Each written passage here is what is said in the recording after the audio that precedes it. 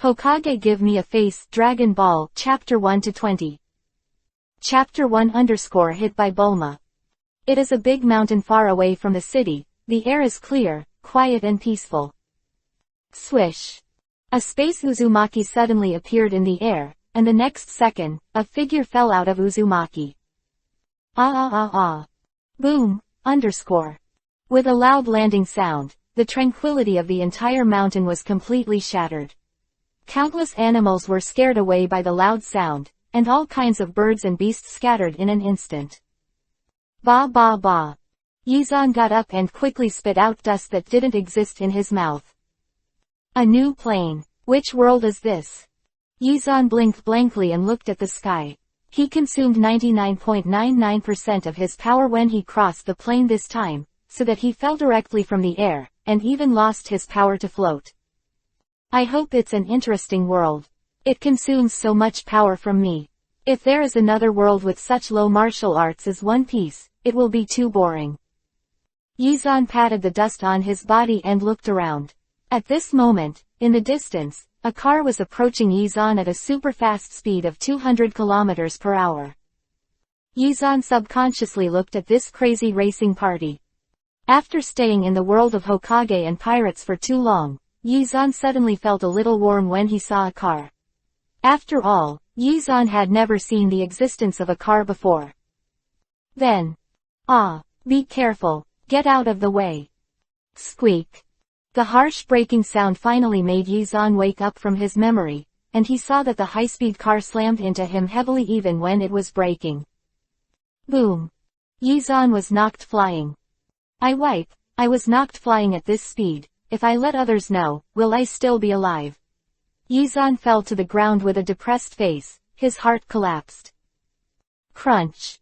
The door of the car opened, and a very cute little loli jumped out of the car and quickly came to Yizan. Hey, are you okay? Little loli looked at Yizan and asked worriedly. Yizan got up and waved his hand. It's okay, how could I be hit by a car? Loli in front of Ding, his eyes widened instantly. What a beautiful little loli. Yizan looked at the little loli and praised in his heart, this little loli is mine.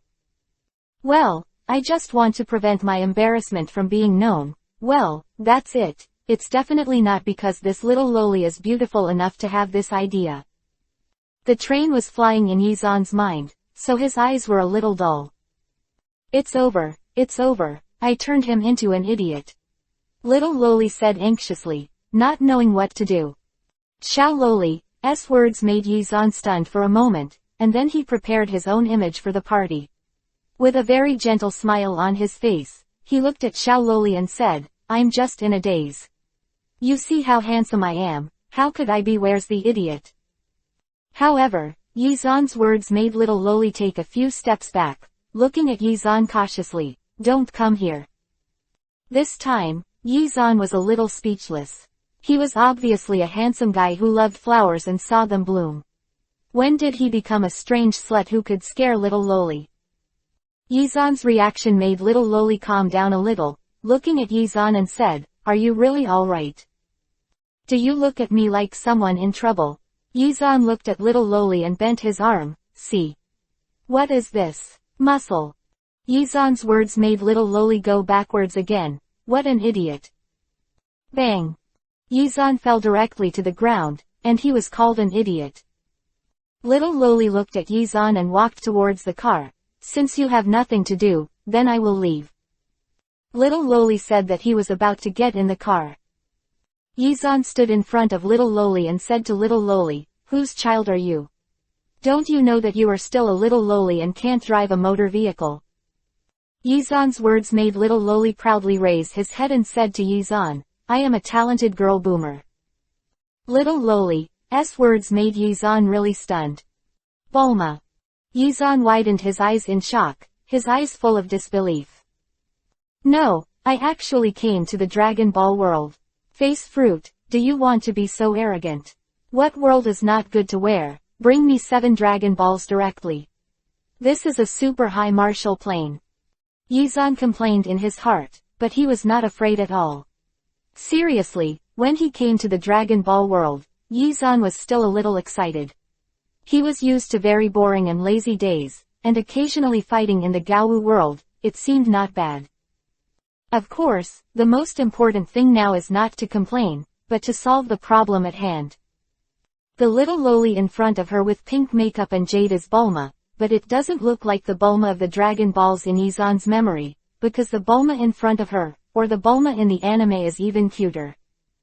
Seriously, the painting style of Dragon Ball is really not very good, and Boomer is not a very delicate beauty in the style of Dragon Ball, but Izan really can't imagine that this is the Boomer with a poor painting style in the original book. Such a beautiful little loli. Yeah, I'm Bulma, what? You know me. Bulma looked at Izan strangely. Bulma, who has been a gifted girl since childhood, is very confident in her memory. Bulma is absolutely sure that since she can remember things since then, Izan has never been seen. But Izan's tone is obviously that he knows himself. Yes, Izan nodded, and said to Bulma with a mysterious smell, I know you. The mysterious smell revealed the smell of a liar and a sleight of hand, which made Bulma say to Izan, understood, if you know me, just know me. As Bulma said, he actually got into the car directly. Why don't you ask me why I know you? Izan asked speechlessly, looking at this clever and somewhat overdone Boomer.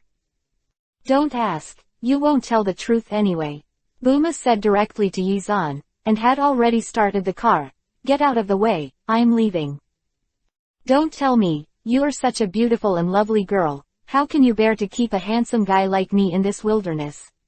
Izan came to Bulma's side with a shy face. In Boomer's annoyed expression, he got into Boomer's car. And Bulma naturally had no choice but to start the car angrily. Chapter 2_cheeky following. Boom. When. Boom. In the mountains, a small car is driving, but compared with a normal car, this car specially selects the road with poor road conditions to drive. In the car. The bumpy car had no effect on Izan.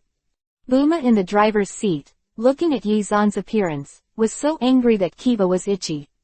There was no way. Under the transformation of Boomer, it is a little better than other positions, but that is also relative, and bumps are naturally indispensable. In addition to the reason of Boomer's young age, in the turbulence, it was already a little unbearable. Bah! Bulma slapped the steering wheel hard, looked at Izan who was swaying leisurely, and said loudly, you, get out of the car.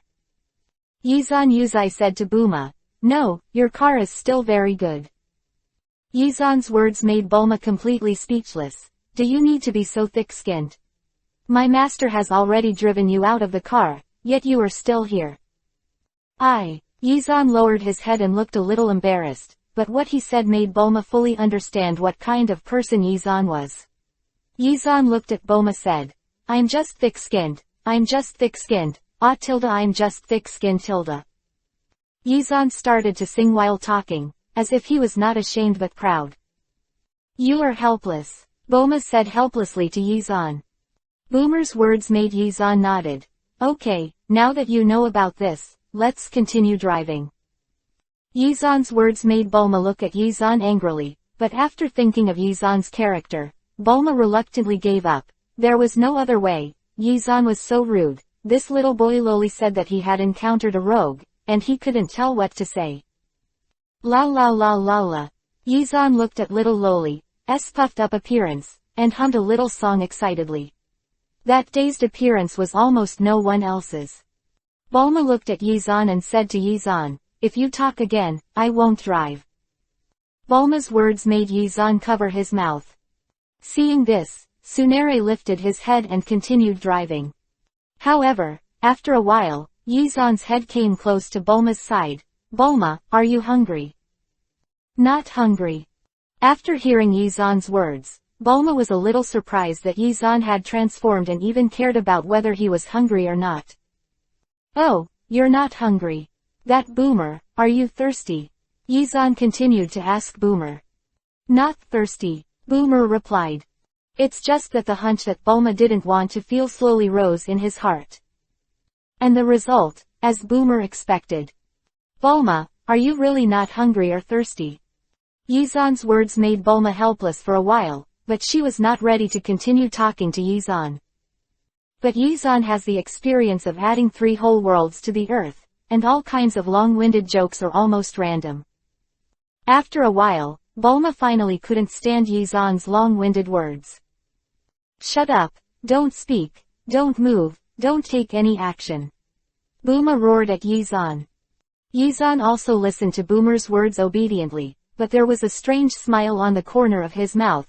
"Hey, do you really think that I won't bother you anymore?"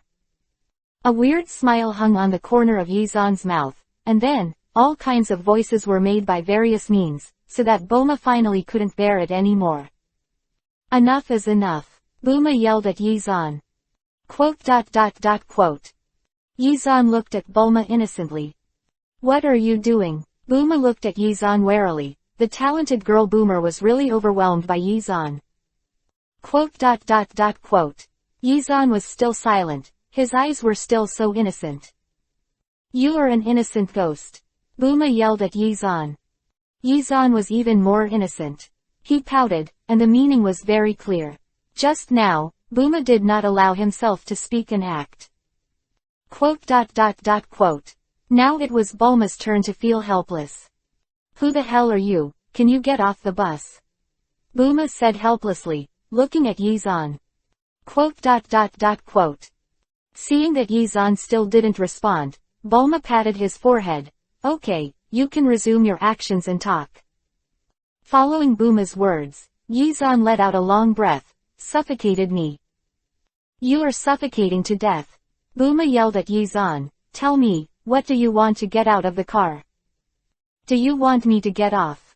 It's very simple. Just say no. If you don't say let me get off, how do I know you want me to get off? What if I get off and you don't want me to get off? So, if you want me to get off the car, just say." Yizan said to Bulma. Originally, when ordinary people heard this sentence, they would only find it funny and long-winded, and the rest was nothing. However, Boomer is a talented girl. Although Yizan speaks very fast, her pronunciation is very clear, and Boomer is a genius. After hearing Yizan's words, his head turned rapidly, and he sorted out Yizan's words completely after a while, but Bulma felt very nonsense. Where can someone turn a long-winded sentence into so many sentences? Yes, Bulma listened to it for a long time, and finally came to a conclusion that Yizan is an idiot. Bulma stopped talking and drove like crazy. Bulma has only one idea now, and that is to find Dragon Ball quickly. Yizan looked at the searcher not far from Bulma and said, "Is this thing used to find Dragon Balls?" Yizan's words made Bulma instantly pale in shock and looked at Yizan. "Do you know Dragon Ball?" "Well, I know one thing. There are 7 Dragon Balls in total. They were made by immortals. Once you gather 7 Dragon Balls, you can fulfill one wish," Yi Xuanfang said calmly. But what he said made Bulma's eyes widen in disbelief and looked at Yizan. Chapter 3 Little Monkey Sun Wukong. Although I'm looking for the Dragon Balls, but I don't know if it's true. Listening to your tone, the legend of the Dragon Balls turned out to be true. Bulma looked at Yizan and said, "Then once the Dragon Balls are gathered, no. Have you always made a wish?"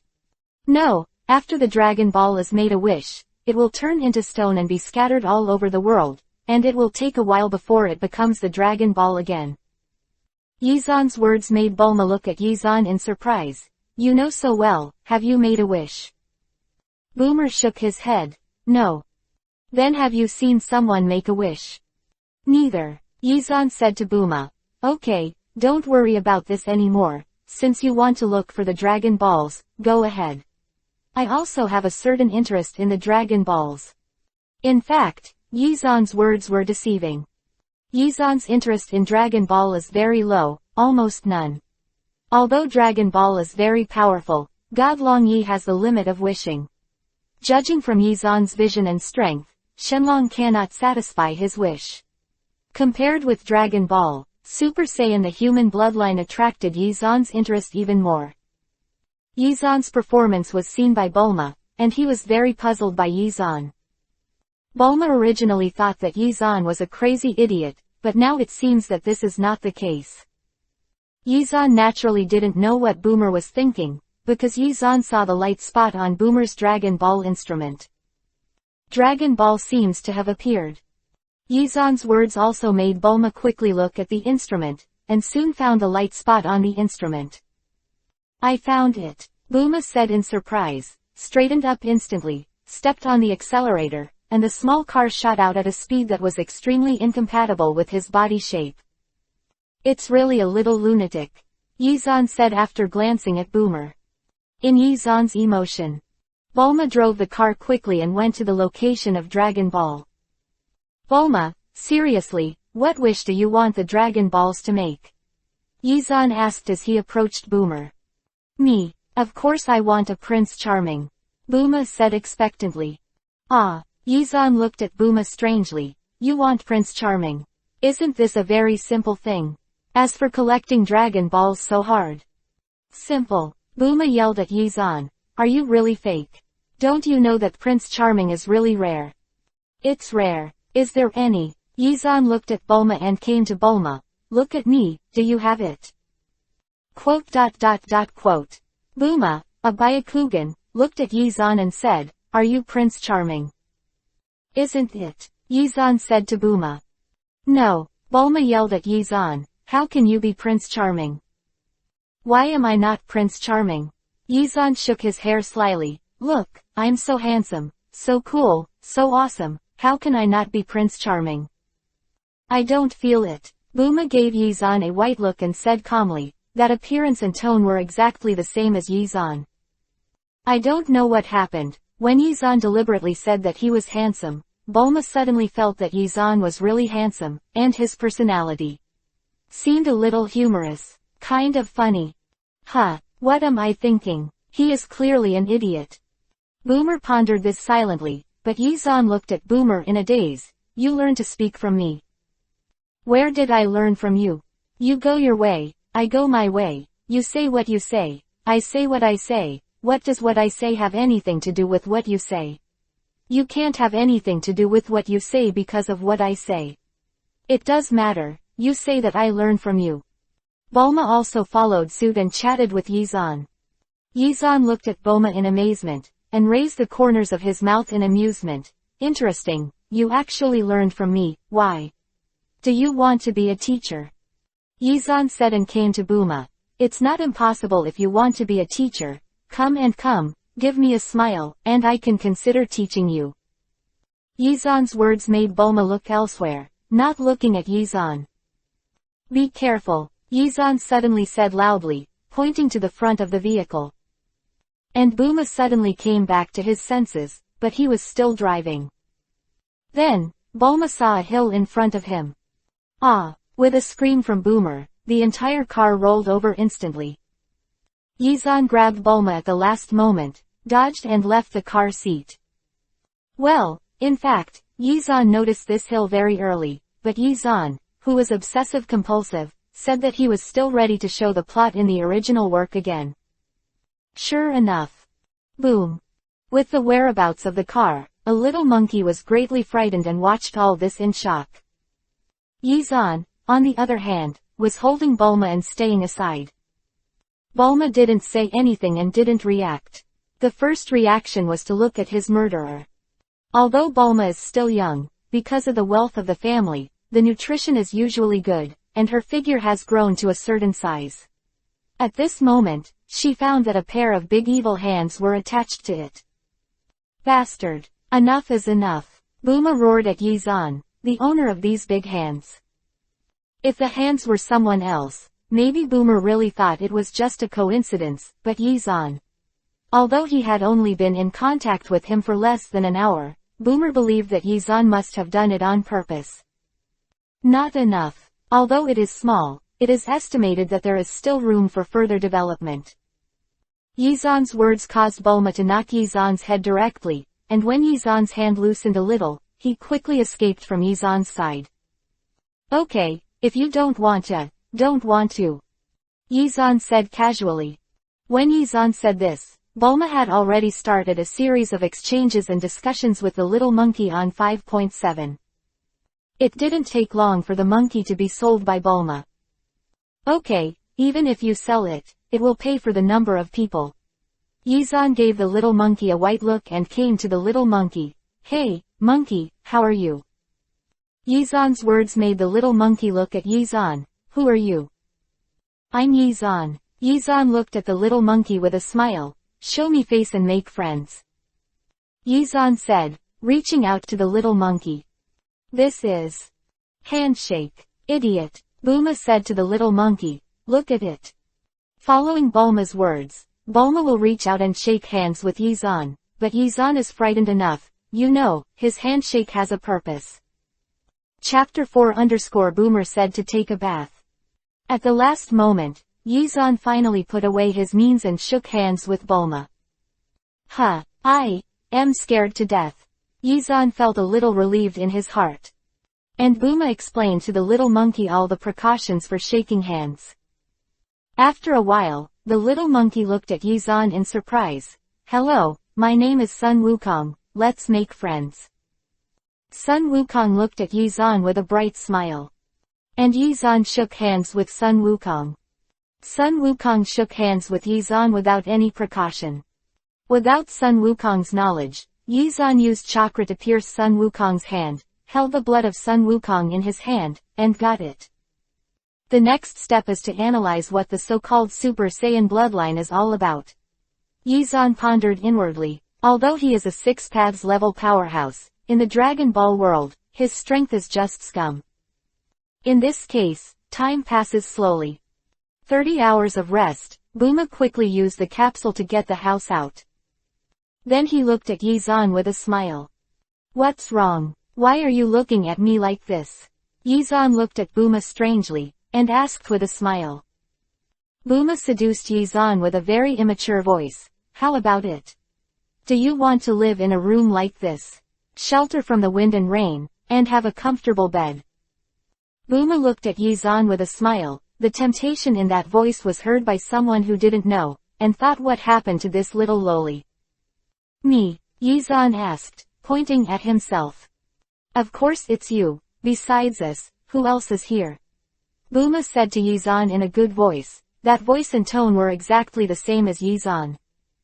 Learning so fast. Yizan looked at Bulma with a smile. His words made Bulma a little embarrassed. After all, he was really learning Yizan. Yizan looked at the house behind Bulma, and a smile appeared on the corner of his mouth. Ask me if I want to live in it. How's it going? Would you like to live in? Yizan grinned. If I live in, what price will I pay?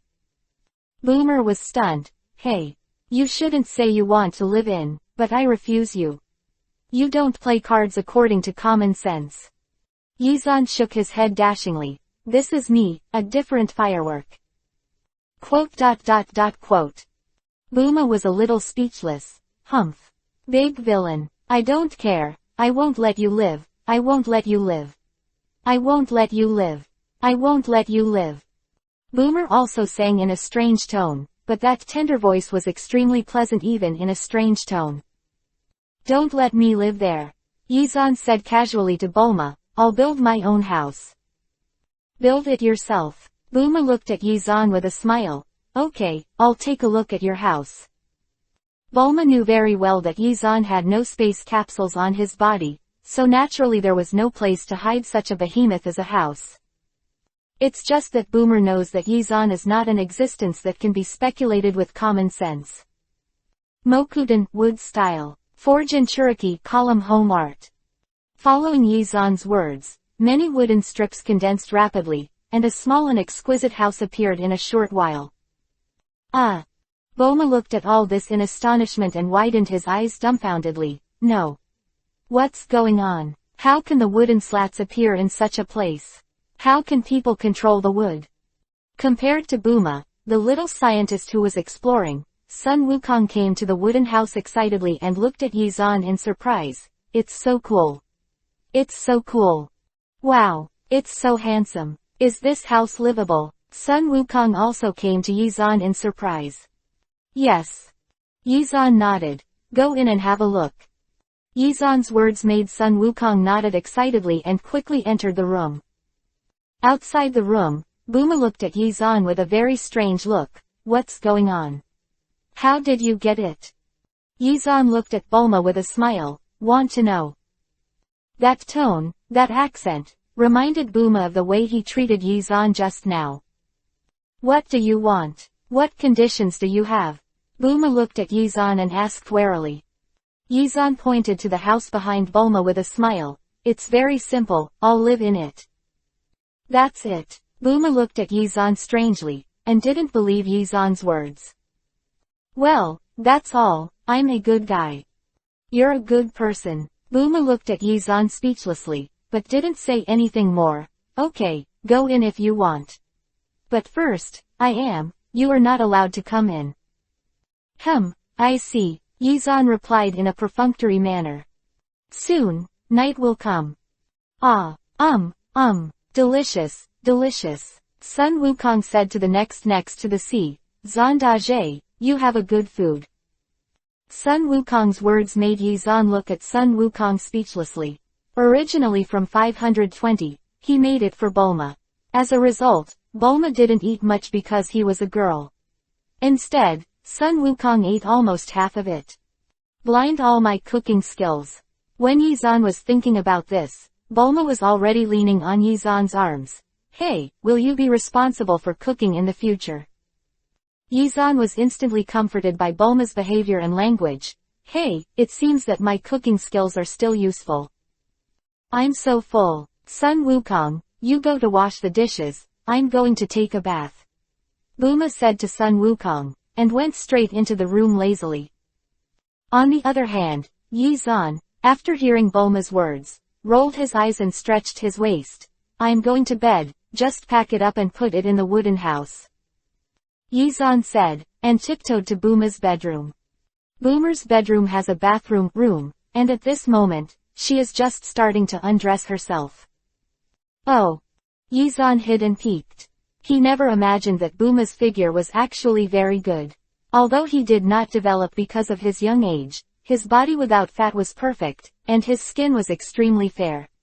In the anime, Dragon Ball's rough style, the real Bulma is more playful and cute. I'm going to order this loli. Hey. Chapter 5_bicker. Ah!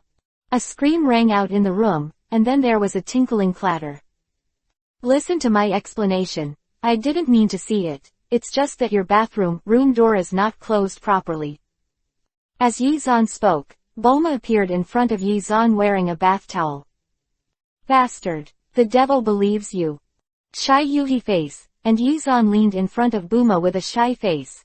Don't say that, how can you be a ghost? Even a ghost is a beautiful and cute little ghost. This is the peony flower, it is also romantic to die and be a ghost. You are the romantic, and you are the romantic ghost. Bulma yelled at Yizan and closed the door with a bang. Forget it this time, let me see you coming again, be careful I will drive you out directly. Following Bulma's words, the sound of water flowing again in the bathroom. It didn't take long for Yizan to come outside the bathroom, but... What are you doing? Bulma directly opened the bathroom door a crack, and looked at Yizan outside with vigilance. Yizan glanced around and looked away. I just passed by, that's it. Bulma didn't say much, just warned Yizan without any pain, and then closed the door again. Yizan waited for a while, and after seeing that the door did not continue to open, he put his hand on the doorknob again. Just as he was about to make all the movements, the door opened with a bang, and Bulma used a long towel. Wrapped in his body, he appeared in front of Yizan again. You really are still here? Bulma stared at Yizan fiercely. What do you mean I'm here? Yizan said to Bulma. I'm very serious about helping you guard the door to prevent anyone from peeping. Yizan's words made Bulma snort cutely and said to Yizan, why do I think you are a thief?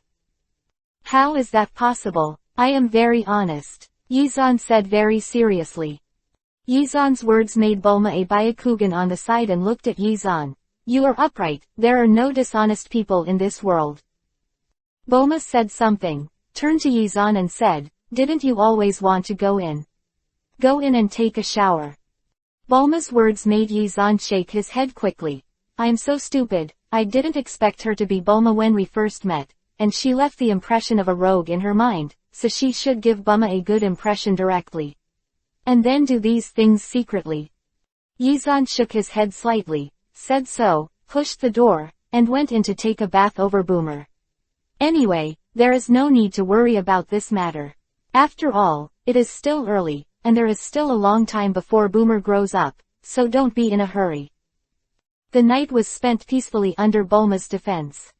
In the early morning of the next day, Yizan continued to move towards the distance with Bulma, who was guarding himself, and Sun Wukong, who was cute. Yizan looked at the Dragon Ball radar on the car, yawned greatly, and looked at Bulma. Well done. That's it. Boomer looked at Yizan proudly, and Tsunere's little head was raised high. I'll give you a compliment, and see how your little tail is up to the sky. Yizan's words made Sun Wukong look at his ass and looked at Yizan doubtfully. Tail up to the sky. My tail can be up to the sky.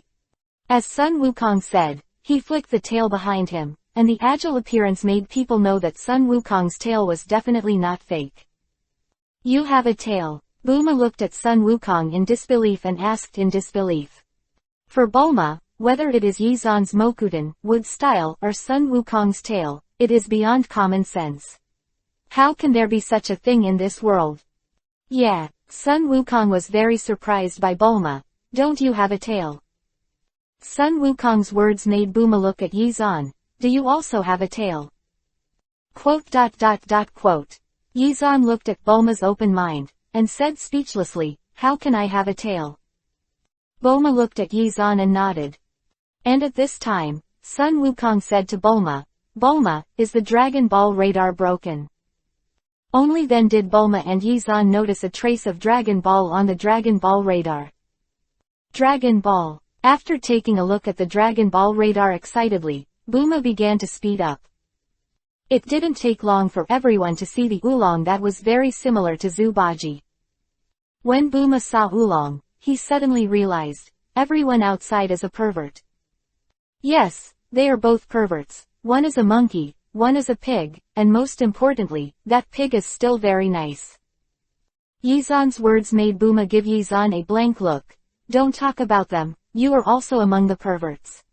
A lecherous hooligan. Why am I so horny? Why am I such a hooligan? Do you still have a face? You're the only one who's not lustful. Are you still a hooligan? Well, I'm not lewd and I'm not a hooligan, Yizan said as he looked at Bulma seriously. Boomer waved his hand weakly. Okay, say whatever you want. Yizan shrugged indifferently. Yizan casually looked at the three little brats, including the little pig oolong, and yawned, lazily doing nothing. While Yizan was lying lazily in the car, the three little kids had once again decided to search for the Dragon Balls together. There was no way. From the three little kids' point of view, looking for the Dragon Balls was like playing at home. In this way, the three little kids decided to look for the 7 Dragon Balls, and Yizan in the car shook his head slightly. It's really the behavior and temperament of children. Don't these people think that they will collect the 7 Dragon Balls? Can only one wish come true? Then who is this wish for? Quote. Yizan shook his head, but didn't care about it. After all, there are still certain restrictions on wishing for Dragon Balls, and a certain level of wish is really difficult to achieve. The summoned dragon was fulfilled. Chapter 6_Scared P. Oolong. Yizan flipped over a Byakugan again, looking at Oolong in the car, a little speechless. Yizan really didn't expect that Sun Wukong and Bulma would let this lustful and greedy Oolong come to the car. Although Yizan is very horny and hooligan, Yizan doesn't like satyrs and hooligans, because once someone is a satyr and a hooligan, it means that someone is watching the girls around him, and the girls around Yizan are all the quality is extremely high. Once someone acts as a hooligan, doesn't it mean that they will take action against their sister? Therefore, Yizan disliked the arrival of Oolong very much. While Yizan was preventing everyone from taking action against his sister, time passed slowly. With Bulma's Dragon Ball radar, and soon, the Dragon Balls have basically been collected by everyone. The 6th Dragon Ball. Bulma said to Yizan in surprise. I will be able to collect all 7 Dragon Balls soon. my Prince Charming, here I come. Bulma's words made Yizan yawn loudly and respond casually. Looking at Yizan's reaction, Bulma shouted, what is your reaction? Don't you want my Prince Charming to come over? Yizan replied drowsily, ah. Bulma listened to Yizan's words. I don't know why, but you think the reason why Yizan doesn't want his Prince Charming to come here is because he likes himself. Well, since you like me, I will promise you, Bulma said proudly to Yizan. Although Bulma said so, but still did not give up halfway. The sixth Dragon Ball is said to be in Frying Pan Mountain. Boomer said to the crowd. Oolong said in fear, Frying Pot Mountain. The Bull Demon King there is very powerful. Wulong said in awe. Wulong's words, let Sun Wukong look at Wulong and said, aren't you going to Frying Pot Mountain with us to look for Dragon Balls? I'm not going. Wulong waved his hand and said in fear. No, we want to be together. How can we give up halfway? Sun Wukong said firmly looking at Wulong. Under the circumstance that Wulong's resistance was ineffective, everyone moved towards Frying Pot Mountain. The Bull Demon King. Yizan's mouth cracked into a smile. Compared with the powerful Bull Demon King in Journey to the West, the Bull Demon King in Dragon Ball is a standard figure of a loving father. These are all irrelevant to Yizan. Yizan is the daughter of the Bull Demon King. The appearance of Boomer is not the same as in the anime, mainly because of the style of painting. In contrast, the real Boomer is more beautiful. Judging from Boomer's image, Chi-Chi, the daughter of the Bull Demon King, is definitely a little lowly with pink makeup and jade, even more beautiful than Bulma. After all, Chi-Chi is the heroine of the standard Dragon Ball and the daughter-in-law of Sun Wukong. However, with me here, Sun Wukong, what kind of daughter-in-law do you want for such a little brat? Chi-Chi is mine. Yizan thought of this, chatting and laughing with everyone, and heading towards Frying Pot Mountain. While the crowd was chatting and laughing, Oolong's eyes twitched, trying to escape halfway, but he had no choice. Compared with Sun Wukong, Oolong's courage was too small. When Oolong was struggling to escape, Yizan quietly took Bulma to watch Oolong's escape. Let's play tricks on him. Yizan looked at Oolong with a smile, and whispered to Bulma. Bulma's eyes lit up when he heard the words, how to make fun of him. Pretend to be a ghost, Yizan said with a smile. Boomer nodded quickly. Then, ah! Oolong looked at the ghost in front of him, shouted, rolled his eyes, and fell straight down. Ah! Yizan shook the white cloth in his hand casually, and looked at Bulma boringly. It's really not fun, it's not scary. However, Yizan happened to see the different look in Bulma's eyes. Isn't it fun? It's obviously fun, Bulma said to Yizan. Quote. Yizan glanced at Bulma speechlessly, then came to Oolong's face, and casually transported chakra into Oolong's head, allowing Oolong to slowly wake up. Yizan looked at Bulma's somewhat regretful expression and whispered, come again, scare him. After Yizan said these words, Oolong slowly came to his senses, glanced at Yizan and Bulma, and said in a panic, Bulma, Yizan, there are ghosts. Ghost. A ghost from there. Yizan glanced around and asked Oolong. Just now, a white shadow flashed past. Oolong said seriously to Yizan. That must be your eyesore. Yizan waved his hand and said so. Oolong looked at Yizan and Bulma with the look of you, and finally believed Yizan's words a little. After this commotion, Oolong finally relaxed a little. However, Yizan's next sentence made Oolong's eyes widen instantly. Okay, since it's nothing, let's go back, Bulma, Xiaobai, let's go. Yizan said with a smile, making Bulma react for a while, nodded, and said to the empty tunnel on the side, let's go, Xiaobai. Xiaobai. Oolong scared Kiba into a fight, looked around worriedly, and said to Yizan and Bulma, Xiaobai. Where is it? Yizan and Bulma invariably pointed to the open space not far away. Isn't that Xiaobai? Xiaobai. Ghost. Oolong shouted instantly, rolled his eyes again, and fainted. Ah, how dare you be so small. Yizan was really helpless this time.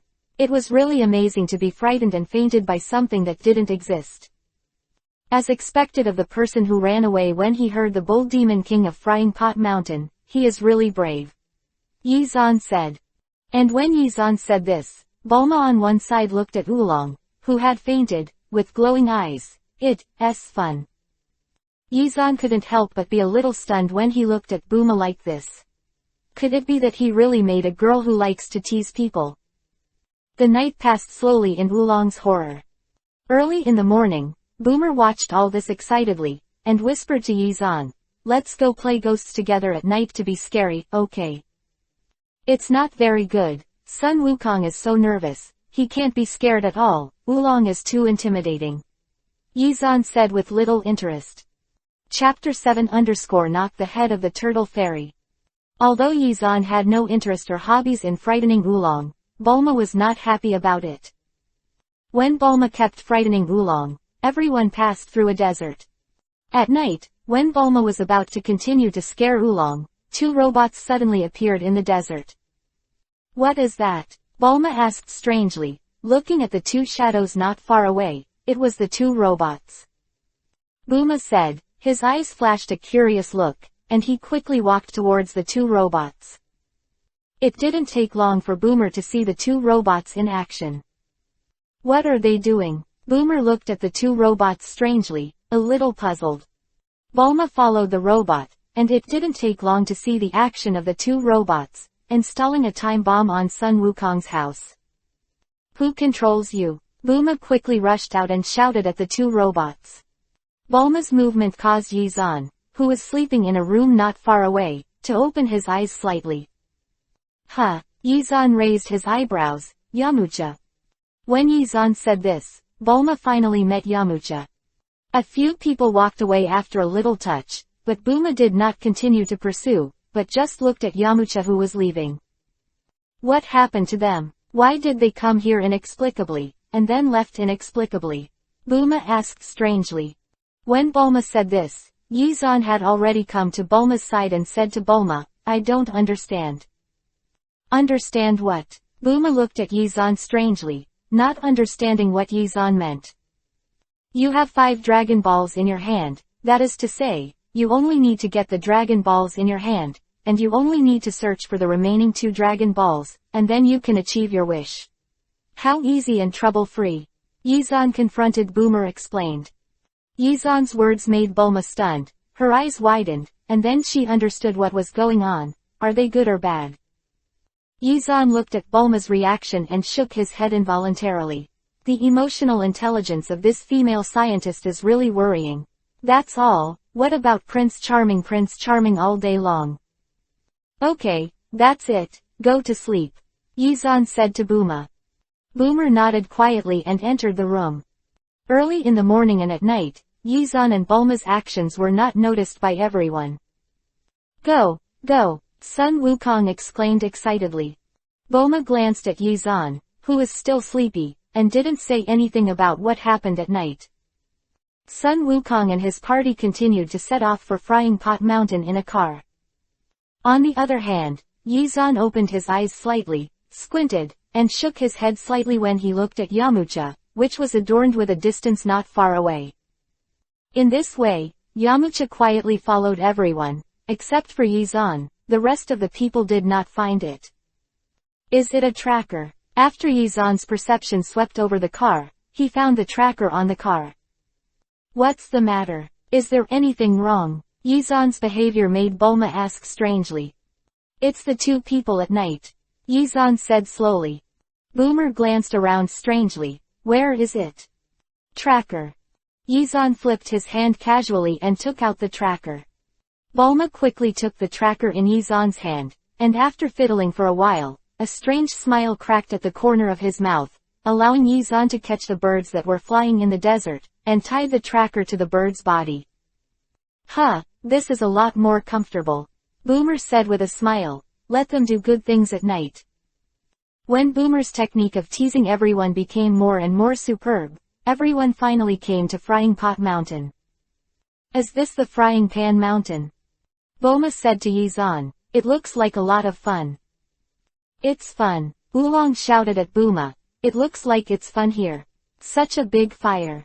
Well, as time went by, Boomer felt more and more that it was a lot of fun to learn Yizan. The current Bulma is simply similar to Yizan. As for the divine resemblance, it is a little far behind. Yizan is Yizan after all, and his powerful strength makes Yizan's temperament extremely difficult to imitate. In the fear of Oolong, everyone came to the Frying Pot Mountain. After communicating with the Bull Demon King for a while, everyone learned that in order to get the 6th Dragon Ball, the entire Frying Pot Mountain must be extinguished. Going to find the Turtle Immortal? Yizan asked while looking at the Bull Demon King. The Bull Demon King nodded. Well, this matter is not difficult. Find someone to show me the way, and leave the rest to me. Yizan said to the Bull Demon King. Really? That's easy. The Bull Demon King looked at Yizan in amazement and said, I'll find someone to show you the way. Kiki. Following the words of the Bull Demon King, a cute little girl appeared in front of everyone. The woman in pink makeup and jade is extremely cute, and she smiled sweetly and came to the Bull Demon.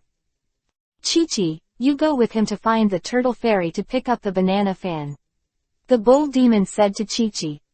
So, in order to put out the fire in the Bull Demon King's castle, Yizan and the Bull Demon King's daughter Chi-Chi came to the Turtle Immortal to borrow a banana fan. Well, it sounds as if the hero went to the NPC to grab a prop in order to save the princess, but in fact, this was just an excuse for Yizan to get Chi-Chi's sister paper. The Island of the Turtle Fairy. You are the Turtle Immortal. Chi-Chi looked at the Turtle Immortal and said cutely. Immortal Turtle came to Chi-Chi's side instantly, and the nosebleed slowly left. Boom. Yizan directly stood in front of Chi-Chi and knocked on Immortal Turtle's head, knocking out a big bag from the grotesque skull. What are you looking at? Yizan looked at Immortal Turtle and blocked Immortal Turtle's line of sight to Chi-Chi. Who are you? What are you doing here? Immortal Turtle looked at Yizan, and said in a good voice but not in an angry voice. Ask you for a plantain fan. Banana fan. No, Turtle Immortal said directly to Yizan. Boom. Have you? No. Boom. Chapter 8_King Pilaf. Bastard. You're turning my face like this. Turtle Immortal looked at Yi Xuandao. Boom. Yizan knocked on Immortal Turtle's head again. You dare to turn your back on me? Do you? Bastard. How dare you knock on the head of your grandfather Guixianren? I'm going to smack you. Turtle Immortal shouted and flew towards Yizan.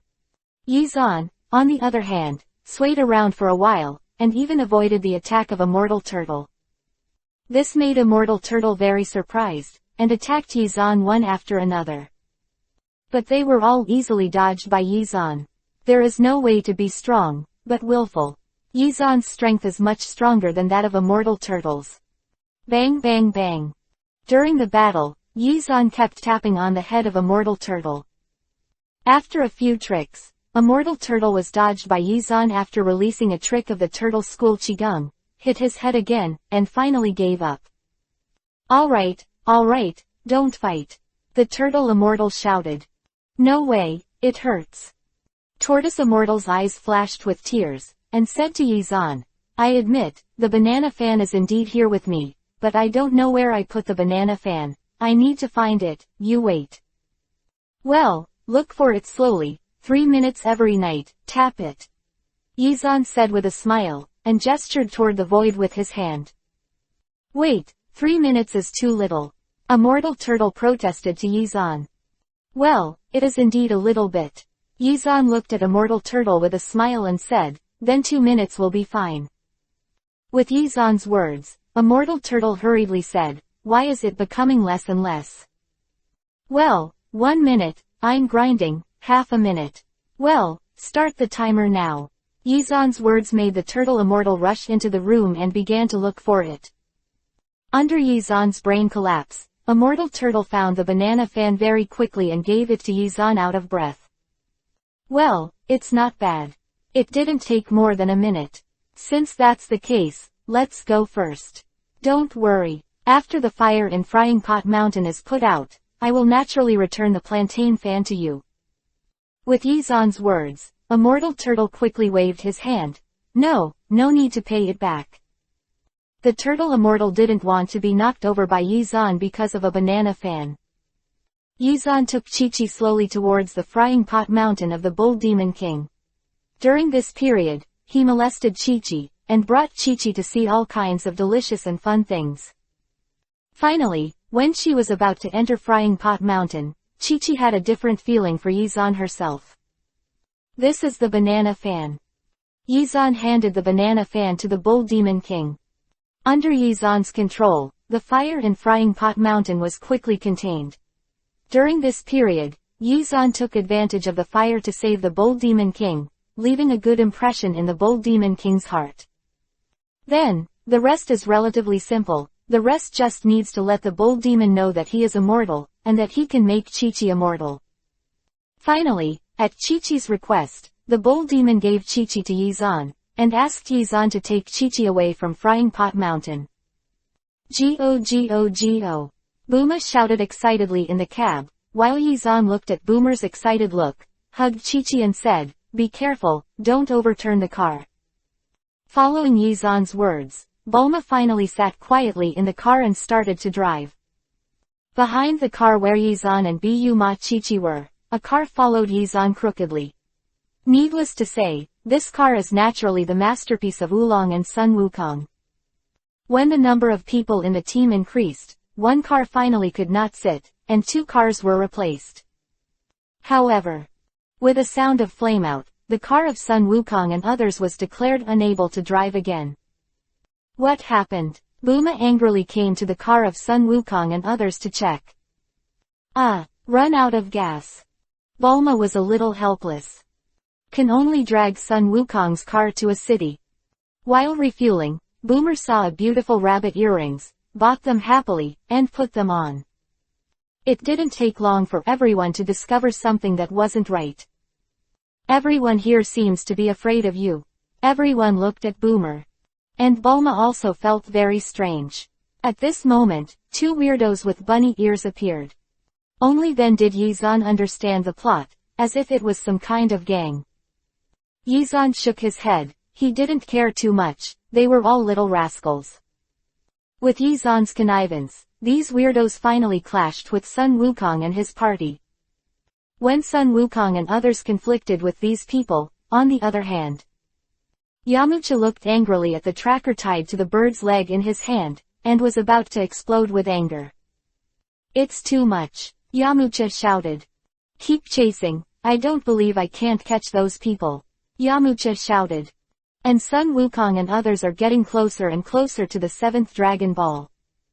Sun Wukong and others did not know that Yamcha was still following him far behind. Another point, this is something that even Yizan doesn't know, that is not only Yamcha who wants to snatch the Dragon Ball, but also, Risato. Even Yizan didn't know about these things. After all, Yizan didn't try hard to recall the plot of Dragon Ball. He only knew that at the very beginning, the villains Sun Wukong encountered were all dragon level, funny, but not very strong. Even the most basic, Chi, has not been cultivated, so Yizan did not pay much attention to these things. After all, these people are serious. It is estimated that even Yizan's most basic defenses are difficult to break.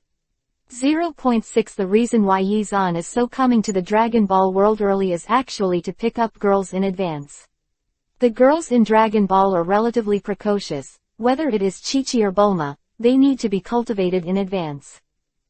So, when people are ignorant, everyone relied on the Dragon Ball radar and went to the Chowder's castle.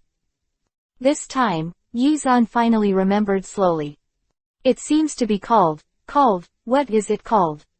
Forgot. Yizan rolled his eyes and said. Well, compared to the funny, King Pilaf, who was forgotten by Yizan actually remembered the assistant sister Ji, Xiao Wu, who was beside the funny, King Pilaf. Still remember my sister's paper clearly.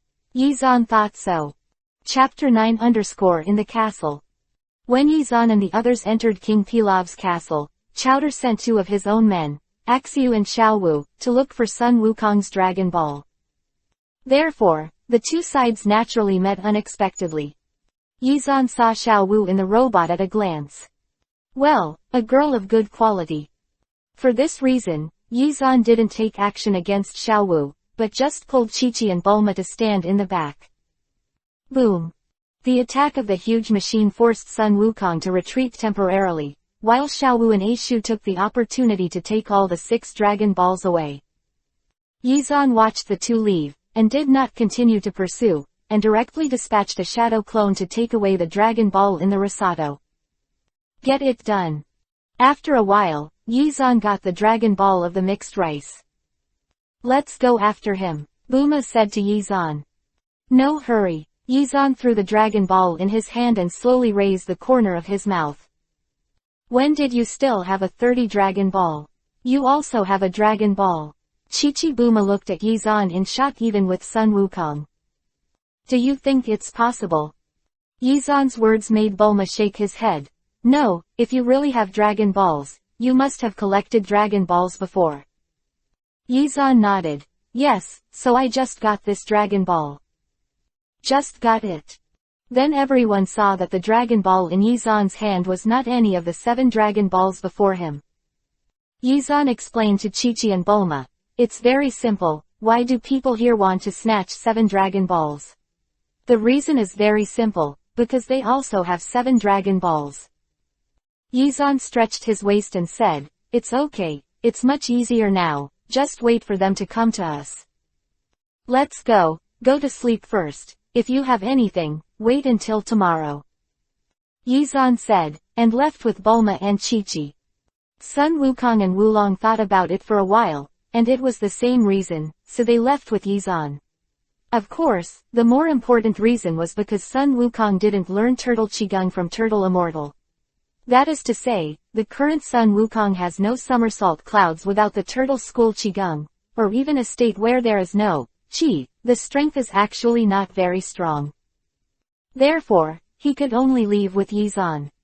However, no one noticed the mark left on the wall when Yizan left, a mark of Hiraishin. Night.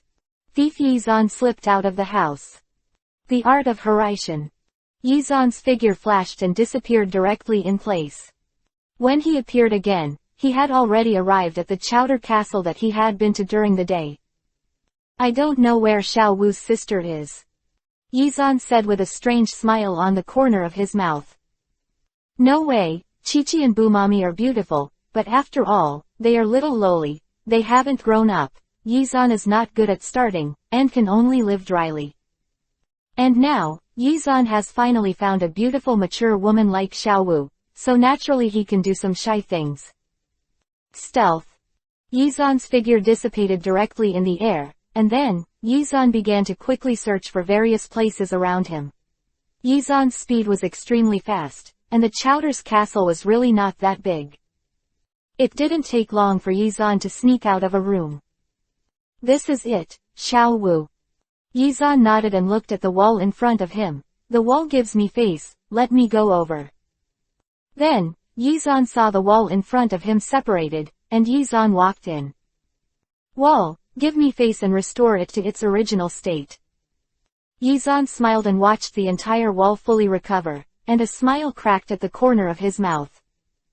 After Yizan entered the room, Yi Xuanjing's eyes widened in surprise. Because in the room, Xiao Wu was about to take a shower, and she just took off her clothes. Still familiar with the same recipe and familiar taste. It's just that this time Yizan didn't need to make excuses like watching Boomer take a bath. He used a stealth technique and quietly came out of the bathroom. How can I get in? Yizan looked at the door, a little confused, and after a while, he quietly came to the door. I hope my subtle chakra manipulation ability hasn't diminished. Yizan said, quietly intruding his chakra into the lock cylinder of the door. Squeak. At the moment when the lock cylinder was broken, Xiao Wu just turned on the faucet, and the sound of water clattered in the bathroom. Huh, how did the door open? Xiao Wu looked at the door strangely. After seeing no one, she thought she had not closed it properly, so she closed the door again without warning, while Yizan had long ago taken the opportunity to slip in. I'm so excited. Yizan's heart was beating wildly. Don't feel that Yizan 143 is very strong. It's easier to do these things. In fact, it's just the opposite. If Yizan came to do this when Chunanjanan was, it wouldn't be difficult, but now, Yizan's strength is strong, and all kinds of moves come with some lethal power. If you want to quietly enter the village and shoot, it is really difficult, quite difficult. But fortunately, I finally came in. Yizan felt nervous and exciting, as if, stealing sister paper. Thief Yizan's eyes widened. Xiao Wu, who was in the same room, didn't look any different. The hot water was turned on, and a layer of mist rose up in a short while. Yizan hid aside. His blood was boiling. That skin, that water snake waste, that little butt, although not as good as his own wives, but it was better than nothing. After all, it was just a trick in the Dragon Ball. Hum. Xiao Wu didn't know what Yizan was thinking about her. While humming a song, she rubbed soap on her body. Because of the Dragon Ball business, Xiao Wu is still quite tired after a busy day. Wu is just a technician. Although she is not as good as lowly girl's Buma, she is a technician after all and doesn't know how to use force at all. The previous events still made Xiao Wu very tired. After taking a bath, Xiao Wu felt very comfortable.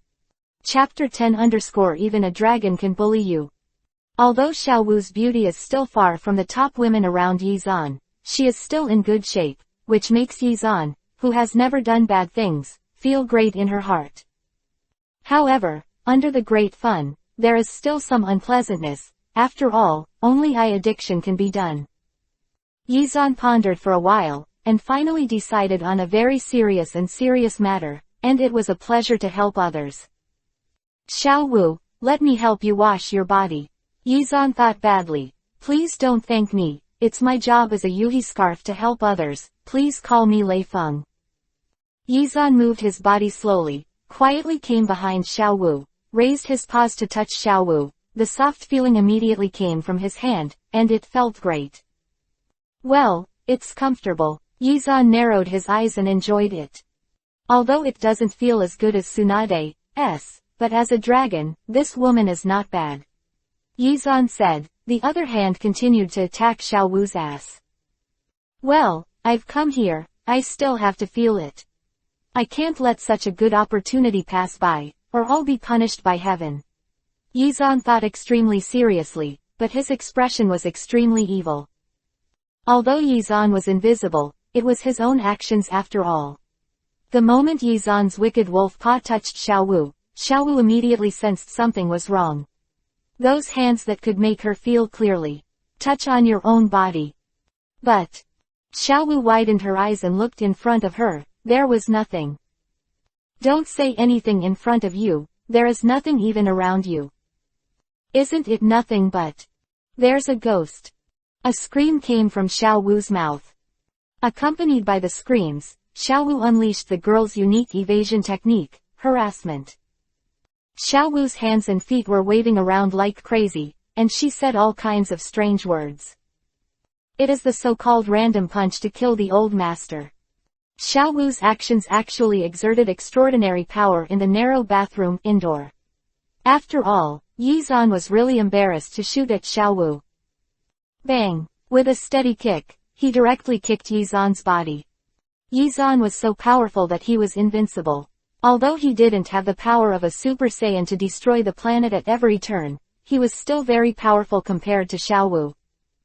Yizan looked at Xiao Wu's approaching feet and forcibly retracted his body-protecting moves. When Yizan was able to withdraw his rebounding move.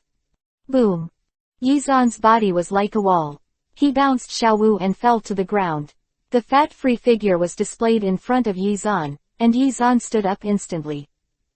Really? Such a good girl, can't you be gentle? What if you kick yourself and hurt yourself? Even if you don't hurt yourself, kicking the flowers and plants is not good. Yizan Lianxiang Xiu, or, Yizan himself was embarrassed. After all, Yizan himself came here secretly. Now that he's standing up, Yizan is not ready to stop, just when he is about to do something out of the ordinary.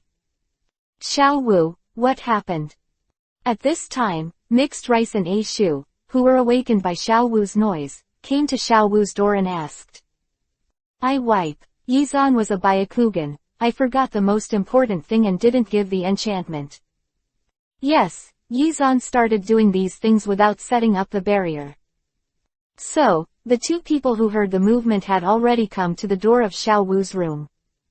When Yizan noticed the movements of the two, Yizan felt unhappy. What are these two guys doing here when they have nothing to do? Destroying the good deeds of this uncle, it's really disappointing. Yizan didn't even think about it. It wasn't because he sneaked over and carelessly forgot to set up the barrier, and that was why these things happened. However, Yizan still needs to leave when he is unhappy. After all, Yizan does not want to show his strength at this time, and pretending to eat tigers is the most fun. When Yizan was about to leave, Xiao Wu was already dressed and ran out with a face full of panic. Behind Yizan, there is no need to say more about what Xiao Wu and the two explained. And Yizan has used the technique of Hiraishin again to return to the place where Bulma is. However, Yizan, who was still hot-blooded, did not have the slightest drowsiness, and looked at Bulma's room with random eyes. Go and take a look. Yizan said. I just want to see if Bulma sleeps with the quilt covered. Thinking of this, Yizan laughed wickedly. The light flashed away, Yizan's figure disappeared instantly, and when he reappeared, he was already in Bulma's room. In Bulma's room, there was a faint fragrance, which made Yizan sniff, smiled, patted the non-existent soil on his body, and walked towards Bulma who was laying the edge. The sleeping Bulma is extremely quiet, her delicate appearance is very cute, and the girl's breath makes her even more cute. Half of her calf is exposed outside, and she can see it inside and out. White strawberry. Yizan grinned, gently lifted the quilt, and got onto Bulma's bunk without Bulma noticing. He carefully hugged Bulma's body, and put the girl in his arms. The feeling is just different. That softness and comfort made Yizan enjoy it very much, and after enjoying it, he actually fell asleep like this. Maybe Boomer was really tired, but he didn't realize that Yizan was lying beside him. Early the next morning, a scream resounded through the clouds. Yizan felt that his eardrum was about to be pierced, rubbed his eyes, and slowly opened his eyes. What's the matter? What's the noise? Yizan yawned, ready to roll over and continue to sleep with his head covered. Quote. Looking at Yizan who was so calm, Bulma was stunned. Looking at Yizan who was really sleeping with her head covered, her pretty face was slightly yuhi, and she suddenly jumped up and pulled Yizan's cheek fiercely. Bad bastard! Why are you here? Wake me up! Bulma yelled, and kept stepping on Yizan's body with her little feet. She kept shouting in her mouth, looking very angry. Chapter 11 Bullying repeatedly. Bulma was making trouble on Yizan, but he didn't realize that Yizan had already opened his eyes, watching the white legs intertwined in front of him, and the hollow was about to flow out. I saw Xiao Nei Nei, Yizan said with wide eyes. Hearing this, Bulma quickly got into the bed, and then felt that something was wrong. Yizan was still under the bed. Bulma went out in a hurry, and quickly took the clothes to cover his body. Although Bulma's jade arm pink fist looks like a massage to Yizan, but after such a fuss, Yizan lost his sleepiness, yawned greatly, and got up. Seeing Yizan getting up, Bulma's eyes were burning like fire, and he asked angrily, how could you bastard appear in my room and sleep on my bunk? Saying that, Bulma kept touching his body, looking to see if there were any plum blossoms on the floor, worried that he might have been done something inappropriate for children by this guy, Yizan. Yizan grinned and pretended to say, I don't know why it appeared on your bunk, I remember that I slept in my room last night. Could it be that you really caused something unclean by pretending to be a ghost? Something that brought me to your bunk. In order to match his words, Yizan also made a surprised expression, as if he really encountered those unclean things. Bah!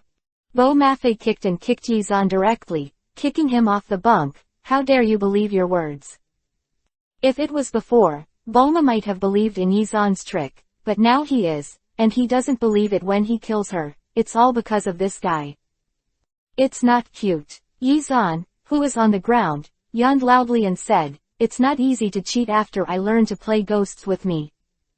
Yizan didn't expect why Bulma suddenly became so powerful and could kick him off the bunk. This girl's anger is really not small. Of course, the most important reason is because Yizan suppressed himself.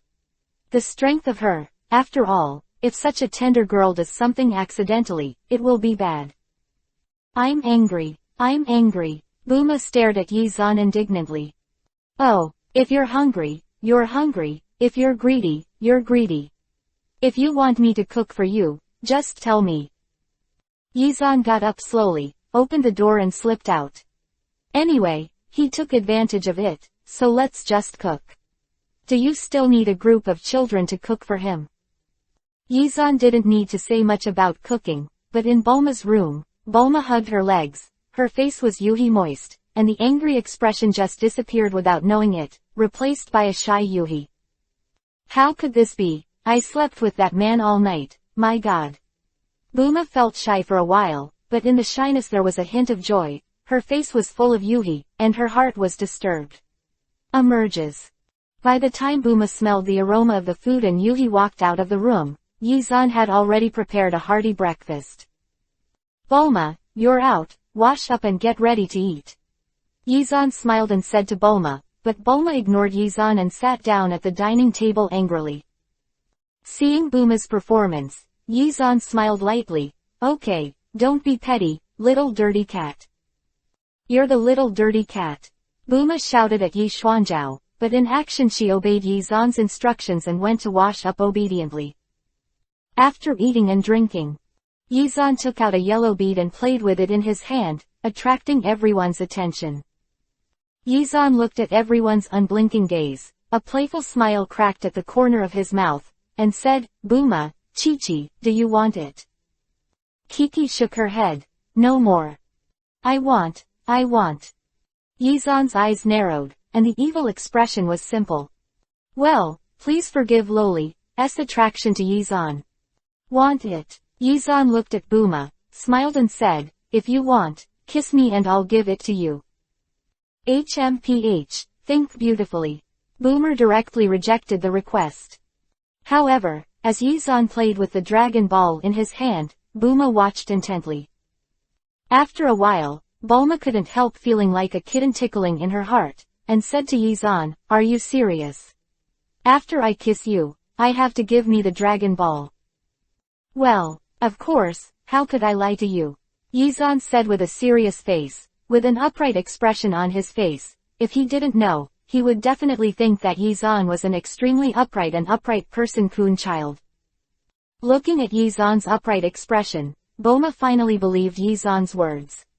He stood on tiptoe slightly, leaned on Yizan's face, pouted, tapped on Yizan's cheek, and then quickly take it back. The first time I kissed a boy, it was Yizan, a man with different feelings in Bulma's heart.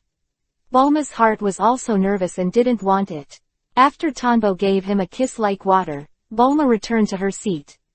I also felt that my heart was pounding and throbbing nonstop. She patted her little heart with one hand, and the other hand was already facing Yizan, and said to Yizan, can you give it to me now? Of course you can. Yizan smiled slightly, looking at Bulma's little white hands, seeing the shyness that Bulma couldn't bear, and gave up to continue molesting. Here, Yizan directly gave the Dragon Ball in his hand to Bulma. I'll give it to you, be careful not to be snatched by the Rasato. Bulma is not an idiot. Although he was fooled by Yizan, after all, Yizan is an old monster who has lived in 3 worlds and is dressed as a young boy. It is normal to be fooled. At least Bulma can react after being fooled. There are a lot of people who have been fooled by Yizan for a long time and have not responded. What? Immediately, Bulma felt cheated. Yes, my own Dragon Ball is going to be used to attract mixed rice. Even if I get it myself, wouldn't I want to follow Yizan? I can't protect this Dragon Ball myself. This result was too hard for Bulma to accept. Bastard, you're playing with me again. Bulma, who was about to go berserk, picked up the plate next to him angrily and was about to fight Yizan, who told this guy to bully himself over and over again. Right at this time. Drip. One of the Dragon Ball radars that Bulma carried with him suddenly rang. Chapter 12 Dragon Ball Wishing. This is. Bulma stared blankly at the Dragon Ball radar in his hand, with a look of surprise in his eyes. Under Bulma's dull gaze, Yizan's head stretched out directly. Sure enough, the chowder couldn't help it, and came here with 6 Dragon Balls. It's really funny and confident. Yizan really felt that the behavior of the chowder bringing 6 Dragon Balls was funny. You can compare. You said that you brought 6 Dragon Balls, plus Bulma, and you have collected all 7 Dragon Balls, but you must know that Bulma is not alone.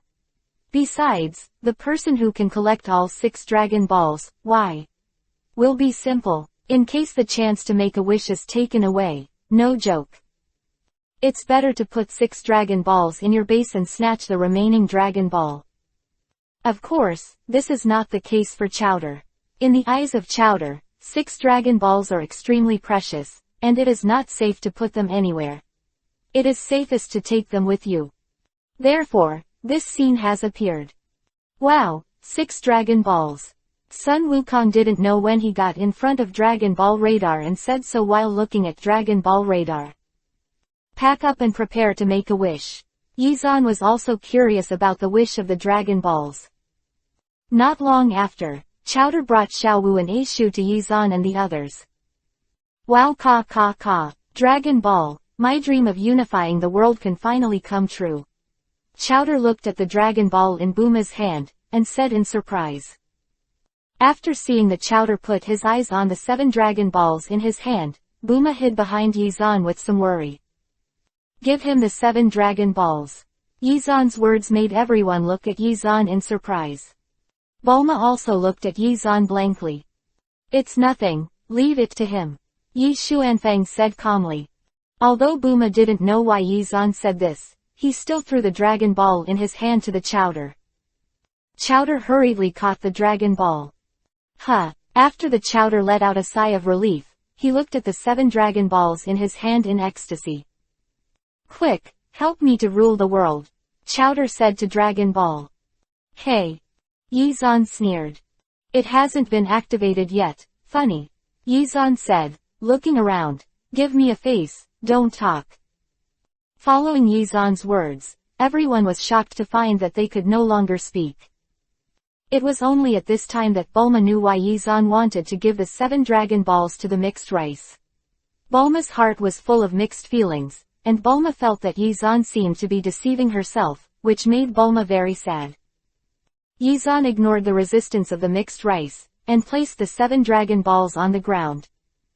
The 7 dazzling Dragon Balls, put together, filled everyone's heart with excitement, but when they thought that this was just a wedding dress for Yizan, their hearts were infinitely unhappy. It was also the first time that Yizan saw the collected Dragon Balls, and some small stars flickered in his eyes. Would you like to make a wish first? I want 100 beauties. No, 1,000. Yizan thought to himself, but after seeing Xiaowu, he suppressed the thought in his heart. After all, it is estimated that the beauties that Shenlong gave him were Xiaowu level, right? Forget it, let's give it to Bulma. Yizan felt a little unhappy in his heart. After all, Bulma's wish was for a Prince Charming. Bulma, make a wish. Following Yizan's words, Bulma was finally able to speak. And Bulma saw Yizan's strange expression because of his impure thoughts. Although he was very happy about Yizan making his wish, he still said with a vicious tongue, what were you talking about just now? Damn, you look so rascal, are you thinking of other women? Now Bulma knows Yizan well and knows what Yizan is thinking, but even Bulma didn't realize it. Before, he didn't like Yizan thinking about some shy things he did with himself, but now, it has become I don't want Yizan to think about other women. Yizan snorted and said, okay, Bulma, what are you waiting for? Hurry up and recite the spell, then you can make a wish.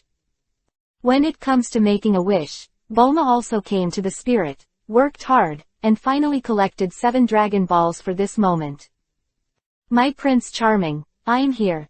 Bulma happily ran to the front, stood beside the 7 Dragon Balls, looked at Yizan and said, what is the spell? I like you. Yizan said as he ran the train with his mouth full. And pure Boomer is. Cross your hands, put them on your chest, and start chanting a spell in your mouth. I love you. Well, I see, I like you too. Yizan's words made Bulma know that Yizan was playing tricks on him, and looked at Yizan angrily. Yizan then waved his hand. Okay, the spell is to come out, Shenlong. Boomer dubiously thought of the spell. Boom.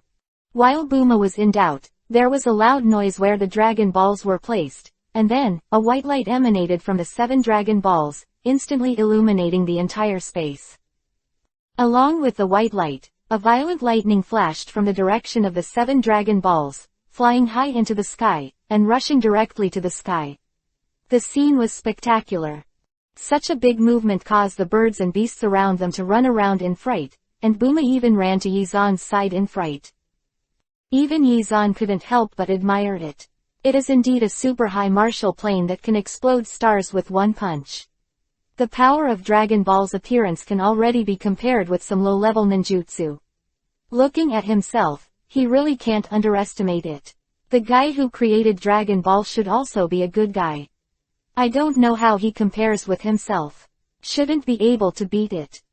Yizan's attention was focused on the abnormality that the Dragon Ball was activated.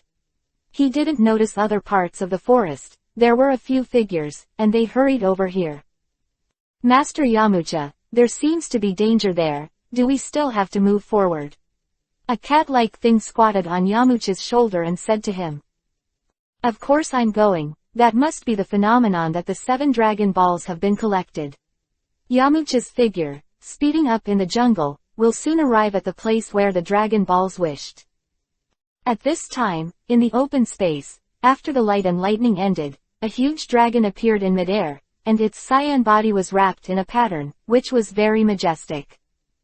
That head, that figure, that temperament, it's so pretentious.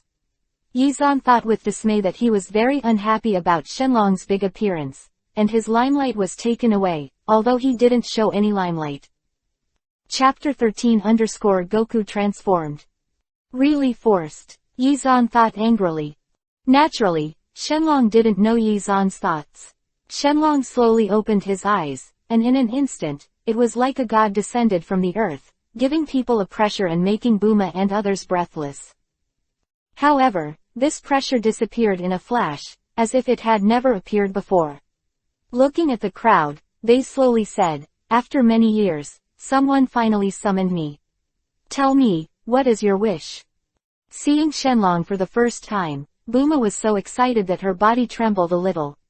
Just as she was about to say something, she suddenly heard a few rustling sounds from behind her. Yamcha, who arrived anxiously, was about to speak after hearing Shenlong's words. Yizan had already arrived at Yamcha's side with lightning speed, and in his eyes, Yuhi's Sharingan had appeared. In an instant, Yamcha was pulled into demonic illusion without speaking. Well, the speed of Sharingan's release of demonic illusion is not bad. Yizan gave himself a compliment and said. After doing all this, Yizan once again put his eyes on Boomer. Let's start. Yizan's words also made Shenlong, who had been out for a while, nodded, and said in a rolling voice like thunder, You have summoned me, now make a wish now, or I will disappear. Bulma, who had already prepared her wish, suppressed her excitement and said to Shenlong, I want. Originally, Bulma wanted to say that he wanted a Prince Charming, but he didn't know what was going on. When the words came to his lips, Yizan's lustful expression suddenly appeared in his mind, and he said in a ghostly way, I want to become more beautiful. Quote. As you wish, Shenlong said. But Bulma yelled quickly, No, I don't want this wish anymore. It's too late, Shenlong said. With a sound of, Om. Shenlong's whole body emitted a burst of light, and then a little aurora condensed on his forehead. Afterwards, Bulma's whole body began to change rapidly, and Bulma, who was originally very beautiful, became even more beautiful after the beauty of Shenlong. Boomer looked at all this blankly. My Prince Charming is gone.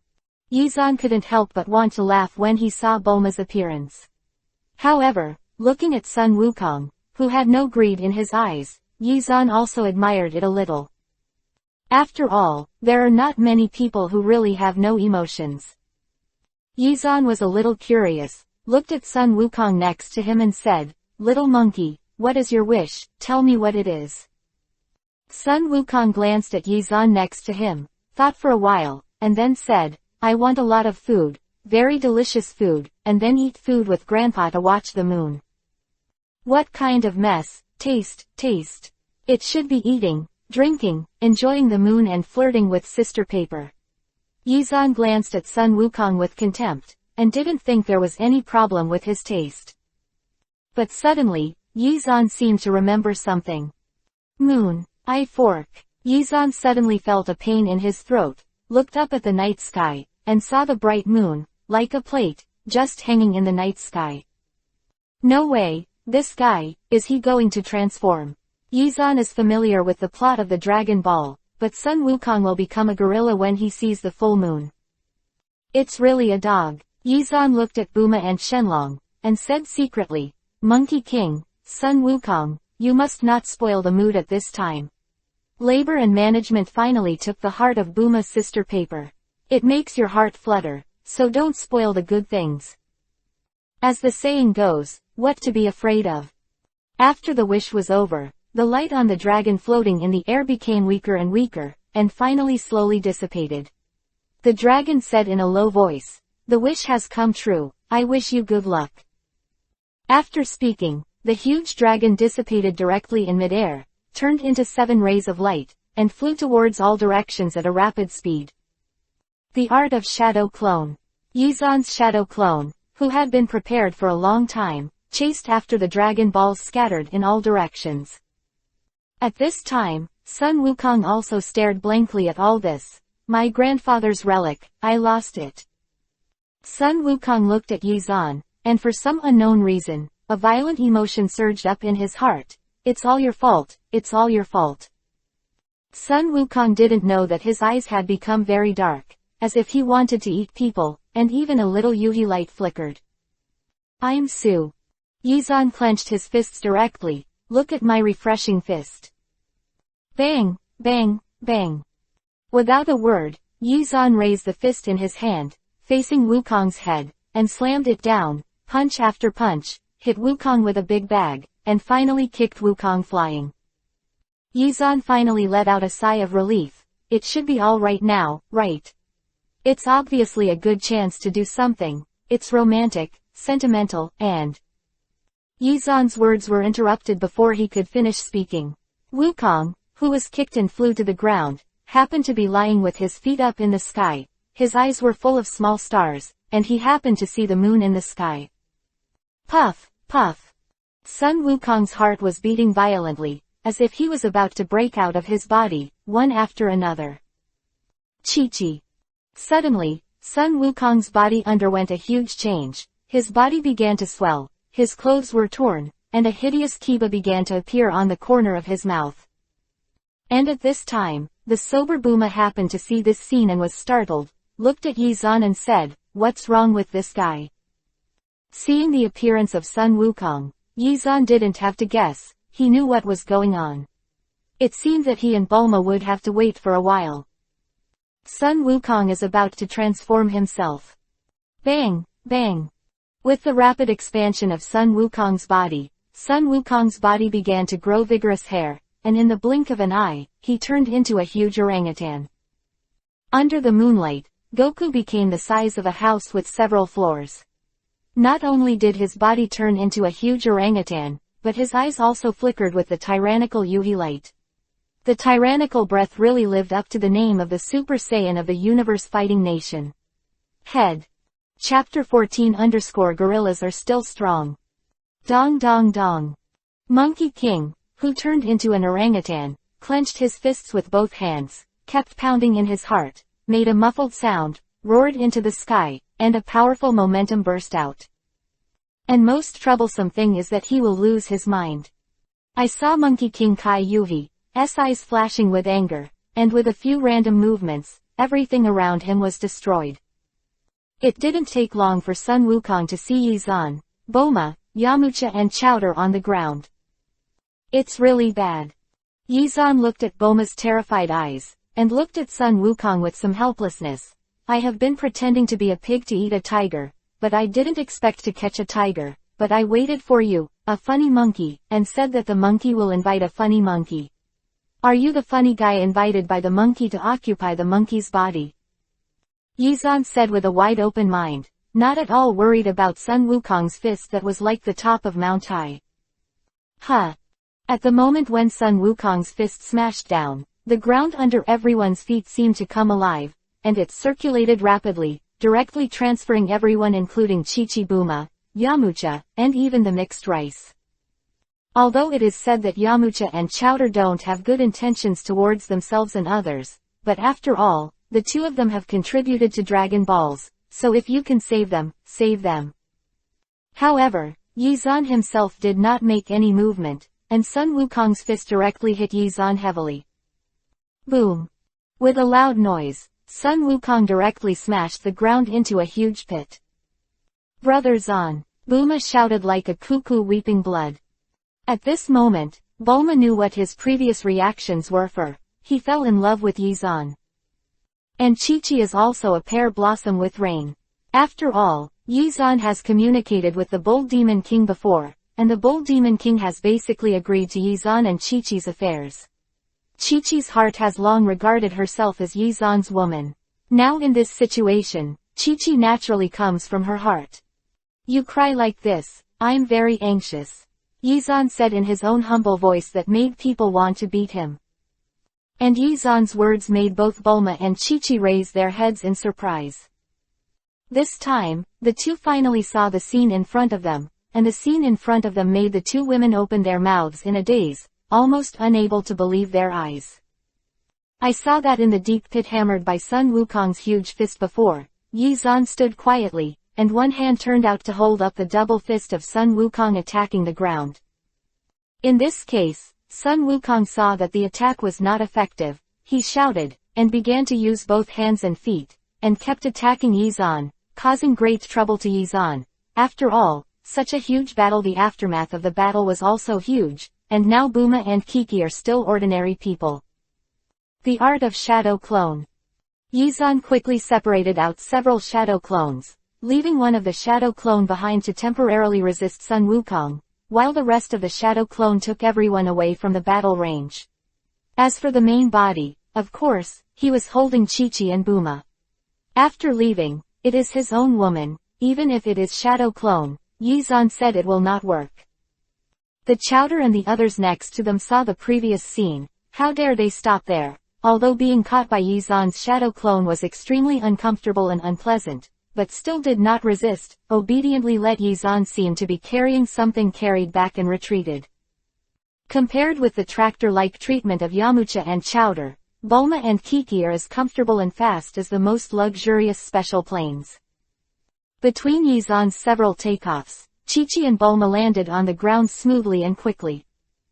Putting down Bulma and Chi-Chi, Yizan said, "You wait here, I'll let him know that it's not good to get angry. Children play with fire and will pee at night." Yizan said that he was about to rush out, but Bulma stopped him and said shyly, You have to be careful yourself." "Well, why not? Will you give me a talisman?" Yizan said, pointing to his own mouth and looking at Bulma's lips. I have to say that Bulma's wish made Bulma more beautiful, and she has a tendency to develop in the direction of the goblin. "Don't," said Bulma, and leaned into Yizan's face with a face full of yuhi, and kissed Yizan. Well, Bulma said no, but his body is still very honest. However, he still looked at Yizan stubbornly. "I won't kiss you."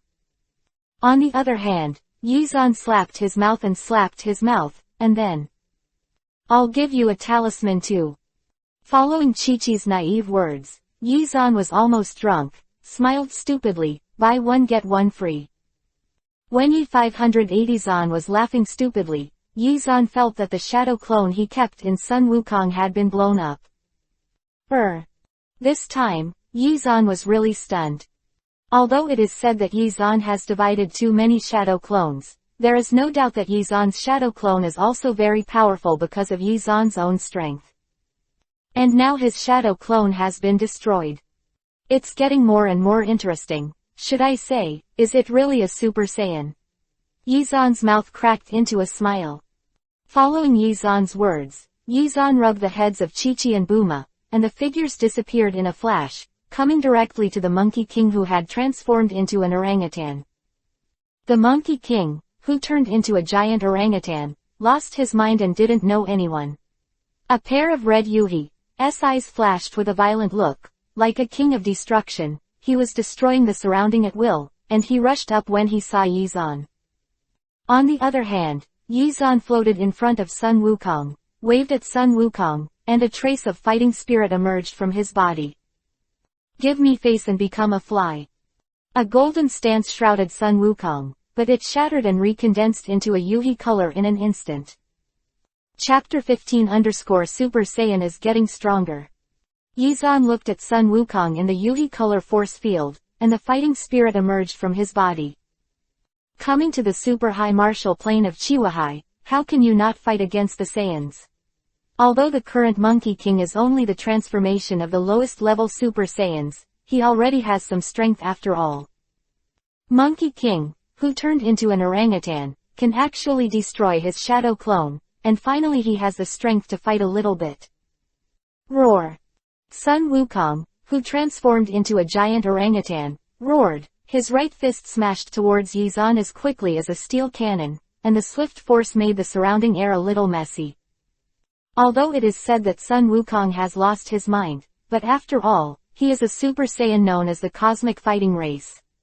The blood of the battle is still flowing in his body, and the battle is extremely crazy. Huh! Yizan directly dodged Sun Wukong's attack, and did not directly take the punch.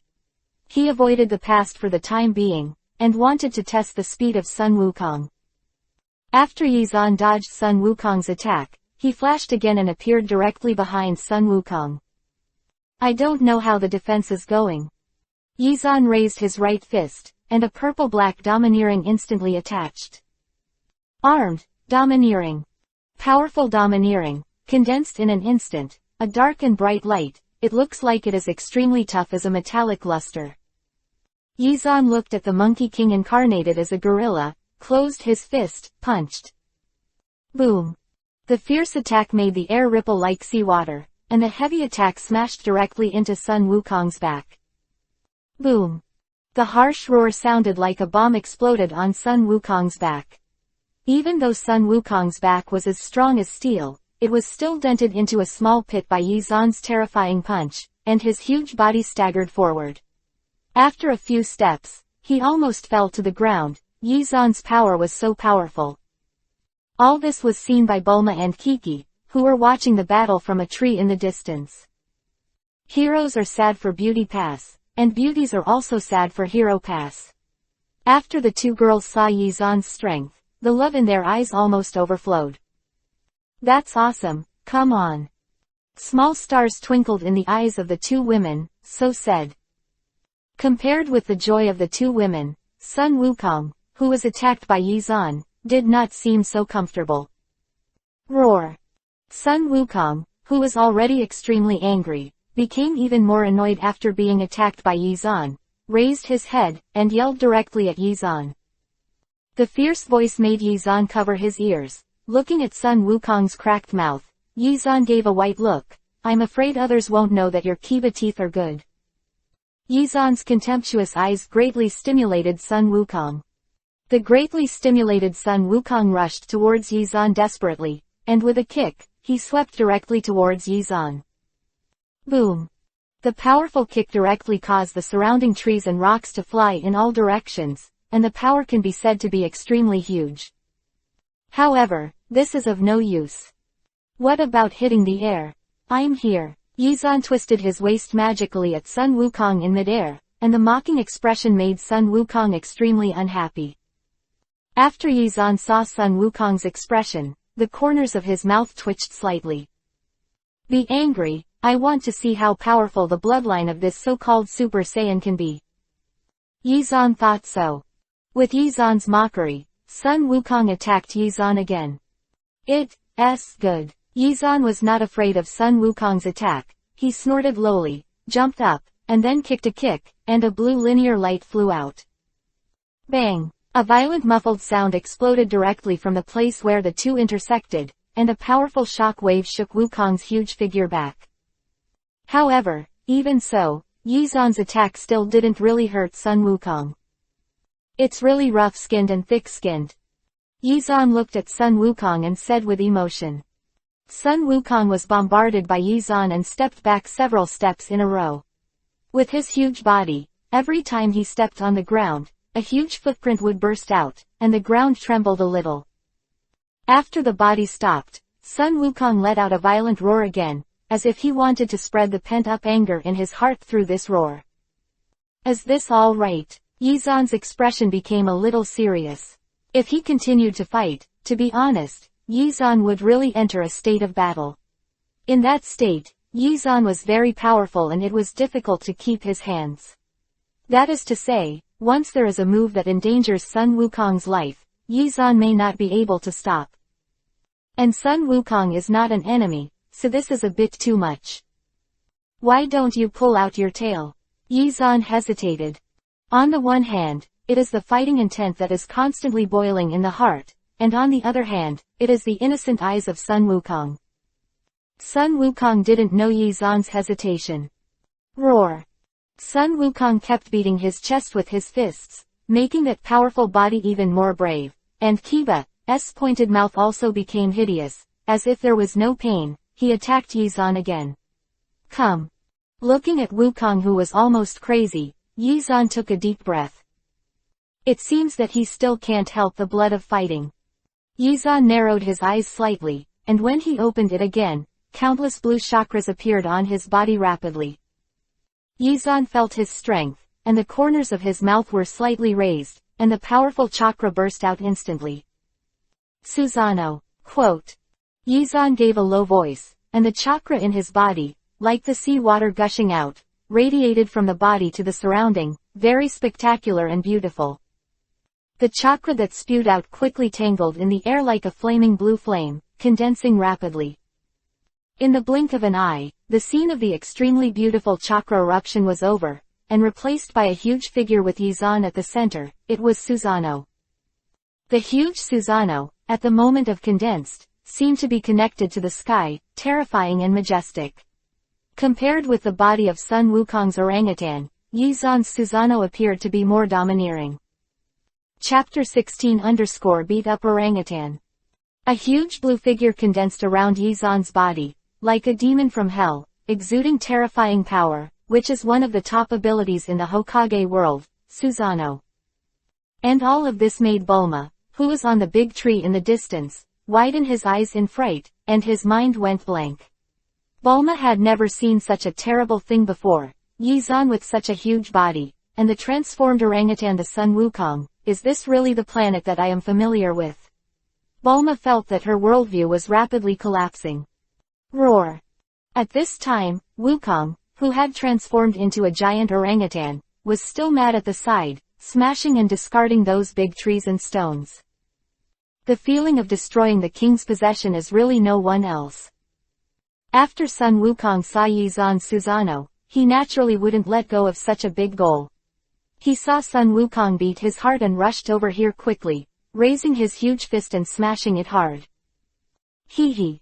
In Susanoo cracked a smile, and when he came to the Dragon Ball world, Yizan himself took a lot of risks. There are too many perverts here. To be honest, with his own 6 paths strength, in the Dragon Ball world is really not enough to watch, not to mention the late stage, even in the midterm, the strength of my 6 paths can't support it. Those who are leisurely in the pirate world are about to forget what it feels like to fight. Yizan looked at Sun Wukong, who was rushing towards him, and said this. The two tall figures can be clearly seen from a distance.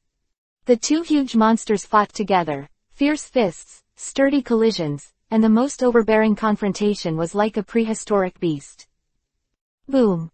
A powerful shock wave burst out quickly from where Yizan and Sun Wukong met, like a hurricane, rushing out to both sides.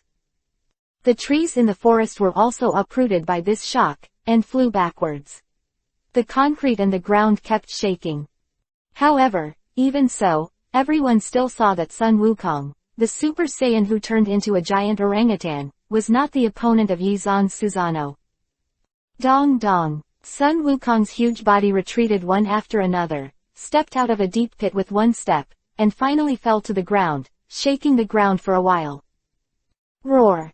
Sun Wukong, who fell to the ground, roared angrily and wanted to get up from the ground again, but the fierce battle was still very exhausting for Sun Wukong. After all, even the cosmic fighting nation has not yet grown up, and Sun Wukong is still a young man. Just a child, such a high-intensity battle makes Sun Wukong unable to raise any strength for a while. Is it dead? Yizan sensed that Sun Wukong's breath was slowly falling, and was not ready to continue. After all, he had already used Susanoo's killer move, and if he continued, he really might not be able to stop. Following Yizan's thoughts, the huge Susanoo quickly dissipated, and Yizan rushed out of the dissipated Susanoo and quickly jumped in front of Wukong. A sharp light flashed in his hand, with a burst of light. The powerful sound of breaking the wind slashed fiercely towards Sun Wukong's long tail. Om! With the sound of a sharp blade breaking through the sky, a silver-white brilliance ran directly to Wukong's long tail, and a neat slash was not something that Sun Wukong, who was almost exhausted, could react to, like a knife cutting a radish. As simple as that, Yizan cut off Sun Wukong's tail with ease. Sun Wukong, who lost his tail, began to become manic, but just for a moment, the huge orangutan body of Sun Wukong began to retract quickly, and within a moment, he returned to the appearance of the little monkey before.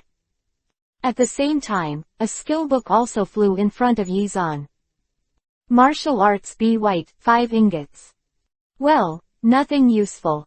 Yizan exhaled slowly, suppressed the boiling fighting spirit in his heart, and returned to calm again. At this time, Sun Wukong had fainted, and the hostility in his body had disappeared. However, after the battle with Yizan, it was estimated that he would need to rest for a while to recover. Ignoring the fainted Sun Wukong, Yizan jumped a few times, and came to Bulma and Chi-Chi. Just seeing Yizan's powerful strength, Bulma was stunned. Is this Yizan? Is that gangster who has been laughing and laughing all the time and still very horny? To have such power beyond common sense. Hey, Bulma, what's wrong with you? What are you doing? Yizan waved in front of Bulma and greeted her. Bulma was still in a daze just now, and when he heard Yizan calling him, he quickly recovered, shook his head, and said, "It's okay, I'm okay, haha. Let's go over, the little monkey is all right," Yizan said, pointing to the previous battlefield. Well, Bulma nodded, and just as he was about to take a step, he found that he was so shocked by the previous battle that his whole body became weak. As soon as he walked, his feet instantly softened. Ah! Bulma exclaimed and closed his eyes nervously, but the pain of falling did not come, but a wide heart instead. Forget it, let me hold you. Yizan smiled slightly, a princess hugged Bulma, then squatted down to the envious Chi-Chi and said, "Come on, I'll carry you." Chi-Chi's face brightened, and she jumped to Yizan's back. I didn't expect that this guy has a gentle side. Bulma's face turned a little yuhi, feeling Yizan's heartbeat, his face shy. Hee. Yizan grinned, not knowing if it was intentional or not. The hand that hugged Bulma happened to be on Bulma's soft ass, squeezed it a few times, and then quickly moved towards go where Sun Wukong is. Ah! When Yizan touched his ass, Bulma screamed nervously, but then he didn't react too radically, just kept twisting in Yizan's arms, dodging Yizan's hand. Yizan naturally would not miss this opportunity. During the continuous bounce, his claws kept stroking on Bulma's body, and Chi-Chi was sticking tightly to his back behind him. That kind of feeling made Yizan feel refreshed. When he landed on the ground, Bulma shuddered and slapped Yizan on the head.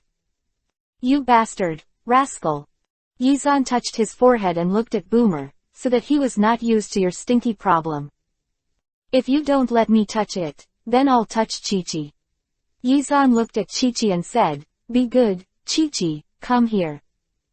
Chi-Chi Shai Yuhi came to Yizan's side. Looking at Chi-Chi and Yizan's actions, Buma's face was resolute. He was softened. No, I'm just joking with you. Boma hurriedly relented and came to Yizan's side. Chapter 17_Toilet Incident.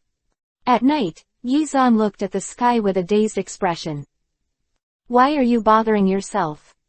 Of Yizan's domineering, reinvigorating husband gang, was that Yi Xuanhua took several times the time to comfort Bulma in his arms softly before letting the aggrieved Bulma fall asleep. Because of his previous behavior of reinvigorating Fu gang, Bulma was afraid that Yizan really didn't like him, so Bulma's little head melon seeds were thinking all kinds of nonsense, and Yizan had no choice but to comfort him softly. It's true that the aggrieved look on this little lowly's face is too pitiful and loving, and after the previous incident has been reacted to by himself, he is indeed a little embarrassed that he is being honest with a little lowly. I haven't fought for too long, and I can't control my emotions all of a sudden. Yizan shook his head slightly in his heart, and looked at Bulma in his arms with a loving expression on his face. Bulma twisted her body slightly, and when Yizan became more careful and worried that Bulma woke up, Bulma opened her eyes slowly. Stunned for a moment, Bulma came out of Yizan's arms with a shy face, and ran away from Yizan without waiting for Yizan to say anything. Don't follow me. Bulma's words came from far away. Huh? Yizan blinked his eyes with a confused expression, not knowing what the trouble was. Boomer, who left, glanced at the dark corners around him. It's so embarrassing. After searching for a while, Boomer came across a pretty good corner. He glanced around like a thief, then took off his pants shyly and squatted down slowly. However, Boomer didn't see it. A tiger was lying quietly behind him, his eyes flickering with a faint cold light. Whoa, whoa, whoa. A faint sound of running water caused Yizan, who was puzzled, to widen his eyes. This is... Hee, go to the toilet. A strange smile cracked at the corner of Yizan's mouth. Because of Bulma's sadness before, the capsule house was not arranged. That is to say, Bulma is now in the barren mountains. Ho ha ho ha ho. Yizan's eyes flickered with wolf light. Am I going to have a look, or to have a look, or to have a look? Yizan gave himself 3 choices, and finally said very seriously that he still wanted to see it. And when Yizan was going to take a look. Roar! Behind Bulma, there was a roar, and suddenly a fierce tiger, 3 or 4 meters high, roared behind Bulma. When such a big tiger appeared, he screamed in fright, Yizan, come and save me, you bastard, woo-woo. After all, it's a girl. It's the first time I saw this kind of Yamanaka beast up close. Yizan frowned slightly. It seems that I really need to take the protective measures of Bulma and Kiki in place. Although tigers are rubbish, they can endanger the lives of the 2 girls. Yizan's thoughts were fleeting, and the figure had already come to Bulma's side. Roar! Seeing Yizan, the tiger didn't feel how powerful Yizan was, and jumped in front of Yizan in 3 and 2 steps, raised its sharp claws, and slapped the 2 of them. Ah! The terrified Boomer closed his eyes nervously, waiting for the pain to come. Don't worry about the little sick cat. Look, it's scaring my Boomer. In fear, Yizan's uninhibited voice reached Bulma's ears. Then, Bulma dared to slowly open his eyes. But at this sight, Bulma's eyes widened.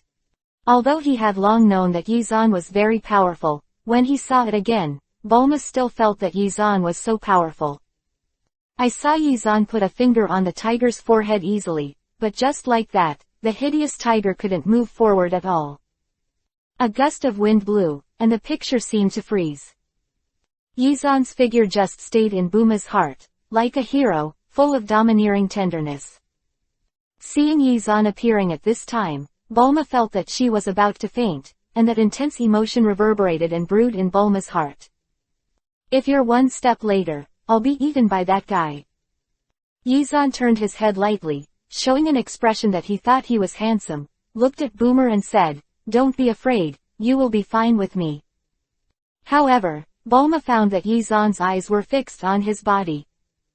Buma felt a little cold under him, but as Yizan looked, he saw his smooth body, because he was interrupted by a tiger just now, so he didn't have time to put on his pants.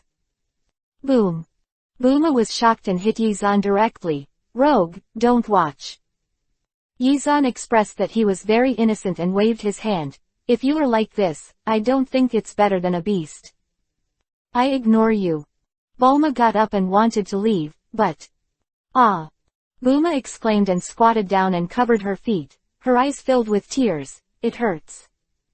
But in the previous crisis, he accidentally stabbed his foot. Then, let me take a look for you. Yizan raised his eyebrows, and a wicked smile appeared on the corner of his mouth. He glanced at Bulma's feet and said so. Well, after all, Boomer is not wearing pants. No, Buma quickly shook his head, threw the capsule in his hand to the open space in front, and a small villa appeared immediately. I'll go first, you're not allowed to follow. Well. Yizan agreed very neatly. As for whether his behavior is as neat as his words, this is up for debate. This guy, Yizan, I really don't know why there are so many dirty thoughts. Buma is satisfied with Yizan, but he is not satisfied with Yizan's lust. Well, now Buma is still a little lowly, and he has not tasted the meat. Taste, I don't like the point of lust. If I taste the taste of meat, it is estimated that it will be another reaction. Yizan watched Bulma walk towards the capsule house with difficulty. Yizan, who was about to admire Bulma's body, also gave up his thoughts and shook his head slightly. I'll help you. The helpless Yizan ignored Bulma's resistance and entered the capsule villa with Bulma in his arms. At the same time, he also carried into the room the poor Kiki, who had been trapped outside by Boomer and could only sleep outside. As for Sun Wukong, Yizan thought about it for a while, and it turned out to be a merciful person who put Sun Wukong on the sofa. For the sake of you fighting with me once, let you sleep on the sofa once. Chapter 18 Touch Bulma's feet. After Yizan finished this, he came to Bulma's side. At this time, Bulma was dressed neatly. Yizan watched Bulma rubbing his ankle, and said softly, I will know some medical methods, let me take a look. Saying that, Yizan was about to take off Bulma's shoes, but Bulma looked at Yizan cautiously and said, I don't need your treatment, don't treat me, my clothes are gone, you go and help, here comes my bandages and sprains and I can handle it myself. Alas! Yizan shook his head and sighed, be kind as a donkey liver and lungs, your sprained foot, if you don't need my treatment, it will take at least a week to heal. I have a special method that will make you recover immediately. After seeing Yizan's miraculous means, he believed in Yizan's immediate reply. Compared to being looked at by Yizan, Buma didn't want her feet, it would take a week to heal. After hesitating for a while, Buma looked at Yizan and said, really? You didn't lie to me. Okay, stop being petty. Yizan said helplessly, grabbing Buma's little feet. The victory gesture against himself in his heart. Yizan touched Boma Ruru's feet, on the surface very serious. Gently rubbing and touching slowly, I touched Buma's feet from top to bottom. Boma's face was a little shy. Yuhi, looking at Yizan's serious appearance, how awkward, looked at Yizan suspiciously, are you really helping me with treatment? Absolutely, Yizan said seriously, looking at Buma seriously. Boma stared at Yizan carefully, trying to find a clue on Yizan's face, but after looking for a long time, he still couldn't see anything. Yizan looked sincere, but the movements of his hands were even more reckless. Yizan's rubbing made the little loli, who was originally unmanned, suddenly became a little short of breath, his expression became a little weird, and Yuhi dizzy appeared on his cheeks. Finally. You, what are you doing? Do you need this to treat a sprain? Buma couldn't help saying.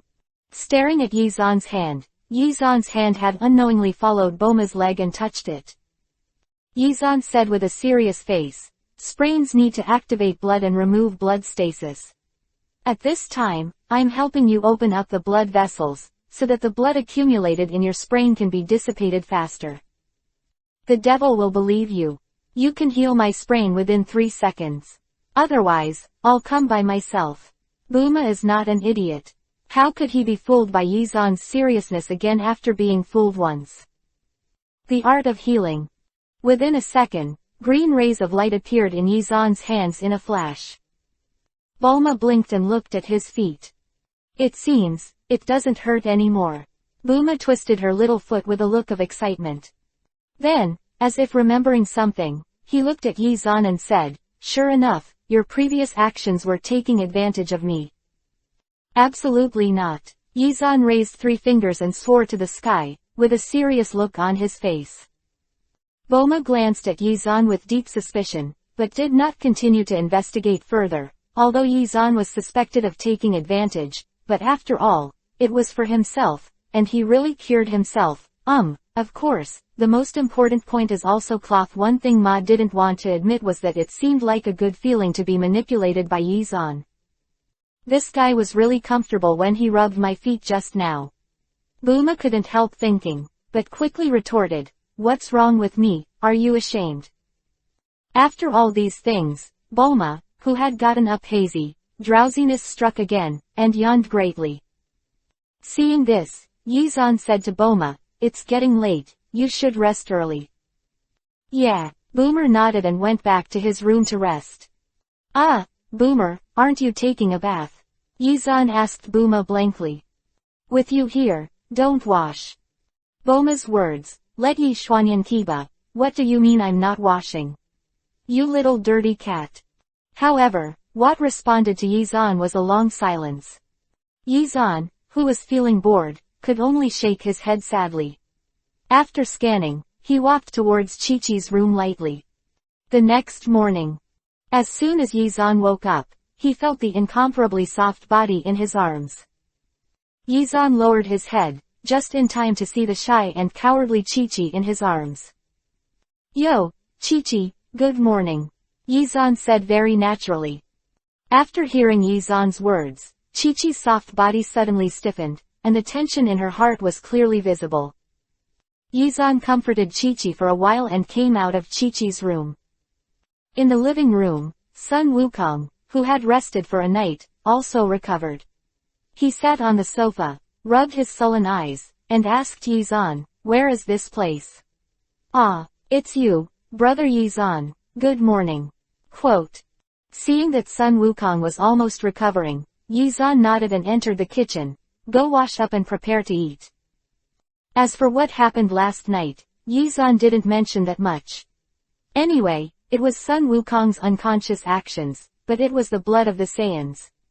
Yizan was going to find a time to figure it out. Face fruit can only show skills, but it's really troublesome if you can't show your bloodline. Can you only improve your bloodline to the point where you can transform into a Super Saiyan? Yizan thought so.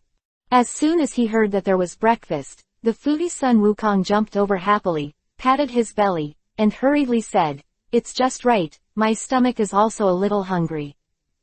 Over after 2.5, he almost fell, and felt that something was wrong behind him. When he looked behind him, he found that his tail had disappeared, and he screamed in fright, "Ah, brother Yizan. My tail is missing." From childhood to adulthood, there was a tail behind Sun Wukong, but now it suddenly disappeared, which of course made Sun Wukong very surprised and worried. Yizan didn't expect to explain so much to Sun Wukong, and said directly, "Something happened last night, if you want to know, you can just ask Buma later. Hey, do you still want to have breakfast? If you want, hurry up. To wash up." Gollum. In the end, as a foodie, Sun Wukong still felt more uncomfortable when he was hungry. He quickly agreed and ran to wash up. As for the tail, who cares so much? Chapter 19_Visiting Boomer's house. After breakfast was ready, Bulma and Kiki walked out of the room. "Bulma, Chi-Chi, early, come for breakfast." Yizan greeted the two women, but received no response from the other party. No way, Yizan's behavior last night really made the two girls too shy, and with the presence of Sun Wukong, the two girls didn't have much thought. Both Bulma and Kiki had a profound impact on the terrifying destructive power of Sun Wukong last night, and they can be said to have a fresh memory. Wukong, who didn't know what to do, scratched his head strangely when he saw the appearance of the two women, and said, "Why do Kiki and Bulma seem to be afraid of me?" Yizan waved his hand and said, "It's okay." Yizan said something and said to Bulma and Chi-Chi, "Go wash up and have breakfast." Sun Wukong, who had a gluten in his head, didn't pay too much attention to the previous things when he saw the food. After seeing that Kiki and Bulma came from, he ate it up. Halfway through the meal, Bulma suddenly said, "This trip to Dragon Ball is over, I want to go back." "Go back. Meet your parents," Yizan said while looking at Boomer. "Meeting my parents," Bulma said to Yizan involuntarily. Yizan looked at Boomer in his 30s. "I didn't say I would meet my parents, hee, Boomer, sicken. Just say it if you want to be my daughter-in-law. I'm not a difficult person to talk to, I will definitely ask yours." "Don't make it sound like no one wants me," Boomer yelled at Yizan. Yizan changed the subject lightly and said to Sun Wukong, "Little monkey, how about you?" While eating, Wukong muttered, "I lost my grandfather's belongings, I want to find them back." Yizan waved his hand. Every time Dragon Ball makes a wish, it takes a while to restore the appearance of Dragon Ball itself. Before that, Dragon Ball will always be an ordinary stone. Yizan said, flipped his hand, and took out 2 round stones. When the Dragon Balls scattered, I only recovered the 2 closer ones, but I don't know how many stars they are. Little monkey, you hold it first, wait until the Dragon Ball itself is restored, and then use the Dragon Ball radar to locate the Dragon Ball of your grandfather. Really? Sun Wukong took the stone that Yizan gave him in surprise. Then Wukong, what are you going to do next? Boomer asked, looking at Sun Wukong. Go to practice. When my grandfather died, he told me that he wanted me to go to the outside world to see. I was going to find my grandfather's teacher and continue to practice. I wanted to become stronger, said Sun Wukong. The biggest reason why Yizan came to the Dragon Ball, the High Martial Plane, was to become stronger. The idea of Sun Wukong just made Yizan extremely satisfied. Putting a piece of fried egg in his mouth, Yizan casually gave Sun Wukong the map of the residence of the immortal turtle. Then he ignored Sun Wukong, and turned to Bulma with a smile. I'll take Chi-Chi to us. Let's go to my mother's house. Go home with me. Stop joking. I'm a good girl, and I've never brought a boy back. Also, it's my parents and my mother, not my parents and my mother. Bulma said again. Yizan smiled lightly and said, don't get excited, didn't you come out to find Prince Charming? I have one ready-made for you to take home, isn't it okay? What kind of Prince Charming are you? Bulma turned over a Byakugan and said to Yizan. However, the noise turned into a noise. In the end, Yizan got into Bulma's car and brought Chi-Chi with him. The 3 of them rushed towards the metropolis together. Looking at the city that was getting closer and closer, Yizan also felt an inexplicable excitement in his heart. It seemed that he had not seen such a modern metropolis for a long time. As soon as he arrived in the city, Bulma said happily, I'll go shopping for clothes and bags later. I haven't been back for a long time. I miss my parents so much. Yizan also leaned on the co-pilot's seat, raised his legs, and said, yeah, I have to go out and buy some gifts for my parents. Bulma, let's go together. Who wants to go with you? Bulma gave Yizan a look of disgust, and continued to concentrate on driving his car. On the contrary, it was Chi-Chi who came to such a big city for the first time. When she entered the street, she lay on the window and kept looking out. All kinds of novel things outside attracted Chi-Chi's attention. Chi-Chi is still just a child. There was a lot of traffic on the street, and countless beautiful girls came and went, walking around the roadside dressed in personalities. Yizan's eyes were quickly attracted to him. Although a little lowly like Boomer is very lovable, those mature and tasteful girls are more attractive. Seeing Yizan's sultry eyes, Boomer's originally coquettish mood suddenly became unhappy, and he stepped on the accelerator quickly, and the car rushed out quickly. Let you see beautiful women, Boomer snorted. The acceleration of the body made Yizan only miss the beauty in front of him, and he didn't even have the chance to take a second look. Boomer didn't know why she was so angry. Seeing this guy staring at other girls, she felt very unhappy. Soon, Bulma drove to his home. As the richest man in the world, Bulma's home has a luxurious manor with a radius of tens of kilometers. It is like a small city, with all kinds of 647 mechanical research equipment. You must know that Boomer's father, Dr. Brives, is one of the top inventors in the world. Many inventions have been put into use, so he has also gained unprecedented wealth. As the daughter of the richest man in the world, as soon as Bulma came home, 2 rows of servants greeted her outside. Bulma walked into the family castle proudly like a princess. However, he has been peeking at Yizan with the corner of his eye, hoping to see Yizan making a fool of himself. After all, he has made a lot of fools out of Yizan. After finally getting another chance, how can he not use it well? However, it was a pity for Bulma that Yizan did not respond much to these amazing wealth of his family.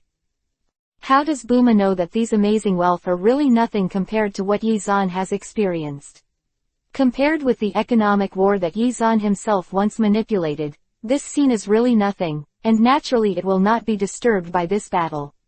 Frightened, he walked over easily, making Boomer, who wanted to watch Yizan make a fool of himself and show off his wealth, very frustrated. On the other hand, Chi-Chi, as if she had never seen anything, was very curious about everything. Soon, Dr. Brives and Boomer's mother came out together. Chapter 20_Son-in-Law. Hello, this little brother, welcome to our house. Dr. Brives, wearing a pair of glasses and a white research uniform, shook hands with Yizan very enthusiastically. Dr. Brives is in the original Dragon Ball, and only occasionally comes out to play Chan Oil, and Yizan doesn't know much about him. Boomer's mother, Mrs. Brives, was very gentle and virtuous and said to Yizan, "Is that Boomer's little boyfriend?"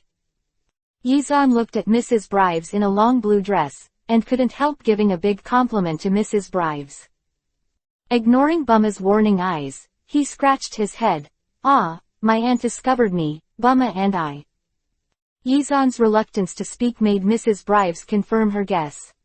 And Bulma looked at Yizan's pretentious appearance, bit Kiba and gave a warning, and then said to his parents, "Don't listen to his nonsense, I have nothing to do with him." Both Dr. Brives and Mrs. Brives nodded perfunctorily, but everyone could see the disbelief in their expressions and voices. Mrs. Brives ignored Boomer's anger and said kindly to Yizan, "You guys are tired all the way back. Come, hurry to the restaurant, I'll ask someone to arrange lunch." Boomer's home is not small, and it took a long time to walk from the hall to the restaurant. Along the way, Mrs. Brives also pulled Yizan to ask various questions, as if to treat Yizan as a future son-in-law. Although Boomer is still young, Boomer's family is super rich after all, and Mrs. Brives naturally wants to help her choose a future husband. Like some other families, the daughter's marriage was decided before she was born. However, their husband and wife love their daughter, and they want to let her choose, but they have not decided on any marriage, and Yizan is the first boy that Boomer brings to his home. Well, yes, Yizan, who is not old, was taken by Boomer. His parents were treated as boys. If Yizan knew about this, he would probably smile bitterly, and he would be considered a success if he pretended to be young. However, Yizan doesn't have the heart to take this matter into consideration now. To be honest, although Yizan has many women around him, it is really the first time for a big girl to go to the sedan chair for her mother-in-law. While listening to Mrs. Brives' question, Yizan answered with a quick change of heart. After one battle, it was really more tiring than one battle. In the torment of Yizan and Bulma, everyone finally came to the restaurant. A round table more than 10 meters long was ready. There were more than a dozen senior chefs and maids waiting for Yizan and the others. Seeing this scene, Yizan couldn't help but sigh in his heart. It's better to be rich, as long as you want to eat, just arrange it casually, and someone will prepare it right away, so you don't have to wait too long. Please, Yizan. Dr. Brives, who already knew Yizan's name, made a gesture of invitation to Yizan. Yizan smiled bitterly in his heart. I'll sit, I'll sit.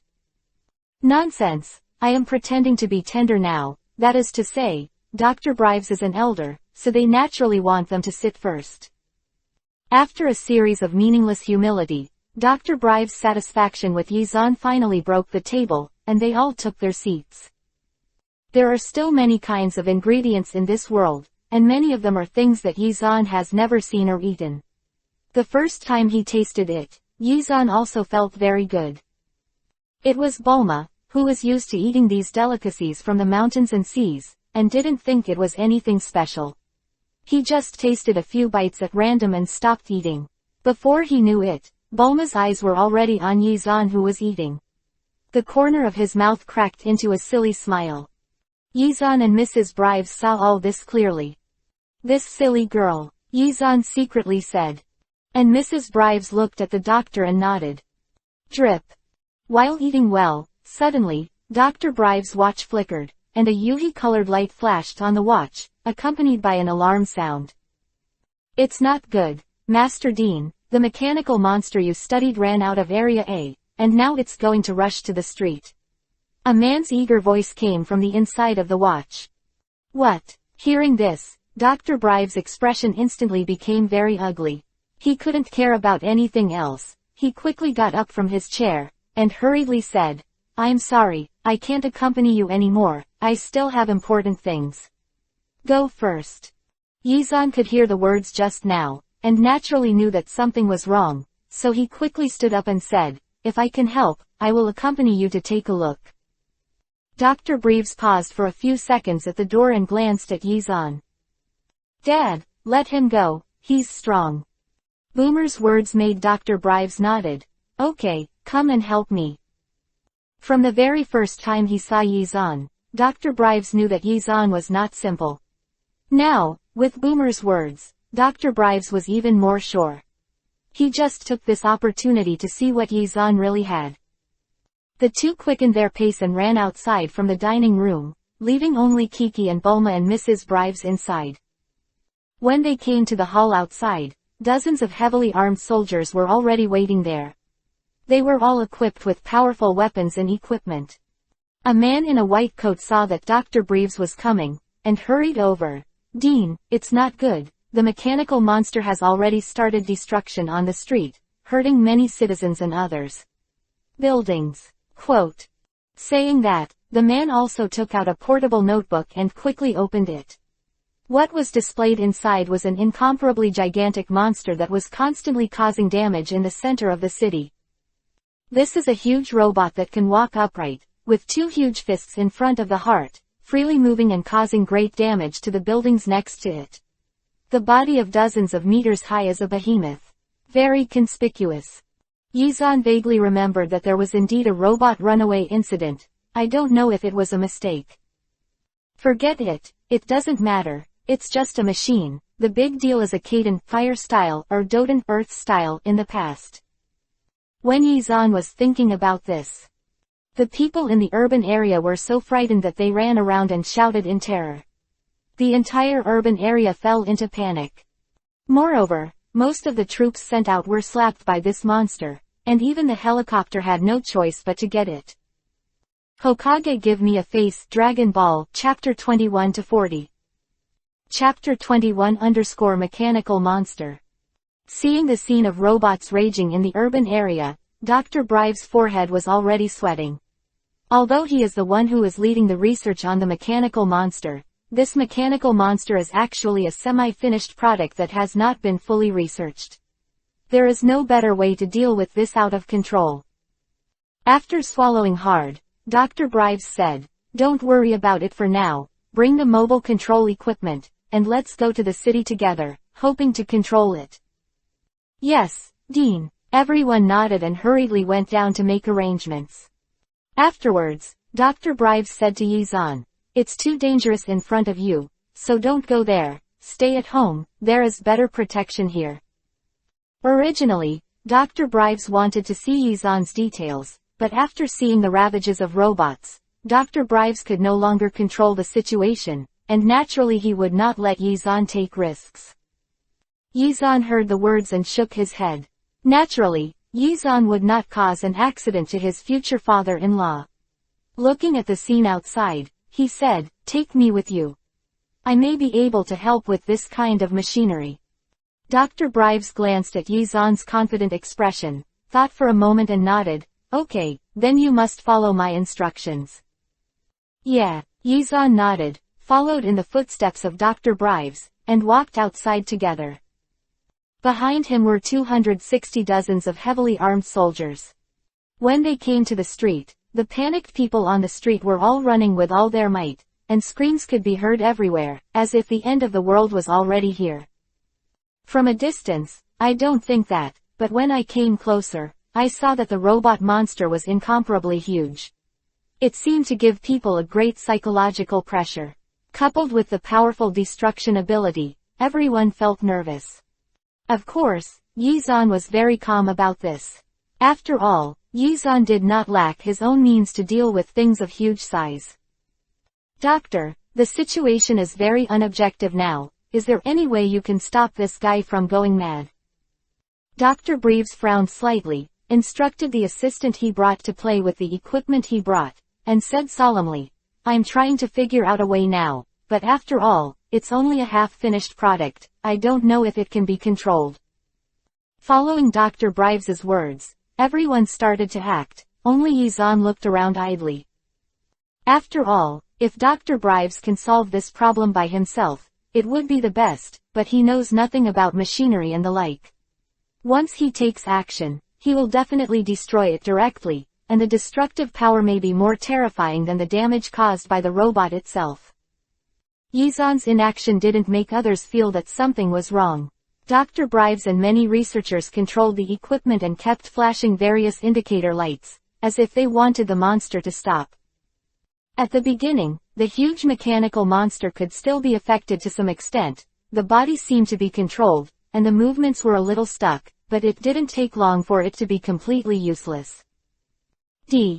With an alarm, Dr. Brives immediately shouted, "It's not good, it can't be controlled, get back. Quick, step back at full speed and keep the doctor safe." At this time, Dr. Brives had solemn eyes and a blank expression on his face. His heart was constantly collapsing. He never thought that the things he designed would bring such great benefits to mankind. Seeing that the scientist suffered such a big blow, Yizan felt a little touched, walked up to him and said, "Let's go. If you slow down, the mechanical monster will catch up." The dazed Dr. Brives didn't seem to hear Yizan's words, just looked ahead and said nothing.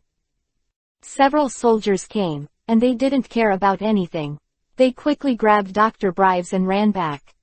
The huge mechanical monster, however, changed from wandering aimlessly before, to recklessly chasing after Dr. Brives. The mechanical monster's body is very huge. With one step, it is 100 meters away. Yizan looked at the mechanical monster and shook his head. "It's really troublesome." Yizan's eyes narrowed, and in his pupils, there seemed to be a substantive ray of light, and a gust of wind blew, and his clothes were blown up. With his legs slightly bent, Yizan jumped directly from the ground into the air. His right fist condensed a dazzling flash, and smashed it hard at the mechanical beast. Crack! A harsh thunder sounded. The sizzling thunder and lightning made everyone's eyes turn to Yizan in the air. At this moment, the powerful armament Hokage was covered on the entire right arm at this moment, and instantly became pitch black as iron, and it also exuded a faint purple on. Between the purple and black, thunder and lightning lingered, but after Yizan used the Overlord color to break the defense of the machine monster, he abruptly used Raiden Thunder style to destroy the circuit inside. Boom! Yizan's punch slammed down without any reservation, hitting one of the front paws of the mechanical monster, making a loud noise. Crash! Everyone was stunned to see that Yizan only made a circle, and the robotic arm made of super alloys. The robot monster exploded in an instant, turned into pieces, and fell from the air, revealing the charred circuit inside. The people below are almost dumbfounded. Is this Superman? Such a huge monster, shattered with one punch. Dr. Brives suddenly seemed to have regained his senses, staring at Yizan, and his heart was very uneasy. Although Dr. Brives knows that Yizan is not very personable, but, this fuck is too pervert, right? Compared to Dr. Brives' surprise, Yizan looked at the huge mechanical monster with a bit of astonishment, the mere mechanical monster, but it was still a little energetic. Yizan found that this huge mechanical monster even had the ability to move. I said, what the hell are you using? There are such good defenses. Yizan's words made Dr. Brives touch his nose in embarrassment and didn't say much. Seeing this, Yizan reluctantly pointed to the robot monster and said to Dr. Brives, do you want this guy? If not, I will violently dismantle it. Chapter 22_Pretending. I'm going to violently dismantle it. Yizan was so domineering that Dr. Brives was slightly taken aback. Could it be that it was an attack with a closed hand just now? How can human beings have such a powerful force? Dr. Brives was really ruined, but he quickly reacted, nodding his head at Yizan, and said, take it apart, this is the best way tilde. Okay, no problem. Yizan smiled lightly. Although everyone was chasing this mechanical monster in a panic, in Yizan's eyes, it was like a toy. Defense is not, how? Yizan jumped high, and then fell freely. Boom blah blah. Yizan jumped, his body spinning and jumping in the air like a dance, and one after another swift attack came out of Yizan's body. And the clanging sound stopped the moment Yizan landed. Yizan landed and shook his hair forcefully, only feeling how handsome, cool, lonely and proud he was at this moment. However, everyone looked at the huge machine monster and stood there blankly. What's wrong? What happened? Everyone looked at each other dumbly, not knowing what was going on. Yizan was instantly hit by the cute reaction of the crowd. Only then did he realize that ordinary people can't see his attack speed at all, let alone appreciate it. It feels like a chicken and a duck talking about it, pretending to be a long-time coercion and pretending to be in vain. Now. At this moment, Yizan felt the deep malice from this world. When Yizan was heartbroken, a mournful breeze blew past. Crack. A strange sound caught everyone's attention. I saw that the huge mechanical monster with the originally dull combat power slowly began to move at this moment. No. Everyone looked at the huge mechanical monster in astonishment. The huge mechanical monster seemed to be instantly cut by a sharp blade. Boom. Finally, the dismantled monster fell from midair with the breeze blowing, hitting the ground, stirring up a layer of smoke. At this time, Yizan, who had been posing for a long time in order to pretend, fell from midair to a nearby building because no one appreciated it. However, Yizan didn't notice that the place where he landed happened to be facing the sun, shining behind him, producing a circle of faint rays of light. Like the coming of the Savior, he saves mankind from peril and is admired by all. After being stunned for a while, the people who were rescued suddenly reacted. Oh! Everyone couldn't help cheering and shouting continuously. The joy of the rest of the life filled everyone's heart. The assistant beside Dr. Brives was also shocked by Yizan's aura, and quietly asked Dr. Brives, President, is he equipped with powerful and advanced equipment or weapons? Can you do so many incredible things? For a scientific researcher, he will try to explain everything in a scientifically reasonable way. Dr. Brives shook his head and said suspiciously, I don't know, but it shouldn't be explained by science. I have seen a kind of chi, a powerful chi that only humans can produce. Angry. Obviously, the assistant didn't understand what Dr. Brives said, and he looked blank. Dr. Brives didn't explain it anymore. After all, Dr. Brives himself knew little about it. As the so-called invisible pretending is the most deadly, Yizan didn't know that he had just reached the highest level of pretending and came to Dr. Brieves's side. Uncle, are you not injured? Yizan asked with concern. Well, ignoring Yizan's title of uncle, the whole scene is extremely harmonious. I'm fine, thanks to you this time. After the mechanical beast was dealt with, Dr. Brives' mood was obviously much better, and his tone of speech became much more relaxed. Afterwards, After glancing at the reporter who rushed over from a distance, Dr. Brieves's expression changed slightly and said to Yizan, "Let's go back first, it's inconvenient to speak here." "Then what to do here?" Yizan asked. "My assistant will handle it, and the military and the government will help."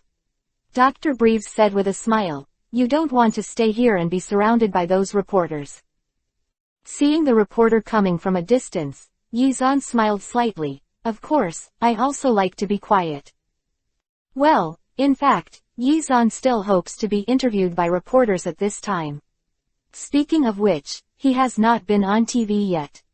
And, pretending to be coercive, such a good opportunity to pretend to be coercive, wouldn't it be a great pity in life not to show your heroic figure to women all over the world? However, I can only think about it now. If you want to soak Boomer, you have to get the old man first. Back at Boomer's house, Dr. Brieves and Yizan did not go back to the restaurant, but came to the research room. This time Yizan took action to save the city. Dr. Brieves was very grateful, and at the same time, Yizan's powerful strength also aroused his interest, so he wanted to take the opportunity to chat with Yizan. And Yizan also wanted to tell Dr. Brieves about the gravity room. After all, he came here to improve his strength, and the gravity room is one of the few Dragon Balls that can be achieved in the early stage and is a very effective way to improve strength. In a room in the research room, Dr. Brieves evacuated everyone, only he and Yizan were inside. The huge scientific research room is full of cutting-edge technologies in this world. Every research and development can make the human society progress and advance rapidly. It's a pity that Yizan doesn't understand these technologies. Otherwise, he can also study the time stopper himself. This is one of his dreams. As long as time stops, he can do whatever he wants, whether it is fighting or fighting. Every day, it is the best magic weapon for robbing money, haha. Recommend this super good-looking book, Martial Arts, Face Slap System. Chapter 23 Gravity Chamber that has appeared.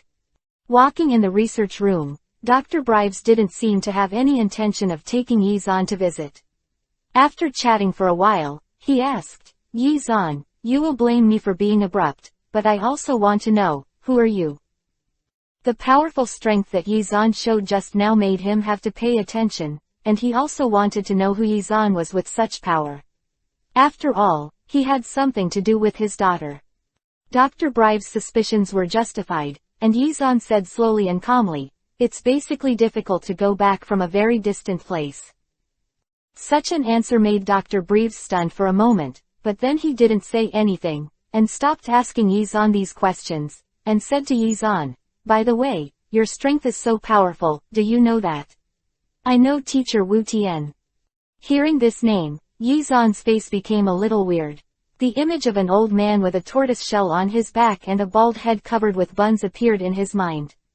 Wu Tian, also known as Turtle Fairy. Dr. Brieves saw Yizan's expression and knew that Yizan knew Turtle Immortal. "Well, I know him, Turtle Immortal," Yizan said with a sullen smile in his heart. "Oh," Dr. Brieves nodded and said, "Mr. Wu Tian is the #1 expert in the world today. If I have the chance, I will introduce him to you." Dr. Brieves is the richest man in the world, and Immortal Turtle is the #1 expert in the martial arts world. It's not surprising that the two occasionally meet, so Yizan is not interested in knowing how they met. Just after introducing the Turtle Immortal, Yizan made up the scene himself, and couldn't help but feel happy. "Okay." Yizan's mouth cracked with a weird smile, looking at Dr. Brieves and said, "Be sure to introduce me." The two walked while chatting and came to the door of a metal room. Dr. Brieves suddenly said, "Yizan, this is a more interesting thing that I researched. Do you want to go in and see it? Maybe it's right. You are very helpful." What? Yizan also had some doubts. Could the contents here help him? "Go in and have a look and you'll know." Dr. Brieves said to Yizan with a smile, patted Yizan on the shoulder, and brought Yizan to the metal door. Coming here is the real purpose of Dr. Brieves. Dr. Brieves wants to see how much Yizan's strength exceeds that of humans. Clap, pressed on the metal revolving door, and the thick white metal door opened automatically. "Come in." Dr. Breves walked in first and waved to Yizan, who was behind, and the two entered the room. This is a room made entirely of white metal. There is nothing in it except some sports equipment. It is completely empty.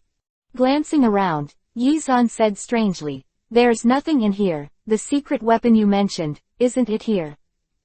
Suddenly, Yizan thought of a possibility, the gravity room. Were gravity chambers invented by this time? Just as Yizan was thinking, Dr. Breves suddenly smiled proudly and said to Yizan, "Haha. Go inside, and I'll show you the magic of this room right away." Dr. Breves' response made Yizan confirm his guess. This is one of the goals of his trip, the gravity chamber. However, since the old man was going to sell off, Yizan was unwilling to expose him directly, and walked into the room according to Dr. Breves's words. Once inside, Dr. Breves smiled, but he quickly backed out, went outside the room, and pressed another button outside the door. Zizz. Suddenly, the air and pressure in this room increased a lot in an instant, as if there was a strong squeezing feeling. Even the feet seemed to be sucked by the earth, and it took more than before to simply breathe and even stand. Physical strength. This is. Yizan's eyes flowed instantly. Sure enough, the gravity has changed. "Haha," Dr. Breves said proudly outside the room. "Yes, this is the gravity training room that I carefully designed, which can increase the gravity in this house to dozens or even hundreds of times." Regarding the pride of Dr. Breves, Yizan also expressed the word, "Serving, there is no way. Scientists can't afford to hurt." Yizan said that even if he is so strong now, if he wants to make these things, he is not enough. However, after being proud, Dr. Breves suddenly sighed and said, "It's a pity that once this thing was designed, there are very few human beings can have. Ordinary soldiers, after increasing the gravity to several times, you can only practice in it for a few minutes, and you won't be able to stay there any longer." Quote. It really is the gravity room. Yizan's mouth raised a smile. When he was in the Dragon Ball, he often saw Sun Wukong and Vegeta training in the gravity room. This has been invented for a long time, but it has never been used. The appearance of the gravity chamber, one of the goals of his trip, immediately made Yizan excited, and said directly to Dr. Breves, "Please adjust the gravity to the maximum." Yizan still had some confidence in his own strength. What? Dr. Breves wondered if he had heard it wrong. Yizan had just started to adjust the gravity to the maximum. "You know, this is not a joke. If the gravity is too high, human beings will definitely not be able to bear it. They will be oppressed by the powerful gravity inside and cause terrifying injuries. Moreover, this kind of injury cannot be cured at all. Injuries are all over the body from head to toe. 3.2. Seeing Dr. Breves' hesitation, Yizan naturally knew what he was thinking. The corner of his mouth raised slightly, and he said, "It's all right." It's not that Yizan underestimated the gravity room. After all, the gravity room was the training ground for Sun Wukong and Vegeta when they transformed into Super Saiyans. There is no doubt about their tyranny. But Yizan is very confident in his recovery ability. Without entering the Sage mode and Six Paths mode, although the recovery ability is not as strong as entering the Six Paths mode, it is not much worse. The most important thing is that the outside Dr. Fuss watched, but the gravity doubled for a moment, and nothing happened. Recommend this super good-looking book, Martial Arts, Face Slap System. Chapter 24 150x Gravity _. However, although Yizan believes in himself, Dr. Breves does not believe in Yizan. "No, I'll add it to you slowly," Dr. Breves said. Without waiting for Yizan to object, he directly added 10 times the gravity, trying to make Yizan retreat. Continue. Yizan stood on the spot and said to Dr. Breves. After hearing Yizan's words, Dr. Breves was a little relieved and began to slowly increase the gravity. Time flies. As Yizan kept saying that he was going to increase his size, Dr. Breves' eyes were also getting bigger and bigger. As Dr. Breves who developed this thing, he knew the terrifying power and consequences of this thing. Clearly, but it's been 100 times. Dr. Brives stared blankly at the gravity he adjusted, and even wondered if the gravity chamber was broken. Go straight to the max. At this time, Yizan had already felt the musculoskeletal tissue that was continuously injured and repaired in his body, and frowned slightly, saying so. Yizan was extremely dissatisfied with his body. It was only 100 times more, and his body had already been partially damaged. You must know that in the original work, Yamuti, which was practiced after 30 days, had been opened by mistake 300 times. Gravity, and under 300 times the gravity, raising the hand to turn off the gravity, and now only 100 times, the body has already been damaged. However, this is Yizan's self-defeating. First of all, Yizan's strongest attack method is not his body, but chakra. It's like a mage is stronger than a warrior. Naturally, he can't compare. Secondly, Yizan Susanoo the domineering the 8 inner gates and other auras have not yet been opened, just pure and almost undefended flesh. Outside, after hearing Yizan's words, Dr. Brives was ruthless. He bit Kiba and directly adjusted the gravity to 150 times, the highest gravity value that this unimproved gravity chamber can reach. Om. In an instant, Yizan felt as if more than a dozen mountains were pressing down on his body at the same time, causing his legs to feel a little trembling. This is 150 times the gravity. Then, what about 300 times the gravity? For the first time, Yizan had a clear understanding of the Dragon Ball, the High Martial Plane. However, I have found the gravity room. Next, I just need to train in the gravity room to become stronger, and that's it. Yizan, who was under 150 times the gravity, almost exhausted his chakra and physical strength in a short while. After all, the recovery and damage of the body were really disproportionate, and the speed of the damage was too fast. Yizan still let out a long sigh and said to Dr. Brives outside, "It's better to close it, and come back when I want to practice." Okay. Dr. Brives nodded as he heard the words, and quickly turned off the gravity. There is no way, because he understands, so he is afraid. Dr. Brives is not the kind of fearless ignorant. I deeply know how terrifying 150 times the gravity is, and being able to stand and speak in this state, Yizan, how powerful is it? For the first time, Dr. Brives had a preliminary understanding of Yizan's power. The moment Dr. Brives closed the gravity room, Yizan in the gravity room instantly felt his body fluttering, as if he could fly at any time. The power condensed on the fist, in an instant, can burst out. Is there any effect in just such a short time? Yizan was quite satisfied with the training in the gravity room. It's really a good place to practice. Yizan nodded with satisfaction and walked out to the door. The gravity room is a good thing for Yizan. Yizan looked at Dr. Brives and said, "You gravity room, can you continue to increase the gravity?" "Haha, of course no problem," said Dr. Brives proudly. "Then trouble you." Yizan nodded slightly. Dr. Brives waved his hand. "It's all my own, you're welcome." My own person. Yizan thought to himself, does this imply that he should do something to Boomer? Well, that's it. It must be like this. The two of them left the research room after a short while. Back in the villa, Bulma and Kiki were sitting on the sofa watching TV. Kiki, who had never watched TV since childhood, watched TV for the first time, but was so excited that she stared at the TV without blinking. Mrs. Brives washed the fruit and brought it over for the two princess-level little loli to enjoy. Seeing that Yizan was back, Mrs. Brives came over to say hello very enthusiastically. "Yizan, you are back, come here, eat fruit here." Seeing Yizan, Bulma glanced back, did not watch TV, and came directly to Yizan's side, and said with some dissatisfaction in her tone, "Where did you go, and you come back so late?" Bulma's words made Mrs. Brives understand. It seems that the relationship between Yizan and Bulma is hey hey hey. Yizan laughed casually and said with a soft laugh, "It's nothing, I went out for a while, so I came back a little late. How are you at home?" Yi Xuanqiang endured a few words of teasing Bulma, and said seriously.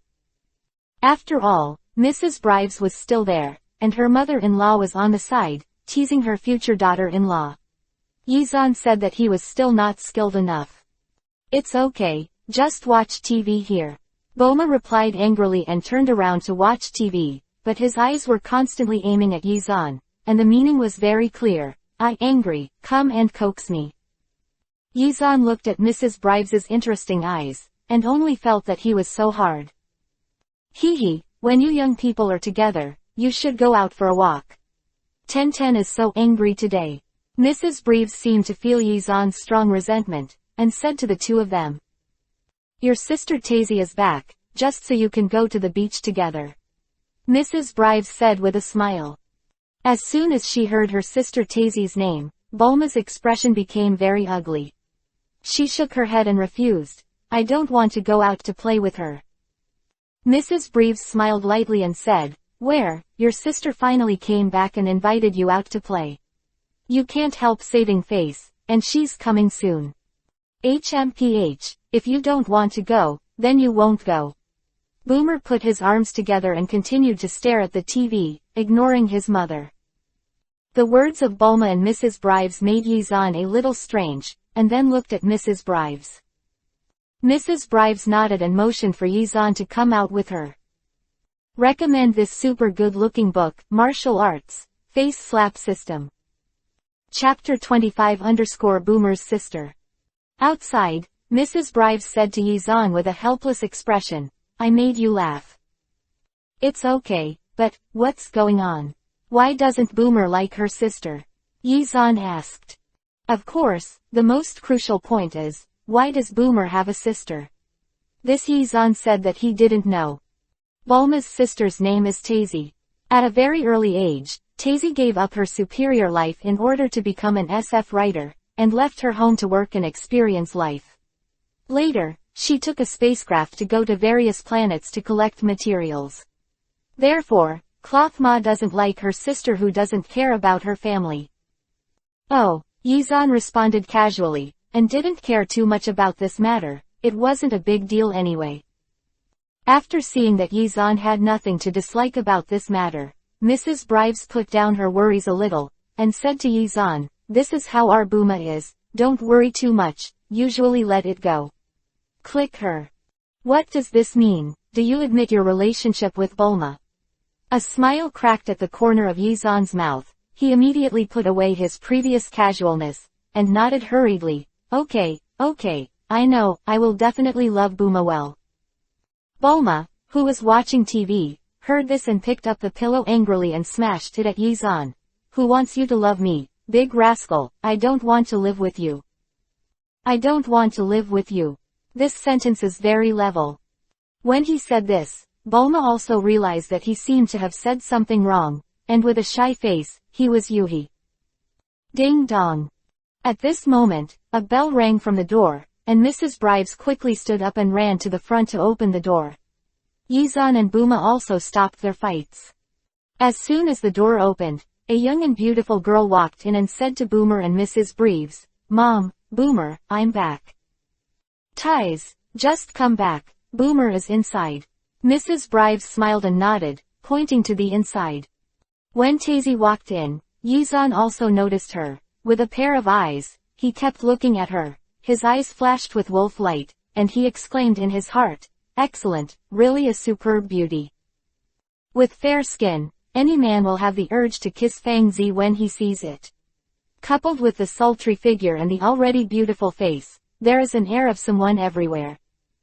The places that should be convex are convex, the places that should be warped are warped, and the places that should be thin are thin. What other words can be used to describe such a beautiful woman other than the best? Also, she wears a pair of brown sunglasses and her short hair that matches her ears, which is full of a little barbaric feeling, which makes men have a desire to conquer. Especially a man like Yizan has a special feeling for such a young girl. As soon as Tazy came in, she also noticed Yizan and Chi-Chi. After taking a look at the two of them, she suddenly laughed and said, Booma, are the two of them your friends? However, Bulma, who has always fought against Tazy, was naturally very unhappy when she heard this, and she didn't watch the TV, so she stood up and retorted, no matter what my friend is, it's much better than your strange shapes. You. As soon as the two met, they began to confront each other. Taisy's face was white with anger. She just wanted to burst out a few words, but when she thought of the purpose of today, she held back. Taking a deep breath, Taisy forced a smile and said, "Bulma, I'm not arguing with you today. I'm here to invite you out to play. Don't you like racing cars? Today on the Gold Coast, we have a race car, you have to come." Quote. "No, I don't have time, I won't go." Unexpectedly, Bulma refused directly without even thinking about it. Her sister, Bulma, knows very well, when will it be so good, come to take the initiative to ask herself out. In all likelihood, she has arranged conspiracies behind. As long as she goes by herself, it will be deceived. Taisy didn't expect that Boomer would refuse so quickly. After all, Boomer was a good deceiver when she was a child. For a time, Taisy's face became even more ugly. She had been fighting with Bulma since she was a child, and now she was ready, but she didn't have a chance, so how could she do it? So, Taisy changed direction, cast her eyes on Yizan, smiled at him, blinked a few times, and said with a smile, "Handsome guy, let's go racing together, there are many beautiful women in our place." Quote. Just now Yizan looked at her own eyes, but Taisy had a panoramic view, and she had already labeled Yizan in her heart, a lascivious guy. Sure enough, after hearing Taisy say that there are many beauties there, Yizan's mind became alive. Yizan's principle is that where there are beauties, there is himself. Now there is a really good opportunity, how can I miss it? After thinking for a while, Yizan walked slowly to Bulma's side, smiled slightly, and said, "Bulma, it's rare for your cousin to invite you to play, so I agreed, let's go together." "No, I'm not going." Bulma sternly refused again. She was not so easy to fool, and said to Yizan, "You guy, did you want to go when you heard that there were beautiful women?" Being rejected again, Yizan not only was not angry, but raised a smile on the corner of his mouth, smiled lightly, and said, "Bulma, you are mistaken, how can I be that kind of person? I just want to accompany you to see." The devil believes. You're really not going? Then I'm not going either. Yizan's words made Bulma look at Yizan suspiciously. Aren't you going? Yeah, don't go. Yizan was very sure. Bulma didn't know what he was thinking, but after hearing that Yizan was not going, the corners of his mouth twitched. Then let's go together. Quote. Yizan was a little speechless about Bulma. However, the crowd left quickly. It didn't take long for Boomer to drive an open-top Jeep out of his garage, with a simple body and an old-fashioned shape, like a big monster lying there. Looking at this car, Yizan was speechless. Even though his family was so rich, he even made an appointment to race with others, but he finally came up with such equipment. However, Yizan didn't care too much. Anyway, Yizan didn't go to the racing car, but to see the beautiful women. Whoever loses and who wins in this race car has nothing to do with him. Recommend this super good looking book, Martial Arts, Face Slap System. Chapter 26_Sunshine Beach Beauty. When Bulma and Yizan got into the car and just started it. Shoo! Suddenly, a dark shadow crossed in front of Yizan at the moment of the bright car, and suddenly rushed over, rolled up the dust on the ground, and flew away. I was overtaken. Yizan said with a smile on the corner of his mouth. HMPH, look at me. After Bulma said a word, the car shot out quickly like an arrow from the string. The huge recoil made Yizan's back lean against the backrest tightly, feeling the speed of human wisdom. However, because Taisy left early, when Bulma caught up, he had already arrived at the destination, a sunny beach. Wow, the beach! Yizan exclaimed and walked directly towards the beach. Of course, whether Yizan likes the beach or the many bikini beauties on the beach is another matter. Yizan, wait for me, you big lecher. Bulma waved at Yizan and hurried towards Yizan. As soon as I came to the beach, I was surrounded by beautiful women in swimsuits and long legs under bikinis, which could be seen everywhere. It was really a man's paradise. And Yizan turned his attention to Bulma. Yizan nodded in satisfaction, extremely satisfied with Bulma's swimsuit. Boomer's swimsuit can be said to be conservative, not to mention the one-piece swimsuit, but also surrounds a beach skirt. This made Yizan, who regarded Bulma as his own woman, very satisfied. Bulma, your outfit is really good, Yizan said to Bulma, and slowly came to Bulma's side. At this moment, boom, boom, a black beach motorcycle rushed over and stood in front of Yizan.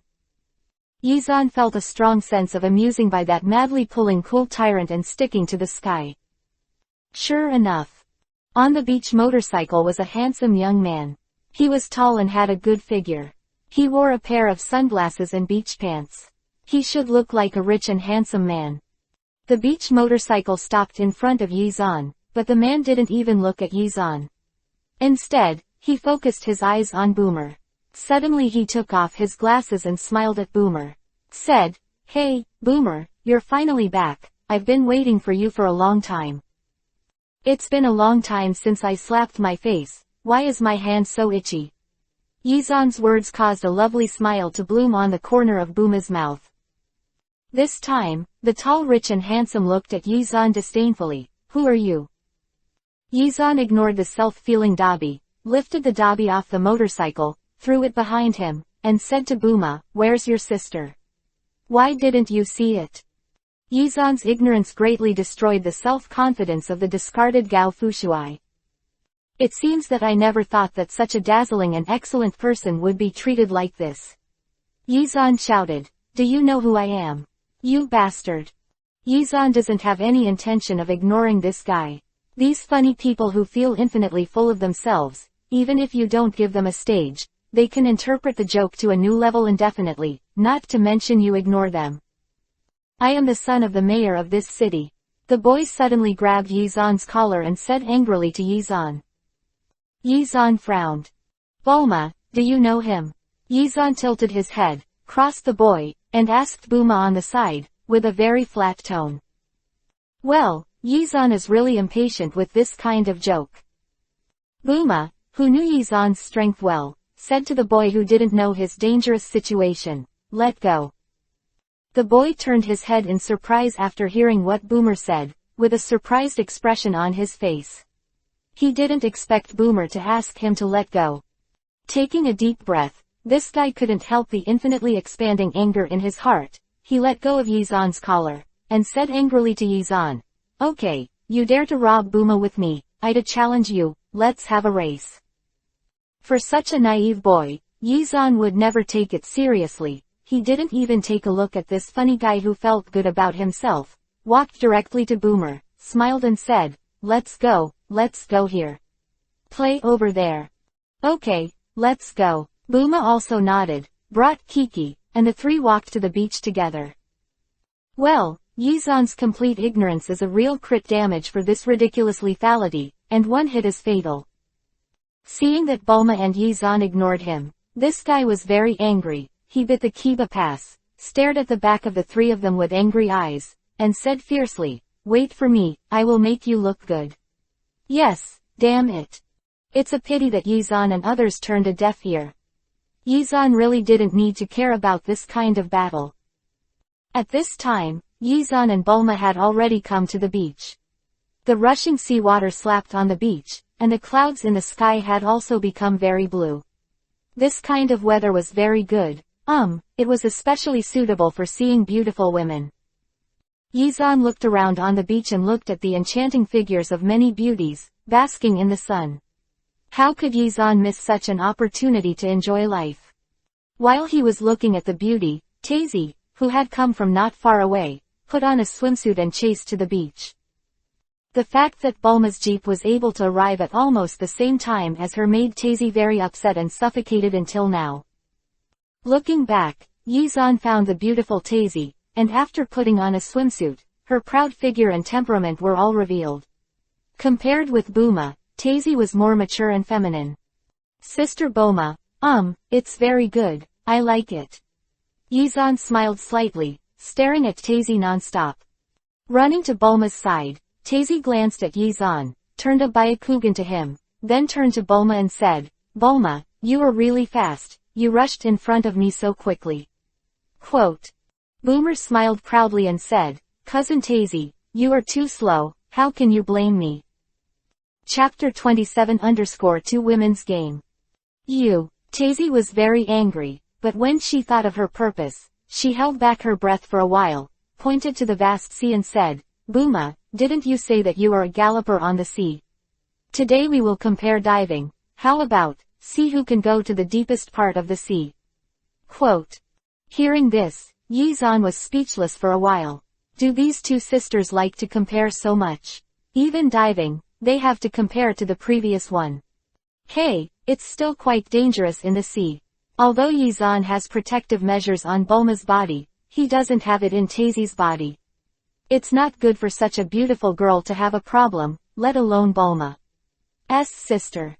Yizan thought that he would refuse when he opened the door, but he raised his head arrogantly and said to Tazy, "Okay, then I'll promise you." Seeing that Boomer agreed, Tazy's mouth also showed a smug smile, and said, "However, I have a condition for this game. If you lose, you will borrow the guy next to you. How about a few days for me?" Yizan was completely stunned at this moment. What is this development? Why did it get involved with yourself? When she said this, Tazy stretched out her hand, pointed at Yizan beside Bulma, and said with a smirk. After hearing this request, Boomer nodded, looked serious, and said, "Okay, no problem, I promise you, if I lose, he will be yours this week." I said you too, have you consulted my client's opinion? Yizan's words made both women look at Yizan. Do you have any opinion? No, Yizan said, isn't staying by that sister paper's side.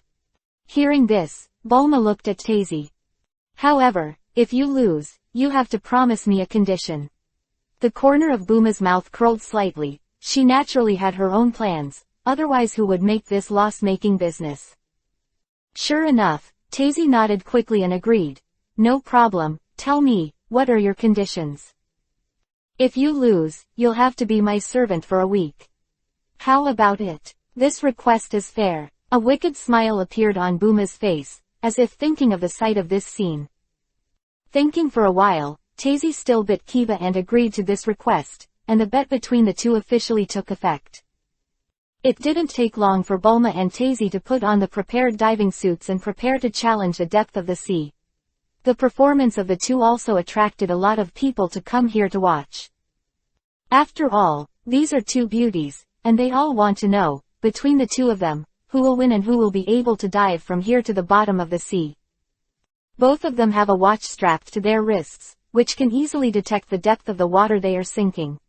When they come up, whose watch shows more numbers, naturally it is sinking deeper. Start. After Yizan's order, Tazy and Bulma, who were fully armed, jumped directly into the sea and swam to the deeper seabed. The nearby beach was still relatively shallow, and both of them were swimming forward to find a deeper place to dive. For the safety of the two of them, on the shore, next to Yizan, there is an instrument, which can easily find out the situation of the two of them on the seabed. There should be no problem with Zan's blessing on the two women just now, right? Yizan thought so. Yizan was speechless for a while about the girl's behavior now. It was worse than diving. If it was in the world of One Piece, he might encounter powerful sea kings. This is not a joke. However, the sea in this world is relatively safe, and the diving of the two women is not very attractive on the surface. Yizan leaned on the beach chair, drank drinks, and enjoyed sunbathing. Bang dang dang. When Yizan was enjoying the sun, someone suddenly kicked the drink next to him and attacked Yizan. Yizan moved his body a little and avoided it, but a nameless fire suddenly burst into his heart. I saw 5 or 6 burly men beside Yizan, surrounded by themselves. All of them were strong and muscular, just like the kind of characters who can smash a stone with one punch. Well, of course, that's about it. Such a strong man, if dealing with a few ordinary people, it is still very simple, there is no problem at all, but when facing Yizan, Even Chi-Chi can defeat these strong men. After all, Chi-Chi is the daughter of the bold demon king, has accepted some practice since childhood, and it is still very simple to deal with this kind of person who has a good appearance. Are you guys invited by monkeys? Yizan said lightly. The expression on his face was not at all afraid, and Yizan also knew the culprit at this time. Behind these big men, a man came out. He showed a smug smile, looked at Yizan, and said with a smile, "You guy, are you scared now? You just dared to provoke this uncle, I want you to look good." The man who appeared was none other than the one who had just had a conflict with Yizan, who was ignored by Yizan. In order to get revenge on Yizan, he paid a lot of money to find a few thugs. When you do bad things yourself, teach Yizan a good lesson, otherwise, you won't be able to get rid of the bad anger in his heart. It's really troublesome. Yizan was really helpless. If you beat this kind of person, if your daughter-in-law knows about it, how can you laugh at yourself? I feel guilty for bullying such a person. Yizan shook his head slightly. Seeing Yizan's reaction, Chi-Chi looked at Yizan and said, "Can I help Brother Zan to solve these people?" Yizan glanced at Chi-Chi's expectant eyes, pondered for a moment, nodded and said, "Okay." Anyway, watching from the side, just these people, can the sky be turned upside down? Chapter 28_Save People. Those powerful men saw Kiki, who was still lowly. They couldn't help laughing immediately, and Jubi laughed even more. "Are you afraid? You sent such a guy, haha." Although Chi-Chi is young and cute, she still thinks she can understand the ridicule of these guys. Whoosh! Chi-Chi jumped up and gave the big guy at the front a drill punch. Chi-Chi, who lives with the bold demon king, is more attentive to practice. Her fists are also very hard and powerful. When she punched out, the big man screamed, and cold sweat broke out on his forehead because of the pain. Eyeballs seemed to be coming out. It hurts me. The big man stepped back directly, covered the place where he was beaten, rolled on the ground a few times, and then fell on the ground, unable to get up even if he wanted to. The other big men around were all stunned when they saw this scene, and kept shouting to the big man, "Hey, what's the matter with you? Stop joking, how could this little girl blow you away?" Kiki made a few punches and shouted in a tender voice, "Come on, you guys, I'm going to knock you out." Yizan looked at Chi-Chi and nodded. "Well, this invisible and forceful demeanor has my demeanor." Damn, those big men, when they bit Kiba at the same time, a powerful force burst out from them, shouted loudly, surrounded Chi-Chi together, and attacked. Such a scene, in the eyes of other people around, is simply shameless. 4 or 5 burly men actually shot at a little girl, and this little girl is still so beautiful and cute. But the next scene surprised everyone, and saw Chi-Chi soaring up one by one, swept out a few feet, and kicked the big guys in a row. Bang, bang, bang. After a few muffled noises, the big men all flew back and flew out, hitting the beach and spitting out a few mouthfuls of blood. What? How is this possible? Those onlookers opened their mouths in surprise, and they could put down an egg. This little girl who looks only 6 or 7 years old in front of her is too powerful to be able to defeat these big men, and she is still alone, in such a short period of time. On the other hand, Yizan, who was still looking at the beauties around him, was not surprised at Chi-Chi's performance. If even these guys couldn't solve it, Yizan really had to consider whether it was necessary to add something to Chi-Chi. Of regular training. The funny boy saw such a powerful Chi-Chi. His mouth was also wide open, he was frightened, kept shaking, his feet trembled, and the expression on his face was very frightened. Chi-Chi looked at this guy and asked Yizan, "Brother Zan, there is another guy here, do you want to fly together?" Yizan hadn't opened his mouth yet. When he heard the joke that he was going to blow himself up, he suddenly knelt down in front of Yizan, and said quickly, "Brother, you forgive me, it's because I have eyes and don't know Mount High. I will never again, I dare not." Yizan felt a little annoyed when he saw this funny comparison, and said to Chi-Chi, "Throw this guy into the sea to save the trouble." Okay. Chi-Chi nodded, and she was going to do as Yizan said. Unexpectedly, Doobie suddenly stood up by himself and said to Yizan and Chi-Chi, "I'll do it myself, I'll do it myself, don't bother you." Without saying a word, Doobie ran on his own, rushed directly to the edge of the beach, and jumped directly into the sea where the waves were still very rough. Wow! A wave of waves came, and Doobie, who jumped into the sea, was photographed directly back and hit the beach with a very strange expression and a confused look on his face. And Yizan didn't care about this funny appearance, and enjoyed this comfortable time leisurely. However, not good. Yizan suddenly stood up from the beach chair, staring at the seemingly calm sea, his brows furrowed. Almost at the same time, the instrument kept flashing the Yuhi light, and the light kept flashing and beating. "Kiki, you stay here, I'll go down and save people." After Yizan said a word, he jumped into the sea. PFF'd. Yizan suddenly jumped into the sea and jumped into the sea. Once danger occurs in the mysterious and unknown seabed, it is not a joke. Ziz. In the sea water, there was a powerful energy fluctuation, and Yizan could detect that it was coming from a depth of hundreds of meters in front. Hey! A bubble crossed a white line in the sea water and spread straight to the distance. It didn't take long for Yizan to use the fastest speed to rush to the depths of the bottom of the sea, and quickly rushed over in the direction where the energy was transmitted. Buzz! It was the first time that Yizan came to the bottom of the Dragon Ball world. The powerful ocean current was even stronger than the ocean in the One Piece world. Suddenly, in the deep seabed, a figure swam towards him quickly, and the speed was very fast, as if a Buddha was escaping for his life.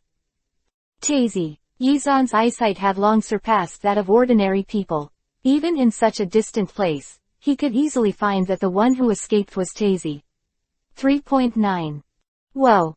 Under the impact of the powerful ocean current, a huge figure appeared behind Tazy, like a figure the size of a house, opened his mouth and chased behind Tazy. The huge monster looked like an octopus. It opened its big mouth and took a deep breath in front of it, and it was able to suck the wandering small fish and shrimp into his mouth. And Tazy kept swimming in front of the monster, and with an easy sip, she was sucked backwards and almost died in the monster's mouth. Now Tazy is running for her life in a panic, and the strength in her body is slowly disappearing. After all, she is not as good as the monster and is easily injured. Chapter 29_Artificial Call.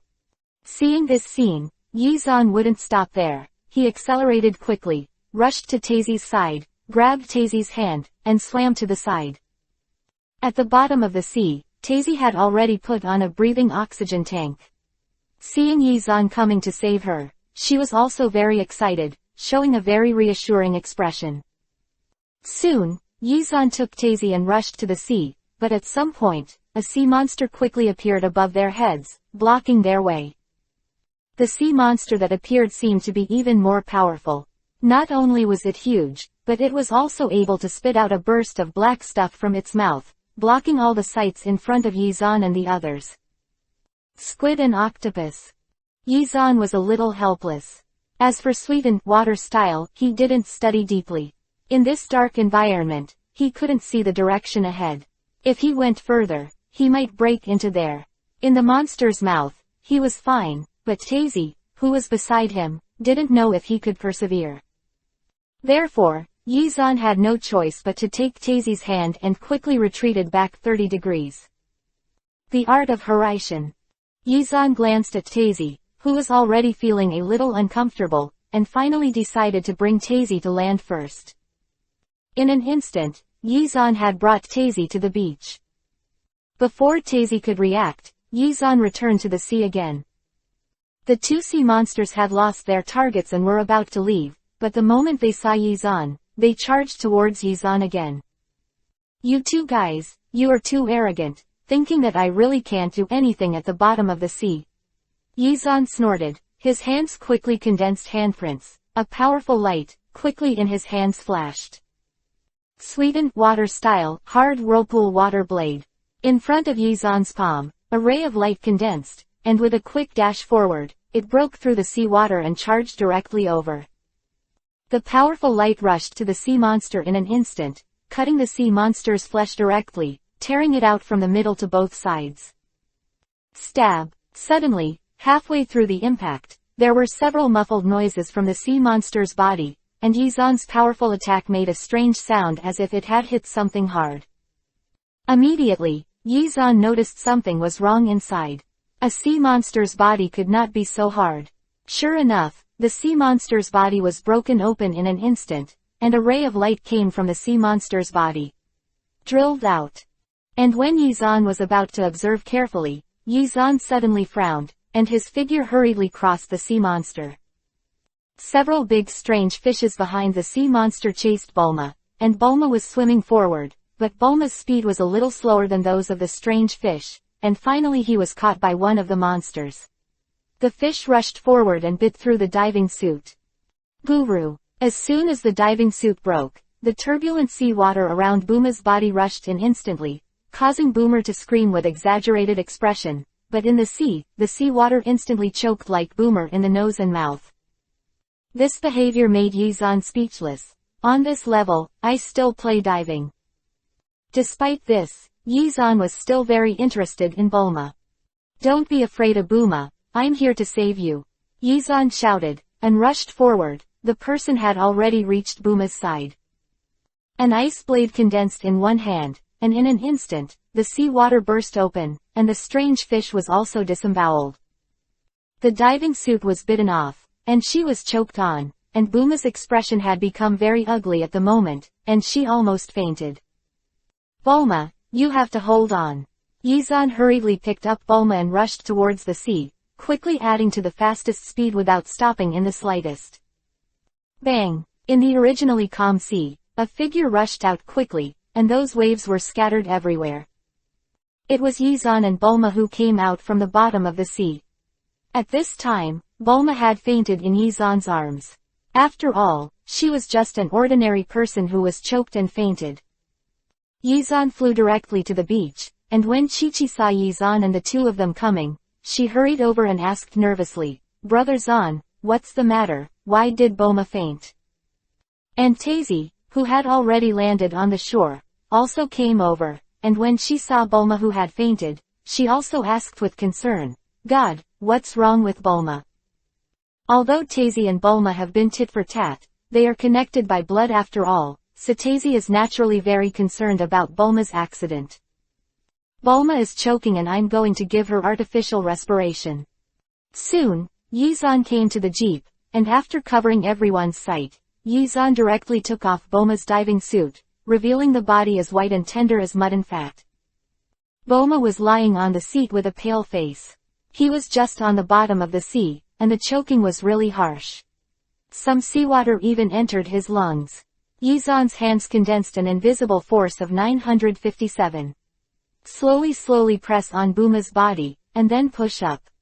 The gentle force, along Bulma's body, pressed out the seawater little by little.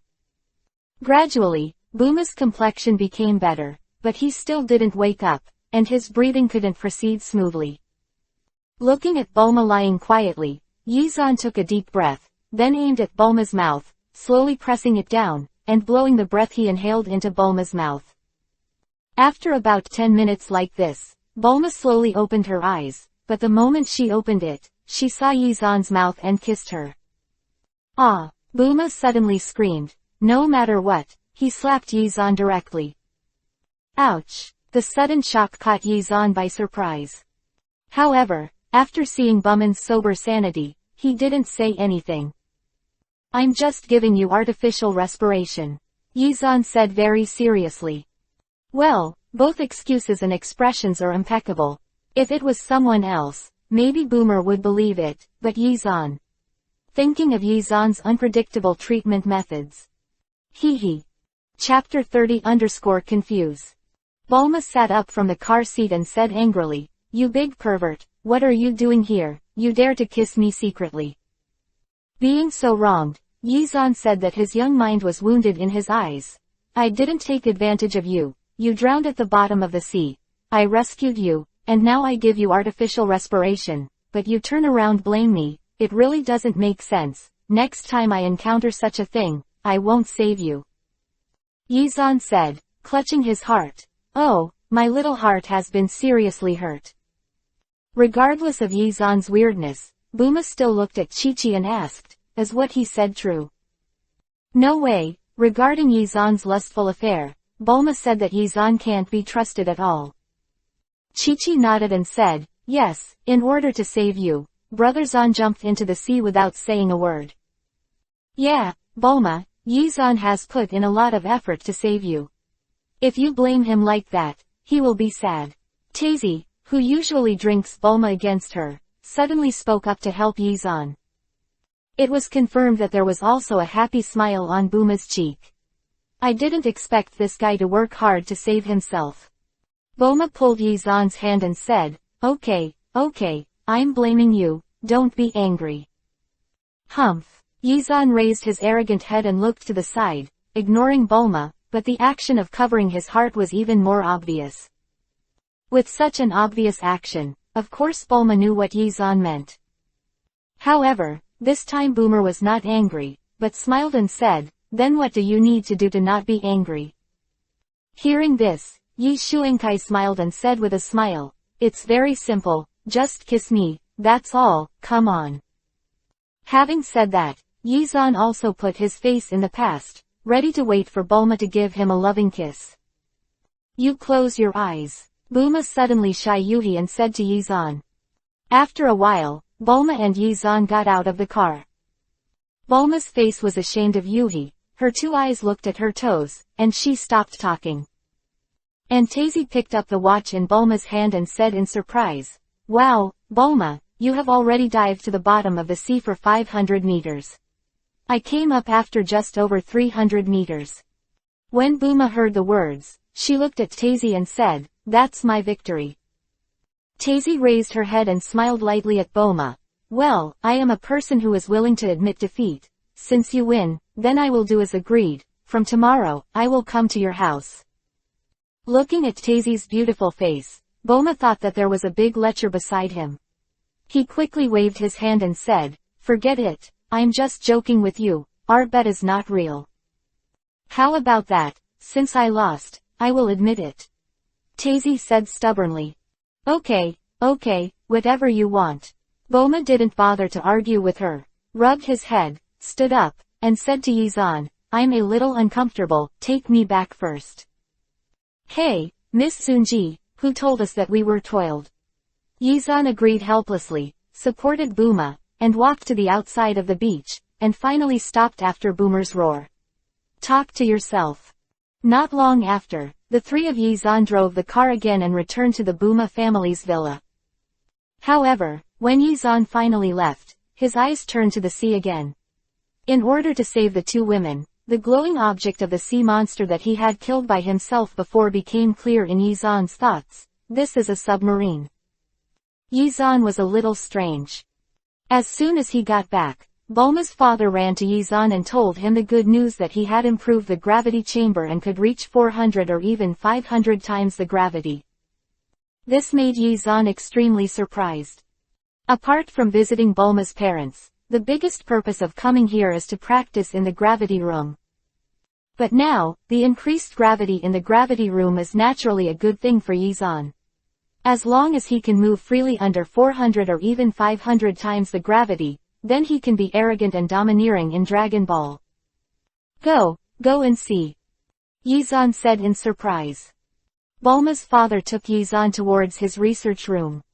Behind them, Kiki and Bulma followed with interest. Tazy thought about it, and followed Yizan. Soon, Yizan entered the gravity room. Okay, it can be turned on, just 400 times the gravity. Yi Xuanfang said lightly. Following Yizan's words, everyone looked at Yizan in shock. And Bulma's father had long known Yizan's ability to bear, and adjusted the gravity to 400. 500. Following the actions of Bulma's father, a strange humming sound suddenly sounded throughout the gravity chamber. Come out soon. Following the words of Bulma's father, Yizan instantly appeared outside. And at the moment Yizan appeared, the entire gravity chamber was instantly shattered into pieces. Sorry, there are some problems that need to be improved. It will take a while before you can continue to use it. Bulma's father said apologetically to Yizan. And Yizan looked at the gravity room that had been turned into a part, and looked helpless. He finally found a way to increase his strength quickly. As a result, it's really sad, Yizan said with tears in his eyes. When Bulma's father heard this, he looked at Yizan even more embarrassedly. Yizan waved his hand. It's fine, just wait a few days. Boomer's father nodded and greeted everyone, then went back to his research room again and continued to improve the gravity room. After Bulma's father left, Yizan glanced at Bulma, who was still in a daze, and said, Bulma, according to what our father said, it will take a while for him to remodel the gravity room. Where are we going? Go find Sun Wukong. Bulma looked at Yi Xuandao. If you want to go to the Turtle Immortal, that's fine. Yizan couldn't help but think of the time when he bullied Turtle Immortal. Yizan looked at Chi-Chi. Chi-Chi, do you want to go with us? There are a lot of interesting things there, you can't miss it.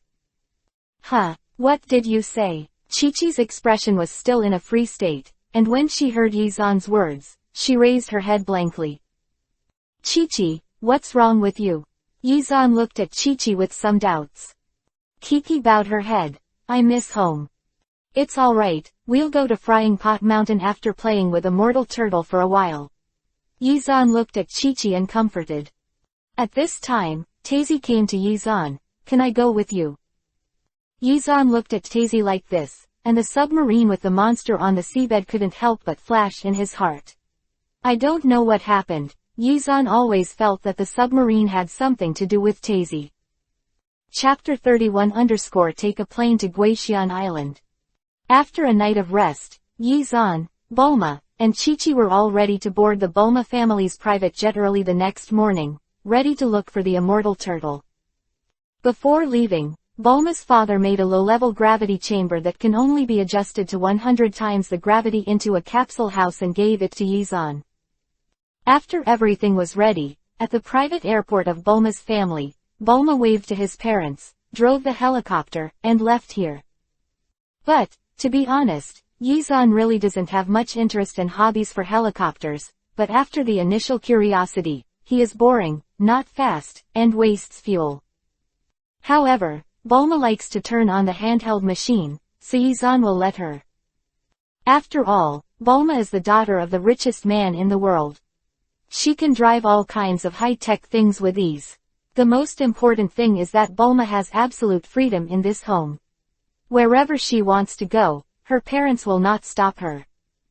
Otherwise, she wouldn't have gone to find Dragon Ball alone last time, and it took so long to come back. Of course, the reason why Bulma's father can rest assured this time is mainly because Yizan is by his side. With Yizan's strength, he naturally believes that Bulma won't let anything happen to him.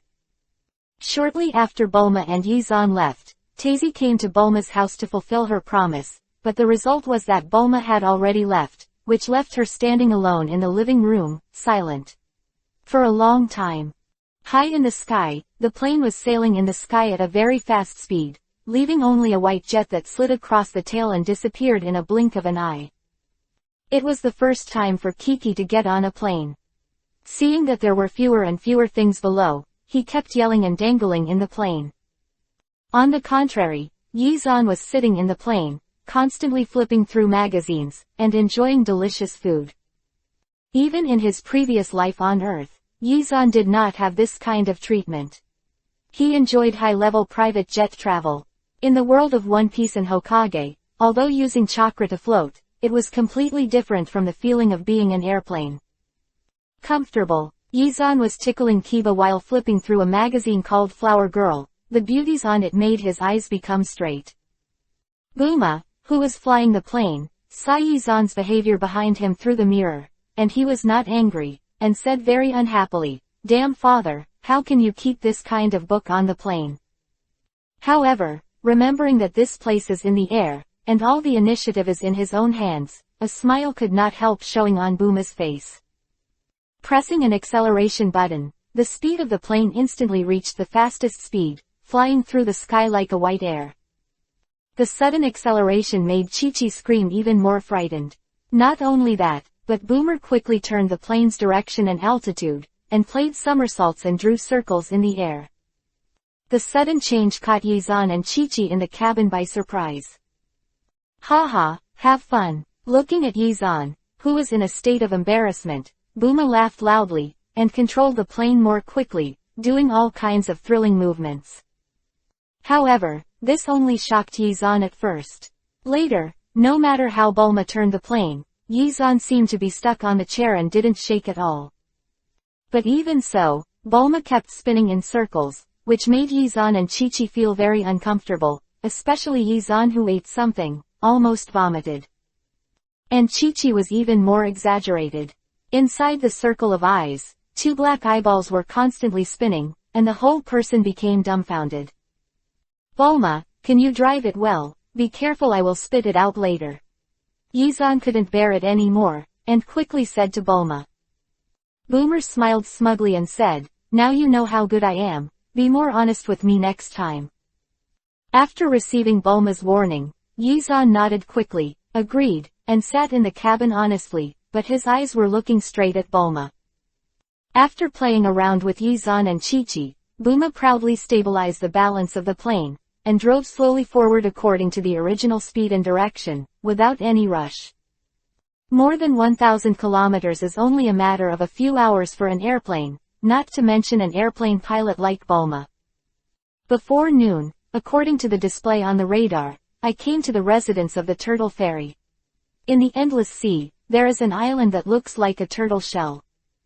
And on that island, there are several rooms. The legendary world's #1 martial artist, Turtle Immortal, lived here. In order to show off his skills again, Bulma lowered the plane to the sea, almost touching the sea, flew quickly for a while, and drove the plane to the island.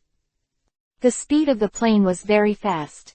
When flying close to the sea, the powerful hurricane and the impacting waves were all behind them, constantly surging, layer by layer, very violent.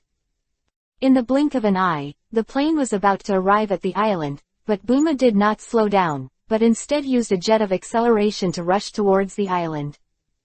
Such a crazy scene, even Yizan could not help shouting when he saw it.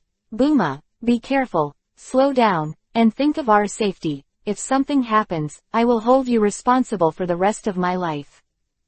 "Don't worry, it's alright." Bulma turned around and waved with Yizan, looking indifferent. Then she turned around, preparing to give the plane an emergency landing, quickly pulled the brakes, and prepared to stop in front of the beach on the island.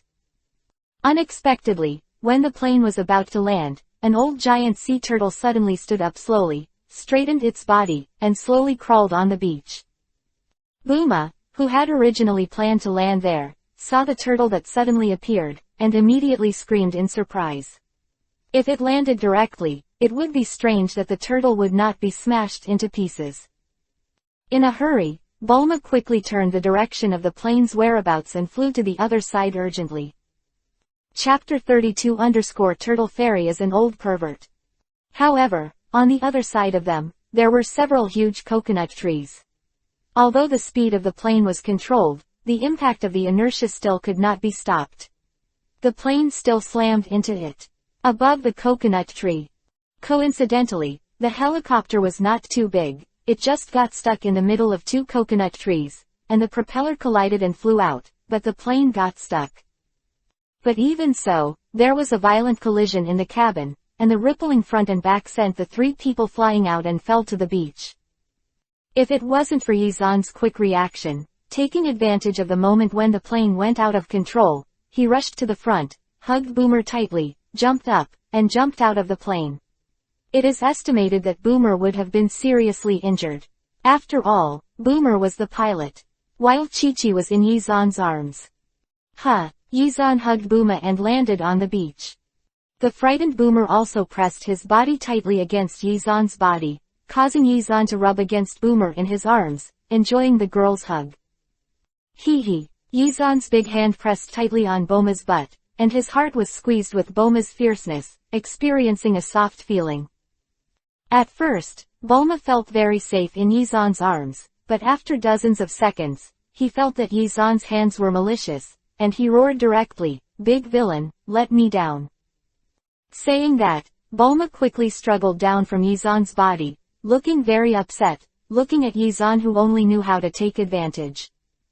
At this time, the slowly crawling tortoise also walked towards Yizan and the others. Although the speed was very slow, its movements were very coherent. Seeing this tortoise, Bulma was very angry. This time, he wanted to make a name for himself in front of Yizan, but he encountered this old tortoise unexpectedly. "You turtle, what are you doing in front of me? It's scaring me." "Bulma, you're so stupid, talking to a turtle," Yizan said behind Bulma, making up for the knife. Bulma also reacted in an instant, and shouted at Yi Xuanzhao, "I want you to take care of it." At this time, the aged turtle slowly raised his head, glanced at Bulma, and said slowly, "You broke into this place without authorization, how can you blame me?" "Ah, you monster." When he heard the turtle speak, Bulma jumped back immediately, the expression on his face, he couldn't tell whether he was surprised or scared. Yizan, on the other hand, has nothing to be afraid of. A turtle's mouth is nothing. In the world of One Piece, the world of Hokage, what kind of monster has never been seen before, making a fuss? Besides, Yizan has also seen this stuff. Yizan cracked a smile that he thought was very gentle.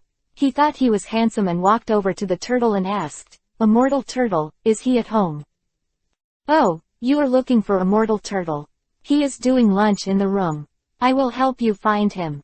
The tortoise glanced at Yizan, his head shrank, and he replied slowly, pretending not to know Yizan. "Thanks a lot then," Yizan said with a grin.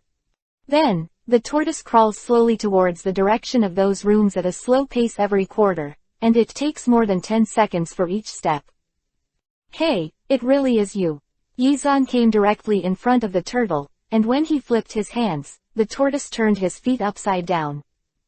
In an instant, the tortoise knew that Yizan knew him, with a bitter look on his face, when he was about to speak. "Sure enough, you are still very unreliable, let's go find the turtle fairy." Yizan patted his forehead. "If the turtle is to report, the sun will go down when the turtle fairy comes out." So, Yizan and the others walked to the other side of the house by themselves. The turtle wanted to stop Yizan and the others from behind, but after thinking about it, the turtle shut up and sighed helplessly. "Now turtle immortals, please ask yourself for more happiness. 1, 2, 3, 4, change position, do it again." Inside the wooden house, on the TV screen, several beautiful women in bikinis were playing, showing off their bodies and teaching the audience to do aerobics. And just a few centimeters away from the TV screen, a wrinkled old face with 2 white beards was close to the TV, watching carefully. If you can stick your head to the TV, this old face will probably go in. This person is none other than the world's #1 martial artist, Teacher Wu Tian, commonly known as Turtle Immortal. At this moment, he was wearing a cool floral vest and big beach shorts, sitting cross-legged in front of the TV, looking at the beautiful women on the TV carefully. His eyes were reluctant to blink, for fear of missing any beautiful pictures. His hands, there was a glass of Coke in it, and the bottle was almost crushed by him. "Oh, it's so cool, these little sisters have really long legs," Turtle Immortal said to himself while watching TV, with a very excited expression on his face. Outside the door of the room, Yizan and the others had already arrived at the door. Hearing the sound from inside, Yizan smiled slightly. "This old guy, it is estimated that he is watching some things that are not suitable for children." Immortal Turtle is famous for being lecherous. When Yizan watched the Dragon Balls in his previous life, this old man brought him a lot of joy. This time he was caught by Yizan. How could he let him go? Hurried to the door, pushed the door forcefully, and rushed in directly, shouting, "Turtle Immortal, hello." The sudden sound made the Immortal Turtle, who was concentrating on it, feeling as if a hammer suddenly came from behind, and was startled, and fell directly in front of the TV in excitement. Nose was rubbing against Yuhi, so Immortal Turtle quickly turned around and looked at Yizan, who suddenly came in, and hurriedly packed his things. "Who are you guys? Don't you knock on the door when you come in." However, when Immortal Turtle saw Yizan, He wrapped his hands around his head with lightning speed and looked at Yizan cautiously. What are you doing? When Yizan was about to speak, behind him, Bulma and Chi-Chi stuck out their heads curiously. In an instant, the turtle-like mung-bean eyes of a mortal turtle became a bit brighter, and she hurriedly came over. Oh, what a beautiful little girl, she is so cute, come, let Grandpa hug her. Chapter 33 I was captured. Saying that, a mortal turtle also opened his arms, really wanting to hug Bulma. After being mentioned by Yizan and informed that he knew the habits of the immortal turtle, how could he be fooled by this? Oops! A mortal turtle screamed directly and fell to the floor, with a large lump swollen on his forehead. HMPH, why are men so lewd now? Bulma snorted coldly, and when he said this, he didn't forget to glance at Yizan's side, as if he was talking about him. After rubbing the big bag on his head, a mortal turtle slowly stood up with a bitter expression on his face. Why is his head so hated by others?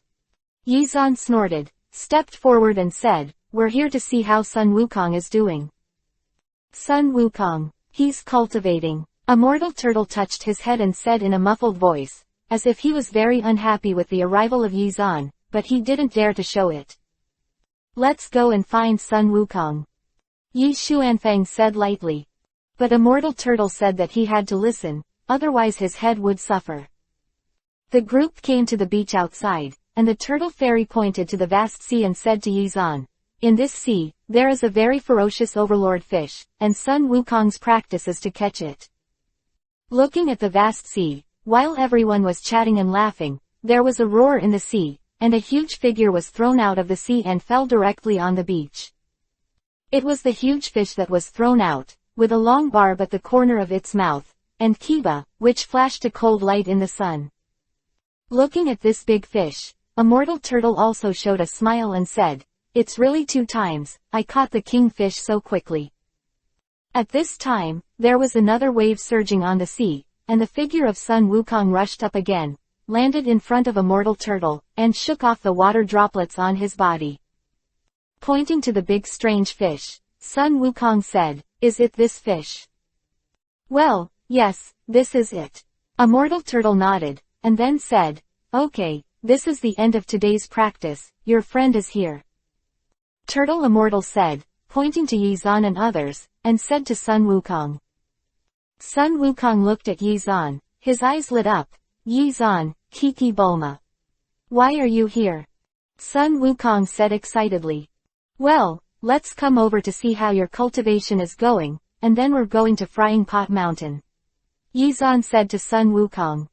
Following Yizan's words, Immortal Turtle looked at Bulma and Yizan again, and asked with a smile, how about you two, follow him too. Don't you stay. Yizan looked at Sun Wukong and said, I have other things to do. If there is a chance in the future, I will come to see you again, but you must practice hard, little monkey. Sun Wukong nodded heavily. But Immortal Turtle still kept his eyes on Bulma and Chi-Chi, showing a very wretched smile, and said to himself that he was very handsome. 2 little girls, do you want to stay here for a while? I was very speechless about the actions of Immortal Turtle before. Why did Bulma want to stay here? She quickly retreated back, hid behind Yizan, and quickly said, no, no. And Chi-Chi didn't stay here because she wanted to go back to Frying Pot Mountain. She also hid behind Yizan and shook her head slightly. I want to go back to Frying Pot Mountain.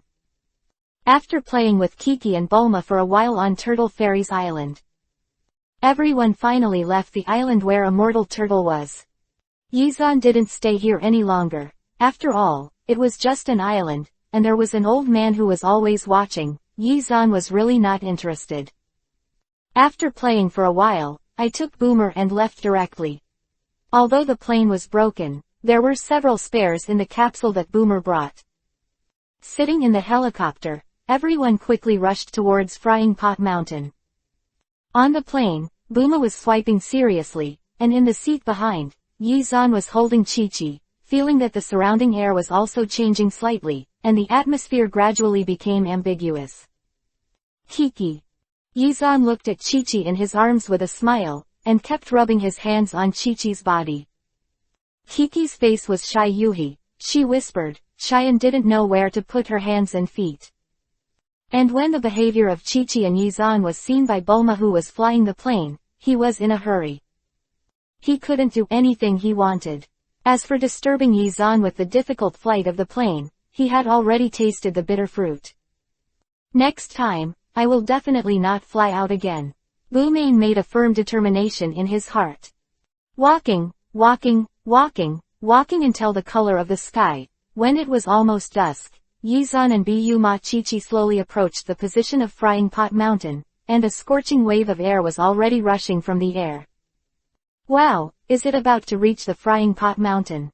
It's suddenly so hot. Buma touched his forehead, shed some sweat, and watched a few hot mountains in the distance facing Yishuandao. Haven't we put out the fire here? Why is it still so hot? Yizan looked at Frying Pot Mountain and shrugged slightly. Who knows? Let's take a closer look.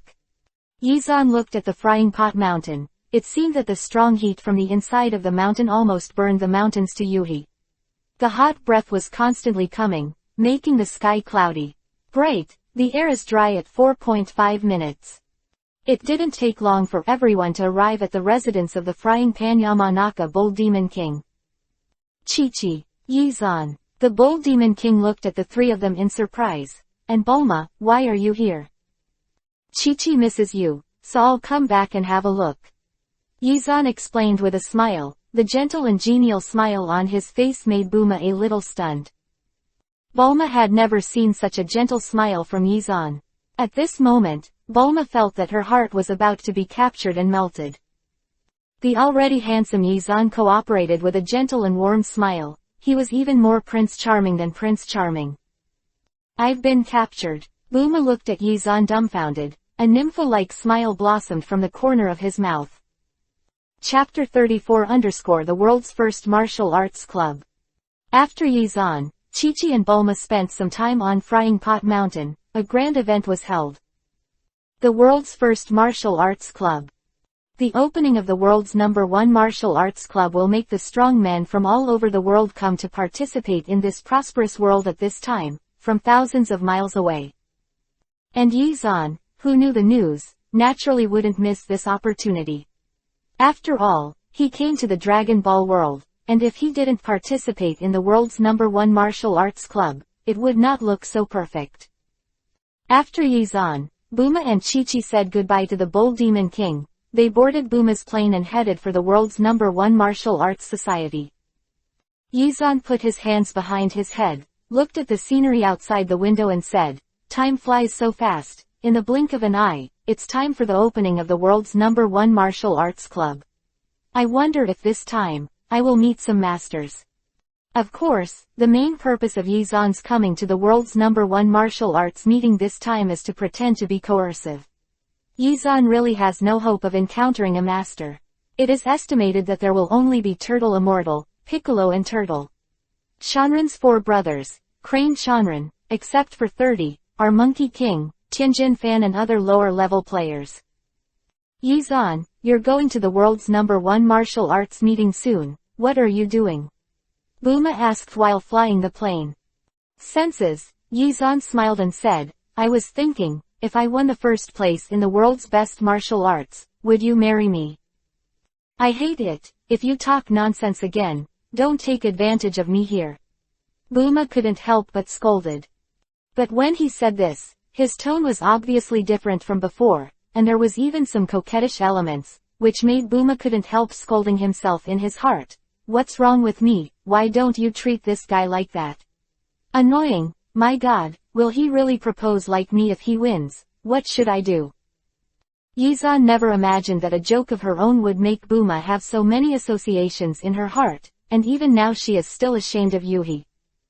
222. The helicopter landed in front of the manor of a mansion. At this time, the property purchased by the Buma family was only 1 street away from the venue of the #1 martial arts association in the world, which can be said to be quite close. If you stand on the roof, you can see the wonderful situation on the venue. In order to be able to participate in the world's #1 martial arts meeting on time, all the players will choose to come here early, and Yizan is no exception. He arrived one day earlier. Today is just registration, and tomorrow is the real start time. Yizan, on the other hand, got off the plane with Bulma in a daze, and saw that a servant came to greet him immediately, a little confused. I'll give a fork, the Bulma family is really a fork, and there are houses here. Yes, Yizan and others came to a villa in Bulma. Yizan once again had a clear impression of Bulma's wealth. Of course, people like Bulma and Yizan couldn't stay in the villa. They put down the line, tidied up their appearance a little, and went straight out. Because the world's #1 martial arts meeting is going to be held, this city can be said to be very lively. Many spectators who come to the competition have already crowded the city. Many people take this opportunity to start small businesses outside. The warriors who come and go are also the most at this time. All kinds of strangely dressed and individual characters can be seen everywhere on the streets. Yizan and Bulma went out, and they went straight to the registration office. After signing up, Bulma took Yizan to go shopping. After all, girls also like to be lively. However, at the gate of the #1 martial arts club in the world, Yizan spared his head worriedly and said, I don't know if the little monkey is here. After practicing with a mortal turtle for so long, his strength should also be obtained. Great progress. If it wasn't for Goku growing too slowly and it would take time, Yizan really wanted to see how strong the Super Saiyan really was. But Bulma smiled slightly and said, okay, Wukong will definitely come. He is also a guy who likes to pursue strength. Let's go shopping and wait. Yeah, Yizan nodded, just about to leave with Bulma, but suddenly looked to the side. There was a strong momentum. Yizan frowned slightly, couldn't help turning around, looked behind, but saw a man in cyan clothes with a white cape hanging behind his back, just turned his back to him and walked into the crowd. Vic. Yizan looked at the man's outfit and felt the breath of a man, and was a little puzzled. From the man's body, he felt a very unusual aura, very powerful, which made his own fighting spirit burst out again. Interesting. Yizan, what are you looking at? Let's go quickly. If we don't go to the street, it will be too late. Bulma pulled Yizan's arm beside him. Oh, Yizan nodded, looked back at Boomer, and when he looked in the direction of the man again, he found that the other party had disappeared without a trace, disappearing into the crowd. However, Yizan was not worried about not being able to find him. Judging by the man's appearance, he was also going to sign up for the #1 martial arts club in the world.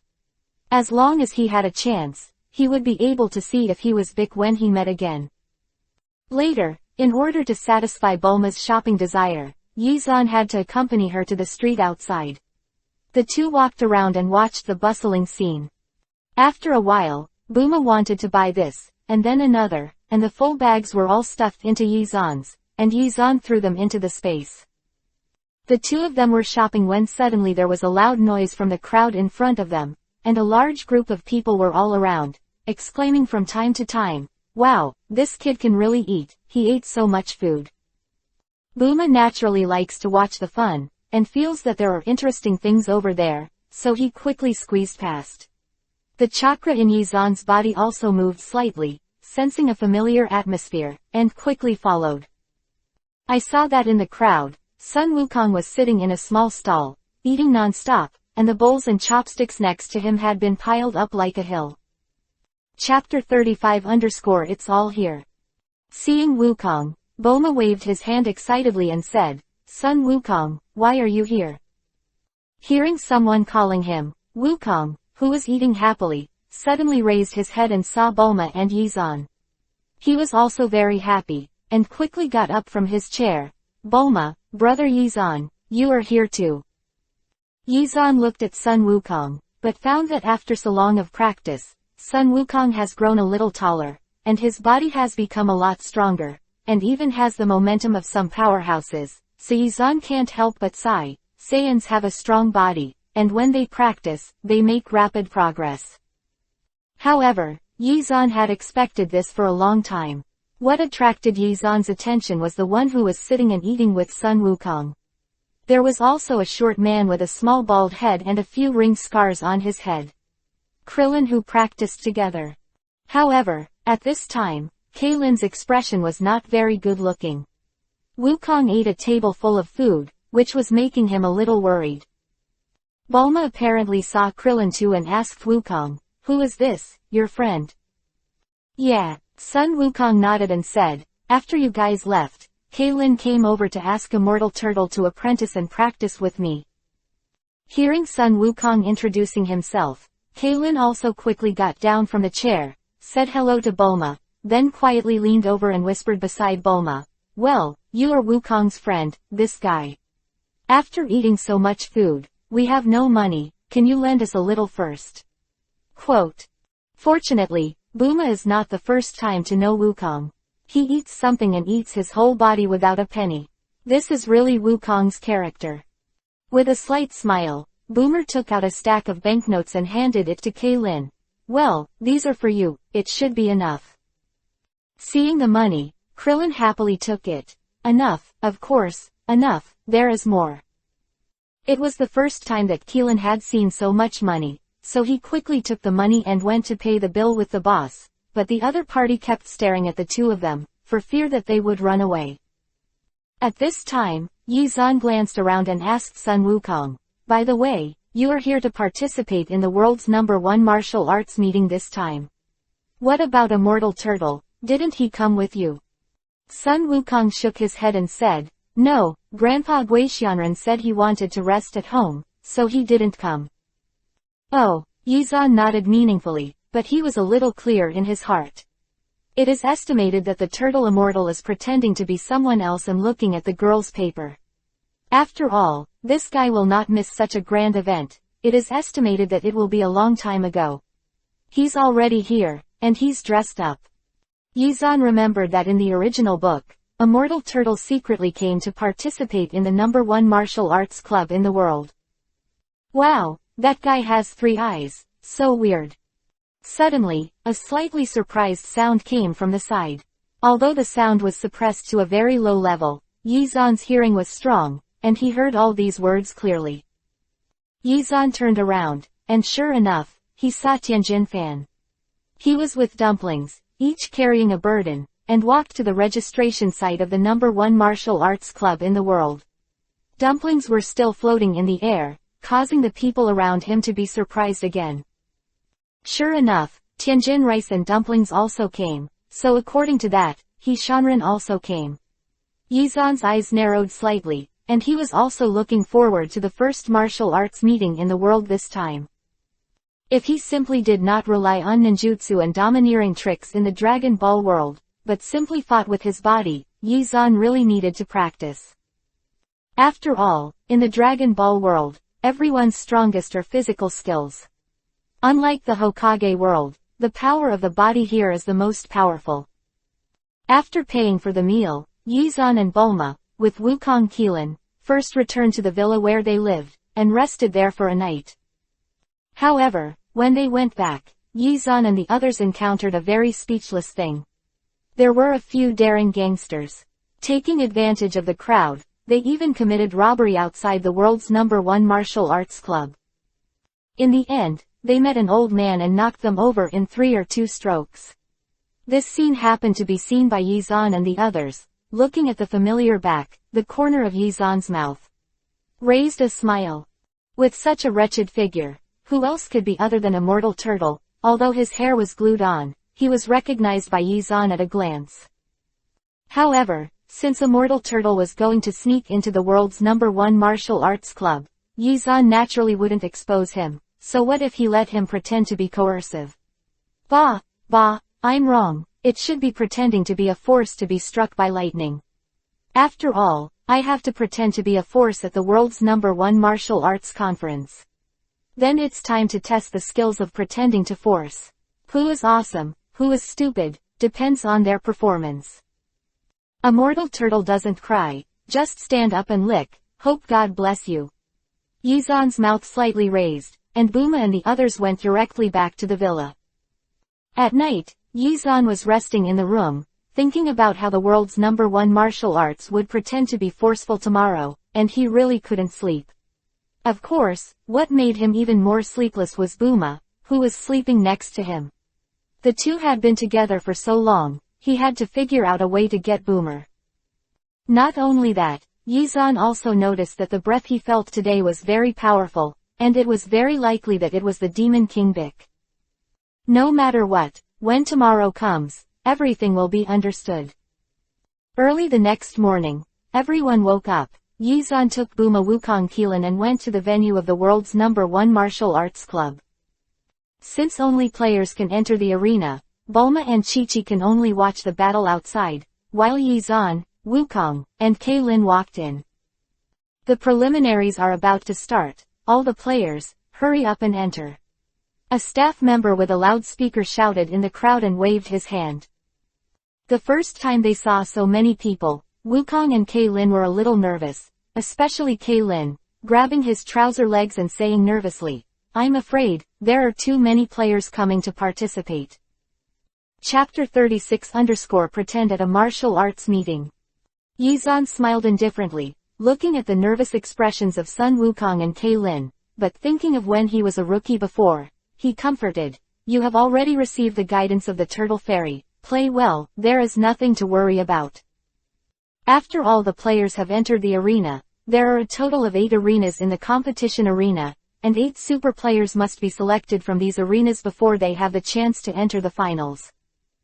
Host stood on the stage, took out the microphone and shouted, "The world's #1 martial arts club, as the name suggests, is to select the #1 master in the world, and now start the competition according to the number."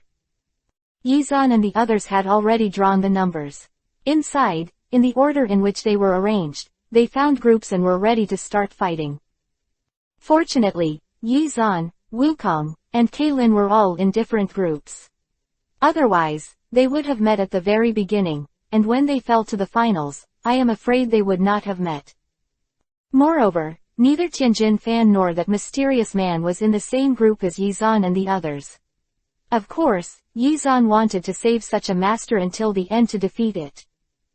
Moreover, Yizan also saw an acquaintance, Yamucha, who had fought last time, actually came to participate in the world's #1 martial arts meeting.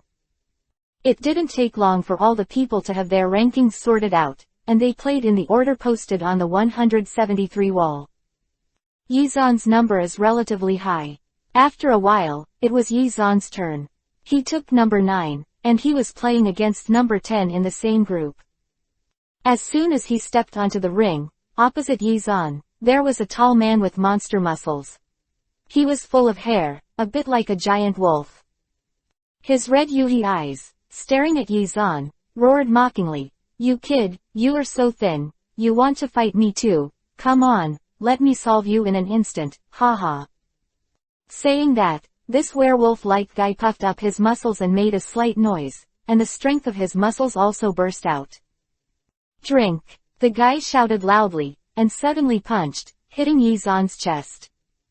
Yizan didn't move at all, but just when the punch was approaching in front of him, he raised his right hand, then stretched out his index finger, and tapped lightly on the guy's lower abdomen. Immediately, the werewolf-like guy suddenly screamed, and the fist he swung out quickly retracted, clutching his stomach, and kept wailing, "Ah, it hurts, it hurts, it hurts."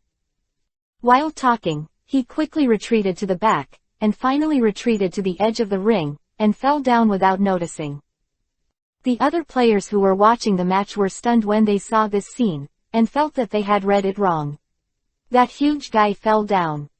Some players still didn't believe it, and even said to the person next to him, "What the hell is going on here, is that guy losing his balance himself?" Well, it's possible. Fake punches. Everyone didn't believe Yizan's martial power. After all, that werewolf-like guy had a huge body and looked very strong. Such a person could not be defeated so easily by Yizan. This is really a bummer. I failed to pretend to be a force. Yizan choked up and wanted to pretend to be a big force, but turned out to be a fool. However, victory means victory. The host held the microphone and could only announce loudly that Yizan had won. Sun Wukong and Keilin saw it below, and they could only sniff. They both said in unison, "Brother Yizan is really amazing." Next, Sun Wukong and Kaylin also came on stage, and they defeated their opponents without any suspense, and advanced to the 8 super powerhouses. Until noon, 8 strong men stood out, namely Yizan, Sun Wukong, Kaylin, Tianjin Rice, Dumplings, Dao Baibai, the pretentious turtle immortal, and a woman named Lena. As for Yamucha, unfortunately, in the preliminaries, he met Yizan and was defeated by him with 3 or 2 moves. There are 8 people in total. Yizan also vaguely remembers that Dao Baibai. He said in the original book that this guy is the #1 killer in the world. At the end of the preliminaries in the morning, in order to celebrate, Bulma invited a few of them to have a feast at a nearby gourmet restaurant. As a result, Wukong was willing to come out after eating to fill his stomach. In the final in the afternoon, all 8 strong players were present, and on the venue with only one arena, a knockout final was held. At such a critical moment, it is natural for all the spectators to enter the venue to watch outside. This is a competition, and the tickets of the audience are enough to make the organizers make a lot of money. Yizan, come on. In the front row of the audience, Bulma kept waving and cheering for Yizan in front. The host took the microphone and stood on the ring. After explaining the rules and constraints of the game, he announced the official start of the game. Everyone drew lots to decide who would play first. The unlucky one was Kling, who was the first to play, and he was fighting against Dao Baibai, the #1 killer in the world. As a result, even after a round of battle between Keelan and Dao Baibai, they were still defeated. However, after this period of cultivation, Keelan's strength has also increased a lot. In the second match, it was Yizan and Tianjin Fan's turn. The two drew the same numbers and became opponents. As soon as he played, Tianjin Fan with 3 eyes showed a vigilant look at Yizan. He said solemnly, "You are Yizan, I know you are very strong, I will take it seriously later." After Yizan made a big mistake before, he also made a ko with 1 move. Well, it was changed to 2 moves, but this made everyone accept this matter. Therefore, Tianjin Fan also knows that Yizan's strength is very tyrannical. Yizan also smiled slightly at Tianjin Fan's reaction and said, "Come on, I'll let you. Don't underestimate people. Drink." Tianjin Fan let out a low voice and rushed towards Yizan, showing great strength and speed between his fists and feet. "Yo, there's still a bit of momentum." Yizan chuckled, raised his arms lazily, and his arrogant attitude immediately made Tianjin Fan furious. Chapter 37 rolled Tianjin Rice. Hurry up, hurry up, hurry up. Too slow, too slow. Yizan's words made Tianjin Fan very upset. Shut up. I won't, you hit me if you have the ability. Hit me. Yizan and Tianjin Fan scolded and fought for dozens of rounds at the same time. As the battle continued, Tianjin Fan gradually became weaker and wanted to attack again, but Yizan pretended to smile lightly and said, "Tianjin Fan, you can't beat me, the battle is over." Shave. After saying that, Yizan suddenly jumped up, his figure disappeared in the air like a strong light, and when he reappeared, he was already behind Tianjin Fan. Only then did Tianjin Fan think of an extremely terrifying fact, that is, Yizan hadn't moved half a step since the beginning, and Tianjin Fan couldn't help but remember what Yizan said at the very beginning, "Did you keep it?" Tianjin Fan felt a burst of humiliation and yelled at Yizan, "Don't underestimate people." However, Yizan raised a knife with his right hand, hit the back of Tianjin Fan, and flew him straight out, spit out a mouthful of blood in the air, and flew out of the ring. "Che, what a roar, spicy chicken." Yizan licked his ears and said calmly. The second game, Yi Xuancheng. As the host's voice sounded, on the surrounding audience stage, the already enthusiastic audience members screamed and shouted with excitement. Yizan stepped down from the ring, and did not forget to glance at Bulma's side, revealing a faint smile. In the next third game, it was Sun Wukong against Dumplings. It went well. Sun Wukong showed his powerful strength, defeated Dumplings, and got the opportunity to advance to the next round of competition. In the fourth game, Turtle Immortal faced Lena. The uncle who was pretending to be Turtle Immortal still maintained a very lecherous character. He almost lost in Lena's hands when he fought against Lena, a beautiful girl. Fortunately, he showed his powerful strength later, only to save the defeat and successfully advance to the next game. The first round of powerhouses have been screened, and the next battle will be a tense second round of knockout rounds. Only after this round can they have a chance to compete for the real number one in the world. In the 2 rounds of competition, Yi-zan and the 4 went through a new lottery and grouping. In the first game, Yi-zan vs. Turtle Immortal, and in the second game, Wukong vs. Dao Bye-bye. After 2 games, the one who wins will have the chance to have the final duel. Audiences, the tense and exciting time has come. Who has the chance to enter the finals? Let's watch this game. Next, please, Yi-zan, Mr. Jackie Chan. He shouted loudly, and the audience in the stadium all boiled. Immortal Turtle, hee. Yi-zan smiled lightly at the corner of his mouth and slowly walked onto the ring. And Immortal Turtle also followed him into the ring. As soon as he saw Yi-zan on the opposite side, he was instantly stunned and begged for mercy. Young man, I have an old bone. You have to be merciful when you fight with me. Of course. Yi-zan smiled lightly and nodded. I will start very lightly. Yi-zan's heart almost jumped up. It was really cool to bully Turtle Immortal in front of so many people. And when Yi-zan was excited, Immortal Turtle played cards out of line. After the Turtle Immortal finished speaking, he took the lead in launching an attack, rushed forward quickly, raised his right hand, became an eagle fist, and shot a ray of light. There was no way, the Turtle Immortal still knew the tip of the iceberg for Yi-zan's martial arts. Anyway, Immortal Turtle knew that it was impossible for him to win by normal means. The speed is not bad. Yi-zan nodded. Although Immortal Turtle was suspected of a sneak attack, it was undeniable that the speed of this old fellow was still very fast. Bang, bang, bang. Yi-zan's movements in his hands were not slow, and he quickly unleashed several attacks, all of which were blocked in front of Immortal Turtle, and took all his moves. As for Yi-zan in front of him, Immortal Gui had long expected that Yi-zan would be very powerful, but fighting with Yi-zan, Immortal Gui still felt that there was no hope of winning. He must use his strongest attack, and he must not slack off. Immortal Turtle thought seriously when he looked at Yi-zan. The attack speed of the two was so fast that the surrounding audience could hardly see their movements with the naked eye. Only the arms of Yi-zan and Immortal Turtle could be seen shaking and attacking forward.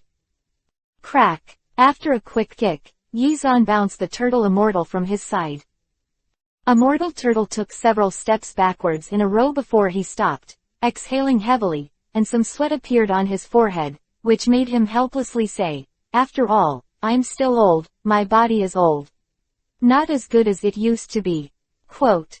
Yi-zan smiled lightly and said, "Yeah, the old man will go back to his old age obediently and buy something cute. Are you now a fool?" A faint smile appeared on the corner of Yi-zan's mouth, but his mouth was resolutely attacking the Immortal Turtle. Immortal Turtle looked at Yi-zan and said that he was thick-skinned and didn't care, and said to Yi-zan, "Since this is the case, why not use our most powerful move, and one move will determine the outcome." Immortal Turtle's mind was clearly seen by Yi-zan, and said, "Stinky old man, it's not that I despise you, the most powerful move. You are not too weak. Spicy chicken, weak chicken." Immortal Turtle didn't care what Yi-zan said, and started to activate his Turtle School Qigong.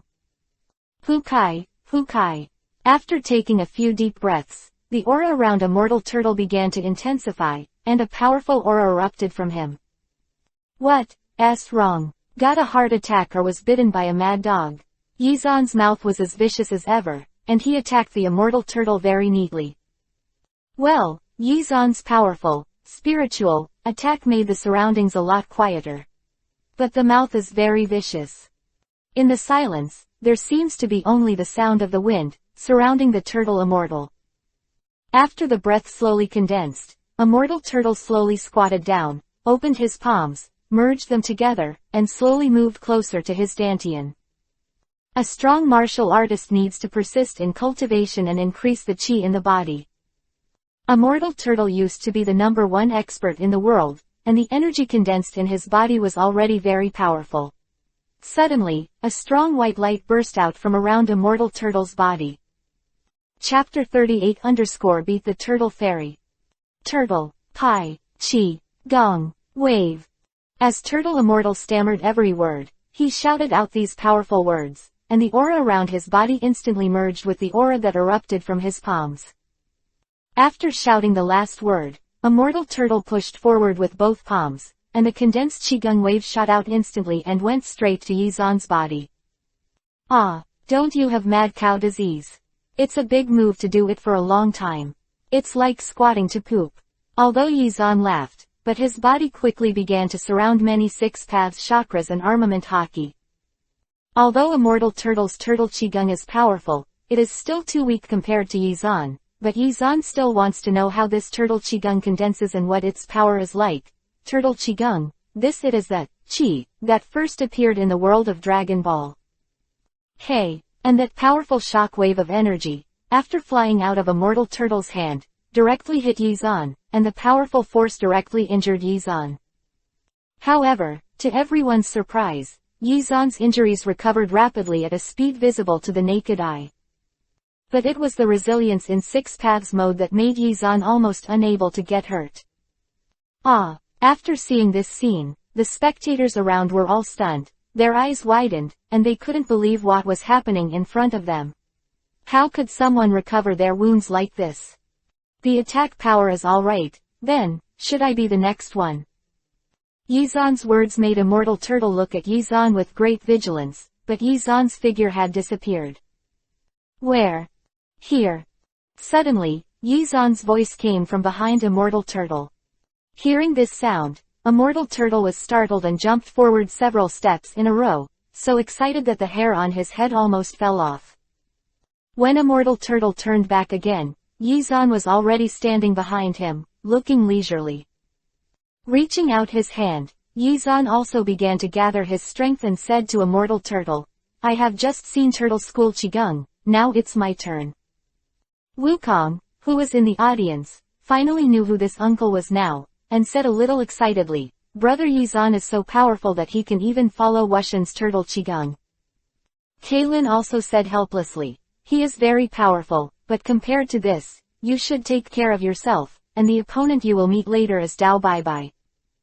In the arena, Immortal Turtle saw that Yizan was going to be serious. He quickly waved his hand, and said, forget it, I'm an old man.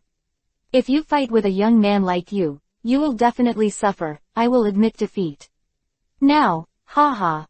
Immortal Gui has long known the strength of Yizan. This time Yizan can even catch his most powerful Turtle Qigong.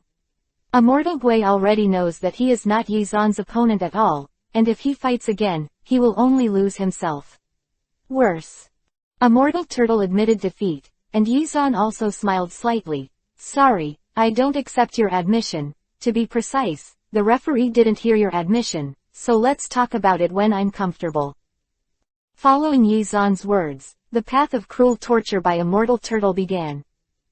Every time Guixianren talked about this battle, he would just cry, and 2 lines of old tears squeezed out of those mung bean-like eyes. Crap. Finally, after Yizan calmed down, the host stood up. Competitor Yizan is really strong. In this round, Yizan won. Then in the next game, who will win and have the opportunity to play against Yizan?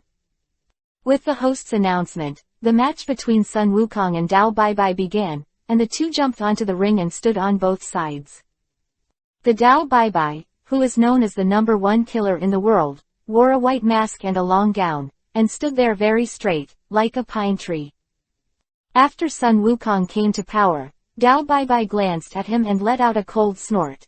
Such children come to participate in the world's #1 martial arts meeting. Isn't there a more powerful master who can make him come this far? Make me angry. No matter how simple Sun Wukong is, he is still very angry in the face of other people's provocation. He pointed at the peach in vain and shouted, enough is enough, hit me if you have the ability. After a loud shout, Sun Wukong rushed out and kicked Dao Baibai fiercely with the fastest boxing and leg technique. But that Dao Baibai, since he dared to be known as the #1 killer in the world, he has some strength, and he was able to fight Wukong with ease. It wasn't until the end that Sun Wukong exploded the power of his whole body, and just like the turtle immortal, he used the powerful turtle Qigong to defeat the Dao Baibai. Seeing that Wukong also understood turtle Qigong, Yi Zan, who was standing below watching the battle, nodded with satisfaction. He is indeed a Super Saiyan of the universe fighting nation. Sun Wukong looks cute, but when he encounters a battle-related person the matter reflects the superhuman aptitude, and the understanding of combat skills is very powerful, worthy of being a person with Saiyan blood. At the same time, Yi Zan also understood that the highest understanding of the powerhouses in this world is the operation of Qi. Just like chakra in the Hokage world, how much Qi a person has, how much fighting power, but compared with chakra, which is flooded in the Hokage world, the Qi in this world is more difficult to practice. In the entire 7 Dragon Ball, there are not many people on Earth who practice Qi, martial artists. Although there is no combat power monitor in 0.6 now, Yi Zan can also feel that the current Sun Wukong can already fight the Turtle Fairy. Player Wukong wins. The host shouts to you, announcing the result of the match. The 2 strongest players have already been selected, and the next strongest and ultimate battle, Yi Zan vs Wukong, will be the last battle of the World Martial Arts Association. The people in the audience are already boiling, watching the world's #1 martial arts club. In addition to watching his wonderful battle, who can win the world's #1 is also the reason for their attention. After resting for a while, the final match finally started quickly amid the host's shouts. The last game, Yi Zan vs. Sun Wukong. Chapter 39_Turtle Qigong. Roar. Cheers immediately sounded all around. Yi Zan and Wukong walked onto the ring from 2 directions respectively. Boma watched the fight below, and couldn't help but look at Yuhi with an excited pretty face, a pair of eyes, but never had leaving Yi Zan's body. After entering the ring, Wukong looked at Yi Zan opposite and said, "Brother Yi Zan, I didn't expect that the opponent I would face in the end is actually you." Yi Zan smiled lightly and said, "This is just a martial arts competition, there is nothing to worry about. Try your best to use your strongest moves and attack me, don't be merciful." For Yi Zan, this battle is really nothing. The Demon King Bik didn't know why he didn't participate in this competition, and the rest of the people, very few people would be angry, and except for Yi Zan's acquaintance, there is really no how many opponents. Compared to Yi Zan, Wukong, who was naturally belligerent, nodded excitedly and said with a solemn expression, "Okay, I'm welcome." Drink. With a loud shout, Wukong jumped up, jumped into the sky, launched an attack on Yi Zan, and flew over with a kick, with a strong inchwind. 30 inches the speed is not bad. Yi Zan nodded lightly, stretched out a hand at will, and blocked Wukong's attack. Shish, shish, shish. Wukong launched the fastest attack from all directions, and the figure became a little illusory, as if several Wukong appeared in front of Yi Zan. But even with such a quick attack, Yi Zan still blocked it all with one hand, and he seemed very relaxed, able to free up his energy to talk to Wukong. "Wukong, your speed is not bad, but your strength is still very strong. Weak, need to strengthen training." Quote. After he finished speaking, Yi Zan slapped Wukong with his backhand, and with great strength, he slapped Wukong out with his backhand.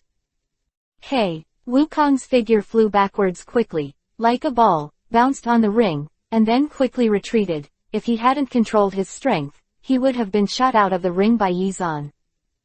Hokage, Hokage. After gasping for a while, Wukong said to Yi Zan, "Brother Yi Zan is really good, it seems that I don't need the last move, it's not going to work." Sun Wukong jumped his body to make his body lighter. Facing Yi Zan, Sun Wukong also became extra serious. Although he knew that the current Wukong was not his opponent, Yi Zan still wanted to know how much the Saiyan bloodline could play on Wukong now. "Come on, little monkey, use your most powerful moves." Yi Zan smiled lightly and said to Wukong. "Then I'm welcome." Wukong shouted, quickened his pace, jumped up from the spot, and kicked Yi Zan fiercely. "Is this still the trick?" Yi Zan shook his head slightly, and a force condensed from his right foot, and the needle tip swept across maiming quickly. Shoo! This kick was very fast, and it hit Wukong in one fell swoop, but in an instant, Yizan's figure blurred for a while, turning into an afterimage and disappearing. Yizan pulled away and watched the figure of the previous Monkey King slowly dissipate, and an interesting look flashed in his eyes. You can actually pull away the afterimage with speed. Yizan was a little emotional. Haha, be fooled, I'm on top. Wukong burst out laughing, and suddenly kicked down from a height, straight at Yizan. However, before Sun Wukong fell, Yizan had already calculated the direction of Sun Wukong's attack, and with a flick to the side, he dodged easily. Bang! Sun Wukong's blow didn't hit Yizan either, but kicked on the ring. The power of his right foot knocked out several cracks on the marble floor. Hey! Yizan took a light step on the ground and rushed in front of Wukong. His right hand condensed a ray of light, slapped a palm, hit Wukong's lower abdomen, and quickly knocked him back. After retreating several steps in a row, Wukong was forced to retreat to the edge of the ring again. After a few breaths, he stared at Yizan and said, "Brother Yizan is really amazing. If this goes on, I have to admit defeat. The result. Didn't you say you want to use your strongest move? Why don't you use it?" Yizan waved at Wukong and murmured, "Little monkey, don't let me down." Hee hee. Wukong suddenly smiled and said, "Be careful there, brother Yizan." Hoo hoo. There were several wind noises around, and Wukong suddenly stepped back with his right foot and made a half-squat motion. He folded his hands, put them on his waist, and said word by word, "Turtle." Pie. This kid has also learned turtle school Qigong. Yizan's eyes narrowed slightly, but he was relieved quickly. Sun Wukong's martial arts talent is already very high, so it's normal to have learned turtle school Qigong. Seeing this, Yizan also cracked a smile. Is it turtle Qigong? I don't know, how is my turtle Qigong? Yizan broke out the turtle Qigong from the turtle immortal very early, but if 750 uses it, this is the first time. And this time, since Sun Wukong was going to use the turtle school Qigong, Yizan was also ready to pretend, and immediately like Wukong, he folded his palms, gathered around his waist, and snorted, "Turtle." Pie. In the Dragon Ball world, masters fight with Qi, and Yizan now also has Qi in his body. Although compared to Chakra's current Yizan's Qi, it can be said that it is very little, but releasing a turtle Qigong is still a good thing. Okay. Most importantly, Yizan discovered that Chakra and Qi were two completely different forces. That is to say, the strength brought to him by his powerful Chakra will not be of much help to his cultivation in the world of Dragon Ball, and if he cannot learn to use his Qi, he will face superhuman players like Frieza and Sharu. The strong, I am afraid that this little strength will be slag in seconds. It happened that he also tried it this time to see if the use of Qi in his body could release it like the turtle immortal and Sun Wukong. Gather the chakras in the body, and then, another completely different energy circulates in the muscles and veins, it is Qi. Qi slowly condensed in Yizan's palm, and the power radiated along with it, forming a dazzling light energy. Turtle School Qigong. Wave. Chapter 40 _Bloodline Modification. Turtle School Qigong. Wave. Wukong spit out the last word and pushed forward with all his might. In his palms, a powerful shock wave shook the air around him and kept shaking. The turtle immortal, who was watching the battle below, was already dumbfounded at this moment. His original stunt Turtle School Qigong was unexpectedly learned by Wukong so quickly. There is also Yizan. When Yizan learned the Turtle School Qigong, the turtle immortal really doesn't know about this matter. Good job. Yizan also snorted, and after successfully condensing the powerful shock wave, he quickly pushed it out. Hey! A very powerful shock wave of light flew out of Yizan's hand like a light Jinchuriki column, and met Wukong's Turtle Qigong wave. In comparison, Yizan's Turtle Qigong wave was much bigger than Wukong's. As soon as the two met, Wukong's shock wave was wiped out. The remaining powerful force still slammed forward, leaving Goku almost no chance to dodge. Seeing the shock wave coming, Wukong could only shout, "Hit the front," and the whole person was knocked out by the shock, and after a few tumbling in the air, he landed under the ring. This was unexpected by Yi Zan. In Yi Zan's opinion, he was just learning qi for the first time, and it stands to reason that he was at the same level as Sun Wukong at most, but he did not expect his qi to be so tyrannical. The moment he knew the power of his shock wave, Yi Zan quickly transformed the energy in his body into chakra. A Hiraishin technique came to his turtle qigong wave, blocked it with one hand, and threw it up. The powerful light and impact, like a comet, directly rushed into the sky, turned into a white dot, and disappeared. The people who were watching the battle all around, all widened their eyes at this moment, wondering if they were wrong. Yi Zan's power is really too powerful, to be able to use such a terrifying move. He is not a person from the earth. And Yi Zan, after doing all this, the corners of his mouth couldn't help but twitch slightly, and he was very surprised. Sure enough, in the Dragon Ball world, after learning how to use qi, his strength can get a quality flight, and when he uses it, still so handy. The only shortcoming is that the qi used by Yi Zan cannot be integrated with chakra. This is a hidden danger, but it is not a big problem. The big deal is to wait until the practice reaches the strength comparable to that of a Super Saiyan, and use the fruit of face to solve it. Everyone in the audience was stunned. After a long time, the host took the microphone and shouted, "The final winner, contestant Yi Zan." Roar. No matter what, everyone saw a constant battle, and everyone was boiling, cheering for Yi Zan, and celebrating him, the winner. The turtle immortal below couldn't help but wipe the corners of his eyes and sighed slightly in his heart. It seems that I am the number one in the world. It is time to give way. This world is the world of young people. After winning the competition of the number one martial arts club in the world, Yi Zan also received a bonus of 10,000 yuan. Although it was not a lot, it was a good experience for Yi Zan. With the 100,000 bonus, Yi Zan invited Wukong and a few people to have a feast. Unexpectedly, Wukong, the big stomach king, would eat the 100,000 bonus he won. In the Bulma family's villa, Yi Zan and several others lived here, and the number one martial arts meeting in the world was over. They were going to rest here for a few days and enjoy life. At night, Yi Zan slept in a separate room. Unable to fall asleep, he slowly got up, hesitating in his heart, whether or not he should transform his cells. To be honest, his bloodline is the bloodline of ordinary people. Before, Yi Zan once wanted the bloodline of Kagaya-Heim, but after accepting Kagaya-Heim's power can be used at will, and the thought of transforming bloodline has faded. Because of this reason, Yi Zan's current bloodline is still very pure, an ordinary person. Well, there is nothing pure or impure for ordinary people. In short, Yi Zan is struggling with one thing, whether or not he should transform his cells and change his bloodline into that of a Super Saiyan. If there is no face fruit, Yi Zan has not yet had the opportunity to transform the Super Saiyan bloodline, but now that there is the face fruit, it is not difficult to change his bloodline into the Super Saiyan bloodline. Getting up and standing in front of the window, Yi Zan looked at the bright moon outside the window and pondered for a while.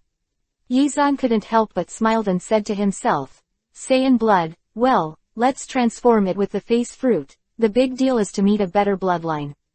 After that, just replace it with the face fruit again. It will take some physical effort at most. Quote, cell, give me a face, and integrate the advantages of Sun Wukong's cells into my cells." Following Yi Zan's words, Yi Zan began to use the face fruit.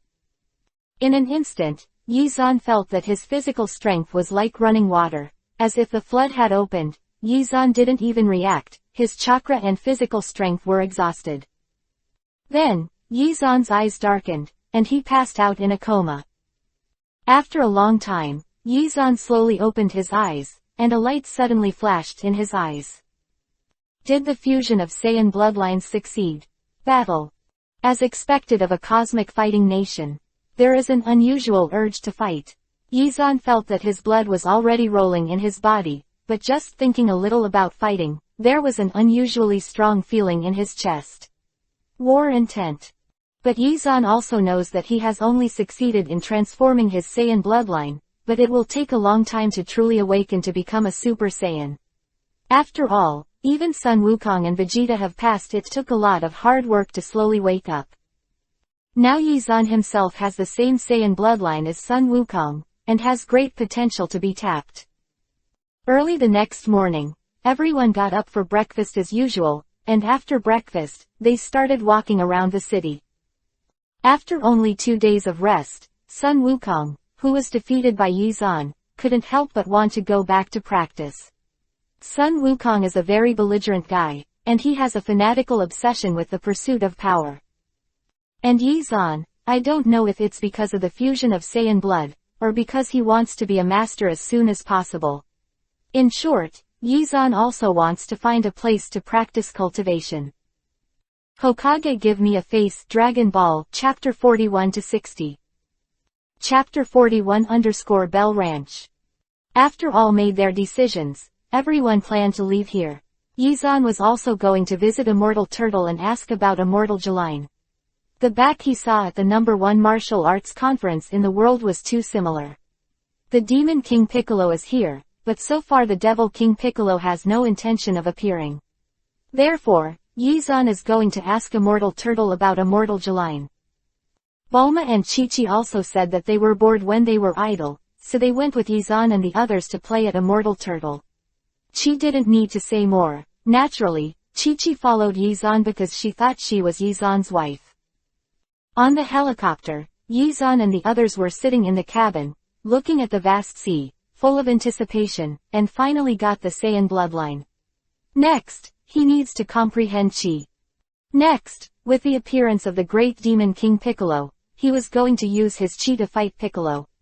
After all, if he didn't use his Chi all the time, his Chi practice would never improve. And Fairy Garen, I have to go there myself, not only because of Demon King Piccolo, but also because of Immortal Jalen's immortal beans. My face fruit will consume my stamina, while immortal beans can replenish my stamina, so Yizan is prepared to make some. 180. There is also the creator of Dragon Ball who is one with Piccolo, the god from the planet Namek. You must also visit. Moreover, Yizan is ready to wait for his strength to become stronger, and prepare to visit all corners of the universe. But without this powerful strength, you still have to practice well. While Yizan was thinking about this, the plane came to the island of the Immortal Turtle. As soon as everyone landed from the plane, from the house of Immortal Turtle, a big beauty walked out of the door and waved to everyone, "Welcome back." Beauty. Seeing this blue-haired beauty, Yizan couldn't help his eyelids twitching, and staring at her, he couldn't bear to leave. This beauty is very sexy, a woman with a different taste all over her body, although not as youthful as Bulma, but more attractive. Wearing an apron and wearing a blue short skirt, she looks very beautiful, full of murderous part, coupled with those snow-white legs and ass. Yizan can't help swallowing when he sees it. She is really a mature woman. What? Seeing Yizan's fixed eyes, Bulma couldn't help pinching Yizan's arm and whispered, "Why, I'm drooling when I see how beautiful they are." It hurt so much that the flesh was pinched, but Yizan could only reluctantly said softly, "No, hee, no matter how beautiful you are not as beautiful." Humph. Bulma snorted and ignored Yizan, but he was very happy inside. After all, the man he liked praised him. Immortal Turtle walked to the front, stretched out his hand and introduced, "This is Miss Lanchi, this is Bulma, Yizan, let's get to know you." After saying hello to each other, Lanchi showed a bright smile and beckoned to Yizan and Bulma. "You are all tired, my meal is almost ready, everyone come in and wait for a while." Okay. Everyone nodded and walked into the hut of Immortal Turtle. Sure enough, it was different when there was a woman, and the house was clean and tidy. After a while, Lanky made delicious dishes, brought them up, and put them on the table, filling the table. Looking at the delicious food, Wukong was already drooling, ignoring the expressions of the people around him, and said, "I'm going to start." After he finished speaking, he picked up a chicken leg and devoured it. But everyone was used to Wukong, who had a big appetite.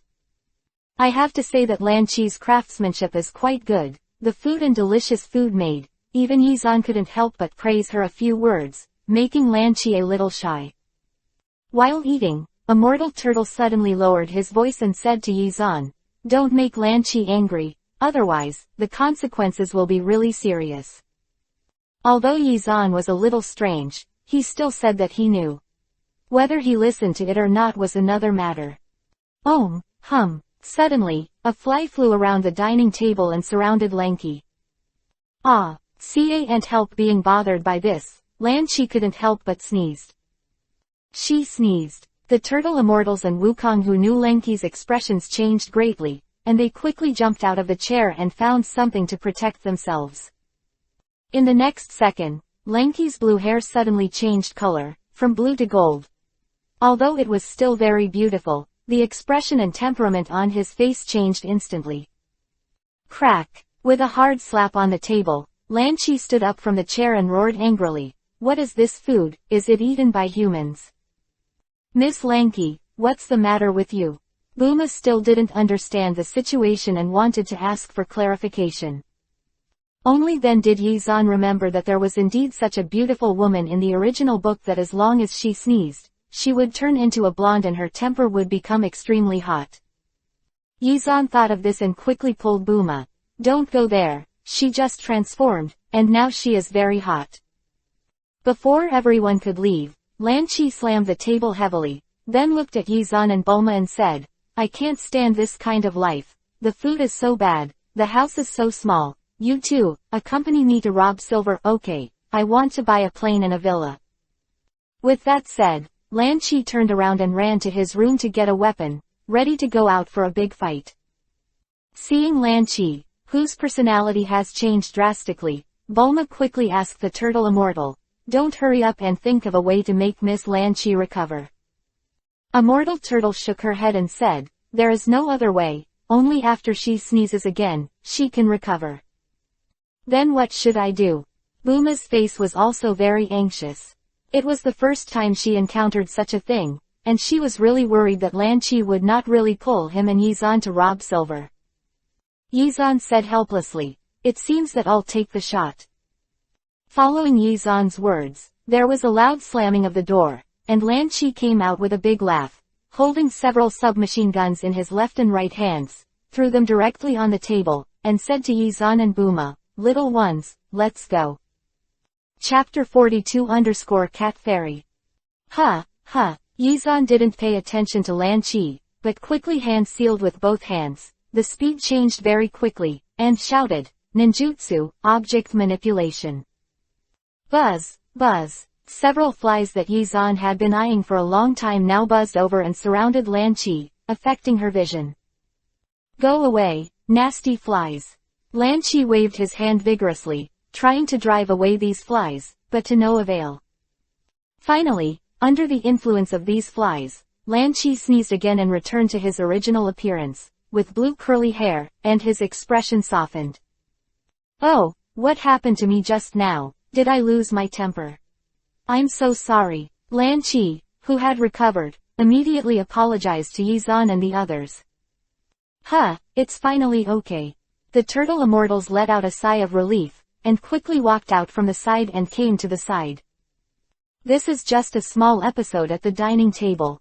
After eating, Yizan and others sat on the sofa outside the island, enjoying the sea breeze and sunshine in the afternoon, which is really a different kind of comfortable thing.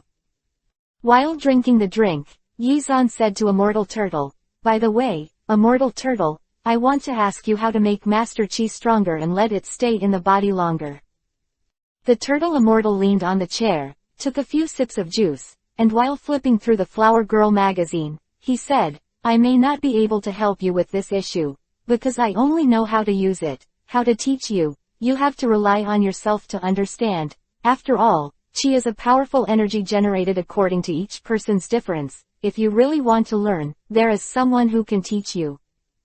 Who? Yizan hurriedly asked. If he wanted to become a top powerhouse in the Dragon Ball world, if he didn't know how to use his chi, that would be absolutely impossible.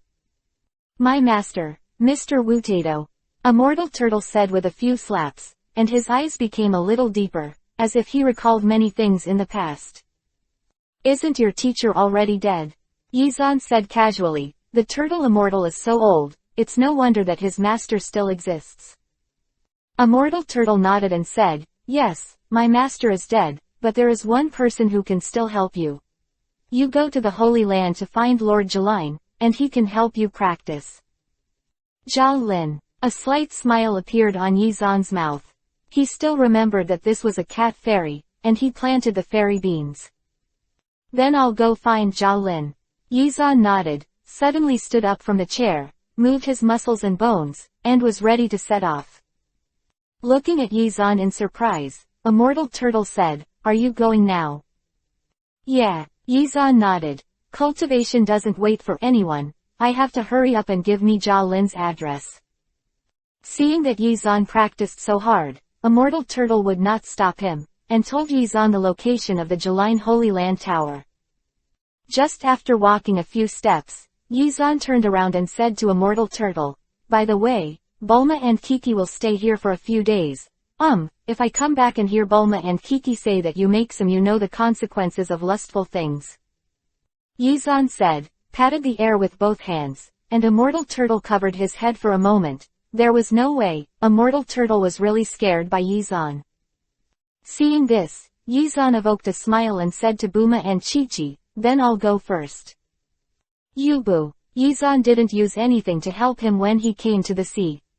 He jumped up and flew into the sky. He quickly flew into the distance and disappeared from the sight of Immortal Turtle.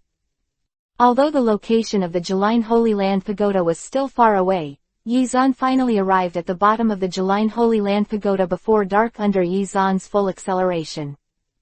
In a forest, the Jaline Holy Land Tower was inserted straight into the cloud from the ground, and the pure white tower was like a ladder, which was inserted vertically from the sky.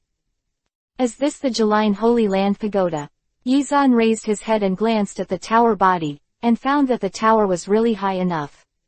At first glance, he could not see where the end was.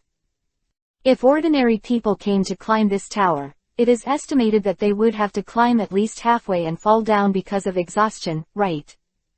However, this height was not a problem for Yizan. Moon Step. Once again, he performed the 6 naval styles plus the telekinesis technique, and he quickly rose into the air and flew towards the top of the Galen Tower. Soon, Yizan saw the body of the tower. On the top of the tower, there was a disc-like thing, which was the residence of the cat fairy, Jaline. Shoo! Yizan dodged up, rushed up, and landed in the disc pavilion. After so many years, finally someone came up again. Yizan had just landed when a voice sounded behind him. Looking back, I only saw a big white cat with a cane in his hand, standing like a human, talking to Yizan behind him. You are the cat fairy Jaline? Yizan asked. Garen nodded. It's me, do you have anything to do with me? But no one has come up for many years. Yizan directly stated his purpose. I was recommended by Immortal Turtle to come to you. I want to run with Master's anger. Can you teach me how to do it? Immortal Turtle. It's that brat from Wu Tian, he's still alive. Jalin said lightly, with an old-fashioned look. In fact, Jalin is already very old. As early as when he was young, he taught him to practice. Now, I don't know how old he is. Glancing at the sky outside, Garen nodded and said, if that's the case, then come with me, and I'll take you to a place. Okay. Yizan nodded and followed behind Jalin to the middle of the top of the tower. You sit down. Garen pointed to the middle of the pavilion. Not knowing what the hell this Jalin was going to do, Yizan had to follow what Jalin said, sitting cross-legged on the stone slab in the pavilion, and began to meditate. Meditate, breathe. Jalin walked around behind Yizan and reminded. Suddenly, Immortal Jaline walked behind Yizan, raised the ancient vine cane in his hand, and knocked hard on the back of Yizan's head. Chapter 43 Spiritual World. Although Yizan felt Immortal Jalin's movements, he forced himself to endure the thought of counterattack. Before Yizan did not resist, Immortal Jalin's withered vine cane hit Yizan's head. In an instant, a shining light circle emanated from the scepter and expanded rapidly. Along Yizan's body, spread out around. At this time, Yizan only felt a coolness in his mind, and his thoughts suddenly floated, as if he had come to another invisible world. At this time, Zhao Lin's voice reached Yizan's mind. This is the spiritual world. I will send you to Wu Tato now. He will tell you how to use qi. Yizan was really surprised at this moment. He could force himself to enter the spiritual world. This is not a small method. You must know that in order to prevent demonic illusion in the Hokage world, your own spirit is very powerful, but only by tapping, you can force yourself into the spiritual world. This method is also very incredible. After Zhao Lin's words disappeared, Yizan only felt that his mind was spinning, and his soul seemed to be pulled out and went to another place. Shish! In the mental space, Yizan suddenly fell from the air and hit a big tree directly. Ouch! Yizan rubbed his painful ass, and slowly looked around. The environment was already different from before, and he seemed to have come to a strange place. The mountains and rivers are beautiful here, surrounded by flowers and birds, and a few birds are chirping and dancing beside Yizan, looking very anxious. Yizan took a closer look, and it turned out that he almost crushed their nest, and quickly said, "Don't worry, I won't hurt you." Leaning down, Yizan jumped off the tree and came to the ground, nodding slightly in his heart. It seems that this is the spiritual world, but it doesn't seem to be my spiritual world. Yizan said and walked away. Crash! Not long after, Yizan heard the sound of running water coming from the front. The places with water are usually the gathering places of villages. Yizan thought and walked towards the running water. When Yizan just walked to the river, across a few small trees, Yizan saw through the leaves that several women were bathing in the river. It just so happened that the place Yizan could see was a small pool with a waterfall above it, which hit the bottom and became a pool, and the pool went down and became a small river. With such a hot scene, Yizan couldn't help taking a few breaths. Yizan admits that he is not a decent person either. Kunzi, there are beauties taking a bath, and he doesn't look at it without looking at it. Slutty thief, what are you doing? Suddenly, a sharp shout came from behind Yizan, and Yizan's body trembled in fright. Fuck, it was discovered. Yizan didn't turn his head back, and ran straight ahead, dodged a few times, and disappeared beside the small trees. However, Yizan, who had already revealed his whereabouts, shocked the women who were bathing below, and all of them screamed at the top of their throats. Immediately, the woods became a mess. Outside the woods, the men in the village who were working, heard the sound, and they all rushed over to surround Yizan. Seeing that someone was chasing him, Yizan hurriedly used his speed, quickly left the woods, and ran outside.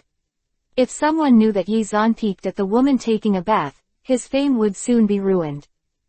Whoosh! Just as he settled outside, a strong gust of wind rushed from behind him, slashing like a sharp blade.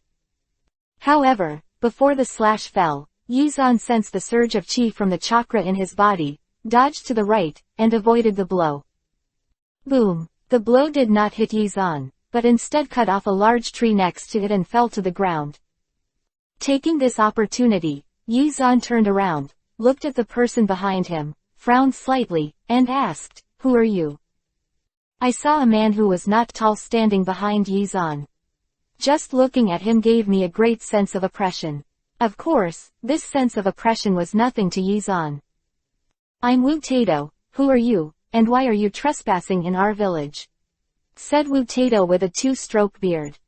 He didn't expect to see Wu Tato so soon. Yizan hurriedly jumped down from the tree, stood face to face with Wu Tato, and said, "I'm Yizan, I came here to practice with you. I want to learn from you how to use qi."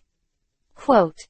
At this time, a large group of villagers with hoes and poles ran out from behind Wu Tato. They chased here and pointed at Yizan. "Mr. Wu Tato, this guy is peeking at other people's baths, and he must be arrested. Punish him well." In particular, one of the girls with pigtails took a few steps forward, pointed at Yizan and said, "Dad, he peeked. I recognize his back." Yizan was about to fall down immediately. He didn't expect his back to be recognized by others. It might be because his clothes were different from this era, so he was so conspicuous. The most important thing is that I really stepped on the shit, and the target of peeping failure turned out to be Wu Tato's daughter. However, Yizan looked at Wu Tato's daughter, and she was really pretty. Hearing the words of the villagers behind him, Wu Tato's eyes narrowed slightly. He raised his hand, and said to the people behind him, "Everyone, be quiet." Wu Tato was still very important in this village. As soon as he waved his hand, the villagers behind him immediately quieted down. The strength that Yizan showed just now surprised Wu Tato. The attack he showed was actually dodged by Yizan. If there is a conflict with Yizan now, it will be very bad for the whole village.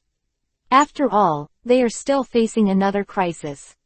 Seeing that Wu Tato didn't speak, Yizan quickly waved his hand and said, "This must be a misunderstanding. I didn't mean to peek at other people's baths. Please believe me." Wu Tato gave Yizan a careful look and said, "We'll talk about this later. Don't you want to come to practice with me? Then come with me." Unexpectedly, Wu Tato agreed to take him to practice. Yizan was a little surprised, but since he agreed, he naturally followed quickly. "Dad." Wu Tato's daughter called him a little unwillingly when she saw her father being taken away by the bad guy Yizan. Taking Yizan to the direction of the village, Wu Tato waved his hand and said to the surrounding villagers, "Everyone, go back quickly. I will explain this to everyone. Remember, be careful to go out these 2 days. The mountain demon will come out at any time." Hearing the latter sentence, all the villagers in the village changed their expressions, clenched the hoe in their hand, nodded, and took their family back. Chapter 44 I teach you to use gas. Soon, Yizan followed Wu Tato to his martial arts hall. In several nearby villages and towns, Wu Tato's martial arts hall was the most stylish and had many disciples. After all, he was a leader in the martial arts world. Wu Tato did not let Yizan contact the other disciples, but took him directly to his room. After sitting down, Wu Tato said directly, "Do you know why I brought you back?" Yizan smiled lightly and said confidently, "Because I'm handsome enough, right?" "Ha ha." Wu Tato gave a speechless smile and then said, "Wrong, it's because the nearby villages are facing great danger. I need your help, so I left you." Wu Tato can be considered upright, and he confessed all his thoughts to Yizan without reservation. After hearing this, Yizan was not too surprised.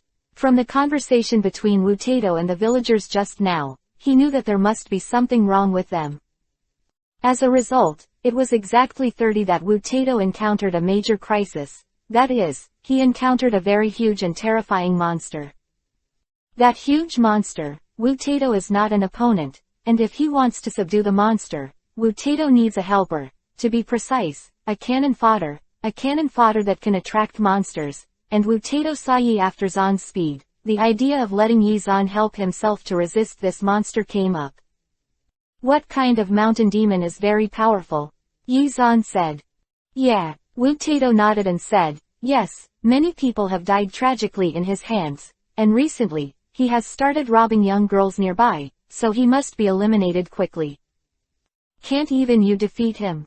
Yizan asked. Although it was hundreds of years ago, the strength of Wu Tato is definitely the peak of existence in this era. How could he even deal with a mountain monster? No.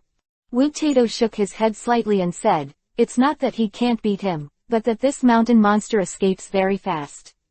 Every time he encounters him, he escapes after a few moves, and when he reaches the top of his mountain, there are organs he set up everywhere and it's hard to find him." "So it is." Yizan suddenly realized. "So you can't beat it. Then why should I help you?" Yizan's words made Wu Tato stunned for a moment, and then he said to Yizan, "I'll teach you to be angry." "Okay, I promise to help you, but you also have to remember your promise." Yizan nodded and agreed to the request. Although Yizan is much stronger than the martial arts master, the master of Qi is not as good as the master of the martial arts world. It is like a person who has very powerful power, but does not know how to use it, and needs a person to guide. Dong dong. Suddenly, there was an eager knock on the door, and a man shouted anxiously outside, "It's not good, master, junior sister Koyuki was taken away by the mountain demon. What? As soon as he heard the news, Wutato stood up angrily and rushed outside. What the hell happened? Did Koyuki not come back just now? Koyuki came back just now, but then went out again, saying that he was going to get his clothes, but I didn't expect that he was taken away by the mountain demon on the way, and there were still villagers who saw it and came to tell us. At this moment, Wutato's face turned ashen. He looked at Yizan next to him, and said, "It seems that you need your help now." Yizan had already agreed to Wutato's request, but Yizan would not refuse. He stood up and nodded. "Then what are you waiting for? Let's go now." In order to understand the operation of Chi as soon as possible, Yizan also wanted to quickly defeat the mountain demon and save Koyuki. Soon, under the leadership of Wutian and several disciples, Wutaido and Yizan both came to the place where Koyuki was kidnapped before. The jungle on the mountain is very messy, and there are some traces left on the ground. It seems that Koyuki fought and struggled with the mountain demon before he was captured. Wutato's face was ugly. He looked at the lofty mountain in the distance, his eyes sank, and he couldn't hide the murderous aura, and said to Yizan, "Let's go, it's getting late now, don't hurry to rescue Koyuki, the consequences are unimaginable." Quote. Yizan didn't think much, agreed, and rushed to the direction of the mountain with Wutato. The two figures kept flashing on the tree in the woods, and disappeared in the blink of an eye. Shish, shish. The two figures suddenly landed and came to the foot of the mountain, with a strong aura, scaring some birds and beasts at the foot of the mountain away. These two were Wutato and Yizan who came to save people. They came to the mountain demon's territory and were about to go there. Wutato pointed to the 1,000-meter-high mountain and said to Yizan, "The mountain demon lives on the top of the mountain. We have to go up there to save Koyuki." Yizan nodded and said, "Then what are you waiting for? Let's go." Saying that, Yizan performed the moon step, flew to the top of the mountain, rose into the air in one step, and rushed out dozens of meters, with a very fast action figure and speed. Wutato just wanted to stop Yizan, but seeing that he was walking so fast, he had to follow behind him. As a master in the martial arts world, Wutato could also use his chi to float himself in the air, but the distance was very short. It consumes the chi in his body. The two walked towards the top of the mountain one after the other, and when they were halfway through 187, Wutato suddenly shouted to Yizan from behind, "Be careful of hidden weapons." As his voice fell, countless black arrows flew out from the mountain below, like raindrops sprayed out, rushing towards Yizan. Shish! Yizan ducked into the sky, dodging the arrows, but instead kicked out a hurricane, bombarding the powerful force below, and all the hidden weapons that shot the arrows were kicked and exploded. Continuing to move forward, Yizan and Wutato were about to reach the top of the mountain, but suddenly, a huge black net flew out from below the ground next to it and rushed directly towards Wutato. Seeing this scene, even if Wutato wanted to hide, it was already too late. The speed at which the net flew out was much faster than the speed at which Wutato floated. Pada! Wutato was covered by the flying net, and then he quickly pulled down. The whole person was put inside, and he fell into a trap in the mountain. Not good. Looking back at this scene, Yizan hurriedly jumped down, trying to rush down to rescue Wutato. However, before he got to the ground, Wutato shouted, "Don't worry about me, get to the cave at the top of the mountain to rescue Koyuki, I'll be too late, I have my own way to escape." Chapter 45_Mountain Demon.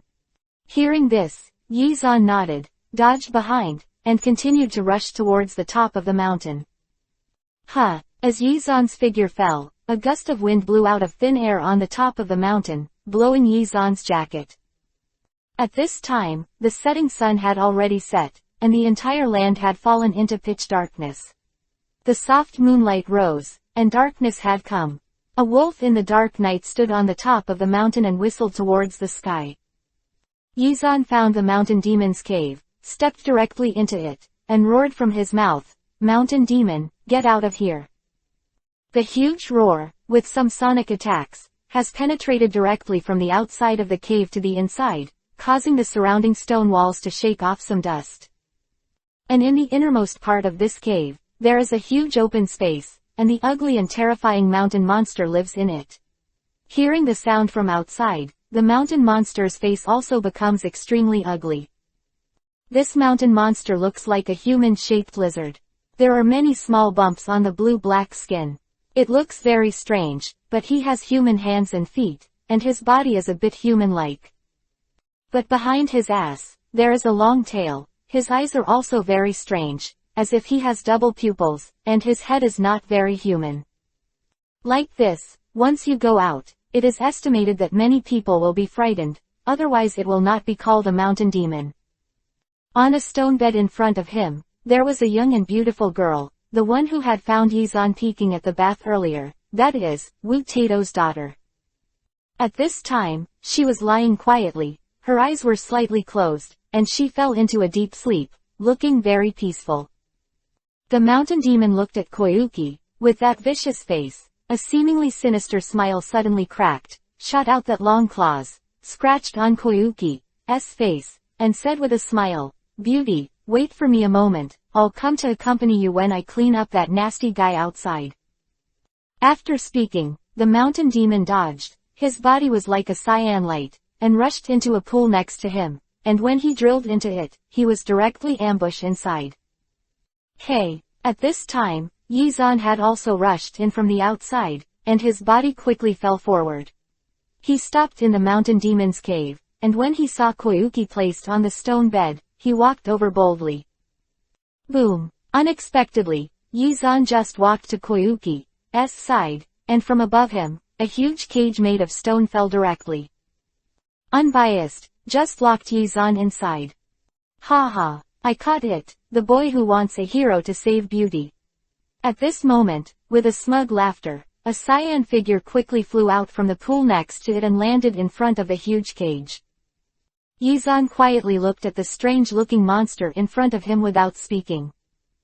Yizan was thinking about an extremely serious matter, that is, should he fight with chakra or fight with chi?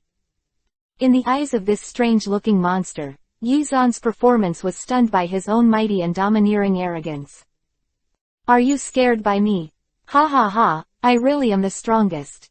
Shanyao looked at Yizan and laughed. I wanted you to live a little longer, but, unfortunately, I want to enjoy mine. The prey is gone, so, you should die. The mountain demon threw a bone spur and rushed towards Yizan in the cage. Yizan thought about it for a long time, but still hadn't decided his choice.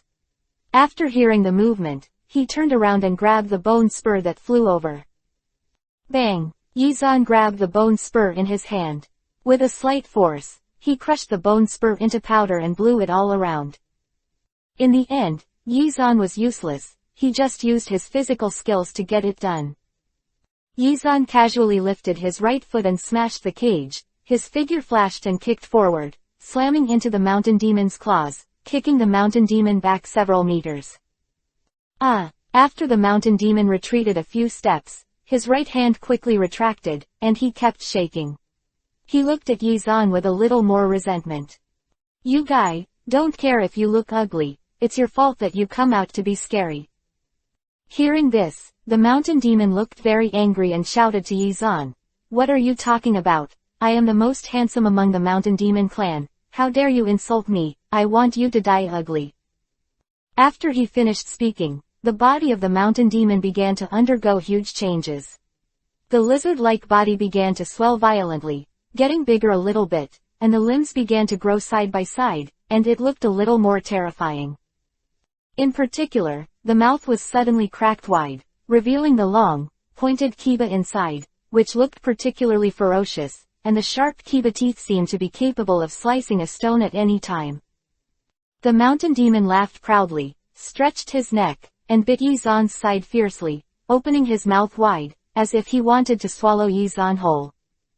Seeing the giant kiba of the mountain demon, Koyuki widened his eyes in horror. Be careful. At the same time, the other claw of the mountain demon also rushed out towards Yizan, grabbed Yizan's body fiercely, grabbed Yizan with a slam, and stuffed it into his mouth, instantly blood overflowing from his mouth. Is it delicious? A question made the mountain demon involuntarily nod. Delicious. Chicken taste, crunch. Quote exclamation mark. After the mountain demon finished answering, he raised his head instantly, just in time to see the man above his head who should have been eaten by him, looking at him with a smile. That devilish smile was deeply engraved in the mountain demon's mind. Like the ghost of death. Om. At this moment, the mountain demon saw the man's figure disappear, a shadow flashed, and Yizan's figure suddenly appeared behind him. What? The mountain demon realized that something was wrong, turned his head behind him, and looked at Yizan. Why did I suddenly become so strange? The mountain demon was puzzled, but saw his body, but was cut off by Yizan's head. Chapter 46 Martial Arts Genius. Shan Yao's eyes gradually became dim, but he was already dead. Yizan hugged Koyuki and was about to retire. He found a very embarrassing thing. Yizan looked at Koyuki, who was still very normal, and Yuhi's face was dizzy. He couldn't help but ask a Byakugan, what the hell is this? Yizan said that although he had heard of it all the time, this was the first time that he had encountered such a good thing. According to legend, one of the essential skills of the protagonist, encountering a girl who had to do things after taking medicine. I'm so hot, I want to. Koyuki's blurred eyes seemed to discharge as he stared at Yizan. Yuhi's cheek was about to stick to Yizan's heart. Suddenly, Koyuki couldn't help rushing up, pulled Yizan's neck, and kissed him directly. A slippery feeling immediately poured into Yizan's mouth. Touching the tip of his tongue, he felt the softness of Koyuki's fragrant lips, and Yizan's heart skipped a beat. The refreshing feeling made his whole body excited immediately. Just when Yizan was about to do something he liked, a voice sounded in Yizan's mind. Are you really going to do this? I fork. 537. Yizan instantly became a Byakugan, because the voice belonged to a mortal Jaline. Yizan then remembered that he should exist in a place like an illusion. Forget it. Yizan shook his head and suppressed his flames. The right hand condensed a faint light, shone a few times on the palm, and then pressed it on Koyuki's shoulder. A breath condensed by chakra poured into Koyuki's body. This air, like a warm current, circulated in Koyuki's body, dispelling Koyuki's desire. Long for Koyuki's eyes to no longer be so confused and hazy, his eyes clear as water, staring at Yizan in front of him, filled with emotion. What happened just now, Koyuki naturally knew very well, but he didn't expect Yizan to save himself without taking advantage of the danger. Gratitude. Koyuki gave Yizan a grateful smile and said, thank you. Well, if Koyuki knew what the hell the Masato Kunzi in front of him was, it would be a different reaction. Just as he was talking, an excited voice suddenly came from the door of the cave. Koyuki, you're all right, it's great. Hearing a voice coming from behind, Yizan looked back and saw that it was Wutato coming. He looks a little embarrassed now, and it is estimated that he came out of the trap and spent a lot of energy. And Koyuki was also very excited when he saw his father. He hurried over, grabbed Wutato's hand, and shouted excitedly, Dad. Afterwards, Wutato and his daughter talked for a while and went down the mountain with Yizan. The next day, when everyone was running around to tell about the death of the mountain demon, they didn't see Yizan's figure. Similarly, even the most prestigious nearby Wutato also disappeared. The waterfall that Yizan first came to this place, the waterfall, is still the original waterfall, or the original pool, but this time there is no beauty to take a bath. Instead, there are two old men, it is, Yizan and Wutato. Yizan sat quietly on the rock, comprehending cultivation, and Wutato sat opposite Yizan. Qi is a powerful energy generated in the human body after training to a certain intensity. As long as it is used properly, it can exert its greatest destructive power. When a strong person cultivates Qi, he needs to go through hard training and gradually condense in the body. Wutato said lightly, and taught Yizan what he could teach. The place that can hold Qi is the dantian of every strong man.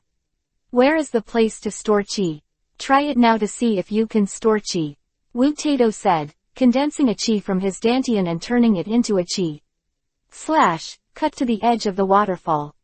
Hey! As soon as the fiercely descending waterfall encountered the chi released by Wu Tato, it was directly separated, and it was cut in half from the middle. Being able to use chi freely is the way to use chi. Wu Tato said word by word. Yizan nodded, slowly closed his eyes, and began to feel the chi in his body. He had practiced chakra, and it was not difficult to control chi. Yizan slowly drained a stream of energy from his dantian, which condensed on his palm. Om! Yizan's palm exuded a powerful breath, and that powerful light flashed around, making Wu Tato feel a little dazzling. Drink! With Yizan shouting loudly, the energy condensed in his hands suddenly slashed out, turned into a beam of light, and rushed towards the waterfall. This ray of light was much stronger than that of Wu Tato before, and it shook the air faintly. Boom! When the slash landed on the waterfall, the water of the waterfall left by the crash was split in half directly from the middle. Not only that, the powerful impact also entered the stone of the waterfall, and it has been cut across the inside of the mountain, reaching a depth of hundreds of meters. Yizan's blow was extremely powerful. Wow! When the waterfall was connected again, the waterfall that flowed down turned into two. It turned out that Yizan cut the waterfall into two with one blow. If this matter is to let Yizan do it with chakra, it is very simple, but it is really difficult to use chi. Well, so I'm a genius too. Yizan thought excitedly. After seeing this amazing scene, Wu Tato also stood up excitedly and glanced at Yizan suspiciously. Wu Tato never expected that Yizan had such talent. Wu Tato looked at Yizan with emotion and said, "It seems that you are really a martial arts genius. You have already mastered the use of chi so quickly, and you are stronger than this old man. Isn't it normal that you are stronger than you? You are a funny guy who can't even beat Piccolo, can you compare to this one?" Yizan was extremely contemptuous in his heart. Of course, Yizan didn't have any complacent thoughts on the surface. He looked at Wu Tai humbly and said, "It's better for you to teach." Chapter 47 _ Back to reality. Yizan humbly looked at Wu Tai and said, "You still teach well. Where is it? You have learned well. You taught me well." In this way, the two of them are complementing each other in an incomparably funny way. The most important thing is that the two complement each other only one sentence. Finally, Immortal Jeline couldn't stand the amusing behavior of the two. "It's so disgusting. Buzz, hum." At this time, a ray of light suddenly lit up in the sky of the whole world, and then gathered and circled, floating straight above Yizan's head, which was extraordinarily beautiful. "Yizan, you're coming back." Immortal Jalin's voice suddenly sounded in Yizan's mind. "Are you leaving?" Yizan glanced around. To be honest, Yizan was a little reluctant to part with this fantasy world. Wu Tato glanced at Yizan lightly and said, "Young man, are you leaving?" "How do you know?" Yizan asked a little strangely. He didn't expect Wu Tato to guess this. Wu Tato looked at Yizan with a pretentious smile. "Your clothes are totally different from ours, you don't belong to our world." "Well, I did come from somewhere else, so I guess we won't meet again." Yizan also smiled slightly, showing a smile. The image is the most important, right?" Wu Tato also looked at Yizan with sigh. Under the watchful eyes of Wu Tato. With a flash of light, Yizan's figure suddenly disappeared from this world, as if it had never appeared. As for Wu Tato, he just looked at the two waterfalls that kept flowing, and fell into contemplation. Until the people from the village came to find Wu Tato and Yizan and asked them to go back to drink, Wu Tato just told the people in the village that Yizan had left and returned to where he should go. Outside. On the Kalen Tower. Yizan opened his eyes slightly, and when he entered, a huge cat head appeared. Boom. Yizan directly clenched his fists and hit the huge cat's head with the hammer. Meow. A cat's scream made Yizan's spirit slowly calm down. Looking at the scene where nothing had changed, and the huge cat's face that was already scarred, Yizan knew that he had come out of the illusion. Yizan looked at Immortal Jalin's injured cat face and rolled his eyes. He must not let Immortal Jalin know that he did it on purpose. Ah, Immortal Jalin, what's the matter with you? Yizan looked at Immortal Jalin with a cute expression, absolutely not admitting that he did it on purpose. No, it's fine. Immortal Jalin looked at Yizan's cute look, not too entangled in this matter. Immortal Jalin walked in a circle beside Yizan and said, "How is it? Are you satisfied with this practice?" Yizan nodded, stood up from the ground, and said, "It's alright this time. I wonder how long I've been there." Immortal Jalin tapped the ground with a cane and said, "In the spiritual time cabin, there is no concept of time. You feel that you have been there for a long time, but in fact, only 1 minute has passed." 1 minute. Yizan nodded, and Yizan, who is highly accomplished in demonic illusion, is not incomprehensible about this matter. Immortal Jalin nodded and said, "This is not the time to talk about this. In this world, a demon is about to appear. You are very powerful now, and only you can stop him." Devil. Yizan looked at Immortal Jalin speechlessly. If he said this at this time, it should only be the great demon King Piccolo, who is a combination of gods and demons. Is it finally time to meet a decent opponent? Yizan's fighting spirit was instantly aroused. With his Saiyan blood, he was also eager to fight. Immortal Jalin took out a few immortal beans from behind and gave them to Yizan. "You take this, if you are tired from fighting, just eat one and you can instantly recover to the strongest state." Yizan is naturally very clear about the role of fairy beans. This is a good thing, especially for his face fruit. The physical and spiritual fairy beans consumed by face fruit can be replenished. However, with only a few fairy beans, how could they satisfy Yizan? Yizan narrowed his eyes, looked at Immortal Jalin with the most harmless smile he thought, and said with a smile, "You have grown so many fairy beans here. Just give me a few, won't you be too stingy?" Seeing Yizan's malicious expression, Immortal Jalin felt that his hair was standing on end, and his whole body was tense, and he said quickly, "Shondo is very precious, and a few are enough for you. I'm going to work hard. If there are not enough fairy beans, if something goes wrong in the battle, who will save the world?" Yizan said shamelessly. "Give me face, and give me more." Yizan smiled lightly. Well, Yizan shamelessly activated his own face fruit. "Okay, then I'll give you some more." Immortal Jalin couldn't refuse Yizan's request for some reason, and took out another handful of fairy beans from behind and put it in Yizan's hand. Yizan accepted a handful of immortal beans, and felt a little sad in his heart. He should have said that he should give me all his immortal beans. Yizan left the tower of Immortal Jalin with a sad face. After being away from Immortal Turtle for so long, I don't know what happened to Buma and Kiki. As for dealing with the great demon King Piccolo, Yizan will naturally not forget it. It is estimated that it will not be long before the great Piccolo, who wants to conquer the world, will come out to destroy it, and it will not be too late to talk about it. Whoosh! Yizan's figure quickly flew into the air, rushing towards the island of Immortal Turtle. Shoo! When Yizan landed on Immortal Turtle's little one, he didn't find a single person. All the people didn't know where to go, and the whole island was empty.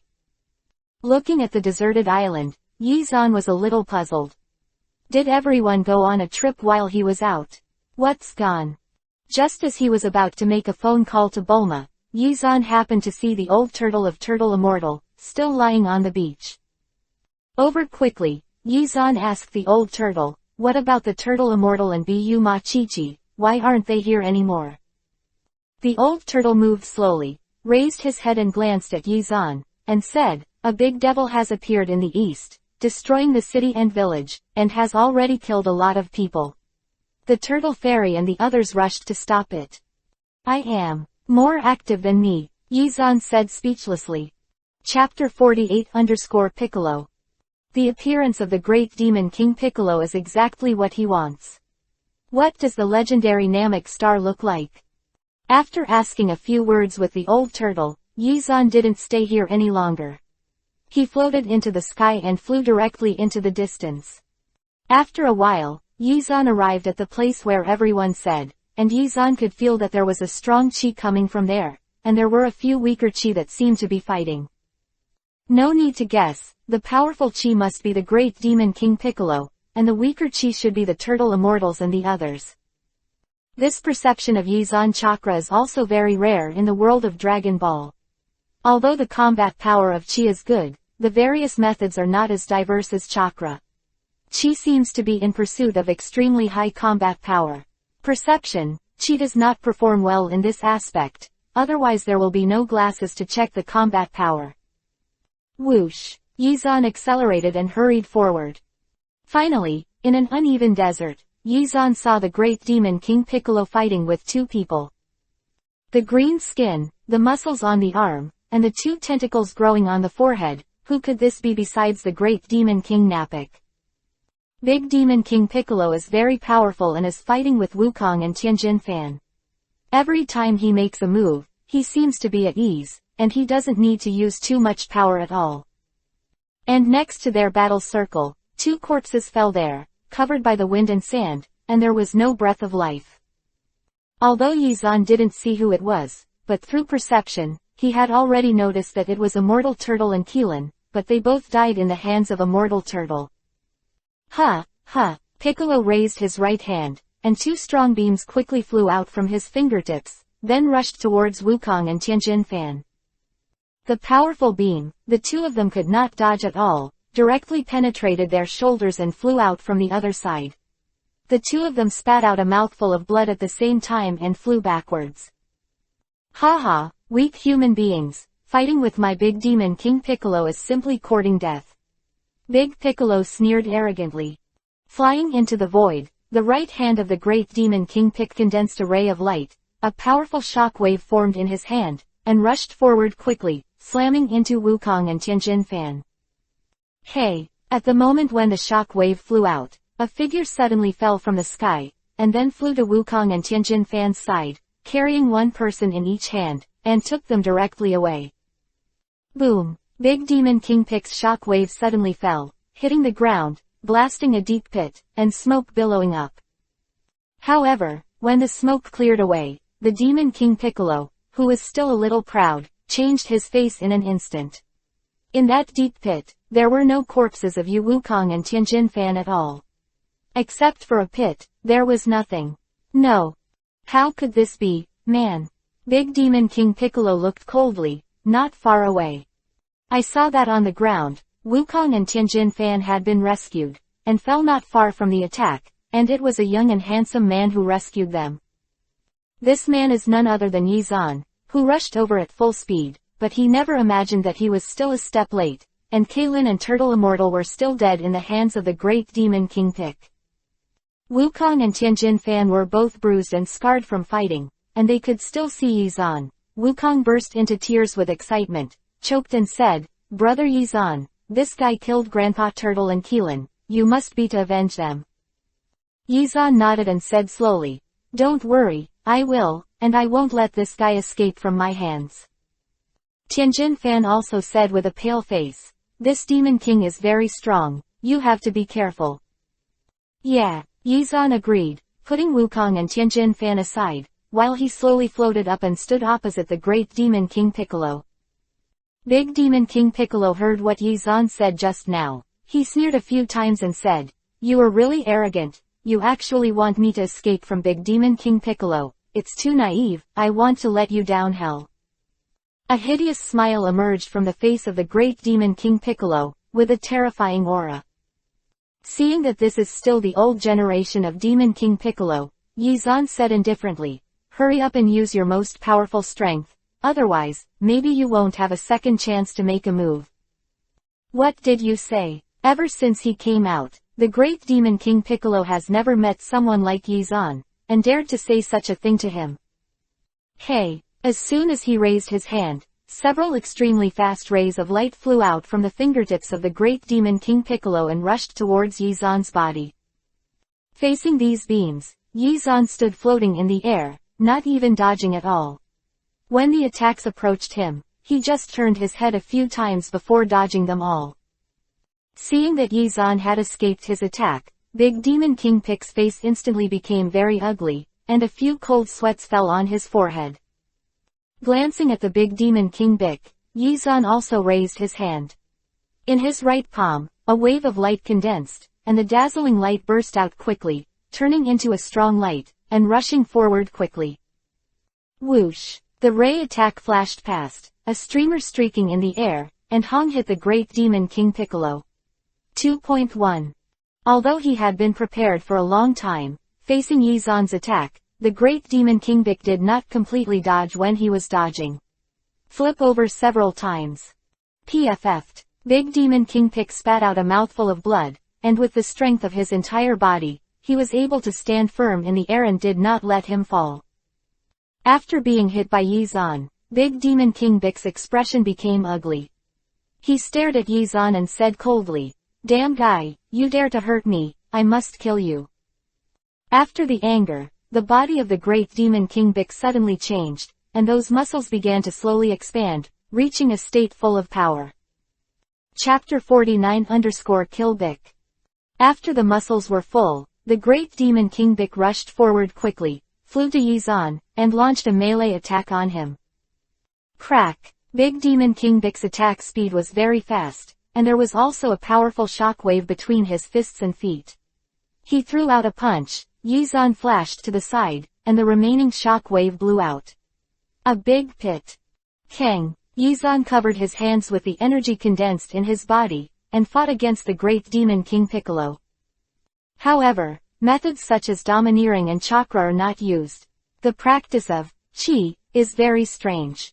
Unlike chakra, compared to the practice of qi increases more rapidly during battle. Therefore, Yizan did not use the more powerful chakra and domineering. Shish. The battle between the two was very fast. At high altitudes, only the phantoms of the two could be seen clearly, and the movements of the battle were completely invisible. But even so, Yizan was able to handle it with ease. On the contrary, the great demon King Piccolo was sweating more and more, and his body gradually became a little shriveled. The swollen muscles could not hold him for long. Shoo! Suddenly, Yizan grabbed the arm of the great demon King Piccolo, and then threw it back with a powerful force, directly throwing the great devil Piccolo out. At the same time, Yizan condensed a wave of light, turned it into a slash, and slammed into the great demon King Piccolo. Boom! After the light wave rushed out, it exploded on the body of the great demon King Piccolo, and rushed him into the ground. When the smoke cleared, the great demon King Piccolo was already full of scars. What was especially terrifying was that one of his right arms had been blown off, and blue blood was constantly flowing out. Seeing that the great demon King Pic was still able to stand up, Yizan floated in midair and said slightly surprised, "The body is still strong at this time. It is really amazing to be able to survive this blow." The great demon King Piccolo was sweating on his forehead and blood dripping from the corners of his mouth. He looked at Jack full of anger. "Guru!" A deep voice flowed in the body of Piccolo's great demon king, and some uneven changes appeared on the surface of the body. Ah! As the great demon King Piccolo shouted, he suddenly rushed forward where his broken arm was, and a fresh right arm actually grew out again. Staring at Yizan, the great demon King Bic floated again, flew to Yizan's side, and said coldly, "It seems that I underestimated you. This time, I will definitely want you to die in my hands." "Don't force it, the villain will die of talking too much," Yizan said casually to Piccolo. Big Devil Piccolo removed his cloak with one hand, revealing his sturdy upper body. His hands suddenly raised, and he began to gather powerful strength. Ziz! A huge circular light ball was formed in the hands of the great demon King Piccolo, accompanied by subtle lightning, making the light ball full of power. Gia! After this attack was formed, the great demon King Bic sneered, waved his hand suddenly, and quickly threw the ball of light in his hand. Hey! The ball of light flew out quickly, like a ray of light, and went straight to Yizan. In an instant, Yizan was enveloped in the ball of light, engulfing Yizan, and the ball of light hit Yizan, producing an extremely powerful explosion. The explosion suddenly came out, forming a hurricane, which swept up the dust on the ground, and a plume of smoke rose behind him. Ha, this is the end of fighting against me, the big devil. After hitting Jack, the big devil finally laughed. Under this blow, Yi-zan could not have a chance to survive. Brother Yi-zan. Wukong also shouted excitedly on the ground. If Yi-zan was also defeated, there would be no hope. With the wind blowing, the agitated smoke and dust were slowly blown away, and a figure stood in the sand.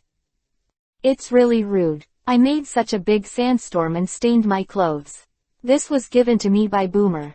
Yi-zan's voice came from the sandstorm. As the so-called pretending is always with me like the wind, Yi-zan is not pretending all the time. What? This? How is this possible? Hearing Yi-zan's voice, Big Demon King Bick was also very cooperative, with a surprised face change. He couldn't help but step back a little. He finally felt fear on Yi-zan's body. After the wind and sand had completely dissipated, Yi-zan reappeared in front of the great demon King Piccolo. He was not injured at all, and was still the same as before, except that his clothes were a little dirty and stained with some wind and sand. Before the attack of the great demon King Piccolo arrived, Yi-zan condensed a protective shield in front of his body to block the powerful light ball. Big Demon King Pick was so shocked that it was difficult to move. It was his most powerful attack just now. He didn't expect to be able to defeat Yi-zan. Could it be that his power will end here? Yi-zan condensed a powerful chi in his hands, and formed a shock wave in front of him. The powerful force shook the air around him slightly. You've already pretended to be forced, now it's my turn. Yi-zan's eyes turned cold, he snorted lowly, and blasted out a powerful shock wave of 340. Whoosh! The shock wave was amazingly powerful, and it quickly passed through the air like a ray of light, rushing towards the great demon King Piccolo. The previous attack had already caused the great demon King Piccolo to lose a lot of strength. At this time, facing Yi-zan's attack, he couldn't resist it at all. Boom! With the impact of a powerful ray of light falling, that ray of light rushed directly from the chest of the great demon King Piccolo, giving him a chill. Big Demon King Bick looked down. His face was very grim, and he couldn't recover from such a big wound. Before dying, he stared at Yi-zan and roared, "The root of evil will not be cut off, and I will come back." After he finished speaking, a huge white egg suddenly spit out from the mouth of the great demon King Piccolo, spit it out quickly, flew forward quickly, and disappeared into the sky. Afterwards, the power of the great demon King Bick dissipated in an instant, and he used the last force to explode his body, causing a self-destruction, a powerful explosion, and a rush of sand was generated on the ground around him. Yi-zan naturally knew that the giant egg that flew out was the next big devil King Piccolo, but Yi-zan didn't chase it. After all, it wasn't a big deal. Chapter 50_Want me to be a god. The great demon King Pico, who disappeared from everyone's sight, has become a dust, and he can't see anything. Yi-zan then flew down from the air and landed on the ground. Wukong came over immediately and said excitedly, "Brother Yi-zan, great, you finally defeated the great demon King Piccolo." But after the excitement, Wukong looked at the corpses of Turtle Immortal and Kaylin with a bit of sadness, and said with an ugly expression, "Unfortunately, the old Grandpa Turtle Immortal and Kaylin died, and the god Long Yi was killed by the great demon King Piccolo." Before Jack came back from the spiritual cabin, the great demon King Piccolo summoned the dragon and killed him. The purpose was to prevent others from collecting the 7 Dragon Balls and resurrect those killed by him. But even so, Yi-zan was not too surprised, comforted Wukong, and said, "Don't worry, the dragon is dead, but the god who created the dragon is still there. I will go to him later and let him resurrect the dragon." Well, what god? Wukong looked at Yi-zan with some doubts, not quite understanding what he was talking about. Yi-zan couldn't explain so much to Wukong, so he had to say, "Don't worry, I have a way to save Turtle Immortal and Kaylin anyway." Hearing this, Wukong understood and nodded heavily. Sun Wukong would never doubt what Yi-zan said. Suddenly, from a high altitude, the sound of helicopters came, and a group of helicopters slowly fell from the sky. Bulma and Kiki rushed out from the front first, and behind her, followed by a group of fully armed soldiers, who got off the plane, ready to attack, and posed around. Seeing Boomer coming, Yizan quickly waved his hand and shouted, "Bulma, we are here." Hearing Yizan calling out to him, Bulma had a happy expression on her face, but then she pouted again and came over and said, "You still remember to come back, didn't you just leave without saying a word?" Looking at Bulma, Yizan smiled and said, "Didn't I come back again? Don't be angry, how about I accompany you later?" "Who wants you to accompany me? I hate it." Bulma snorted, but there was an extra smile on his face, and he no longer felt that way about Yizan. And after Bulma and Yizan said it, Chi-Chi hid in Yizan's arms with a shy Yuhi face, "Husband." Well, Yizan narrowed his eyes comfortably, enjoying the feeling of Chi-Chi's little bird being close to her. And Bulma hurriedly pulled Wukong and hurriedly asked, "By the way, Wukong, what about the great demon King Piccolo? I brought a reinforcement force to deal with him." Wukong scratched his head and said, "The big devil Piccolo has been eliminated by Big Brother Yizan." Destroyed. Bulma glanced at Yizan suspiciously, then suddenly smiled, and said a little excitedly, "That's great, the whole world is saved."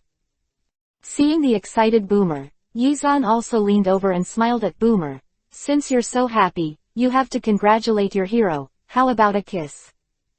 In front of so many people, saying such words, Bulma's face couldn't help but raise a touch of Yuhi's dizziness, pushed Yizan, and pouted, "What are you talking about? I'm not that casual." People. It was the first time Yizan saw Bulma's expression. He couldn't help laughing, and then said, "Okay, I'll leave it to you to deal with the aftermath here.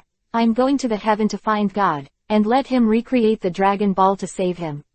The one who was killed by the great demon King Piccolo."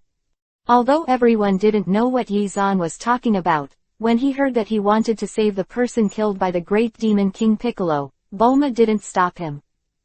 Whoosh! Yizan quickly flew into the distance, causing the soldiers who came with Bulma to be startled, and Bulma had to explain to them that this was the closest thing to their family. The developed aircraft can fly freely as long as it is put on. The God Realm is above the Galen Tower. Yizan flew directly above the Galen Tower, and continued to accelerate upwards. Originally wanting to lead to the God Realm, it was necessary to use Wukong's wishful stick, but for Yizan's strength, whether there is a wishful bar or not, it doesn't matter.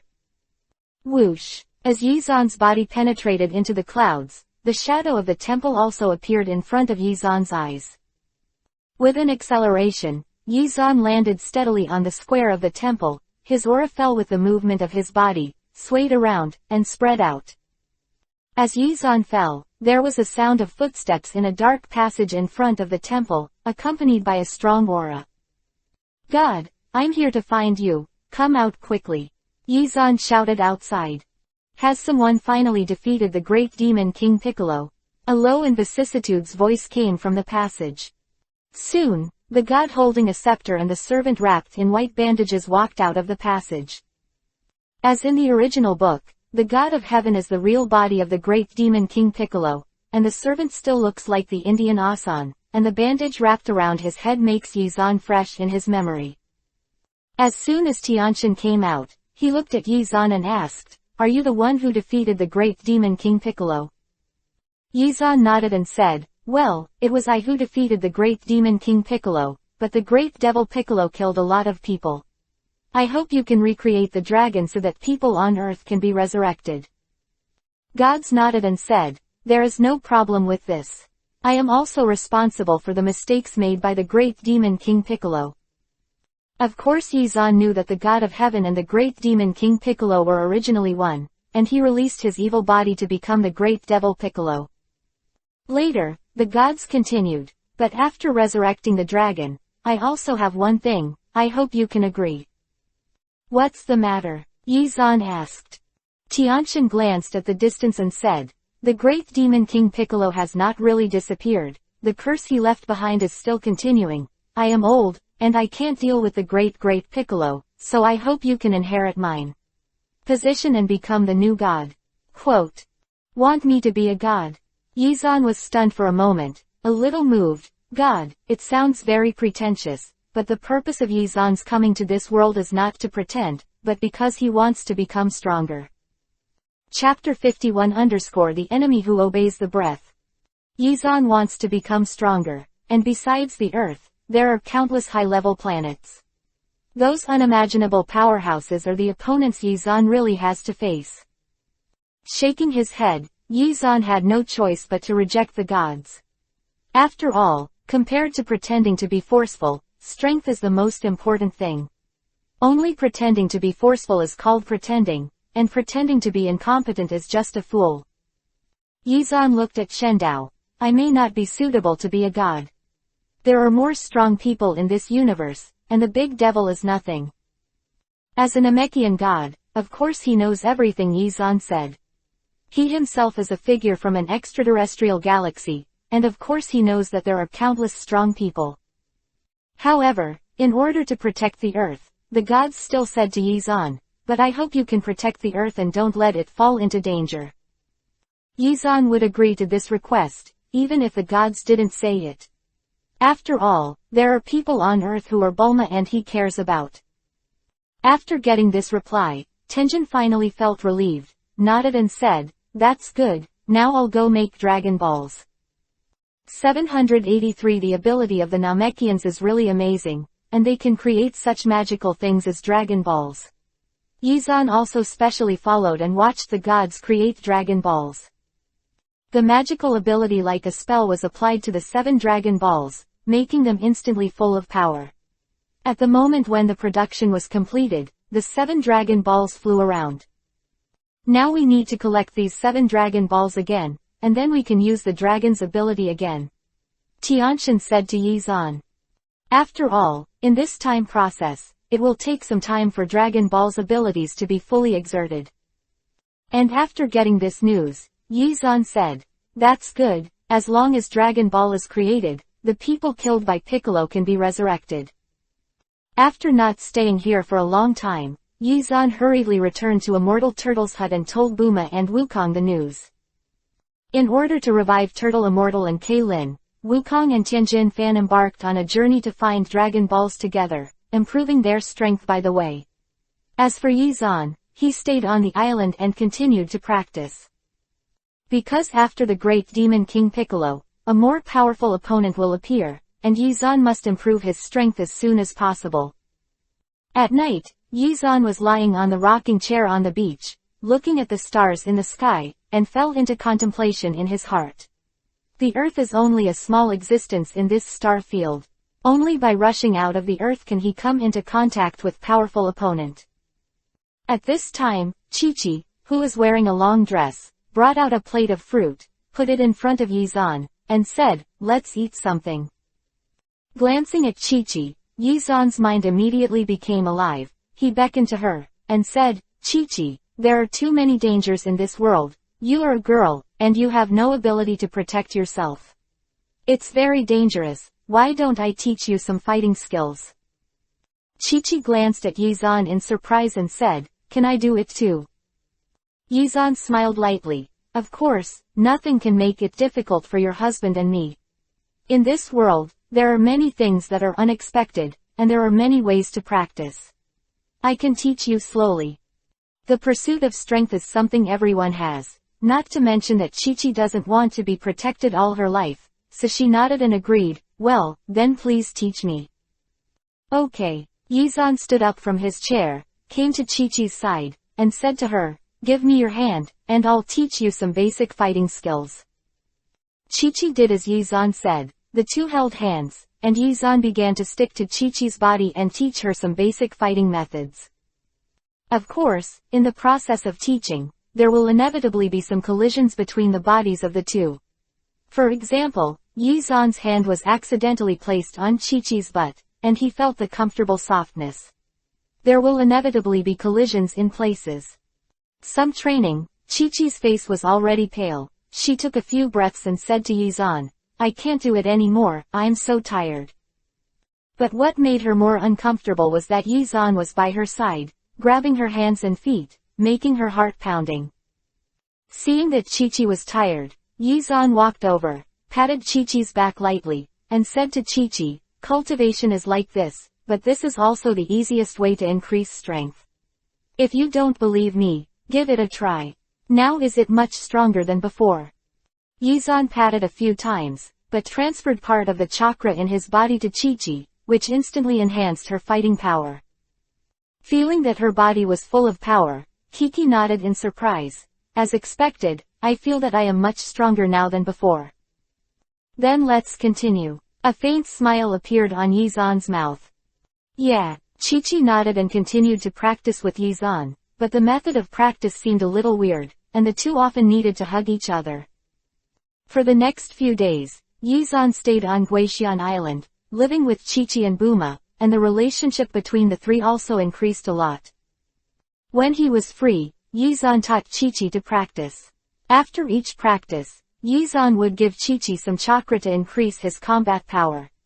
Later, Buma joined their practice team. When Yizan and the two daughters were spending their days leisurely on a distant planet, in a lush forest, two men in combat uniforms were sitting on a fallen tree trunk, eating food.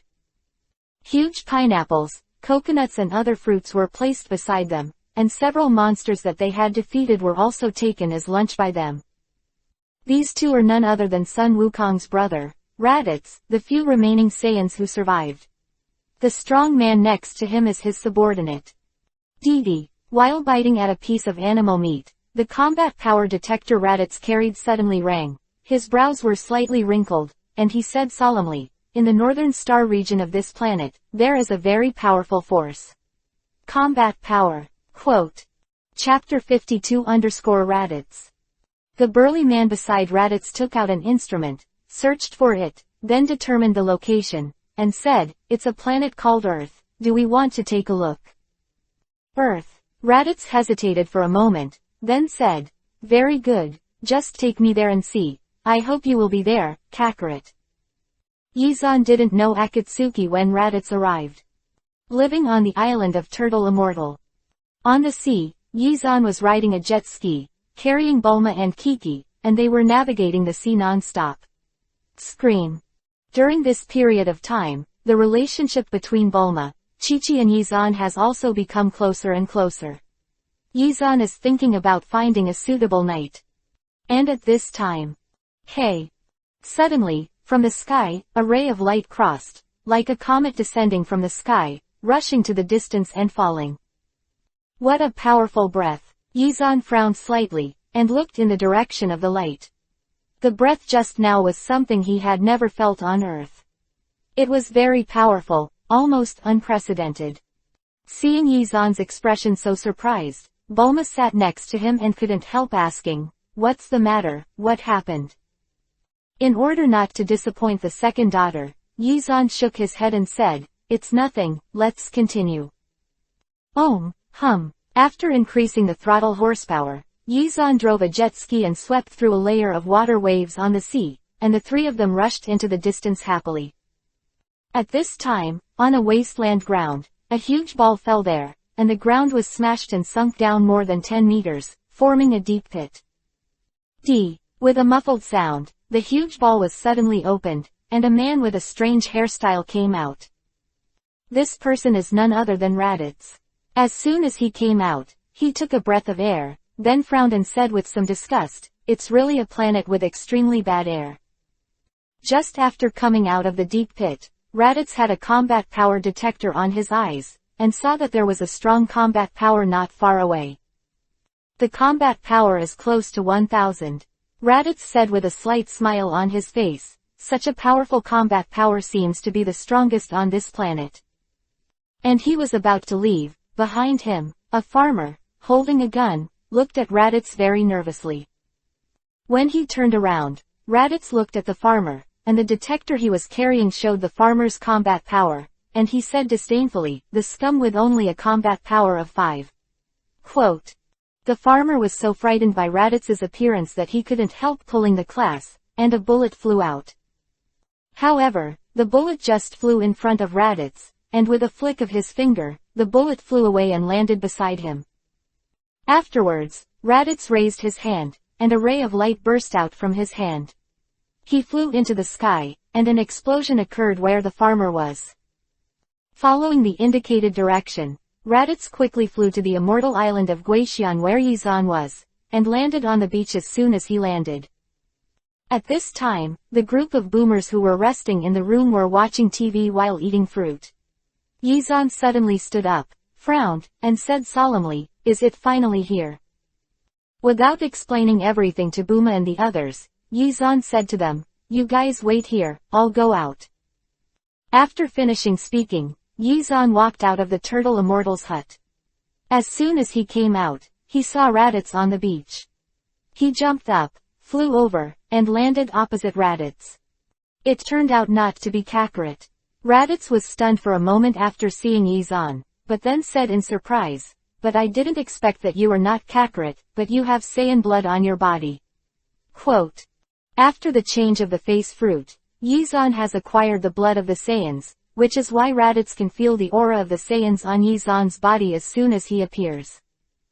Yizan also glanced at Raditz lightly and said, "What if you have Saiyan blood, Raditz?" Raditz was a little surprised that Yizan could call out his name, but he could only infer that Yizan might know his name because he was a Saiyan. With a slightly raised corner of his mouth, Raditz said, "Very well, since you know my identity, from today onwards, you can be my servant and join me in conquering other planets." "Want me to be your servant?" Yi Xuanfang heard the funniest joke and laughed loudly. "Rades, it's almost as if you were a servant for me, you think too highly of yourself." "Bastard, you don't know how to praise." Raditz shouted in anger, "If that's the case, then you should die." After finishing speaking, Raditz raised his right hand, and a powerful shock wave was condensed, and it would attack Yizan at any time. Pulling his eyes behind him, Yizan noticed that if there was a fight with Raditz here, the immortal turtle's hut could not be avoided at all. Yizan jumped up, flew high into the sky, and said to Raditz, "Don't you want to fight me? Then come and find an open place." Realizing that Yizan's combat power was not even 1,000, Raditz naturally would not be afraid of Yizan. His combat power was a powerhouse with 1,500. "Okay, then I'll let you understand." Raditz agreed, and followed Yizan's back and flew into the distance. What Raditz didn't know was that the combat power he saw was only the chi emanating from Yizan's surface, while the chakra and domineering in his body could not be seen through the detector. And Yizan's most powerful is precisely the additional states such as chakra and domineering that cannot be detected. Yizan's six-path state, immortal state, the 8 inner gates and even domineering and other states are not attached, so it seems that the combat effectiveness is not high. However, Yizan himself does not want to use these things to fight, because it will restrict the development of chi, and chi is a force that Yizan must control and develop. Chapter 53_Fierce Battle. With a low voice, Raditz stepped on the ground with his right foot, and the whole person was like a strong light, chasing him directly and quickly, and instantly shortened the distance from Yizan. After all, he is a strong Saiyan, and he is also Wukong's older brother. He has a victorious and ruthless heart. Naturally, as soon as he appears, he shows his powerful strength, and he does not want to fall behind Yizan at all. After chasing in front of Yizan in one breath, Raditz didn't forget to look back at Yizan and sneered, "There is only so much fighting power on the earth, your speed is really slow." Yizan ignored Raditz. In terms of chi cultivation, he was indeed inferior to Raditz. However, compared to speed, Raditz is definitely not comparable to space-time ninjutsu. However, even so, Yizan could still keep up with Raditz. Damn it! When Raditz found that it was difficult for him to get rid of Yizan, he realized that he seemed to underestimate Yizan, but as a Saiyan, he immediately exhausted all his strength and wanted to get rid of Yizan. Mysterious. After a while, Yizan and Raditz, who tried their best to fly, soon came to a desert. They had already flown thousands of kilometers ahead, and they had already left the place with the city. Landing on the top of a very high desert mountain, Yizan's eyes were full of passionate fighting intent. This may be the first time he has fought a high-level battle since he came to this world. Shish! Raditz had already landed on the opposite side of Yizan, and the two were separated by a hill, but the time difference was only less than a second. Phew, and when the two of them fell, two strong energies passed under their feet, causing a gust of wind and sand. The strong man is fighting, and before he makes a move, the aura of the sky has already begun to permeate all around. If someone is here, it is estimated that they will be hit by this aura long ago, and I don't know where they flew. After all, the speed has been raised to the limit. Looking at Yizan across from him, Raditz spoke first.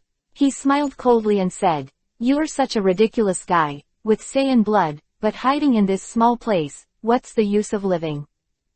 As he said that, a powerful breath burst out from Raditz's body, stirring up the surrounding mad sand, looking like it was about to collapse at any time. And Yizan looked at Raditz very calmly, and said, "What if you are a Saiyan?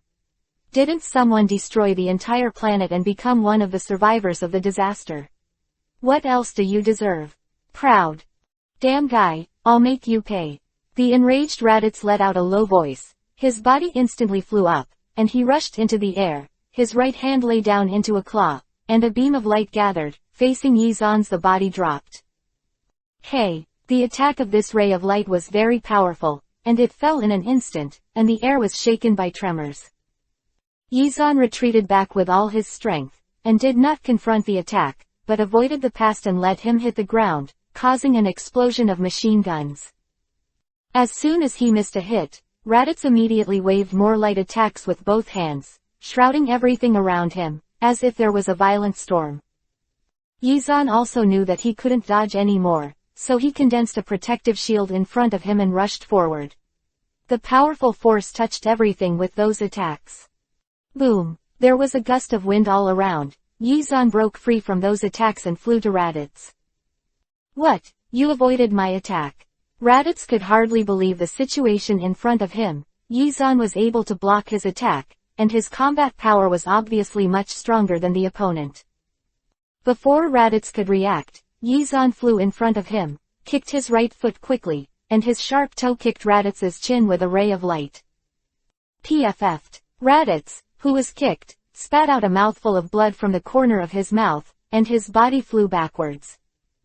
After flying back a few hundred meters, Raditz quickly used his strength to stop, not letting himself fly too far, but the expression on his face became more and more hideous. He has traversed so many planets, and no one has ever hurt him like this, and he is still on a planet with low-level combat power like Earth. For a proud warrior like him, it is simply a great insult. "Bastard, I want your life." Raditz roared. His body flew forward quickly, the combat power in the body soared, and in a short period of time, it soared to 1600 points, which simply broke through his own limit. Shish!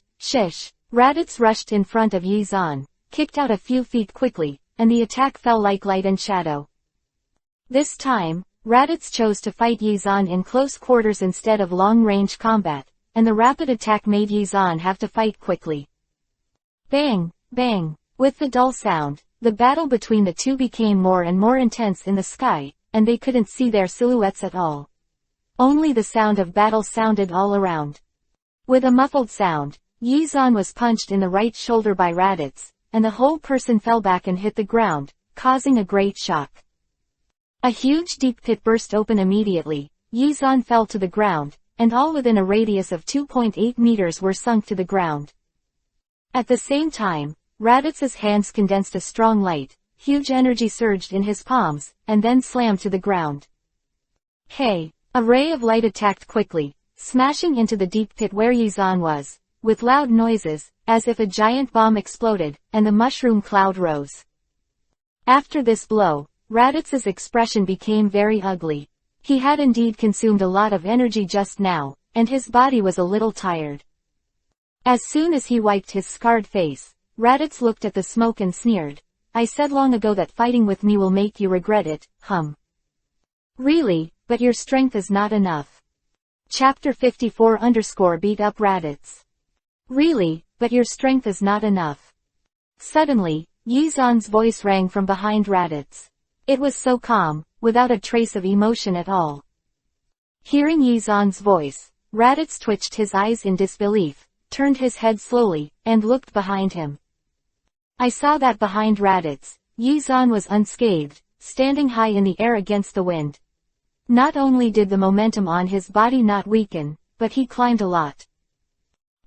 How is this possible, under such a powerful attack from me? You are not dead yet. Raditz was shocked that Yizan was still alive. With an indifferent smile, Yizan's aura suddenly rose, and he shouted, "Let you see my true strength, arrogant guy."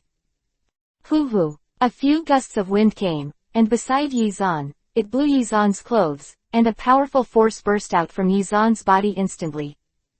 Dee. The combat power detector Raditz was wearing in front of his eyes also sounded. Yizan's combat power climbed to 1800 points in an instant, even higher than his. How is it possible to hide his true combat power? Seeing Yizan's sudden rise in combat power, Raditz's face turned pale in an instant. This was the first time for him. Combat power. However, Raditz never imagined that this was not Yizan's hidden combat power, but Yizan's increased combat power during the battle. Getting stronger, the battle bloodline of the Super Saiyan was brought into full play by Yizan. Hey! Without too much nonsense, Yizan rushed forward, leaving a few phantoms in the air, and immediately came to the sky above Raditz, kicked him condescendingly, and a powerful force erupted. Bang! Raditz didn't even have a chance to dodge, so he was kicked and flew downwards and fell to the ground, creating a big hole. Hey! Raditz, who was unwilling to admit defeat, flew up from the deep pit and launched a counterattack against Yizan, but Yizan's powerful attacking moves caused him to vomit blood again and again. Several powerful shock waves erupted from Yizan's hands, flew to Raditz's lower abdomen, and penetrated directly, causing him to vomit blood. Damn! Covering his wound, Raditz flew into the sky, condensing a powerful shock wave, ready to attack Yizan. A powerful force surged from Raditz's hand, and the surrounding air became illusory and trembling, and the white roses began to emit dazzling rays of light. Yizan did not show weakness. At this moment, the void flew up, almost keeping a parallel line with Raditz. A powerful force also quickly condensed from his hand, and the light waves and power shone brightly at the same time. Ziz! The power became stronger and stronger. Yizan shouted according to the attack method of the Turtle Qigong, the Turtle Qigong wave. As the last word fell, Yizan's attack flew out almost at the same time as Raditz's attack, met in midair, and there was a loud rumbling sound all around. Boom! In the sky, two powerful attacks, light Jinchuriki column formed by light, quickly collided together, producing an extremely violent vibration. Neither of the two forces was willing to give in. At the moment when they met, it seemed to pause for a few seconds. Then, Yizan released the chakra ability in his body, and a huge force and chi blasted out. Hey! Raditz could no longer resist Yizan's attack, and was directly bombarded and flew out. From a distance, it seemed as if the light had been knocked away and flew thousands of meters away. Boom! With a loud noise, Raditz landed in the desert, producing an extremely violent explosion that blew the surrounding thousands of meters into a deep pit, and he himself was also in the center of the explosion. Soon, the smoke and dust from the explosion dissipated, and Yizan quickly fell from the air and flew to Raditz's side. At this time, Raditz didn't have the arrogant look before. After being shot down by Yizan, the battle armor on his body was also broken, and his body was covered with scars, and it became very difficult to breathe. How can you be so powerful? You hide your combat power. Looking at Raditz, who was still alive, Yizan shook his head and said, "No, it's not that I hide my combat power, it's that I'm fighting, constantly getting stronger. This is the real Super Saiyan. The power of the bloodline can become stronger every moment in battle at a speed visible to the naked eye." Cough cough. Raditz coughed violently, spit out a mouthful of blood, stared at Yizan and said in shock, "Impossible, how can Saiyan bloodline be so strong? I don't believe it. Saiyan blood, I know best." Raditz shouted, his eyes flashed with disbelief, and his body began to swell violently. A strange pattern appeared in those eyes, and he didn't know what he was staring at. Yizan squinted his eyes, thinking in his heart, is this about to start transforming into a gorilla? Yizan can remember that in the final battle of Raditz, he transformed into a huge gorilla warrior. Sure enough. Puff, puff, the violent beating of Raditz's heart could almost be seen from the outside. The position of his chest was constantly rising and falling, which looked very strange.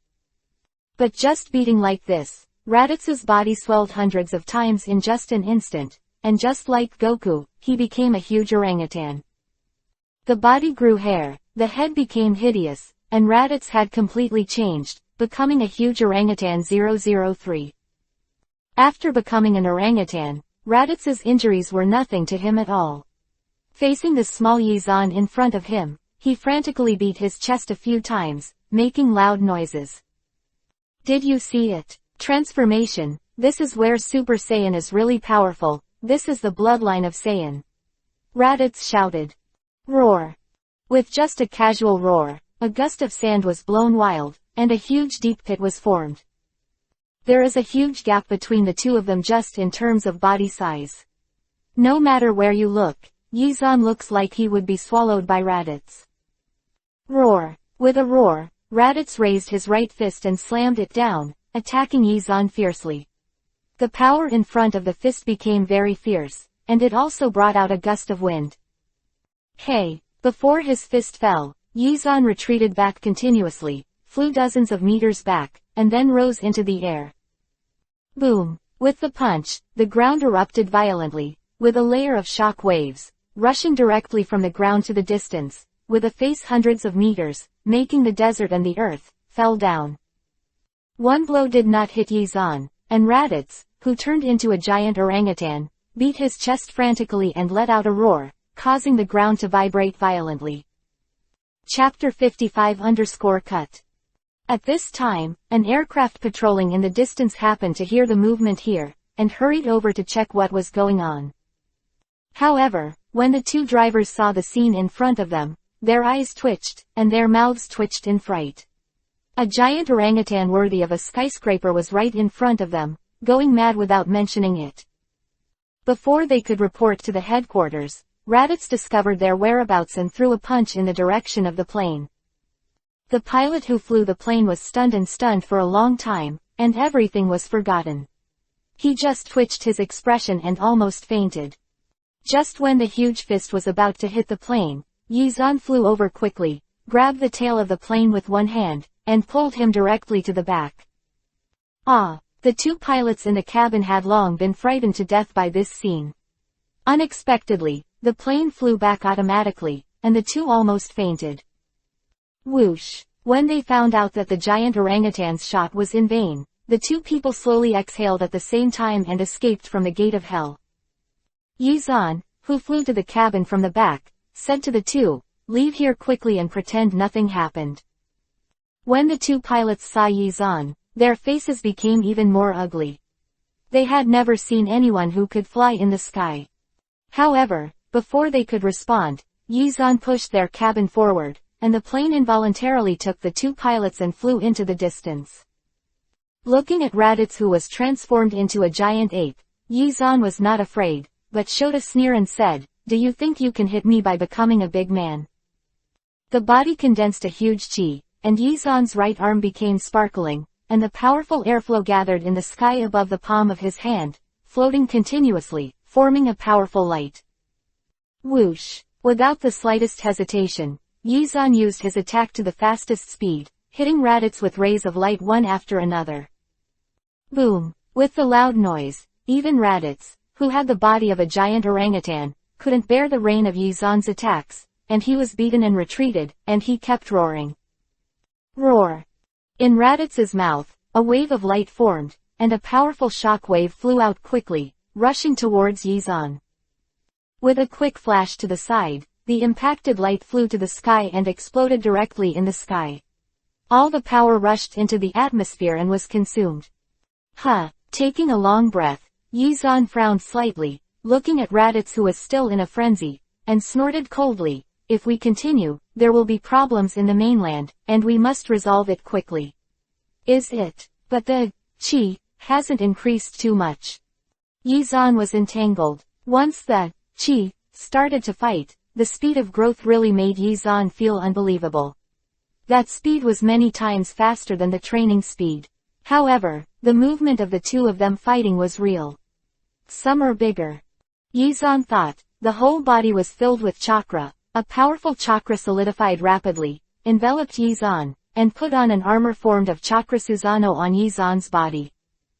A huge figure condensed by the real chakra formed in the sky above Yizan, a demon warrior in armor, with a long knife on his back, with a monstrous aura, pressing directly on Raditz's body. Cut! Yizan shouted without hesitation, and slashed down with his knife. Boom! In the dry desert, there was a thunderclap from the sky, which was extremely harsh. Even Raditz, who was transformed into a giant ape, saw a gleam of fear in his huge eyes when he saw Susanoo's voice. That's not a power that mortals have at all. Raditz still doesn't have much knowledge. If the big boss after Dragon Ball came over, Yizan's Susanoo is really not enough to watch. However, at this stage, Yizan's Susanoo still has great dominance. Boom! Finally, Yizan's slash fell quickly, slashed directly on Raditz's body, and slashed directly from the top of his head. The endless brilliance was released incisively and vividly at this moment. The powerful shock wave directly broke Raditz's body, split it into two from head to toe, and then melted into the light of the shock wave. Until the last moment, Raditz didn't even have time to let out a final roar, and disappeared from this world forever, never to appear again. When the gust of wind struck again, in this desert, apart from the traces of battles, there was no sign of Raditz, not even a trace of ashes. And Yizan, who was in the air, also spit out a few rough breaths. In order to deal with Raditz, Yizan also consumed a lot of power this time. However, the bloodline of the Super Saiyan is completely beyond his imagination. A Super Saiyan's talent for combat is truly unparalleled. You know, this time it's just Raditz, who is not very strong. He is not ranked among the many powerhouses in the universe. Vegeta, Frieza, and Sharu are more powerful than this one. Many, and these guys haven't appeared yet. I'm afraid it won't be so easy to deal with by then. It seems that I need to increase my strength as soon as possible. Yizan frowned slightly. Yizan needed a qualitative leap to increase his strength. I am afraid that the only one who can help him is the gods. At least he is a Namekian, and he has connections with the kings of the world and the king of Yama. As long as he helps himself, cultivation is not a problem. Although his bloodline is somewhat similar to that of Super Saiyan, it is still different. After all, he has absorbed the advantages of Super Saiyan's cells with face fruit. Therefore, it is estimated that the transformation of Super Saiyan will not be enough. Take a long-term view. Chapter 56_Go to the King. Yizan had just defeated Raditz. The Earth should be able to be at peace for a period of time. Just taking advantage of this time is the best opportunity for Yizan to improve his strength. Just do it. Yizan has never been a procrastinator. Well, it really is. I saw that Yizan didn't hesitate at all, and flew straight to the back, first to the island of Immortal Turtle. Yi Xuanmei's name is that. In order to be able to practice with peace of mind, at least you have to appease Bulma and Chi-Chi first, and don't let them worry about themselves. When he returned to the Immortal Island, it was already night, and Yizan spent an afternoon to defeat Raditz. What he didn't know was that shortly after he came back, the two pilots he rescued on the way had taken their commander and a group of soldiers to the place where they were fighting, but they found nothing. Seeing Yizan's return, Bulma and Chi-Chi were very happy. The three of them had dinner together, and Yizan taught them to practice for a while. It was not until the next day that Yizan told 663 them that he would go out to practice for a while, because the future Earth would be very dangerous and he needed to strengthen his strength. For this reason, Bulma and Chi-Chi couldn't refuse. They could only tell Yizan to come back as soon as possible. Invisibly, they had already developed a kind of dependence on Yizan. Soon, Yizan flew to the temple where the gods lived. After Yizan, who had strengthened his strength, arrived at the temple after a while.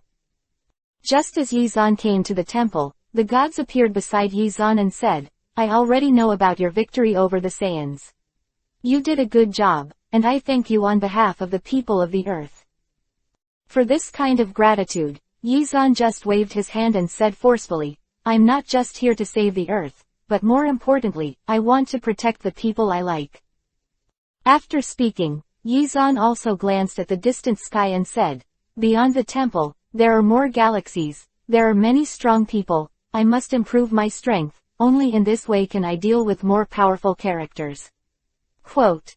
Regarding Yizan's words that he didn't pretend to be the most forceful, only to be more forceful, the gods nodded undeniably and said, I have also predicted that the future Earth will be very dangerous, and a super soldier will be needed to protect the Earth at that time. I think there is no one more suitable than you. The Namekians have special and powerful abilities, and divination is one of them, and the gods also inherited this ability, giving them the feeling of being a prophet. Then, where do you think I should go to cultivate best? Yizan said, with his current strength, it is unlikely that he wants to reach the realm king, and he will need the help of the gods and the king of Yama. The gods have long felt that Yizan's strength is stronger than himself, so he nodded and said, with your current strength, you won't be able to cultivate with us at all, so I will give you a gift. Go to a place more suitable for your cultivation. Quote. Where? Yizan asked lightly. Jia Wang, Tian Shen replied with a trace of respect in his eyes. After all, he is only the celestial god of this planet, and the real king is the master of the world. Although Yizan had guessed it for a long time, he was still very excited on the surface. As long as his strength improved, he would be able to fight Frieza and the others. The powerhouses in the universe, Yizan vowed to stand at the top. Soon, after talking with the gods, Yizan was taken to King Yama and met with him. Yizan couldn't help being a little surprised when he saw King Yama's feelings. This guy was really big. He was interviewing a huge fat man just like in the original book. Just sitting there would give people a lot of pressure. When he came to King Yama, Yizan originally wanted to see Kaylin and Turtle Immortal, but when he thought that he was running out of time, he gave up the idea. Anyway, it wouldn't be long before Wukong would help them resurrect. After relying on the passage of the King of Hell, the gods could not continue to send Yizan forward, and on the winding path, the two said goodbye. If you want to reach the place where the real king is, you have to go through this endless path. Yizan glanced at it. He still has some impressions. At the end of this path floating in the air, there is a graceful figure. Snakeheim Beauty. Thinking of this, Yizan's heart was a little excited. He finally came here, but he couldn't run for nothing. Soon, Yizan speeded up and ran on this trail. Due to the restrictions of Hell, Yizan could not use the levitation technique here. However, after running for a while, Yizan discovered that his chakra could be used here, and soon his speed increased a lot. But Yizan didn't know how long it would take to reach the Realm King before he reached this distant goal. In Hell, the concept of time was long gone, and Yizan didn't know how long he had run, but when he saw the end of this path, his excitement couldn't be added. I'm going, it's finally here. After seeing the end, Yizan hurriedly rushed forward. As soon as he landed on the ground, Yizan saw a palace from a distance, surrounded by clouds and mist. A huge house number stood there, and there was a huge flower snake next to it, but this snake was carved. Taking a deep breath, Yizan raised the corner of his mouth slightly, and said with a smile in his heart, Beauty, I'm here. Walking directly into the palace, Yizan felt that a fragrant wind came from behind him, making him unable to help turning around, only to see slowly walking out from behind the veil and thin tent. A stunning beauty with a curvaceous figure. The fair skin is like a freshly peeled egg, which can be broken by blowing, and the long legs are completely exposed in the air, and the slender waist is like an attractive light, which makes people look at it past. Inside the gorgeous long skirt, there was a huge evil body wrapped in it. After Yizan looked at it, he didn't want to move away. There is also that beautiful face, not the usual enchanting and beautiful, light eyeliner, with those eyes that seem to be able to speak. Chapter 57 _ Beauty on the Snake Road. As soon as he saw this stunning beauty, Yizan's expression became stunned, and he refused to leave the woman's body at a glance. Bulma and Kiki have completely different tastes compared to this woman. This kind of woman will make people think about it as soon as they come out. When they see this woman, their first impression is, the bed. After that, there are all kinds of shameful things. And Kiki and Bulma make people want to get close and love them. Hee, are you looking stupid, handsome guy? As soon as Snakeheim appeared, he couldn't help covering his mouth and chuckling when he saw Yizan being so dumb. It's okay if she doesn't laugh, but when she laughs, she becomes even more beautiful, making Yizan's heart skip a beat, and she can't help but say, how charming. The sound was not loud, but it also made Snakeheim hear clearly. Although she has a very high status here, she has lived in the Deep Palace for a long time and has never seen a man. Now that Yizan praised her, she looked a little yuhi on her face. Moistened. You really know how to talk. No one has come to me for hundreds of years. Since you are here, I will treat you well. Snakeheim smiled lightly and walked over to guide Yizan. How are you going to entertain me? Yizan couldn't help showing a wicked smile on his face. With a pair of eyes, he stared at the Snakeheim's body without hesitation, and his heart was full of enthusiasm. Of course, such scorching eyes could not escape the eyes of the Snakeheim, and her heart was also undulating, pulling Yizan and walking into the palace. Tilda came to a place to eat. Snakeheim asked Yizan to sit down, and when he left his side, his fingertips did not forget to stroke Yizan's heart, and said with a faint smile, you are really strong. Ah, you must be exhausted coming here from the King of Hell, let's eat something to replenish. Quote.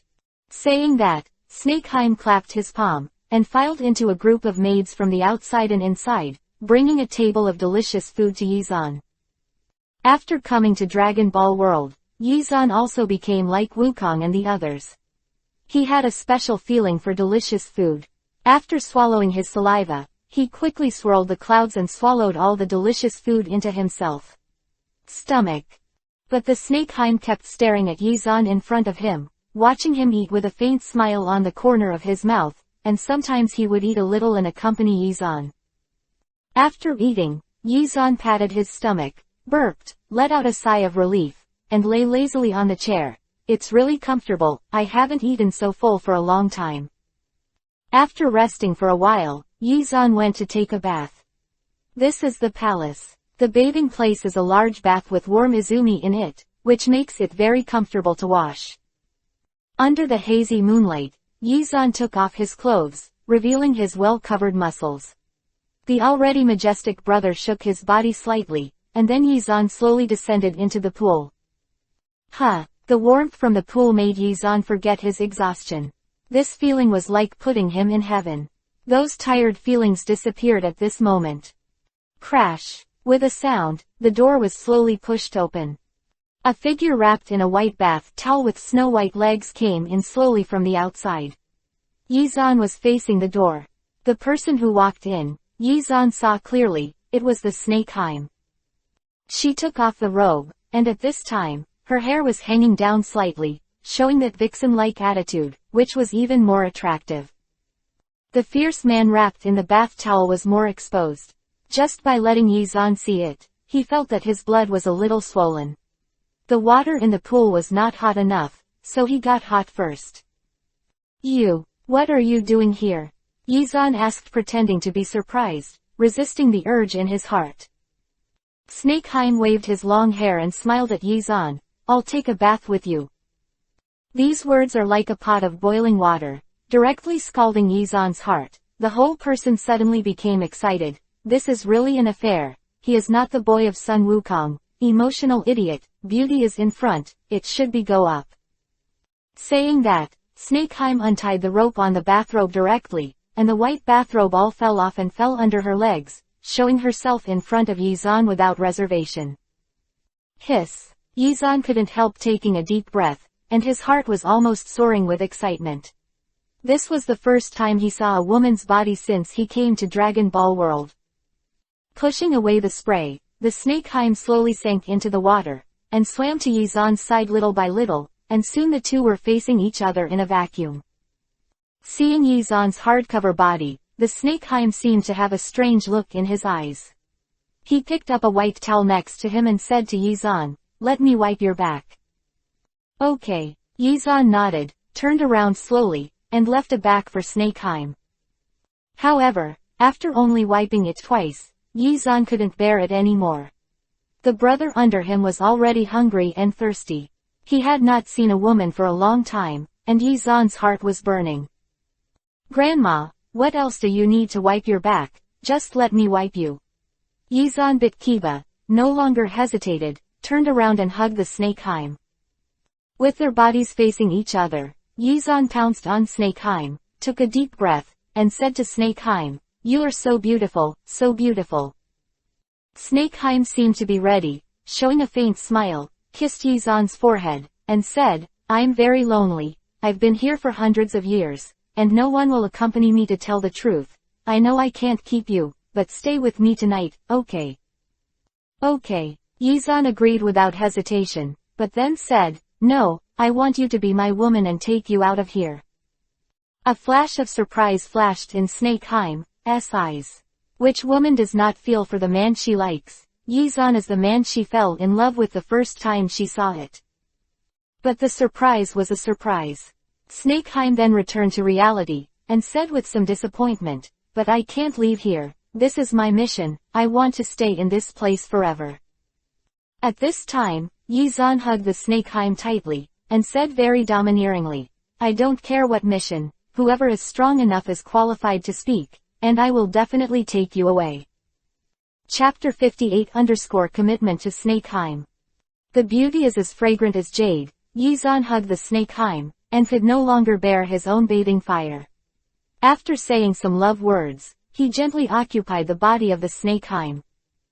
"Ah!" With a soft cry, Snakeheim hugged Yizan's body tightly, grabbed his hands on his back, and drew a few marks with his fingertips. The pain brought by the first time changed the expression of Snakeheim slightly, and a bright yui-colored flower bloomed in the warm Izumi pool. Having not experienced a woman for a long time, Yizan was extremely crazy this time. After having fun in the water, the two rolled onto the bunk again, fighting and fighting. Fortunately, Snakeheim is not weak, so strong and long-term hand-to-hand combat can persist, but in the end, Snakeheim was defeated and lay softly in Yizan's arms. Touching Snakeheim's perfect body, Yizan couldn't help but kissed her ear and said softly, "Snakeheim, follow me later." Snakeheim glanced at Yizan with some bewildered eyes. A pair of thin white lotus arms wrapped around Yizan's neck. His body was close to Yizan, and he said softly, "I also want to, but I can't go, it's just a ghost. I'll make you a body." "Really? If it's true, I'll." With the beauty in her arms, Yizan can't stand the provocation teasing of the Snakeheim, once again regained his vigor, and had a fish and water love with the Snakeheim, the taste of which is naturally wonderful. In this endless world, there is no concept of time, and it is impossible to distinguish between day and night. Yizan only knows that he has slept for a long time. When he woke up again, the Snakeheim had already dressed and sat on the edge of the shop looking at him, with a pair of autumn waves like water, and his eyes were full of love. "You're awake." Snakeheim gently helped Yizan pull up the bedding. Yizan nodded, stood up, put on his clothes, stood beside Snakeheim, stretched his waist, and said, "This is really a good place. Eat and sleep and eat, and with beautiful women, I'm really reluctant to leave here." "Then don't leave, okay?" Snakeheim smiled slightly, stood up, and hugged Yizan's arm. Yizan was stunned for a moment. He could feel the sincerity of the Snakeheim, but he didn't come to the Dragon Ball world specifically to pick up girls. Although this is also one of Yizan's goals, Yizan still has what he wants to do most. Turning around, Yizan raised his palm, touched the beautiful face of the Snakeheim a little, and said, "Wait for me, when I stand at the peak of this universe, you and I will be happy together." Quote. Cut. Snakeheim suddenly smiled, pushed Yizan's hand away, and said with a smile, "I'm joking with you, you and I are not from the same world, it's impossible to be together, you still pursue your self-dream." Quote. Saying that, Snakeheim went outside. When he was about to reach the door, Snakeheim turned his head and said, "By the way, the food is ready, come out and eat." Yeah, Yizan nodded, sorted out his mood, walked out of the room, and went to the palace hall outside with Snakeheim, sitting in front of the long round table, ready to enjoy the food. After the meal, Yizan was very full again, rubbed his stomach, sat there admiring the Snakeheim. Such a beauty, how could Yizan not be moved? Thinking of the love of fish and water last night, Yizan was very excited. Of course, maybe it wasn't last night, but what's the point? You are so beautiful. Yizan leaned forward and sat down beside Snakeheim, wanting to touch Snakeheim's hand. Unexpectedly, Snakeheim stood up by himself and said to Yizan, "I'm sorry, Mr. Yi, your stay here has come. If you don't leave, you will be killed." Why is it like this? Yizan asked with some doubts.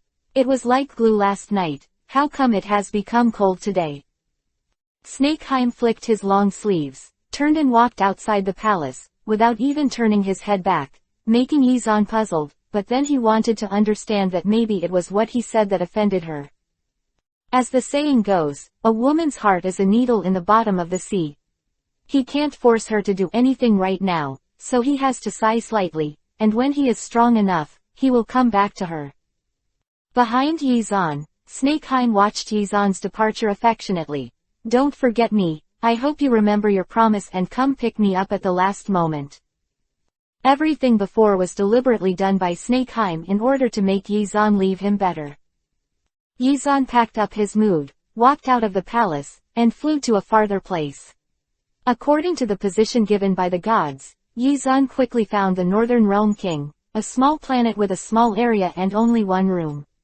And a circular avenue, the rest of the place is just a piece of grass. Seeing this planet, Yizan was secretly amazed. The stars in this universe are really strange. I didn't expect such a small planet to exist. Whoosh! Without thinking too much, Yizan jumped and flew towards the small planet of the Realm King. Who knows, just as Yizan approached Zhuang a little, he immediately felt the incomparable suction force on it. Although he had already prepared, he didn't expect the gravity to be so amazing that he instantly fell on the planet. Slammed into a wall, and past the wall directly. Ouch! Suddenly, a scream came from behind the collapsed wall. A fat man with short horns on his head and a certain black round hat was smashed under the 3.7 bricks, and his eyes were still open. He kept turning in circles, and there was a crushed chair next to him. It looked like he was taking a nap, but he accidentally bumped into Yizan who fell from the sky. Yizan, who fell into a daze, also supported his body and slowly struggled from the ground, but his movements to get up were very slow. Damn it, I really didn't expect that the gravitational force here is so strong. Yizan bit Kiba secretly and got up from the ground with difficulty. The powerful pressure and gravity almost knocked Yizan to the ground again when he stood up, which was far more powerful than the gravity room that Bumma's father gave him. Looking back, Yizan couldn't help but be surprised. Huh? Who are you? Why are you lying still on the ground? Chapter 59 _ The King of Cold Humor. Oh, who is that guy, who is so careless, that he crushed me like this? The king bit Kiba and stood up from the ground, then glanced at Yizan, picked up his sunglasses, and put them on again. With a solemn expression on his face, as if murderous aura was coming. Staring at Yizan for a few times, the Realm King lowered his voice and asked, "What are you here for?" Yizan nodded and said, "I came here to learn something from you, I hope you can teach me." Learn something? The Realm King suddenly became silent, his face became extremely gloomy, and the surrounding atmosphere instantly became a little nervous. Making Yizan feel uncomfortable, he quickly asked the Realm King, "What happened, Realm King?" "Haha, you must have been tricked by me." Suddenly, the king burst into laughter, covering his chubby belly, and smiled at Yizan. "Young man, how is my humorous performance? This nervous expression, but I practiced hard for a long time to get it. I can teach you, and make sure you become a top 30 humorist, ha ha ha." Quote. Hearing the king's words, Yizan suddenly felt that his embarrassment was about to commit. Yizan said that he could not detect any humor at all, but felt a chill, if there were a few crows calling from above his head. Flying over, it is no longer suitable for his current situation. Wiping the cold sweat on his forehead, Yizan said, I'm not here to learn humor from you, I'm here to learn how to become stronger and improve my strength. The king scratched his head, then patted his stomach again, and said helplessly, I'm sorry, I haven't done it for a long time, and I almost forgot how to fight. I may not be able to pay you this, so you should go back. Yizan knew that this old guy was testing him. In the original book, when Wukong came, he said the same thing. In the end, it was not to help Wukong, but to improve his strength. Ignoring Jia Wang's words, Yizan walked to Jia Wang's house alone, came to the door, opened the door directly, and walked in. Seeing someone trespassing into his home, the king of the realm pointed his finger at Yizan and shouted, You bastard, you can't go in without my permission. But Yizan didn't care about him. He took out a chair from inside, took out a bottle of Coke, sat outside, tasted it slowly, crossed his legs, shook a few times, and said, Since you don't agree, then I will live here for a while, and I will have an explanation when I go back. I will take a vacation if I have nothing to do. It is comfortable to live here anyway. Quote. Seeing Yizan's arrogant expression and attitude, the realm king clenched his fists in anger and wanted to go up and beat Yizan, but he had not done anything for many years, so he held back. If he couldn't beat Yizan by then, spread it out, how embarrassing it is. However, the realm king was not a vegetarian either. He immediately came up with another solution. He glanced behind Yizan. Behind the tall coconut tree, an ape immediately jumped down. The ape moved very quickly and came behind Jack. While Yizan was resting, he suddenly stretched out his hand and instantly tore off the belt around Yizan's waist. Yeah, Yizan frowned, then reacted quickly, got up and wanted to grab the ape, but he grabbed an empty space, but because of the gravity of Jia Wangsheng, Yizan's speed was a little slow. Yizan used chakra to condense a belt at will, and behind Yizan, the monkey holding Yizan's belt was scurrying around the coconut trees in an arrogant manner. Seeing this scene, the realm king laughed and said, If you can catch him, I will teach you how to fight. How about it? This is fair, right? Humph. Yizan raised his brows, nodded and said, Okay, no problem. After speaking, Yizan instinctively wanted to use Hiraishin, but suddenly remembered that in the original book, the battle of the king to cultivate Sun Wukong was indeed chasing after this monkey. Thinking of this, Yizan did not intend to continue to use chakra. On the contrary, it suppressed the movement of chakra, turned to use chi, and began to practice. I saw Yizan lifted a powerful chi from his body, circulated on his legs, and jumped forward, trying to grab the ape, but unfortunately, Yizan just jumped up and was immediately caught by the world. The powerful gravitational force on Wangxing was sucked to the ground. After suffering a dark loss, Yizan quickly got up again and chased in the direction of the ape, but he didn't expect that the ape was moving very fast on Wangxing, and he was like a clumsy child, as if he had just learned to walk. Same. In this way, in order to catch the ape, Yizan ran on Zhuang for more than half a month, and then slowly increased his speed, so that he was no longer so slow on Zhuang. Don't run, stop for me. Yizan jumped and was already able to jump to a distance of more than 10 meters, but Yizan jumped from this tree to that tree to catch the ape, but he was still slow step. Damn guy. Yizan didn't get discouraged if he couldn't catch up with the ape. He snorted lowly, speeded up again, and chased forward. The king of the realm seems to be more leisurely, watching Yizan and the monkey chasing every day. He began to manually repair the wall that was smashed by Yizan, and repaired 563 points in a day. Not much, just to pass the boredom time. If as a realm king, he wants to know the most, it should be time. Boring life, let him try his best to pass the time. Finally, half a month later, one afternoon, the king of the realm was listening to the radio, cocking his legs, drinking tea, and he finally repaired the wall that was smashed. Suddenly, from the straight stone path, Yizan carried the monkey and walked towards the realm king. The movement and appearance were no longer clumsy, but rather domineering and full of momentum. Looking at Yizan who came over, the Realm King was also startled. He didn't expect that Yizan would only take a month to catch the ape, and there were several big monkeys on the ape's head. The bag, at first glance, was beaten badly. "Zhuang, this monkey of yours was caught by me." Yizan threw the ape in his hand in front of the Realm King and threw it directly. Ouch! As soon as the ape landed, he hurried to the back of the Realm King, hid behind the Realm King, looked at Yizan, and seemed a little scared. It seemed that Yizan had just taught him a lesson. Chapter 60_Genius learns everything easily.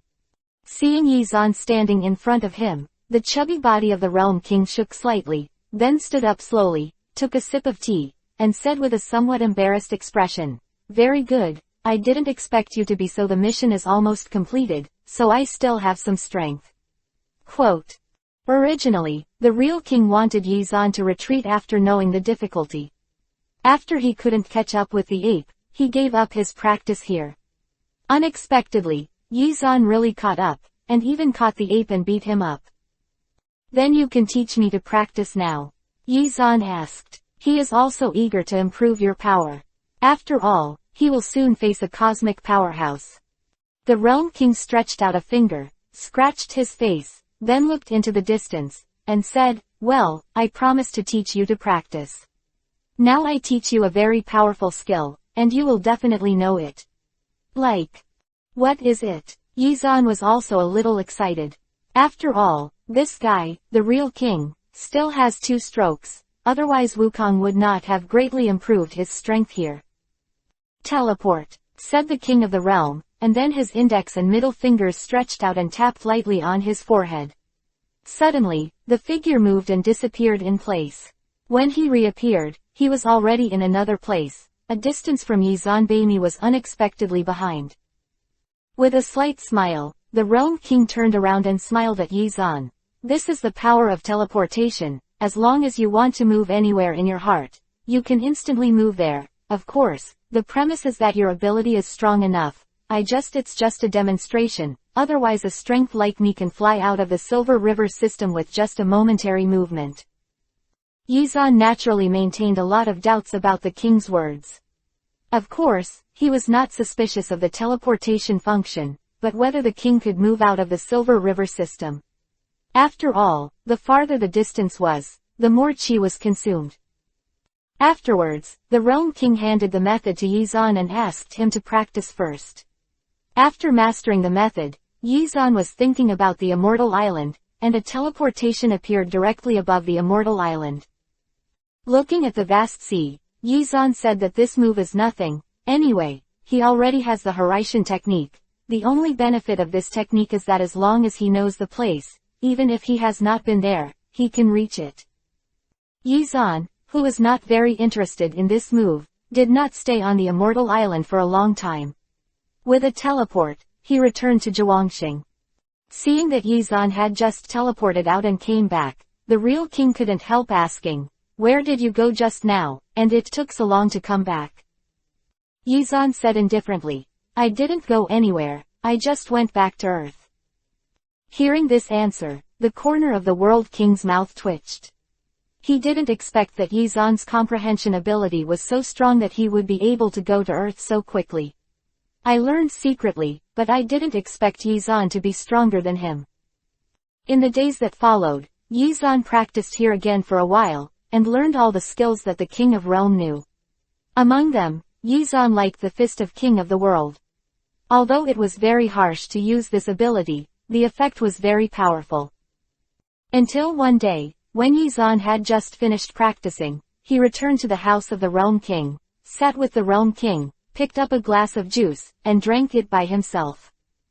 At this time, the Realm King turned his head, looked at Yizan, and said, "You have been practicing with me for so long, and I have nothing to teach you." Yizan nodded, stood up and said, "Trouble you this time, Realm King?" Suddenly, the Realm King waved his hand and said, "I only know some cultivation methods. In terms of strength, I am much worse than you, haha." However, after laughing a few times, the Realm King said to Yizan, you should go back now, the earth may be in danger soon. Yeah, Yizan nodded and didn't ask what happened to the earth. Anyway, it must be those bosses. Yizan just teleported away from Zhuang and came to the sky above the earth. Breathing the air on the earth, Yizan felt that he was light and airy, and the qi in his body instantly soared, and his cultivation on Zhuang Xing brought a huge change in his strength. Haha, the opponent below me is Vegeta or Frieza. Yizan raised his mouth slightly, looking forward to the next battle. Whoosh! Flying forward, Yizan headed for Immortal Turtle's hut.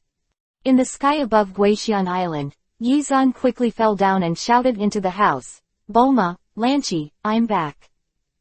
Bang dang. The door was opened, and instead of Bulma and Kiki, it was Wukong. Behind him, there were Turtle Immortal and Keelan, who had all returned. As soon as he saw Yizan, Wukong ran over happily. Brother Yizan, it's great that you are back. After a period of absence, Wukong seems to have grown a lot taller, and his strength has also increased. Keelan and Tianjin Fan have also increased. Nodding his head, Yizan said to Immortal Turtle, it's great that everyone is back. Turtle Immortal laughed and said, yes, this is all thanks to Wukong and Tianjin Fan. They worked tirelessly to find the Dragon Ball and resurrected us all, but thanks to you, they defeated the great demon King Piccolo, the world peace at last. At this time, from the inside of the house, Chi-Chi came out. He was wearing an apron and holding a spoon, and shouted to the crowd, it's time to eat. After seeing Yizan, Chi-Chi's expression also became a little excited, and then she shouted happily into the room, Bulma, come quickly and see who is back. Come, I'm holding the soup, why are you excited? There was a somewhat impatient voice from Bulma from inside the room, but the man came out quickly. Just like Chi-Chi, Bulma, who was wearing an apron, came out with a bowl of fresh soup. When she saw Yi Xuano at the door, the soup in her hand fell to the ground without holding it firmly. Go down. Whoosh. At this moment, Yizan's figure moved, quickly rushed forward, stopped steadily beside Bulma, reached out and caught the bowl of soup, without spilling a drop. Hokage give me a face. Dragon Ball, Chapter 61-80. Chapter 61_Vegeta who hit the earth. Holding Bulma's waist, Yizan smiled slightly. Why, you haven't seen me for so long, aren't you too excited? Originally, there were still some tears in Bulma's eyes. She had not seen Yizan for so long. She was really excited, but seeing so many people around, she pushed Yizan away and beat him on the chest. After a few times, he scolded, whoever got excited, my hands were shaking. After speaking, Bulma quickly returned to the house and continued to prepare lunch, causing everyone outside to laugh for a while. You know, Bulma's usual temper is very hot, and today is also a rare good mood. He cooked with Chi-Chi and said that he would come back to cook for Yizan, but unexpectedly, he really met. Soon, everyone came to the Turtle Immortal's hut. A group of people gathered around the table, preparing to eat a big meal.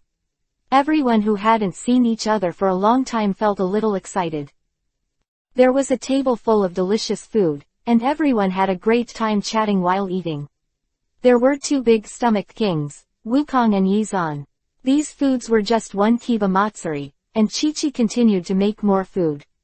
Just enough for everyone to eat and drink. Yizan, come to the realm of the gods, something big has happened. Suddenly, the voice of the gods resounded in Yizan's mind, causing him to stand up from his chair.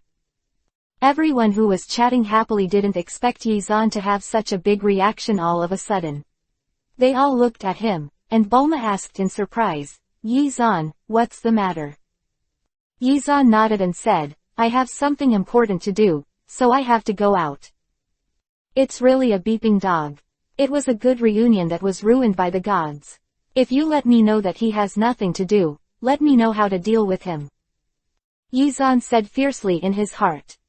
And Sun Wukong bit a chicken leg, wiped a mouthful of oil stains, and said next to him, Brother Yizan, do you need my help? I've become stronger now. If the gods can send out a distress signal, the opponent must be very strong. With the current strength of Sun Wukong and the others, even if they go, it will definitely not have much effect. A wave of his hand, Yi Zan said. No need, I can go alone, you don't have to wait for me, eat first. After finishing speaking, Yi Zan walked out of the Guixian house, jumped directly, and flew in the direction of the temple. Boomer used a fork to fork a piece of steak, propped up his head with his right hand, and said with great dissatisfaction, every time I have something to do, I just left in such a hurry, there's really no way. From the voice of the gods just now, Yi Zan could hear the anxiety in it. I am afraid that this time is no trivial matter, otherwise, the gods will not ask him for help. Whoosh! Yi Zan accelerated, rushed directly to the sky above the temple, and quickly fell to it. A whirlwind shook beside Yi Zan. The scene in front of him changed Yi Zan's expression. The original magnificent temple has now become a ruin, and there are traces left after the battle everywhere. Moreover, Yi Zan has extremely rich combat experience, and he can see at a glance that the people who destroyed this place only used one move to turn the entire temple into a mess. Who is it, who broke into the temple? Yi Zan's eyes narrowed, and he shouted at the ruins, God. But there was silence all around, except for the wind from the heights, nothing could be felt here, and no movement could be heard. Shoo! At this moment, behind Yi Zan, there was a sudden sound of breaking wind, and a grain of sand rushed behind him quickly, wrapped in hayate, and a shock wave was generated in front of him. Yi Zan raised his brows slightly, felt the breath coming from behind him, hurriedly dodged, and flew over from the side. Boom! The grain of sand hit directly in front of the temple, flipping a piece of ground upside down, and the floor exploded everywhere. The structure and sturdiness of the temple are much stronger than ordinary places, but under such a powerful attack, it also becomes vulnerable. Dodging the blow, Yi Zan hurriedly turned around and looked behind him, only to see a young man in a battle suit floating in the air behind him. Seeing this person, Yi Zan's face instantly became very surprised. He didn't expect to meet him at this time, it seemed that it was really destined. Vegeta, you're finally here, Yi Zan said lightly, with a faint aura in his tone, and the fighting spirit slowly radiated from his body. Vegeta didn't seem to think that Yi Zan would actually recognize him, but he didn't care too much about these things. Vegeta, who had a cold expression on his face, stood in midair, crossed his shoulders with both hands, and looked down at Yi Xuandao. You are the guy who defeated Raditz, your strength is not bad, you can't plead guilty when you see this prince. Confession, Yi Zan said, a Byakugan, you think you can lift your tail up if you are Prince Vegeta. Let me ask you, where did the gods go and what did you do to them? Vegeta let out a cold snort and said, even that green-skinned Namekian dared to call himself a god. I have already killed him, since you refuse to confess, then die with him, really it's a pity, I originally wanted to spare you one. Huh, you killed the gods. Yi Zan was a little annoyed. Are the powerful people in Dragon Ball so bloodthirsty? Facing the arrogant Vegeta, Yi Zan's mouth also raised a sneer, his body slowly floated into the air, stood opposite Vegeta, and said, forgive me. Then see, can you? Got my life. Yi Zan's words also made Vegeta rush directly towards Yi Zan. The battle between the two is imminent. You know, Vegeta is the prince who survived the Saiyans, but with a superpower of 18,000, how can he allow others to be stronger than himself? Although Yi Zan is not stronger than him now, it made him feel threatened, and he no longer hesitated. Vegeta shot Yi Zan outrageously, and the fingertip of his right hand lit up a shock wave and flew towards it. Chapter 62_King Fist. Although Yi Zan was not stronger than Vegeta now, it made Vegeta feel threatened and no longer hesitated. Vegeta shot Yi Zan outrageously, and the fingertip of his right hand lit up a shock wave and flew towards it. This laser-like shock wave arrived in front of Yi Zan in the blink of an eye, causing Yi Zan to quickly dodge to the right, and then dodged. However, Vegeta didn't stop. After performing this blow, he quickly flew up again, his body quickly rushed towards Yi Zan, and his right fist smashed out. In close combat, Yi Zan was not afraid at all. He also punched horizontally. The fists of the two people bombarded together, creating a huge light curtain in midair, dispersing around, even the temple below. Shocked by this powerful impact, cracks appeared. Vegeta's powerful strength made Yizan feel some pressure. Kiba took a bite, and quickly retreated back.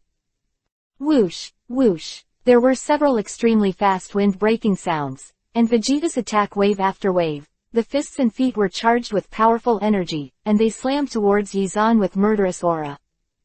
Yizan struggled to resist, and the battle between the two instantly entered a white-hot stage. In the surrounding air, the sound of battle could only be heard, as if to break the air. Boom! With a muffled sound, a gust of wind exploded around, and the whole world changed color. Yizan and Vegeta also bounced back accordingly. After stabilizing his body, Yizan took a few breaths. Since he practiced at the Realm King, his strength has achieved a qualitative leap, but he did not expect that Vegeta in front of him was so powerful that he would let him at once. Caught in a struggle, Vegeta also retreated to the back, standing in the void, looking at Yizan in front of him, frowning coldly, with a murderous look in his eyes, and said solemnly, "Your strength is no more than that, I will send you next. Hell." As the words fell, Vegeta's whole body exuded a powerful momentum, and the surrounding air became a little distorted under his powerful momentum. Zizz! Like tiny lightning bolts, Vegeta's body seemed to be surrounded by a small circle, and the rays of light that gathered strength gathered little by little. The right hand was raised, and in Vegeta's palm, the powerful light immediately became a shocking shock wave. The energy ball appeared in his hand, and Vegeta's muscles instantly became very hard and expanded a bit. Go to hell! With an angry shout, that powerful light instantly fell from the sky and flew down onto Yizan's body, making it too late for him to hide. Such a powerful and rapid attack made this piece of heaven and earth, in a short period of time, become covered with dark clouds, with thunder and lightning rolling in it, as if the end of the world had come. This powerful attack, in Yizan's opinion, is much stronger than Raditz's. It is worthy of being a prince among the Saiyans, and his strength is strong enough. Boom! In a hurry, Yizan also condensed a light curtain, trying to resist this powerful attack, but was engulfed in it in an instant, and an extremely huge explosion occurred. One after another, explosions occurred from where Yizan was hit. The surrounding air was swallowed up inside, and a black mushroom cloud rose. Looking at the mushroom cloud that was about to die out, Vegeta's face finally showed a smug smile. She bit Kiba slightly and said, "I said earlier, fight with me Vegeta, don't be too self-sufficient." Ha! A gust of wind blew, and when Vegeta looked under the mushroom cloud again, Vegeta was stunned, and Yizan's figure even appeared there. The smoke and dust slowly dissipated. Yizan stood in the air, the clothes on his body had already shattered, and the strong upper body was exposed. Embarrassed. How could this be? Vegeta's pupils shrank back in an instant. He used such a powerful attack to be unable to kill Yizan, which made him unbelievable. As soon as he wiped the dust left on the corner of his mouth, Yizan stared at Vegeta and said with a cold smile, "Vegeta, it's my turn." Those fierce eyes, matched with that aura, even Vegeta suddenly had an illusion in his heart that it seemed that he was wrong when he came to Earth. But as a Saiyan prince, he would not fear anyone, otherwise, he would not be worthy of this title, and his bloodline was the most noble.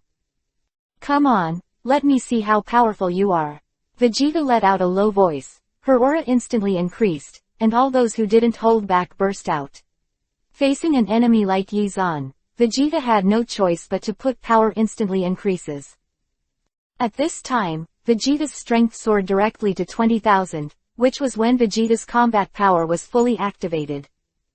Yizan was not afraid of Vegeta's soaring combat power. With a hold of both hands, a powerful force burst out from Vegeta's body, and the light and power doubled in an instant. King Fist. Yizan gave a low voice, and the figure rushed out quickly, letting his body leave the place in an instant, leaving a ray of light behind him, like a tail, stretched far away. The fist shot straight up, and Yizan's target was Vegeta, who was ready to meet him. At this time, Vegeta's combat power detector found that Yizan's combat power jumped from 13,000 points to 26,000 points, and the combat power doubled. What? How could this be? Vegeta's surprise made him unable to believe that there was a Saiyan's fighting power, stronger than him. Impossible. I'm Vegeta, I'm the Saiyan Prince, why are you stronger than me? Absolutely impossible. Doubling the power of the King's Fist is to double Yizan's combat power through instant compression. However, in the process of compression, he must have a strong body that can withstand the impact of strength. King Fist. Boom. Chapter 63 Vegeta flees. King Fist. Boom. A powerful shockwave spread out rapidly around, and all the cloud energy within 1,000 meters around the temple was swept into a big Uzumaki, unable to escape. If you look at the sky from the ground at this time, you will find that, like a spectacle, the sky has changed color. Ah, damn bastard. After receiving this blow, Vegeta spit out a mouthful of blood, flew backwards and roared. The power exerted by the King's Fist instantly increased Yizan's combat power to more than 20,000 points. Even Vegeta would only be knocked flying. After being knocked into the air, Vegeta quickly retreated into the sky, dodged into a silver-colored spaceship, and as soon as he entered it, he immediately drove the spaceship and drove away without stopping for a moment. In the spaceship, Vegeta's face was very ugly. He never dreamed that there were Saiyans stronger than him in this place on Earth. This was a blow and a shame to him. Soon, Vegeta drove the spaceship, took out the sight of the Earth, and rushed into the vast star field. Seeing Vegeta escape, Yizan did not go after him. He knew that Vegeta would not give up so easily. Maybe he would come to Earth again soon, and even if he didn't, he would hold a grudge against him. You must know this guy, but he is very jealous. He is known as the Saiyan Prince. This time he lost in his own hands. It seems that it will not be so easy to end. After the surroundings were calm, Yizan dodged and landed on the temple from midair, checking the atmosphere around him, hoping to find Tianshan and Bobo. Cough cough. Suddenly, there was a slight coughing sound from the ruins in the distance. Shish. Yizan immediately rushed to see the movement and flew there. He opened the ruins and saw that it was Mr. Bobo. Although he was seriously injured, he was still alive. With a burst of energy, the rubble was shaken away, and then Yizan pulled Mr. Bobo out, stretched out his right palm, and sent a soft breath into his body, allowing him to recover. Some injuries. Then, Yizan took out another fairy bean and gave it to Mr. Bobo. In the blink of an eye, Bobo recovered. Looking at the recovered Bobo, Yizan immediately asked, Mr. Bobo, where is the god of the sky, where did he go? Bobo's eyes were a little dim. He sighed and said, that guy is too powerful, neither I nor the gods are his opponents, the gods have been killed by him, we have no choice. Although he had heard from Vegeta long ago that the gods were killed by him, Yizan still had a glimmer of hope, thinking that he was only severely injured by the beating. Looking at Bobo, who was hurt, Yizan comforted him. You don't have to be too sad, the gods will come back. I have a way to help him revive. I still need his help, but I can't just die like this. Hearing Yizan's words, Bobo immediately asked in surprise, do you have a solution? Of course. Yizan nodded, showing a confident smile. This time, it seems that he has to go to Namek once. Only there can Yizan find a way to resurrect the gods, and he already has a way to reach Namek in no time. It's time to go to other planets. After discussing with Bobo for a while, Yizan prepared to bring Wukong and the others to the God Realm. After all, they need to strengthen their cultivation. In the future, the Earth will still have to be guarded by them. Yizan's own goal is to conquer the entire universe. Of course, Bobo would not refuse Yizan's request. After all, without Yizan, he would have already died, and the Earth would have been destroyed several times. Whoosh! Using teleportation directly, Yizan came to the place where a mortal turtle lived. Buma and the others were playing on the beach. When they saw Yizan coming, they all gathered around.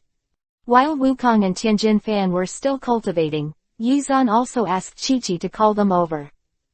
When everyone came together, Yizan said to them, "I'm going to take you to a place, are you all ready?" "Where?" Boomer couldn't help but ask. "God Realm," Yizan replied indifferently, but what he said surprised everyone. Only the turtle immortal slapped the bar a few times and said, "I didn't expect that the realm of the gods really exists. It seems that Yizan has gone there to cultivate long ago." Yizan not only practiced in the realm of the gods, but now he and the king of the realm have been there, and now he brought them here to increase the strength of Wukong and the others. Hearing that he only wanted to go to the god realm, Wukong jumped up excitedly and said excitedly, "Great, I can finally make my strength stronger." Soon, after everyone discussed it, Bulma drove the plane and flew them to the realm of the gods. After all, there were too many people there. Even if Yizan used teleportation, he could take at most 2 people at a time. Originally, it was impossible for an ordinary plane to fly to the god realm, but with Yizan by his side, it was different. The plane rose straight up, like a ray of light, and disappeared in a flash. When everyone came to the temple, Bobo told Wukong and the others what happened, and let them know the danger that the earth would face.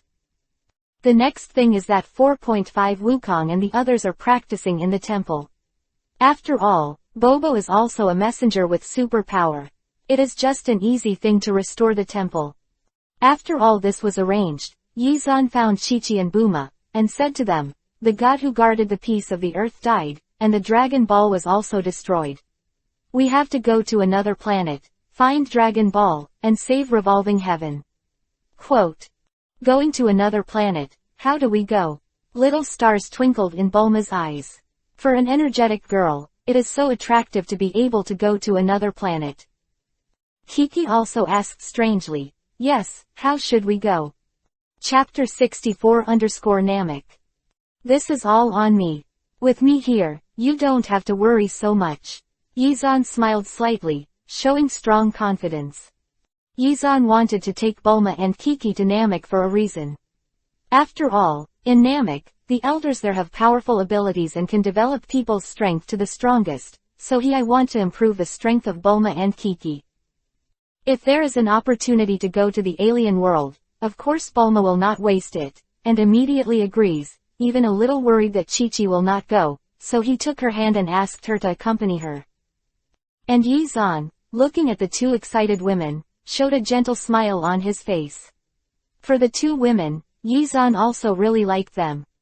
Now that everything has been decided, Yizan did not hesitate, grabbed the hands of the 2 women, and immediately teleported. After finding the location of Namek, he rushed over immediately. A beautiful blue sky and grass, winding a small river, surrounded by several mountains, a breath of fresh air blowing, people can't help but take a few deep breaths. Yi Xuan's and 30 people teleported and landed on the top of a mountain.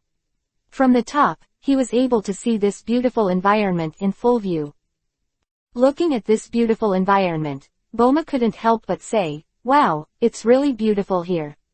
It would be great to live here." Yizan smiled lightly and said, "Okay, as long as you want, we will live here for the rest of our lives, how about it?" Such words made Bulma look like Yuhi. Do you want to propose to him at this time? But on the surface, he still said stubbornly, "I don't want to live here with you, you want to be beautiful." Namek is a relatively developed planet in the entire universe. In pursuit of a high-level civilization, it once caused serious environmental damage to the entire planet. Until now, it has been improved by the Great Elder. After the environment, it became beautiful again. However, since he came to Namek, Yizan is of course important to do business. After Vegeta escapes, I am afraid that there will be his attack here soon, and I am afraid that Frieza will also appear. With his current strength, it is not so easy to deal with Frieza.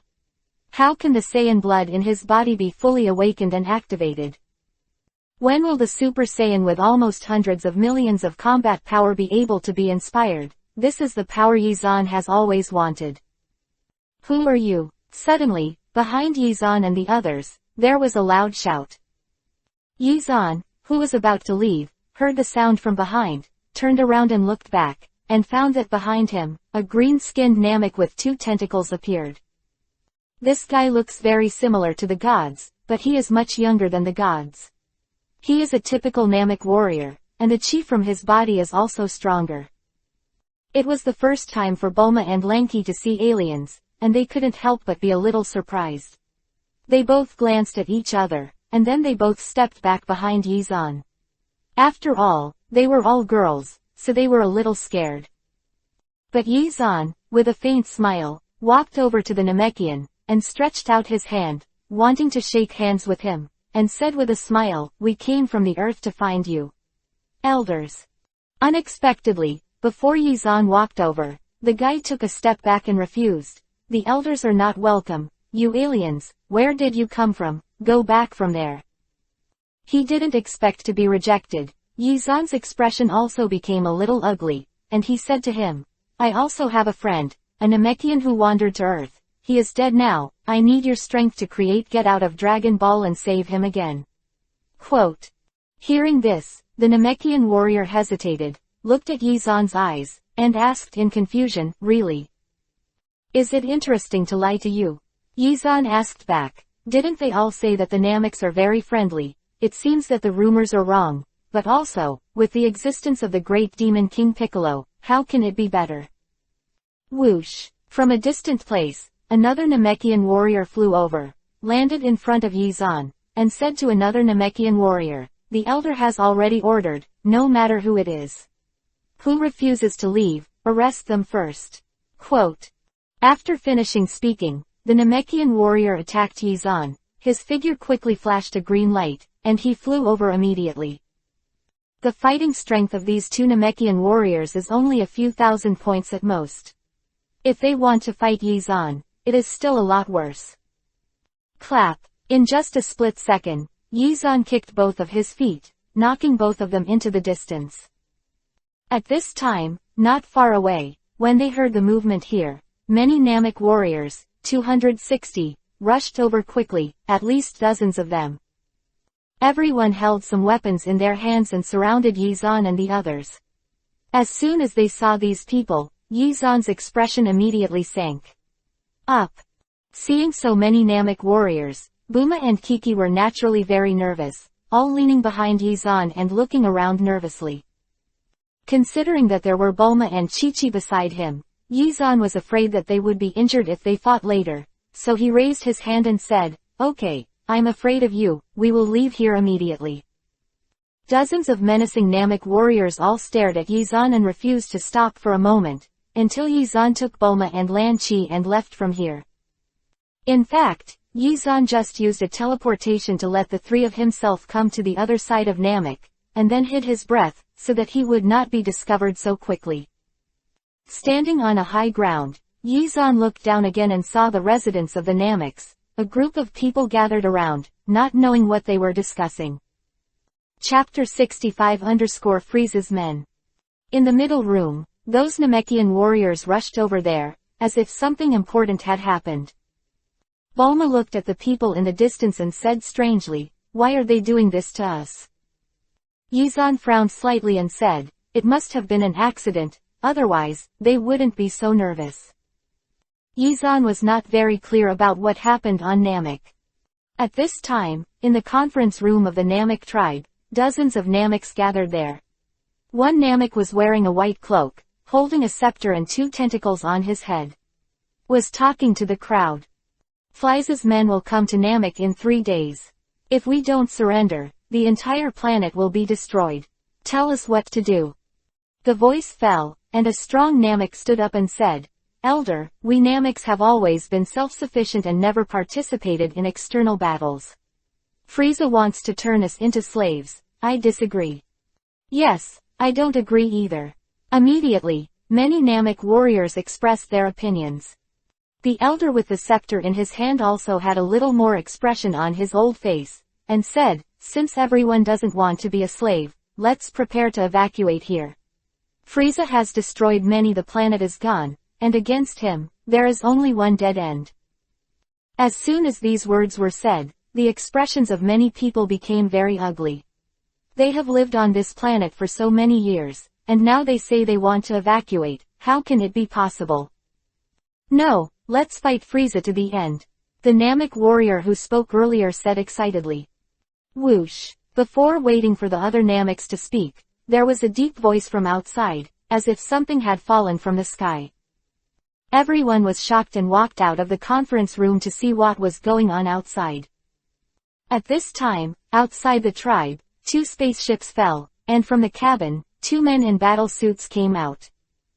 A tall, with a combat effectiveness detector, the muscles on the body bulge, it looks like a strong combat effectiveness, walking on the ground, can step out a deep pit. The other, also a man in a battle suit, just looked thinner. The 2 figures formed a great contrast, but their faces were much more sinister. In this scene, Yizan stood on the distant mountain peak and saw it clearly, which made Yizan a little speechless. He didn't expect Frieza's men to come so quickly. A group of Nameks who came out of the conference room surrounded the 2 guys, and they surrounded them, glaring at the 2.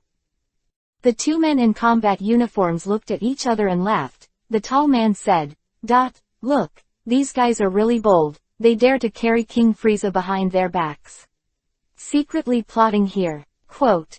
Cold look appeared on the thin man's face, and he said, then what else can be done? Let them know how serious the consequences of disobeying King Frieza are.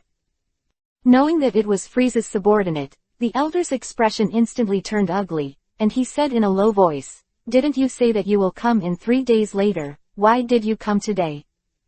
Ha ha. The short man sneered, glanced at the elder with contempt, and said, are you an idiot? You Nameks are so cunning, why don't you come and see in advance? It is not what we expected.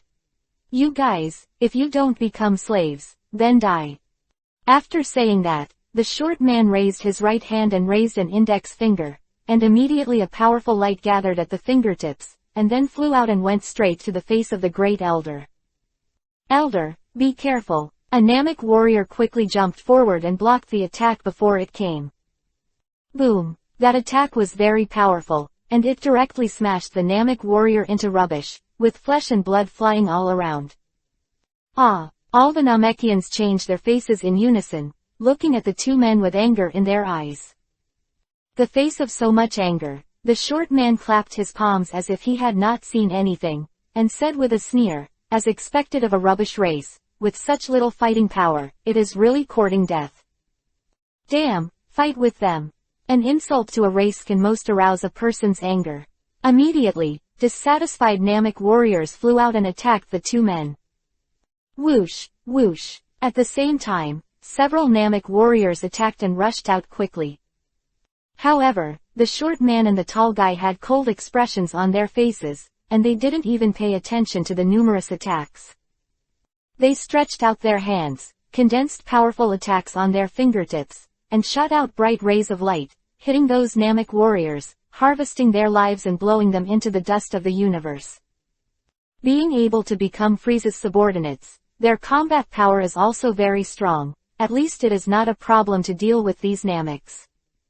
Several Namek warriors died in one fell swoop, making the surrounding Namekians instantly excited, and many people rushed out to fight, but they were all stopped by the Great Elder. Looking at the 2 invincible men in front of him, the first elder said solemnly, what do you want? Seeing the lesson was almost there, the thin man said, it's nothing, I'm just here to teach you a lesson. Now I'll give you the last way. You old guy, commit suicide. We may consider leaving the Namekians as slaves. After all, your abilities are still somewhat useful. What? Not only the Great Elder was surprised, but the entire Namek tribe was astonished. This requirement is undoubtedly stifling their development. You must know that the Great Elder, who has a long life, is the entire Namek people. The human core exists. Chapter 66_Rescue the Great Elder. Elder, I can't promise them. It's a big deal to fight with them. We Namekians are not easy to bully.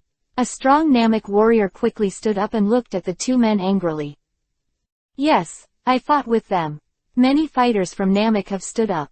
They were born to protect Namek. If they can't do this, what's the use of being alive? Shut up. The elder suddenly became angry, and a powerful aura emanated from him, causing everyone to shut up in an instant. The expression on his face changed, and the first elder stared at the thin man and said, after I die, you will let the Namekians go."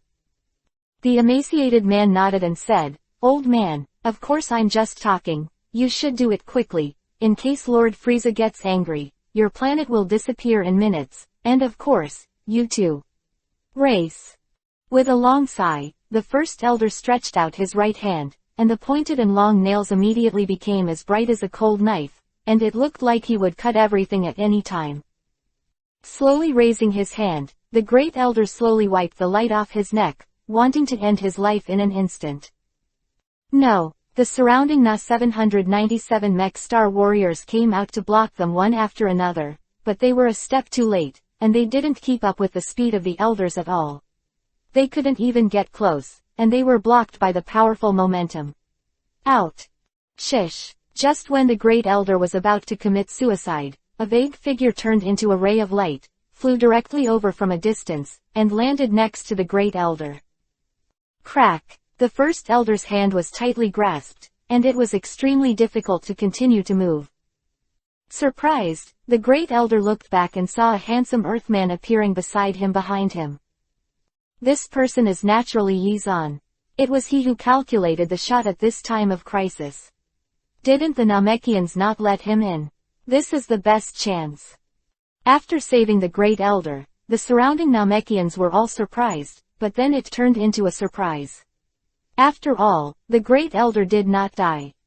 On the opposite side of Frieza's subordinates, there was a look of anger. The thin man shouted at Yizan, "Bastard, who are you? You dare to get in the way here, you can't live well. Are you impatient?" Yizan just turned his head, glanced at the guy lightly, and said, "If you don't want to die, get out of here." After being with King Frieza for so long, the two of them have long since gotten used to their pretense. It was the first time I heard someone being so arrogant, it was like stepping on their faces. The thin-faced man continued to roar, "Do you know who we are? We are the masters of the universe, the subordinates of King Frieza. From the moment you started, you were already dead, haha." Seeing Yizan's expressionless face, the sturdy man thought Yizan was afraid, and laughed proudly, "Do you know now that you are afraid, but unfortunately, it's too late." Yizan ignored the two men, but said to the elder next to him, "Wait here for a while, and I'll deal with those two noisy guys." After speaking, Yizan's figure flashed, turned into a strong light, and flew to the side of the two men, punching them in the face. So fast. The two men's hearts were suddenly surprised, and they didn't even see Yizan's movements clearly. Clap! With two muffled noises, the two men were immediately smashed and flew out, flying backwards for hundreds of meters, hitting the top of a hill, and smashing the hill into pieces. Scum! Whoosh! Yizan's movements didn't stop. He dodged and rushed forward, as if a ray of light flew out and landed above the two men, condensing a powerful shockwave in one hand, and threw it straight down. Boom! Boom! Two powerful explosions sounded, and the two men were directly bruised, and it was very difficult for them to stand up. When Yizan made his move, he had already estimated their combat power, which should be around 10,000. With such combat power, they were not his opponents. As for them being Frieza's subordinates, it was not within Yizan's consideration. Even if Frieza came in person, he might not be able to kill him. Yizan never lacked life-saving means. Falling from the side, Yizan glanced at the two men and said, "You can die now." No, if you kill us, King Frieza won't spare you. If you let us go, it's like nothing happened." The emaciated man immediately shouted loudly. In the face of death, they also finally showed fear. "It's too late," Yizan said lightly. His hands condensed two extremely strong rays of light, turned into shock waves, and flew past. The two men shouted and wanted to dodge, but it was too late. Finally, they were hit by Yizan's shock wave, which became two waves of heat and dissipated in the universe. After killing those two guys, Yizan just dodged and returned to the Great Elder's side. Yizan didn't want them to go to Galmi so soon without leaving these two guys alive. Frieza has so many subordinates, so he shouldn't have found it so quickly. That pervert's combat power is more than 3 million, and he must work hard to improve it. Otherwise, this combat power is really not enough to see. As soon as Yizan made his move, he killed 2 of Frieza's subordinates. The first elder and the Nameks all looked at him in surprise. Surprised and swallowed, the first elder hurriedly bowed and said, "Thank you for saving us and saving Namek." Yizan said lightly, "The danger has not been contacted yet, and Frieza may come here at any time. By the way, I still have 2 friends." Yizan suddenly dodged and flew in the direction of the mountain, and then flew over with Buma and Lanchi. Chapter 67 Potential Boost. The elders were not too surprised that Yizan brought Bulma and Chi-Chi here. When Yizan came to this planet, he had already received the report, but because of Frieza, he didn't have time to deal with it. That's it. However, a few people walked out from a group of Namekian warriors behind them, and they said to Yizan very embarrassed, "I misunderstood you before, I'm really sorry." Yizan waved his hand and said, "It's okay, I'm a generous person, so don't take it to heart. The great elder is an old man, and a strong man like Yizan can't come here without a reason, but now that so many people are here, it's not easy for him to ask these questions. Had to say, in order to thank you, we specially invite you to taste the food of Namek, please come in." The round house like a hill is the residence of the Namekians. Yizan was not polite, and followed Bulma and Kiki. If it wasn't for Frieza's threat, the Namekians were indeed very hospitable. They took out all the good things they treasured and entertained Yizan, the great benefactor. Yizan was not polite, and enjoyed it with Bulma and Chi-Chi. After all, this kind of food cannot be eaten on Earth. It didn't take long before it got a little late, and all the Nameks dispersed, leaving only Yizan and a few people at the elder's place. After all, Bulma and Kiki are women. When the night arrives, they need a good rest to supplement their sleep. Under the leadership of several Namekian women, they went to rest elsewhere. In the banquet hall, only the first elder and Yizan were left. The 2 sat together and chatted with each other. Now that the relationship has been settled, Yizan is not polite, and said directly, "Although I helped you kill these 2 guys, Frieza will have vengeance. Knowing that his subordinates were killed, he will definitely do it again. Come here, what are your plans, stay in Namek, or prepare to move away?" Quote. After all, the current situation is not like the plot in Dragon Ball. There is Sun Wukong who will come here to save Namek and defeat Frieza. Now Yizan's own strength is not very strong. If he wants to fight Frieza, there is still a big gap. Namek people, at this time, it is also necessary to avoid the limelight. The first elder drank a glass of Namek-specific drink, then sighed and said, "We have lived on Namek for so many years, and it is still very sad to suddenly leave here, but if we don't leave, what can we do? Frieza, after all, is not something we can deal with." Quote. Afterwards, the first elder glanced at Yizan again and said, "By the way, what is the purpose of your coming to Namek, and if there is anything that can help you, I will do my best." "It's your words that I'm waiting for." Yizan laughed in his heart, but on the surface he still said solemnly, "I have a friend who is also a Namekian who was killed on a planet. I hope you can make Dragon Ball and let me save him." Quote. The elder nodded and said, "This is no problem, it's just a trivial matter. I'm going to revive the few soldiers who have just been killed." Hearing this, Yizan couldn't help feeling a little emotional about the abilities of the Nameks. He really wanted to die. He could be resurrected at any time, which was too powerful. Of course, if he hadn't possessed such a powerful ability, he wouldn't have been attracted to Frieza. Faint smile, Yizan said, "This time I came to Namek, apart from this request, I have another thing, would you like to do me a favor?" The first elder still nodded and said, "You are the benefactor of our entire race.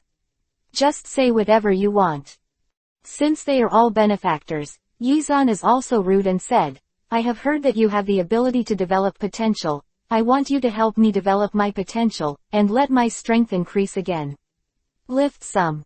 For this request, the elder did not refuse, but said, "It is indeed possible to develop potential, but this kind of thing is only done according to each person's potential. If your potential is not large enough, the power you develop will also there won't be many. The Namaks are not a very strong fighting race, and the general combat power is only a few hundred. If you don't improve the battle through some special means, you can't protect this race at all. Quote.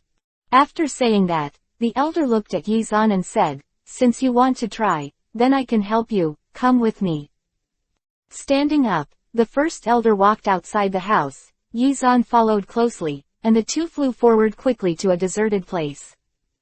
In the distance of Namek, there is also a planet that can emit light. It shines here at night, forming a moonlight-like situation, which looks very comfortable. Two figures fell, and in a pile of rocks in the wilderness, it was Yizan and the Great Elder. The two were only a few meters apart, and the first elder said to Yizan, since you are ready to develop your potential, prepare yourself. This is a very painful process. With so many powerhouses in the universe, Yizan's current combat power is only 20,000 to 30,000, which is not what Yizan wants. Come on, no matter how much pain I can bear. Yizan made a preparation and said with a grin. Okay. The elder nodded, and no longer hesitated. He raised the scepter with his right hand, and a powerful light radiated from it, covering everything around him, including Yizan, and instantly knocked him out. Engulf. It didn't take long for Yizan to feel that he had entered a strange space. It was pitch black and couldn't feel anything. Then, Yizan's whole body immediately felt a strong pressure, coming from all directions, as if he was going to shred his whole body. This strong feeling made Yizan very uncomfortable. This painful feeling made Yizan cry out. His whole body felt as if it was torn apart by a powerful force. At this time, the voice of the first elder reached Yizan's mind. Remember, as long as the pain you can endure is greater, the potential you develop will be stronger. Chapter 68 More than 300,000 combat power. The words of the first elder made Yizan not dare to relax in the slightest. In the end, how much his strength will increase depends on how much endurance he has. That very painful feeling still swelled in Yizan's body. Yizan couldn't dodge or escape at all, he could only bear it. Several times, Yizan thought about giving up and no longer persevering, but in the end, Yizan bit Kiba hard and didn't let himself admit defeat so quickly. I don't know how long it took, but the voice of the Great Elder came to Yizan's mind again. Yes, Mr. Yizan, your strength is now 10 times higher than before. It's only 10 times. Yizan bit Kiba and continued to persevere. His goal was not just to increase his combat power tenfold. When it was daylight the next day, Yi Shuingkai finally couldn't bear the huge tearing force and feeling of flooding, and walked out of the burst of light. When Yizan came out, the Great Elder who was waiting in the valley looked at him in surprise. The expression on his face was indescribable shock. At this time, Yizan's aura was completely different from before, just like a giant beast who walked out of the ancient desert. The aura on his body gave people a great sense of oppression. Without taking back the powerful pressure generated by Yizan's body directly slammed the surrounding low slope into a crack, and it looked like it would collapse at any time. The wind and sand around him almost swept into a tornado, circulating beside Yizan, and the breath became stronger and stronger. As Yizan took a deep breath, Yizan took back those powerful auras and glanced around. A light flashed in his eyes, and a bright light flashed, which was the source of power, Izumi. Seeing Yizan's transformation, the first elder couldn't help but exclaim, "It's so strong, you are the one with the longest potential and the strongest among the people I've ever met." Yizan smiled lightly and said, "All of this is also due to the help of the Great Elder.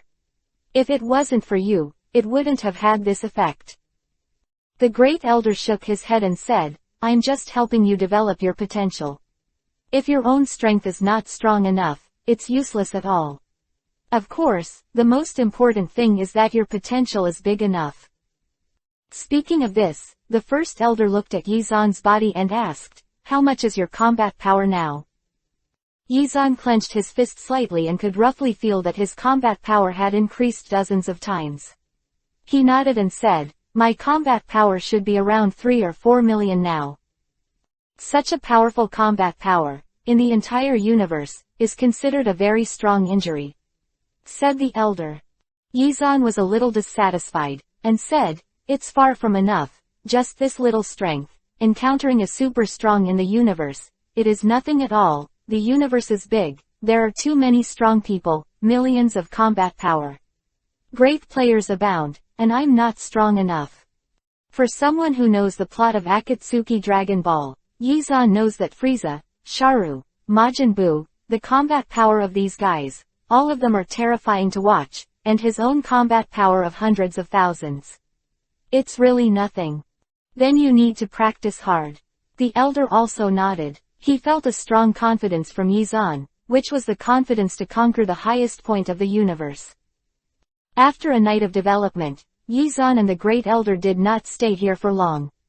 The two of them dodged and flew directly to the direction of the tribe.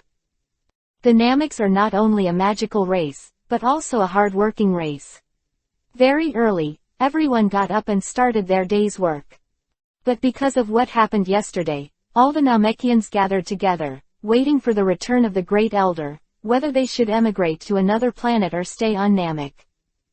After Yizan and the Great Elder came back, all the Nameks fell into a heated discussion. No matter which race is concerned, immigrating to alien planets is a major matter. Whether it is for or against, some people will maintain these opinions. This is how the current Nameks are. Yizan couldn't help much with this kind of thing, so he took Bulma and Chi-Chi and the others to the outside. They also took a good look at these beautiful scenery before the planet was destroyed. Originally, it was planned that Bulma and Chi-Chi would also develop their strengths, but since last night, Yizan gave up this idea. This painful process is not acceptable to everyone. With the current strength of Bulma and Kiki, Yizan easily taught them levitating skills, and the feeling of flying in the air made Bulma and Kiki very happy. After all, people on Earth like them have never been like this. Experience. Flying in the sky, Yizan suddenly saw that in the distant mountain range, there was a small river, and there seemed to be something flashing light. What is that? Yizan was slightly taken aback, and hurriedly flew over with Bulma and Chi-Chi. The three of them landed on the edge of the small river. Bulma's eyes were bright, and he immediately found something in the river. He ran to the bank to fish, and picked up the glowing thing. Wow, it turned out to be a Dragon Ball. Bulma shouted excitedly, but soon said with some doubts, "But why is this Dragon Ball so big? It's much bigger than the one on Earth." 5.2. The Dragon Ball held by Bulma was an oversized one. It took a full slap to hold it. Unlike the Dragon Balls on Earth, it was not so big. Yizan also took a look at it and said, "This is because the powers that create Dragon Balls are different. Among the Namekians, there are many strong people, so the Dragon Balls they created are much larger than those on Earth. And the effect of making a wish is different. A Dragon Ball like this size can make a wish at least 3 times. Wish 3 times. When she heard this sentence, Bulma's eyes lit up. She knew the magical effect of Dragon Ball very well, so she immediately pulled Yizan's arm and said excitedly, "Why don't we look for Dragon Balls here? You can make a wish 3 times, I really want to try it." Quote. Chapter 69 Frieza's attitude. After seeing this Dragon Ball, Yizan's expression was also a little surprised. It stands to reason that these Dragon Balls should be kept in the hands of the elders, how could they end up here?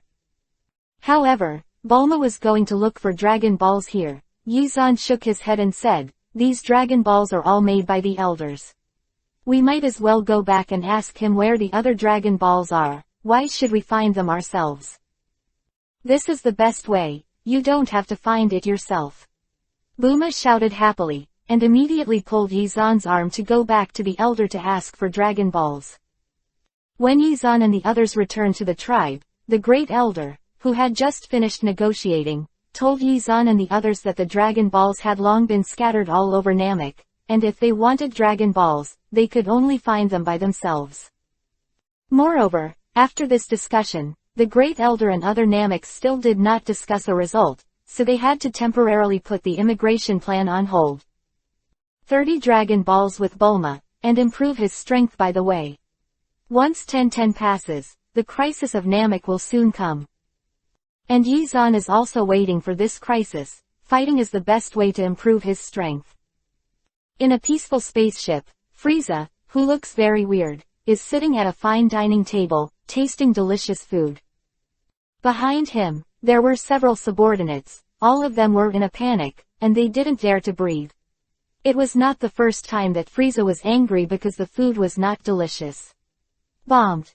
Fork a piece of roast meat. Frieza threw it into his mouth, chewed it a few times, then swallowed it, and said, "The food is not bad this time, so I will spare you." Phew. Hearing this, the men behind him let out a long sigh of relief. But then, another sentence from Frieza made them tense again. Knocking on the table, Frieza said, "It's been really boring recently. There aren't many races in this universe that can fight. Go.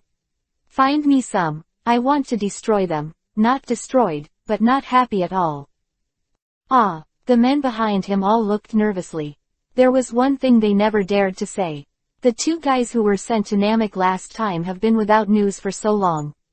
If Frieza knew, he would definitely be furious again, and maybe it was them who were unlucky. So they could only plead in their hearts, and Frieza had better not think of such a thing. Just when everyone was nervous, Frieza glanced at them, squinted slightly, and suddenly said, "By the way, where did that guy Vegeta go? Why haven't he come back for so long?" Hearing that he was asking Vegeta, everyone let out a long sigh of relief, and a man with a strong body replied, "I heard that he went to Earth, and it seems that he was defeated. Now he is retreating and practicing." "I was defeated by someone." Frieza suddenly became interested, glanced at him, and said, "Who is it? Go and find out for me. I want to see who can beat Vegeta."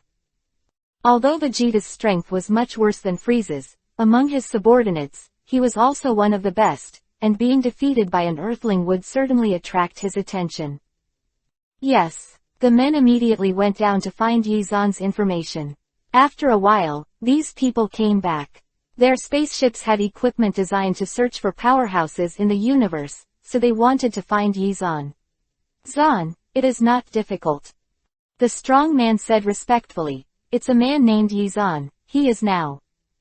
"Where?" Frieza gave him a cold look with murderous aura in his eyes.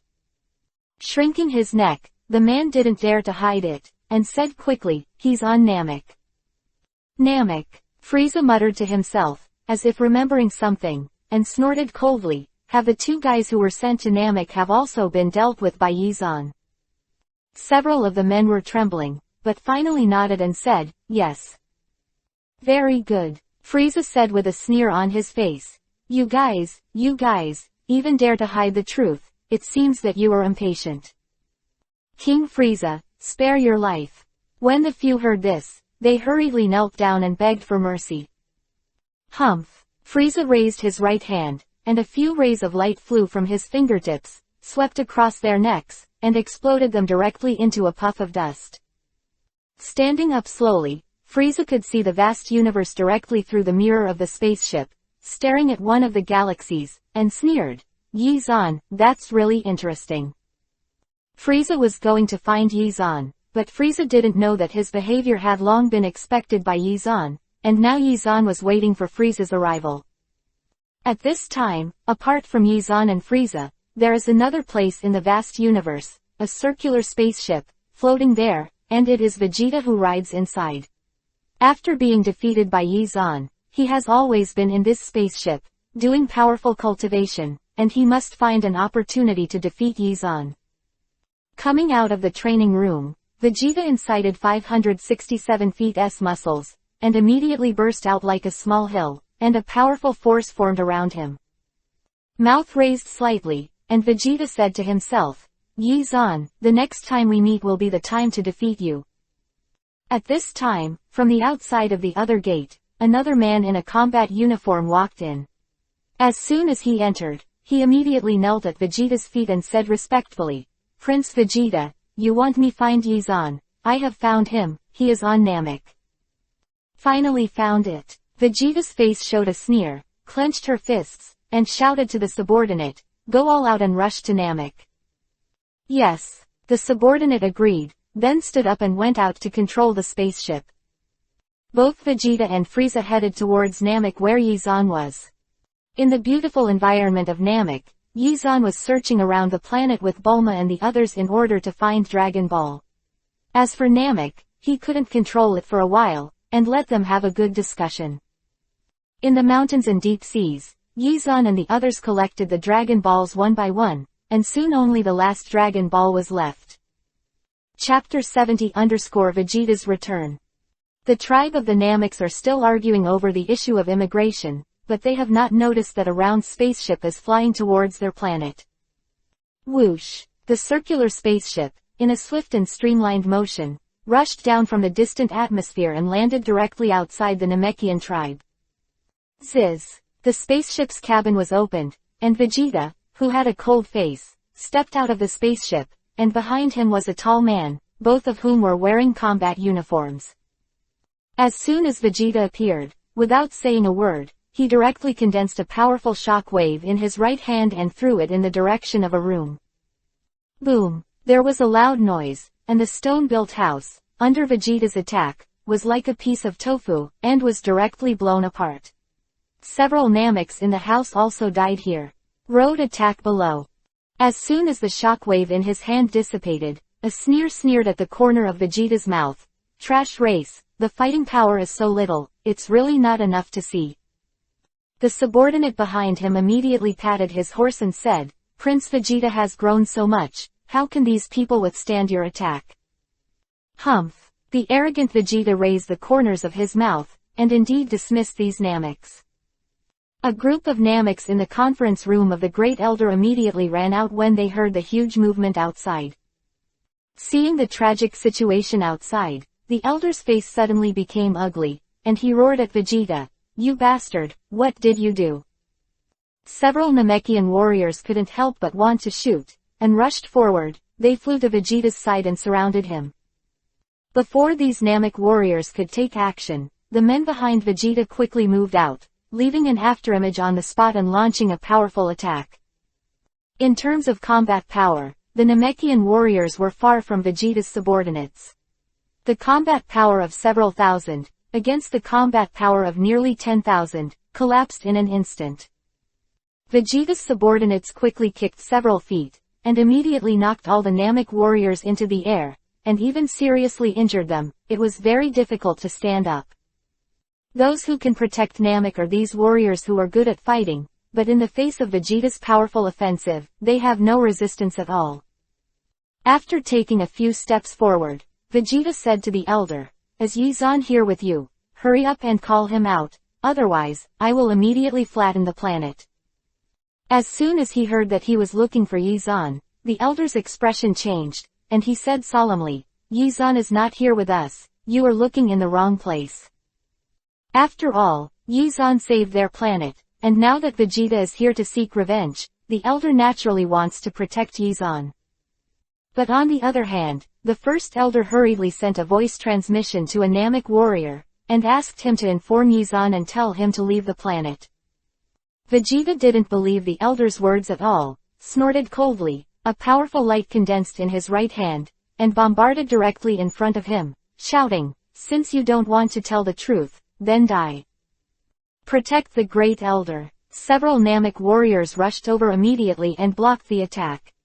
But their strength was still very weak after all, and they couldn't stop Vegeta's attack at all, and they were instantly blown to pieces and turned into a puff of dust. The Great Elder was also affected by the aftermath of this attack, and the rammed one flew backwards. Seeing that his tribe's soldiers had been killed and injured a lot, the Great Elder's face also showed hideousness and anger. Don't think it's not enough, then I'll give you another ride. Vegeta still sneered. Her hands condensed a powerful shock wave at the same time, and quickly threw it forward. Whoosh, whoosh, the two rays of light rushed out, directly blowing up the surrounding houses to shreds, and many of the Namekians inside died under the shock wave. After all, the Nameks have a clear division of labor. Not everyone is a strong fighting type, and there are many people who are talents of other types. On the other side, a Namekian warrior who had escaped quietly was flying fast into the distance, heading to the depths of the mountain to find Yizan and Bulma. Next to a gurgling stream, Yizan and Buma were a little tired from walking. They filled a pot of water with a kettle. After drinking a few sips, they felt refreshed. Boomer wiped his arm with water, frowned slightly and said, I came out in a hurry this time, and I forgot to bring the all-purpose capsule. When I go back, I must bring some more on my body, otherwise, I really want to take a shower. Yizan laughed and said, we are still short of the last Dragon Ball to collect, then you can make whatever wish you want. After hearing this sentence, Buma regained some energy, nodded and said, when the Dragon Balls are all collected, I want to make a big wish, haha. The two were planning to make a wish when Chi-Chi suddenly pointed to the sky in the distance and said, look, someone is flying over here. Hearing this, Yizan immediately looked into the distance, and saw a figure flying over quickly. With a slight smile, Yizan said, it's the Namekian warrior, it seems that they have already discussed what to do. The Great Elder sent to inform us. Whoosh! Soon, the Namek warriors flew to Yizan's side, fell quickly, took a few breaths, and looked very embarrassed. Looking at the Namek warriors whose clothes were stained with a lot of dust, Yizan asked strangely, why are you so embarrassed, what happened? The Namek warrior glanced at Yizan and said quickly, the big thing is bad, a Saiyan came to seek revenge and wanted to come to you. The elder is there to deal with, he asked me to tell you, hurry up and leave here. Saiyan. Yizan raised his eyebrows, already guessing who it was. After all, in the Dragon Ball world, Super Saiyans are a fighting race that has already been wiped out, and very few survived, and at this time, Yizan can't think of anyone else except Vegeta. Chapter 71 All become stronger.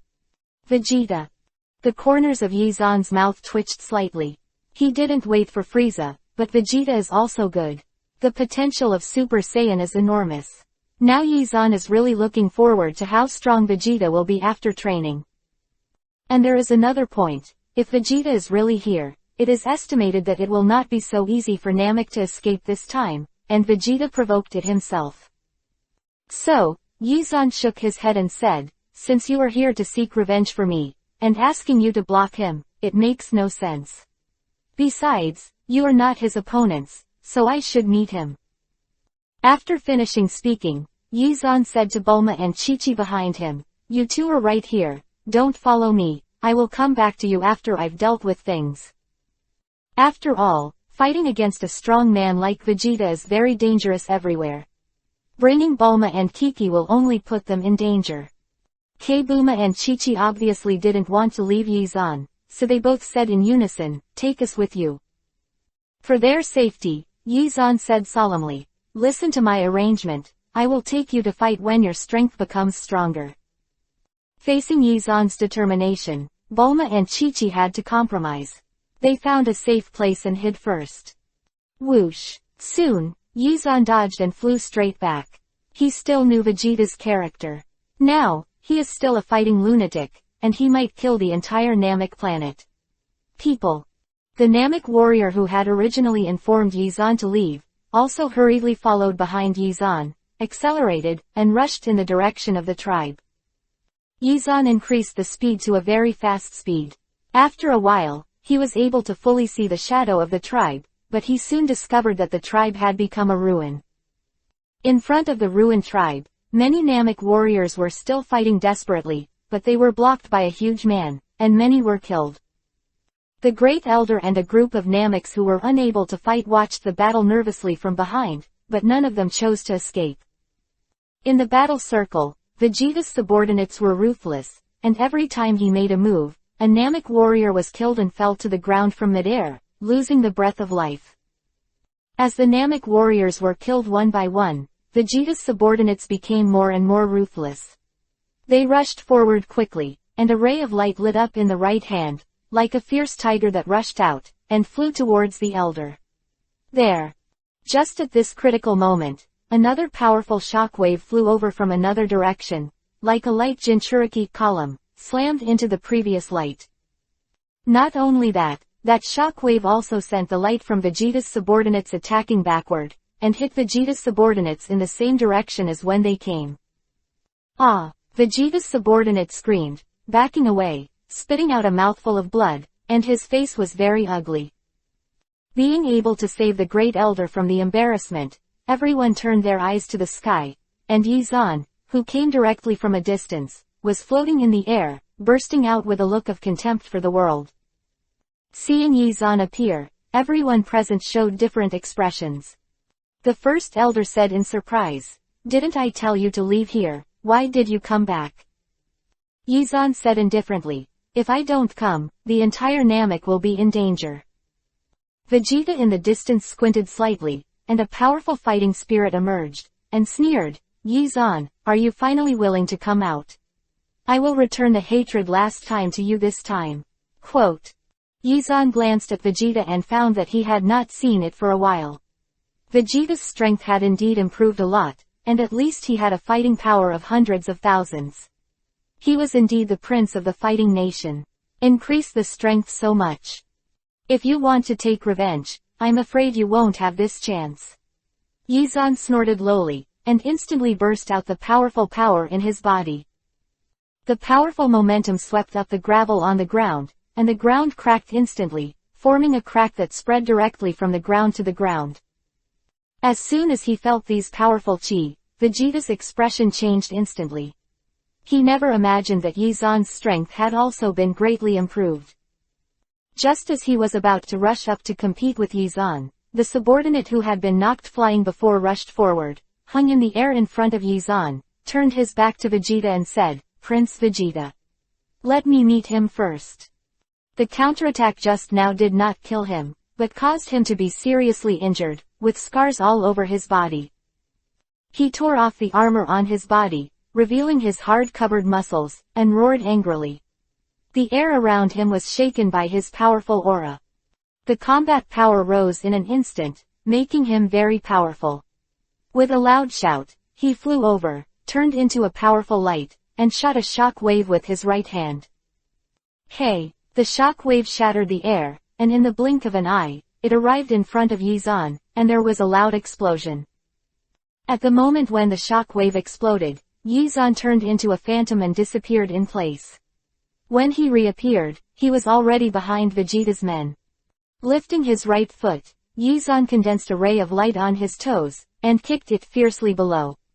In an instant, a ray of tens of meters burst out from under Yi Zan's feet. Vegeta's subordinates didn't even have any resistance, so Yi Zan's blow sent them flying to the ground. The powerful body slammed into the ground and smashed out a huge deep pit.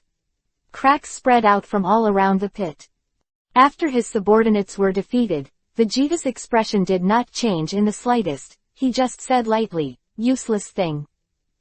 After speaking, Vegeta put her stern gaze on Yi Zan again, and gave him a low shout, "It seems that your strength has improved a lot recently." Chapter 72_Shock. Whoosh! With a tap of his right foot on the ground, Vegeta flew to the opposite side of Yi Zan like a whirlwind. The two stood in the void, floating in midair, and before they started fighting, the powerful aura emanating from their bodies was enough to make the surrounding air tremble. Above the sky, as if there were dark clouds condensed, the surrounding area became dark, a little low, and lightning was rolling between the clouds and mist. "Yi Zan, for the glory of the Saiyan Prince, I must defeat you." Vegeta's eyes narrowed, and a powerful aura burst out from him in an instant. He just waved his hand, and the tornado rushed towards Yi Zan. This tornado was so powerful that many things on the ground were directly destroyed into powder, and even the mountains were swept into rubble. In an instant, the tornado arrived in front of Yi Zan, engulfing him in an instant, and the powerful storm force tore at him. "Drink!" Yi Zan just roared, and a powerful force burst out from his body, shattering the tornado, turning it into countless small whirlwinds, rushing around. Whoosh! After the blow, Vegeta rushed out directly and quickly, flew in front of Yi Zan, and attacked with fists and feet. In close combat, after a long period of training, Vegeta's strength has increased a lot, and the attack speed is also very fast, so Yi Zan has to resist quickly. Above the sky, the attack speed of the two was so fast that the Nameks who were watching the battle on the ground could only hear the sound of the battle, and could not see Vegeta and Yi Zan at all. Boom! After a muffled sound, there seemed to be a flash of lightning in the sky, and the figures of Yizan and Vegeta flew backwards at the same time. After a long battle, both of them felt a little tired and stopped in midair, breathing heavily. Although Yizan's combat power has increased to 300,000 to 400,000, it will take some time to get used to it if he wants to fully utilize it. Now Yizan can play to the same extent as Vegeta, so the two are inextricably fighting for a while. Damn it! Vegeta bit Kiba. A powerful force burst out in an instant, and suddenly roared. The strength of the whole body was lifted out in an instant. Ziz! On Vegeta's arm, there seemed to be strips of tiny lightning swimming, which made people feel a little terrifying. The strength rose, and the ground was directly impacted by his powerful breath. A hole appeared. Vegeta slowly raised his head, stared at Yizan and said, "Yizan, I will let you know, offend a Saiyan prince. Prepare to die." Indeed, the powerful combat power that Vegeta broke out this time has almost reached 200,000. Compared with before, I don't know how much stronger it is. To have this talent is indeed worth his arrogance.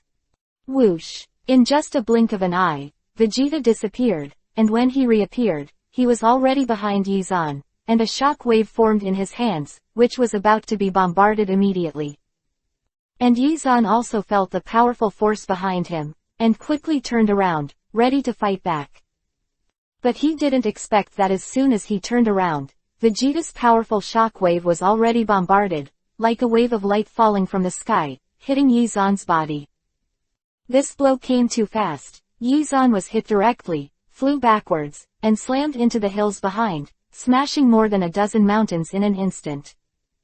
Looking at Yizan, who was knocked into the air, Vegeta's face finally raised a smug smile, exhaled a few rough breaths, and said with a smile, "I said earlier, you will be defeated in my hands."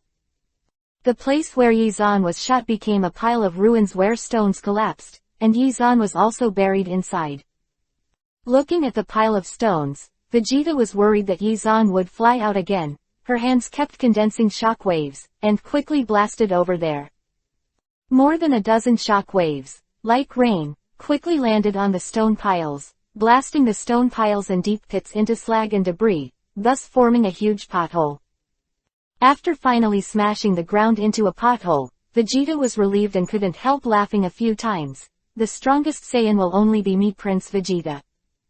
He didn't believe that Yizan could still fly out of the pothole that almost traversed Namek. If there was such a thing, it would be hell. But not long after Vegeta was complacent, behind him, there was a voice that almost drove him crazy. "Vegeta, your attack is very powerful, but unfortunately, it didn't hit me." Yizan's voice sounded like a ghost again. His expression instantly became a little stiff. Vegeta turned his head slowly and looked behind him. When he saw that Yizan was still intact, the shock on his face was indescribable. That blow used his most powerful strength, but it did not cause any damage to Yizan, which made him say in disbelief, "How could this be possible? You were clearly hit by me." If it were someone else, I'm afraid Vegeta would have really hit him, but this is Yizan, a man who has experienced the world of Hokage and the world of pirates. Although the combat power is not the highest among the 7 Dragon Balls, the gods and ghosts are not. The means of testing, it can be said that if you want to save your life, even some big bosses in the later stage of Dragon Ball can't kill Yizan. Yizan, who has various means, wants to hurt him, but it is not an easy task. As early as when Vegeta used this strongest blow, Yizan had secretly used the shadow clone technique. The figure that was hit just now was just a clone of Yizan.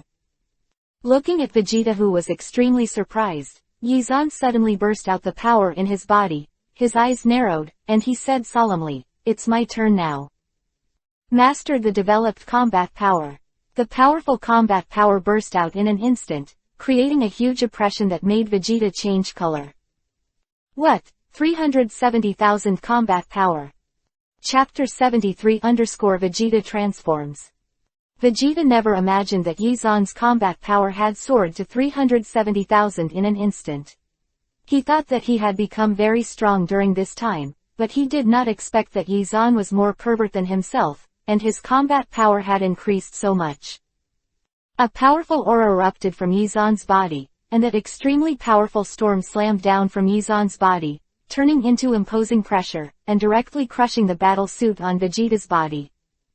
PFF'd. Vegeta spat out a mouthful of blood. The muscles on her body and the flow of breath were much slower, looking at Yizan's expression, full of shock. Looking down at Vegeta, Yizan said indifferently, "It's my turn, Vegeta."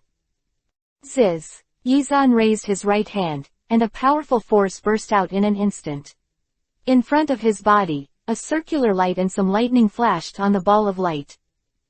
Boom! The sky was also obscured by those dense dark clouds, and terrifying power kept coming towards Yizan. Whoosh! With a forceful swipe down, that powerful shock wave blasted straight out, hitting Vegeta's body violently. When it touched the ground, all the dirt flew out, and one after another, it tore down to the ground.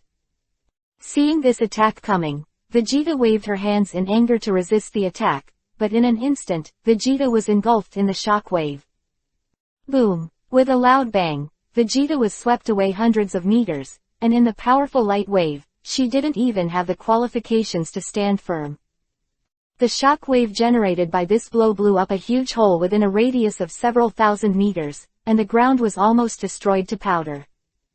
And Vegeta, lying in the center of the shock wave, didn't have the slightest strength to get up, and the entire body of the battle suit was blown apart by the shock.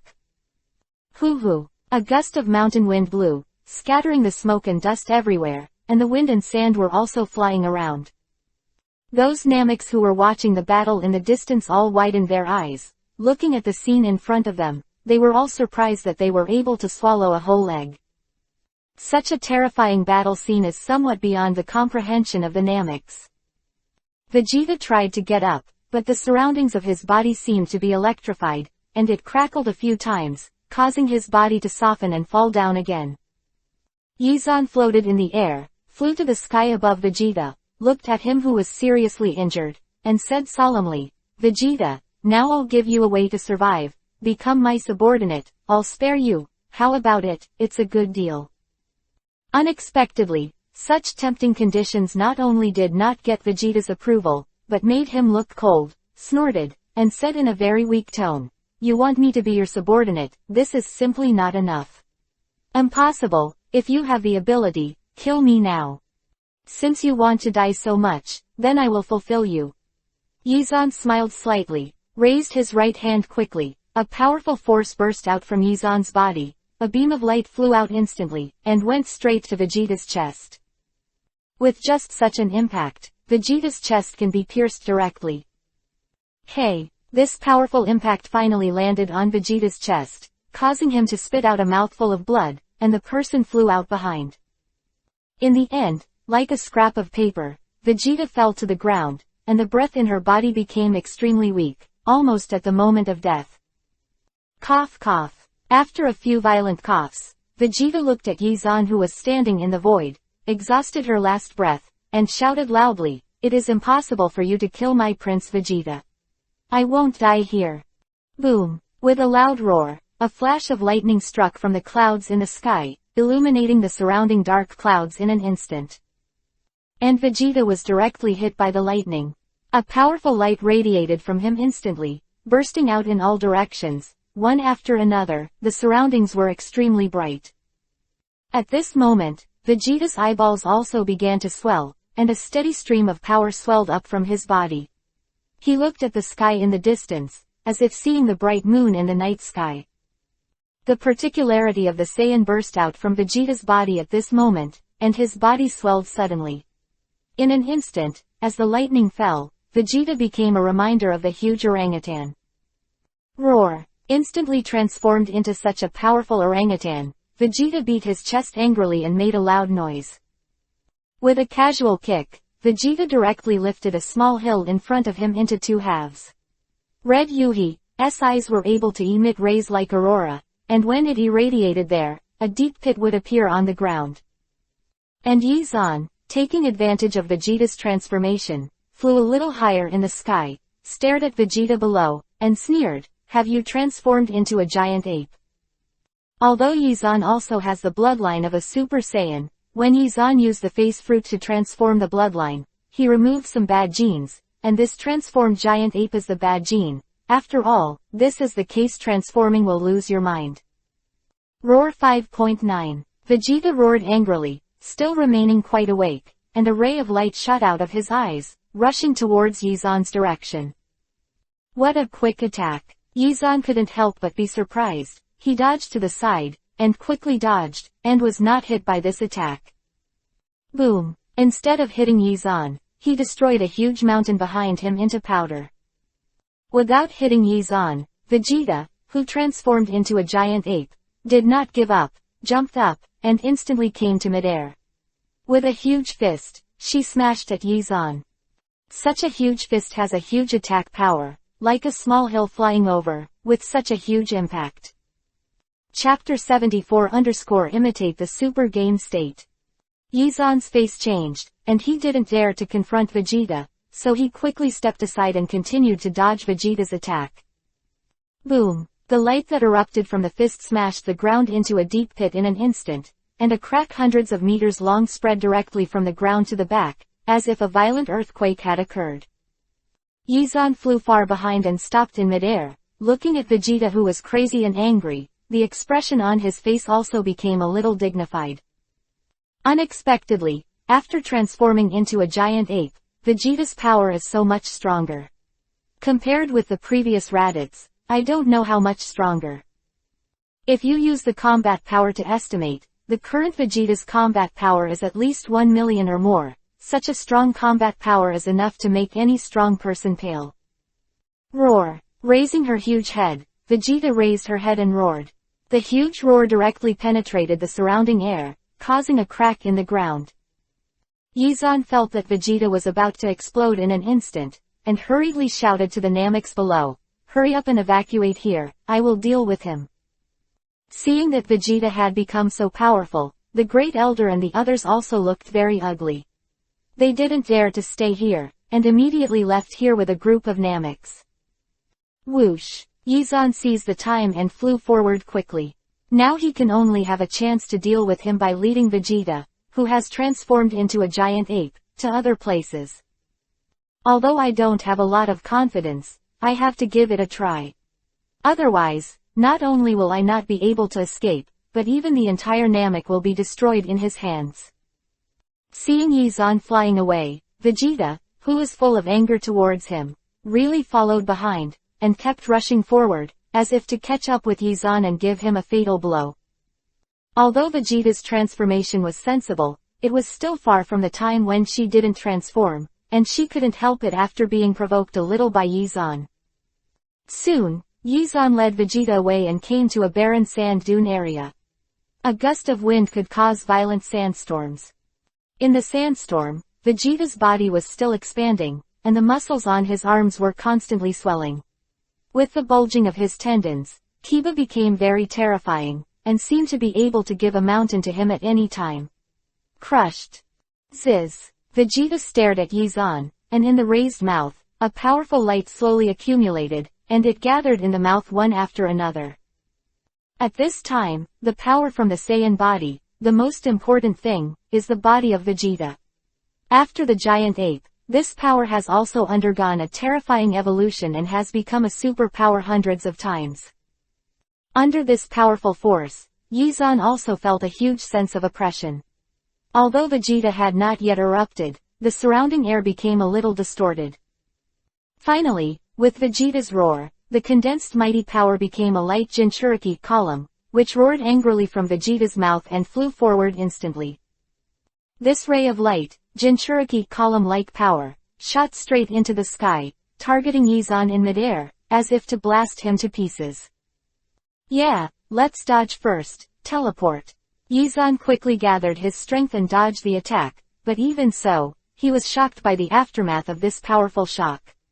Before teleporting behind Vegeta, the powerful shock wave flew directly into the atmosphere, rushed out of Namek, flew to the cosmos that wandered the edge, bombarded a planet, and directly exploded that planet, becoming the dust of the universe.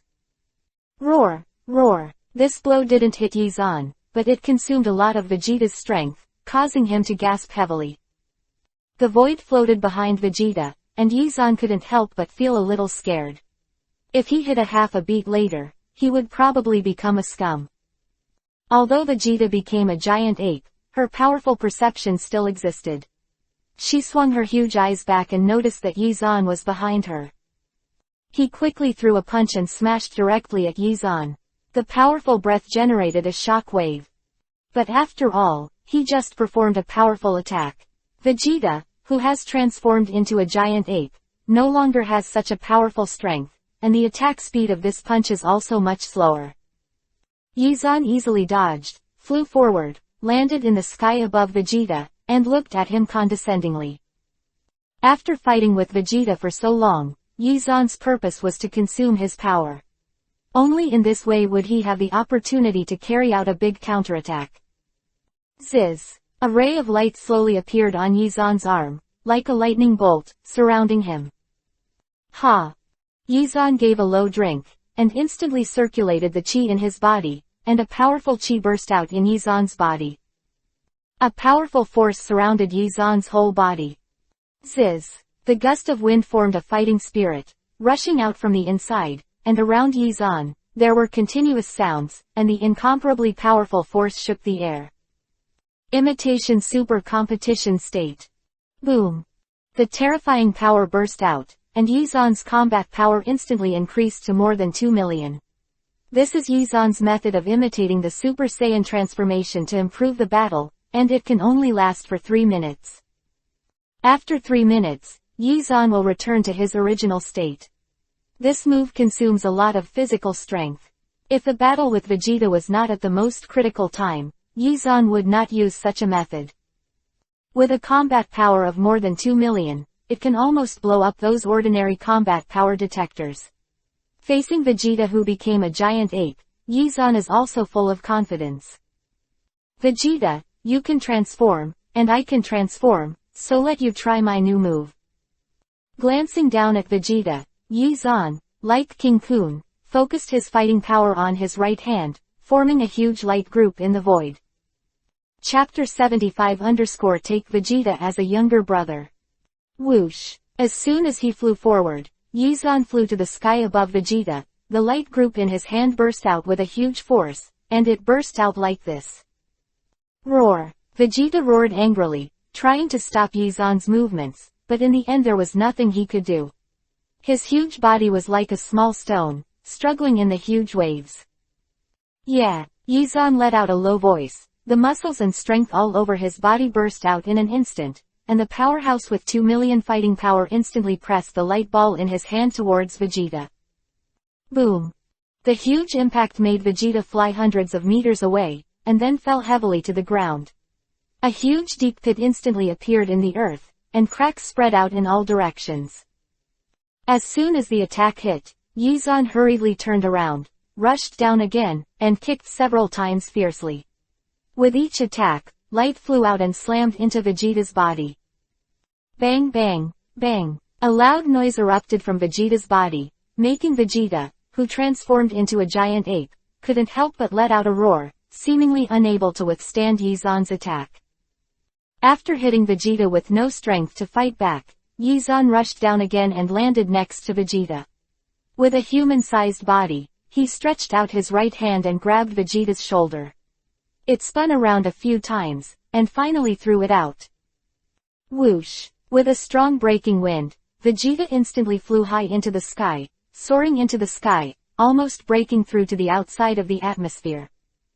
Shoo! At this moment, Yizan's body also disappeared in place, and flew in the direction of Vegeta. Vegeta, I'll let you see today, who is the real Saiyan's strongest warrior. Yizan shouted, and suddenly attacked. Punch after punch, a powerful fist burst out, rushing towards Vegeta's body. Boom! Boom! In the sky, Vegeta's body, like a fireworks blast, kept exploding, and a violent sound rang out on him. That huge body, enduring such a powerful attack, made him gradually weaker. Boom! The last muffled sound, as Yi Xuanfei kicked a powerful kick, Vegeta's huge body also flew to the ground and hit the ground, almost hitting half of the planet. Burst open. When the smoke cleared, Yizan flew down again quickly and landed next to Vegeta.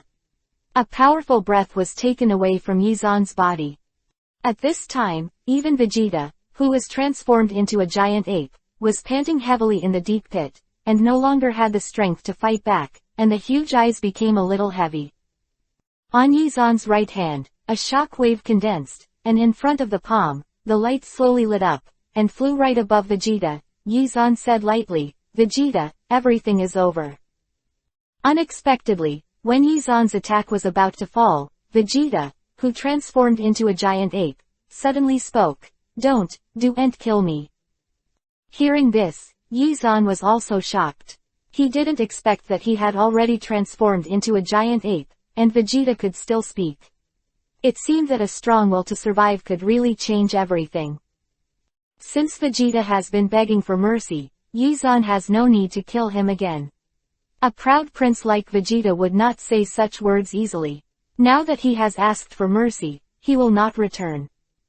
Withdrawing the attack in his hand, Yizan glanced at Vegeta lightly. "From today onwards, you are my subordinate, understand?" Roar! Vegeta, who transformed into a giant ape, made a slight muffled sound, which was considered to agree with Yizan's words. Afterwards, Vegeta's huge body slowly changed again, and began to shrink inside, returning to its original shape.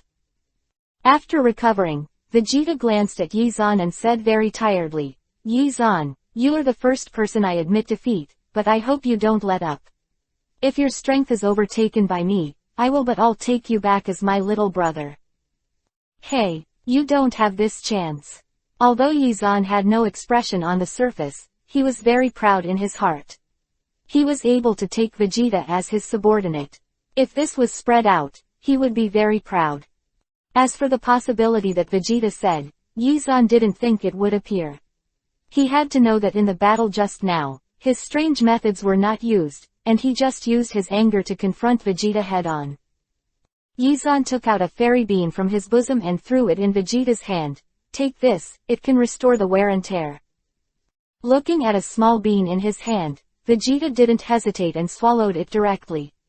After a while, his lost fighting power recovered, and his whole body became shaken. After moving his body a little bit, Vegeta couldn't help but be a little surprised. He didn't expect the effect of a mortal bean to be so powerful that he instantly regained his strength. Yizan also took out a fairy bean, took it himself, and recovered his combat power. Although he just spent a lot of power, it was a good thing to be able to take Vegeta as his subordinate. After recovering his strength, Yizan said to Vegeta, "Go back to the tribe of Namek first." Now that he has become Yizan's subordinate, no matter how much Vegeta is unwilling, he will not easily break his promise, nodded, and left here with Yizan.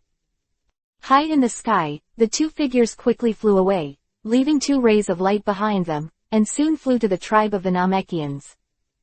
As soon as they landed, the first elder saw the 2 of them, and his face was full of surprise. He didn't expect Yizan to be with Vegeta. Didn't they both still fight to the death just now? Before the first elder could ask a question, a deep voice came from the sky in the distance, and the whole sky became dark clouds. A huge spaceship slowly emerged from the clouds, opened a door and window, and a ball of light flew out from it. Whoosh! The ball of light just appeared, and several balls of light appeared behind him, all of them flying towards Namek. Chapter 76_Frieza arrives. One wave after another, Yizan looked at the spaceship and pursed the corner of his mouth slightly. Vegeta's eyes also changed dramatically, and her expression became extremely frightened. She couldn't help saying, "It's him, he's here." Yizan also felt extremely strong pressure, and couldn't help but look back at Vegeta and said, "What's wrong?" Vegeta's face became extremely ugly and said, "Frieza, it's Frieza, he's here." "What? Frieza?" Yizan couldn't help but be a little surprised. He didn't expect Frieza to come here early, which was unexpected. He thought that it would take some time before he could meet him. Lisa. It seems that this fierce battle cannot be avoided, but this is just like Yizan's heart. Whoosh! In the sky, more than a dozen powerful rays of light flew directly in front of Yizan and the others. The whole group fell one after another, and the powerful aura swept the flying sand around them. Frieza who fell last. He was like the arrival of King Kun, a powerful oppressive force that radiated from him, giving everyone a sense of oppression. Frieza grows very strangely, and is very different from humans, but he has a very terrifying aura, which makes those who see him tremble in their hearts. Seeing 450 Frieza, the elder's expression became very ugly, and he quickly took a few steps back. His breathing became tense. Frieza's notoriety is famous in the entire universe, even if he has never actually seen it. The legends about him are spread throughout the universe. Today, the great demon king came in person. How could the great elder not feel afraid, even if Yi Zhan was here? After all, that powerful momentum was much stronger than Yi Zhan. As soon as Frieza appeared, he saw Vegeta and Yi Zhan, cast a glance at them, and snorted coldly, "Vegeta, you are still alive. I haven't seen you for so long, I thought you were dead." Hearing this, Vegeta didn't dare to say a word. After all, the image given to him before has made Vegeta engraved in his heart. Although Vegeta himself is relatively indifferent, but compared to Frieza, it is still far behind. The other party is the real Cosmic Demon King, the destroyer who destroys them together. Vegeta didn't speak, which made Frieza very dissatisfied, and said coldly, "Why, the king is talking to you, didn't you hear it?" Under Frieza's powerful pressure, Vegeta felt that the cold sweat on her back was about to break out, and she didn't dare to resist Frieza's will. His footsteps moved slightly. Vegeta was about to speak, but was stopped by Yi Zhan. He glanced at Frieza, and said with a very calm expression, "Are you Frieza? You look strong." Quote. Hearing Yi Zhan's words, Frieza also glanced at him, with a sneer on the corner of his mouth, and said, "You are Yi Zhan. With your strength, you also want to shout in front of this king." Yi Zhan also knew about Frieza's arrogance. Not only was he not angry, but he continued to pretend, "The ruler of the universe always speaks with strength. Whoever is strong enough is qualified to stand here." Ha. Hearing this, Frieza suddenly burst out laughing and said, "Yes, like some rubbish. They are not qualified to live in the universe at all, and this king's mission is to eliminate these rubbish." When he said this, Frieza also raised his right hand, stretched out his index finger, pointed in the direction of the Namekians, and pointed at Vegeta and Yi Zhan. Obviously, even if they say that they are trash, as for a strong man like Frieza, he dares to say such a thing. With a sneer at the corner of his mouth, Frieza looked at Vegeta and said, "Long time no see, your strength has improved a lot, but I don't need trash like you anymore." Whoosh! Frieza raised his right hand, and a powerful light flew out of his hand, turned into a strong light, and flew directly to Vegeta. Frieza's attacks and rays of light were countless times stronger than Yi Zhan's attacks. Those powerful rays of light, with their scorching temperature, could melt and destroy everything. Under such a powerful attack, where did Vegeta dare to face it? He dodged from the side and flew into the sky. Whoosh! Frieza shot a few more rays of light from his fingertips, and instantly caught up with Vegeta, chasing him down from midair. Vegeta, who was hit, screamed and fell from the air in an instant. His combat power was far from Frieza's, and the two were not on the same level at all. Then, the light on Frieza's fingertips aimed at the Nameks again and swept forward, as if to harvest their lives. "Is it really okay for you to ignore me like this?" Yi Zhan came to Frieza's side instantly, and the attack in his hand was extremely fierce. However, before Yi Zhan's attack hit Frieza, a subordinate rushed out from behind Frieza and blocked Yi Zhan directly. Frieza's subordinate is very powerful. Frieza looked at Yi Zhan like this, ready to watch his subordinate kill Yi Zhan in seconds. However, the next second, click! Yi Zhan broke the opponent's neck with a punch. Not only that, but his fist attacked Frieza with unabated momentum. Frieza looked at Yi Zhan's attack, but he didn't expect Yi Zhan to be able to easily defeat or even kill his own men, and his eyes became a little cold. "Oh, isn't it good? The strength is a little bit stronger than I thought." Frieza sneered at the corner of his mouth. Yi Zhan flew into the air, a powerful force burst out directly, and said to the following, "Don't pretend to be forceful and be struck by lightning." Glancing at Yizan in the sky, Frieza raised a sneer at the corner of his mouth, and said indifferently, "A guy who is over his head, think he can avoid my attack like this?" After finishing speaking, Frieza raised his right hand, and a powerful light formed in his palm, turning into a powerful shockwave and rushing towards Yizan. Chapter 77 Guild Wars Overlord of the Universe. Whoosh! This shockwave, when it was about to fly in front of Yizan, instantly expanded a lot, and the power burst out one after another, changing into several waves. Yizan was also playing against Frieza for the first time. In the face of such a powerful opponent, he did not dare to neglect him. He flew back, and those powerful shock waves caused Yizan to temporarily retreat. Boom! Those shock waves exploded in midair, forming a powerful airflow, causing Yi Xuandu to fly back far behind before stopping in midair. With just this blow, Yizan could feel that with Frieza's strength at this time, the attack power was at least about 3 million. Such combat power is worthy of being the top powerhouse in the universe. That's right, it's actually able to resist my attack, it's worth my shot.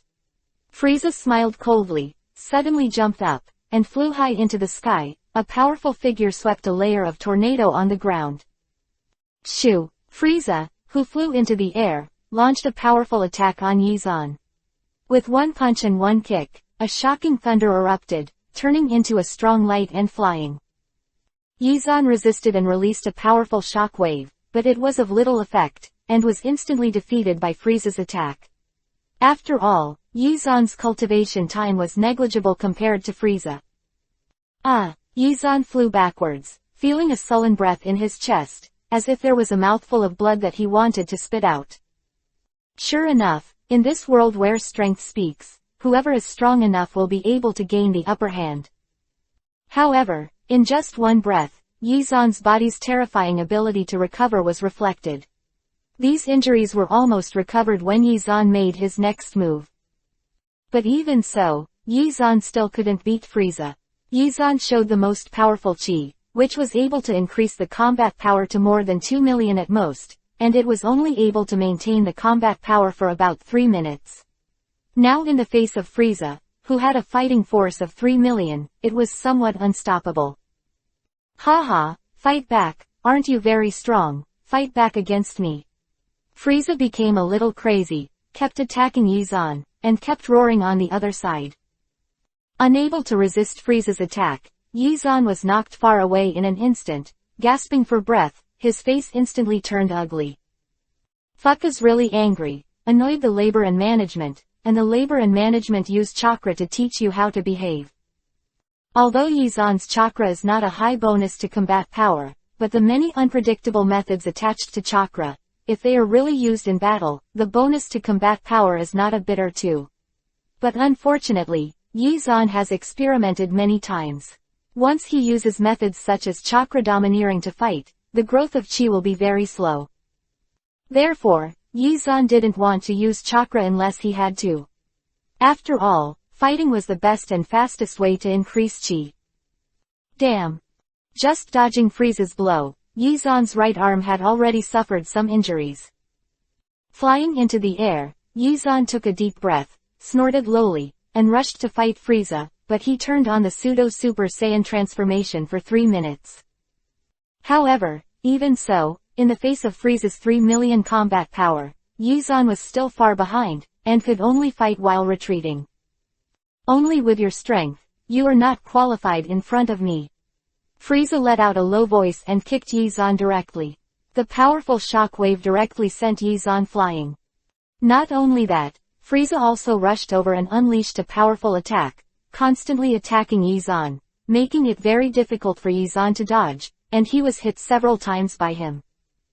After pushing it into the air, Yizan's face became very ugly, and he thought to himself, I can't even defeat Frieza's primary form now, and his evolutionary body will be even more difficult to resist. Then, try this trick. Yizan let out a low voice, and a powerful force exploded on his body instantly. The dazzling brilliance made Frieza narrow his eyes slightly and looked at Yizan. At this time, Yizan's combat power continued to improve, and the huge chi increased one after another, making Frieza a little unbelievable. What kind of move is this? Frieza frowned at Yizan's move. 10 times. Realm King Fist. Not caring much, Yizan snorted and mobilized all the power that could burst out of his body at this moment. Yizan's current strength in his body can only last for 3 minutes if he maintains a combat power of 2 million. If he doesn't solve the battle as quickly as possible, he can't say he has to use chakra. The speed is not as fast as your own cultivation. 10 times the power of the King's Fist instantly increased Yizan's attack to 10 times, and the powerful combat power, like a flood, skyrocketed. This time, even Frieza sensed the change in Yizan's power. It could threaten his own life. Frieza, who was shocked by the huge power, changed his face and couldn't help saying, "What? How could such a powerful fighting force burst out in an instant?" That is to say, in an instant, Yizan's power exceeded 10 million combat power. In an instant, it approached 20 million, and the surrounding air was shaken by a few lightning bolts, flying in the wind. Whoosh! All the power was almost compressed until Ultimate burst out on Yizan's body, and rushed towards Frieza's body. I saw Yizan's figure, like a dazzling ray of light, burst out in the air, jumped in several directions, and finally became a light spot, hitting Frieza's body. Boom! Frieza couldn't react at all, and could only take this blow, like a fast cannonball, flying towards the ground, piercing through hundreds of mountains in a row, and finally leaving a huge deep pit on the ground. Chapter 78 Frieza's transformation.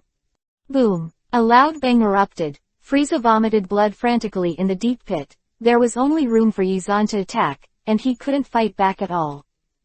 When the power in Yizan's body began to dissipate, Yizan stopped attacking, flew back, and landed in midair. The power he attacked just now was enough to blow up the planet, and now it's all attacking Frieza. No matter how strong he is, he can't hold it. Sure enough, after the smoke dissipated, Frieza almost fainted and lay in the deep pit, motionless. Have you been defeated? Yizan let out a long breath. After a long battle, his body also became a little tired. The fairy beans only regained their strength temporarily, but they could not be preserved for a long time. Crash! In that deep pit, a few gravel fell from above and hit Frieza's body, causing Frieza, who was about to faint, to move his fingers slightly.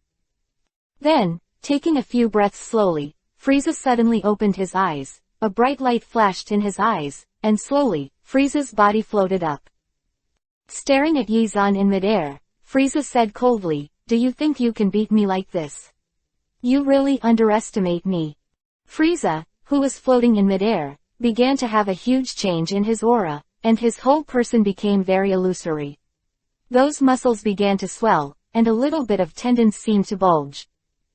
After only a few tens of seconds, Frieza's appearance underwent a huge change, and the momentum of the whole person also skyrocketed in an instant. Have you finally evolved into a semi-complete body? Yizan's expression changed, and he was not very surprised when he saw Frieza's change.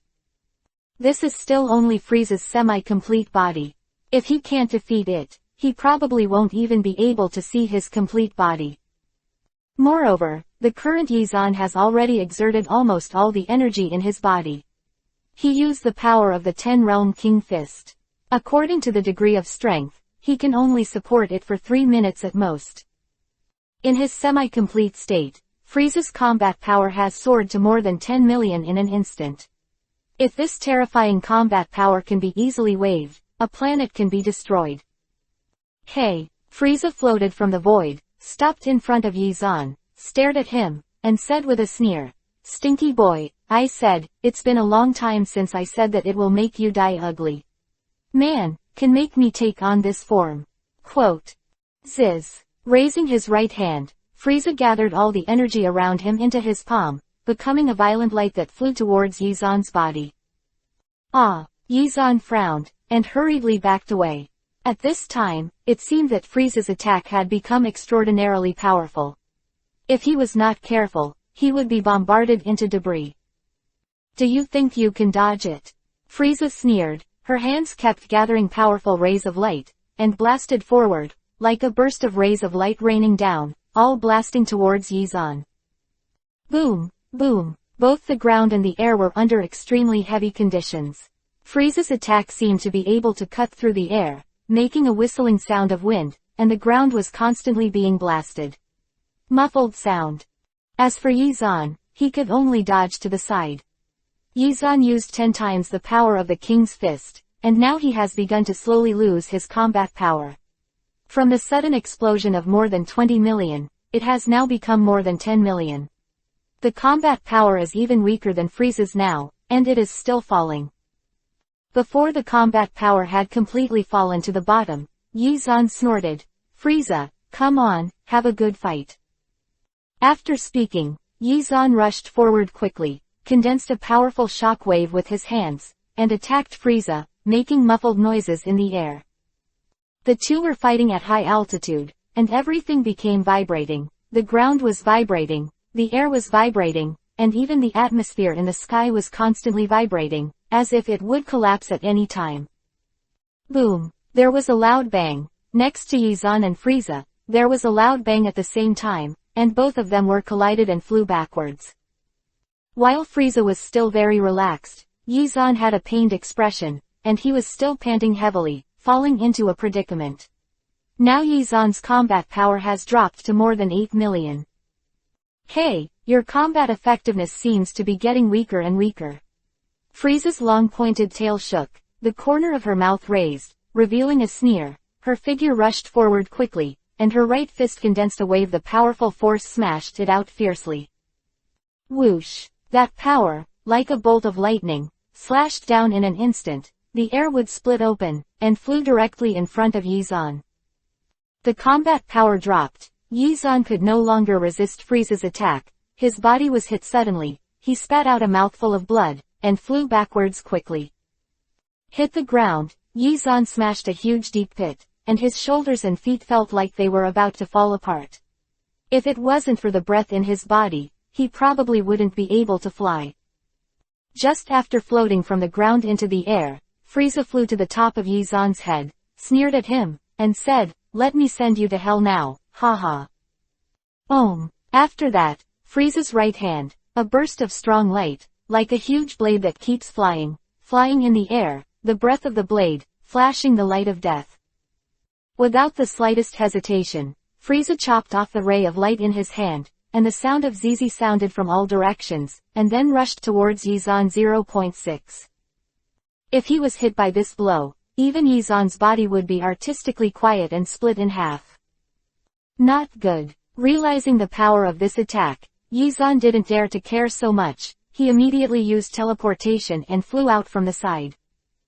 But even so, at the moment when Yizan used the teleportation, Yizan was still bombarded by a powerful shock wave. Seeing that Yizan was not killed, Frieza sneered and flew over again. "It's quite quick to dodge, but do you think you can escape from my palm?" Whoosh! Frieza's speed also instantly became faster, and a powerful ray of light was bombarded with his right fist, hitting Yizan hard, and the crisis came. Chapter 79_Unbeatable Xiaoqiang. Yizan originally wanted to dodge, but he didn't expect that his speed was too slow. After his combat power dropped, he couldn't match Frieza's speed at all, and he didn't even have the ability to resist. Boom! After being hit, Yizan was like a cannonball flying backwards, drawing a ray of light, dodging back and exiting directly, hitting a group of mountains on the ground, hitting the mountains with explosions. Glancing at the distance, Frieza's mouth showed a sneer and said to himself, "The one who can defeat me, King Frieza, has not yet appeared in your universe." At this time, after the billowing smoke dissipated, Yizan lay in the deep pit, feeling that his body was close to losing his combat effectiveness, and it was impossible to move. Yizan looked at the sky and muttered to himself, "It seems that I still need to use other abilities." Yizan sighed slightly. "Cell, give me a face, absorb as much energy as possible." In an instant, the cells in Yizan's body began to absorb the energy floating around and convert it into chi, while Yizan's own physical and mental strength was constantly being consumed, so Yizan had to pick up fairy beans to replenish it. Not long after, powerful forces gathered from every corner of Yizan's body to Yizan's body, but it was the power of the face fruit. But it was a pity that this power did not last long. After all, the chi absorbed by cells was not what he cultivated himself, can only be used for a short time, and cannot stay in the cells for a long time.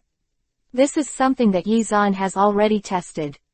Boom! With a loud bang, the dark clouds in the sky all gathered in one place in a short period of time, and kept flashing lightning, causing everything to revolve around Yizan. Hit Yizan's body. From the ground, Yizan slowly flew up, and around him, a circle condensed with electricity was formed. The power of lightning almost broke the air, but it couldn't break Yizan's defense. Moreover, the power of those lightnings seemed to be gathered in Yizan's body, and all those powers became the weapons that he could master. Has the chakra attributes of wind and thunder in the body also been reflected? Yizan said as he looked at the power surrounding him. In the distance, Frieza never dreamed that Yizan would be able to stand up again.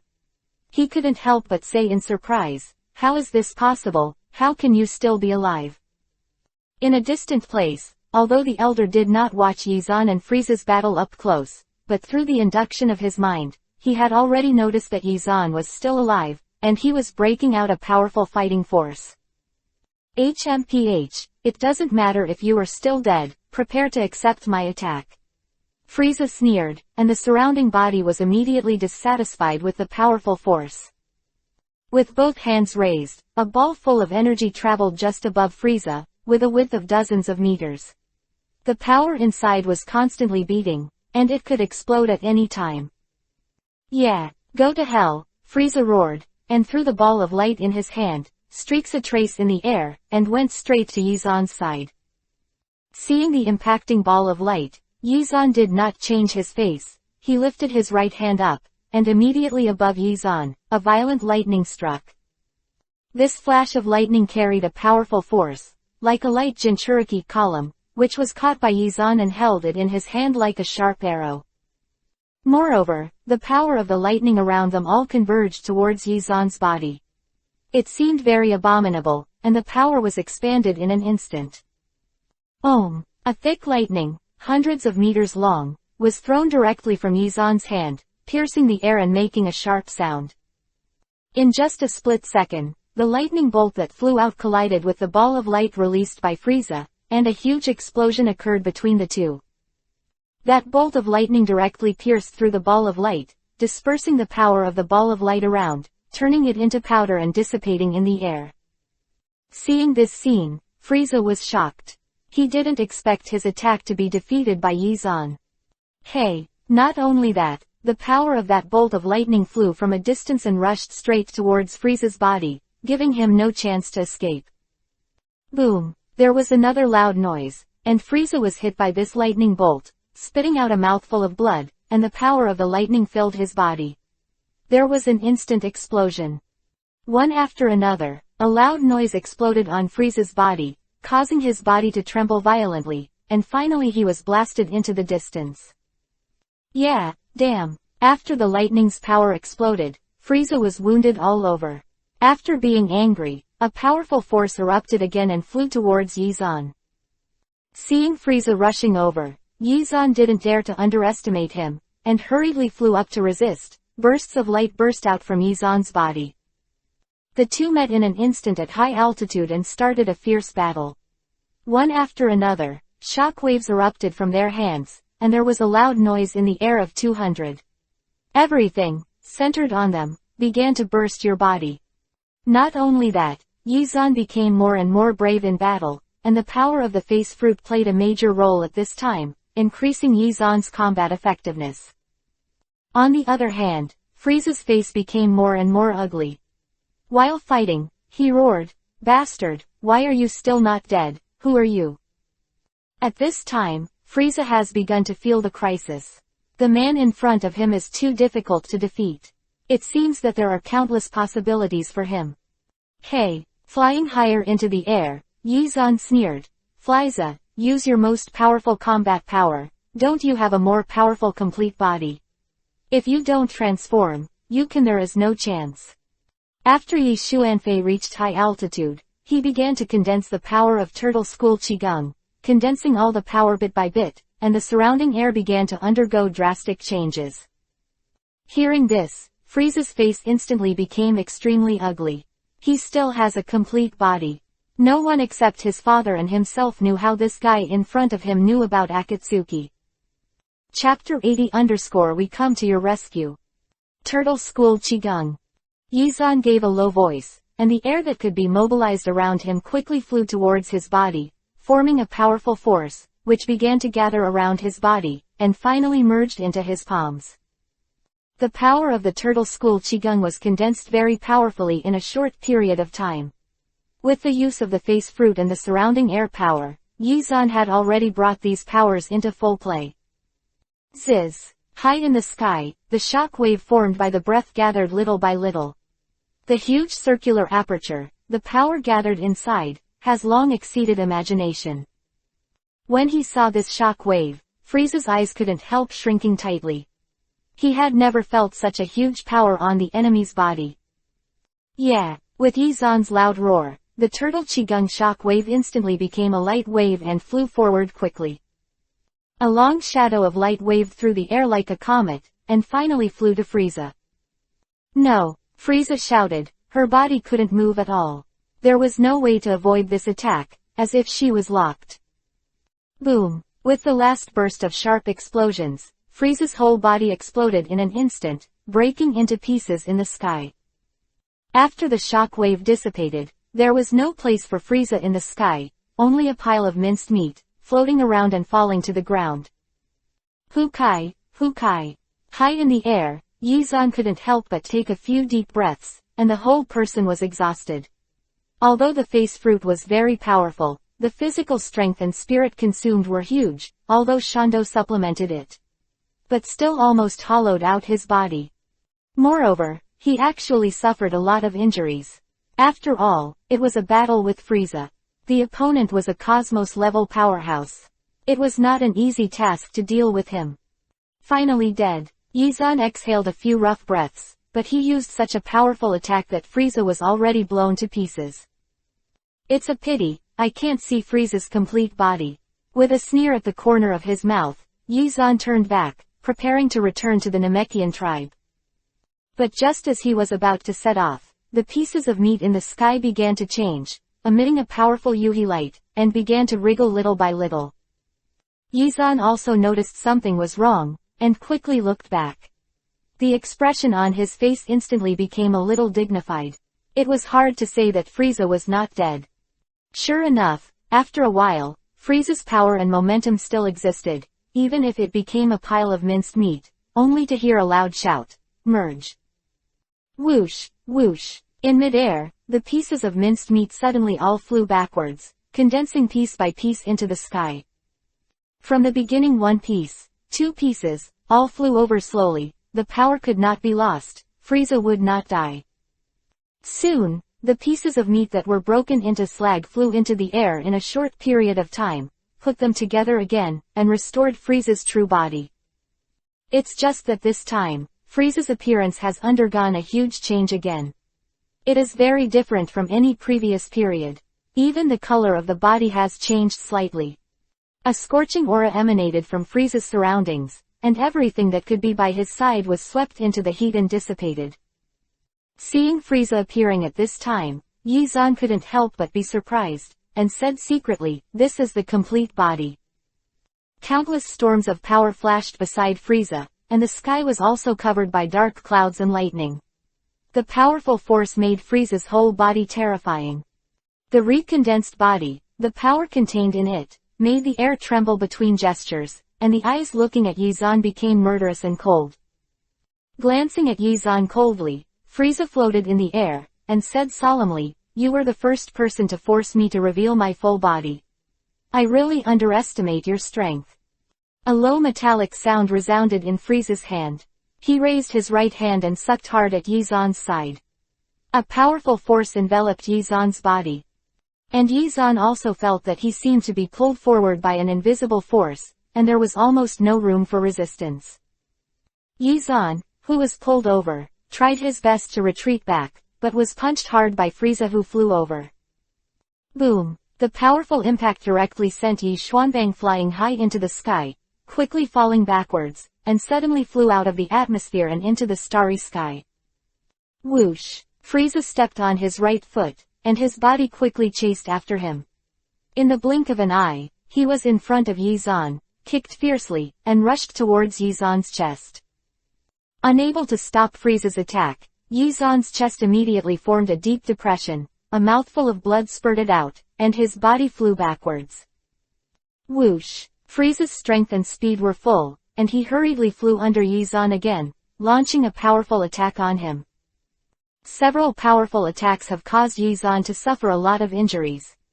Frieza's combat power at this time has reached at least 50 million, which is already the pinnacle of the complete body. Lifting Yi Zan with one hand, Frieza flew back quickly, came to midair, and sneered, "It's your honor to die under my Frieza's hands, haha." Yi Zan could no longer raise any strength at this time, and the face fruit could not be used again because there was no fairy beans and exhaustion of physical and mental energy. If he wanted to deal with Frieza, he had to use chakra. Forget it. After being killed, use the reincarnation technique to revive. Yi Zan didn't want to use his chakra. Once he used his chakra, Yi Zan worried that he would endure the next time he encountered danger. If you don't use chakra constantly, you will delay the practice of chi. At this moment, whoosh, whoosh, two figures flew over from a distance, landed directly beside Yi Zan and Frieza, and shouted at the same time, "Yi Zan, let's save you." Hokage give me a face. Dragon Ball, Chapter 81-100. Chapter 81_Super Saiyan. Seeing the two people who flew out, Yi Zan's expression instantly became very confused. Yi Zan never thought that Bulma and Chi-Chi would not listen to their words and ran out at this time. "Let's go." Yi Zan took a deep breath and shouted at them. The anxiety in his heart was already written on his face. Forget it. Now, I can only use chakra. Yi Zan didn't have any hesitation this time. To himself, Yi Zan could be ruthless, but to his women, Yi Zan really didn't want them to experience the horror of life and death. Although he could revive them, the life and death brought horror will definitely have a great psychological shadow. When Yi Zan was about to use chakra, Bulma and Chi-Chi saw that Yi Zan was being controlled, and the expressions on their faces were even more anxious. The two launched an attack desperately, blasting a shock wave from their hands and rushing towards Frieza. The two now have several hundred points of combat power, and they can also use some primary attack methods and powers. However, the two shock waves formed by only a few hundred combat power were very weak. When they hit Frieza's face, it was like a scratch, and there was no damage at all. However, this also aroused Frieza's anger. He turned his head and glanced at Kiki and Bulma with murderous intent in his eyes. He raised his hand, and a powerful shock wave was formed. "No!" Yi Zan shouted, and his heart was burning with unprecedented anger. After coming to Dragon Ball World for so long, the two girls, Chi-Chi and Bulma, were deeply liked by Yi Zan. This was the first time Yi Zan felt after coming to Dragon Ball World. Nervous. Even if he was about to kill himself when he met Frieza before, Yi Zan felt nothing. Death was nothing to Yi Zan. Whether it was the world of Hokage or the world of One Piece, there were some ways to change life and death, but for the two women, Yi Zan really didn't want them to experience the horror between life and death. Boom! The powerful ray of light blasted out, and Bulma and Kiki had no room for resistance at all, and were instantly enveloped by a powerful shock wave. Bang!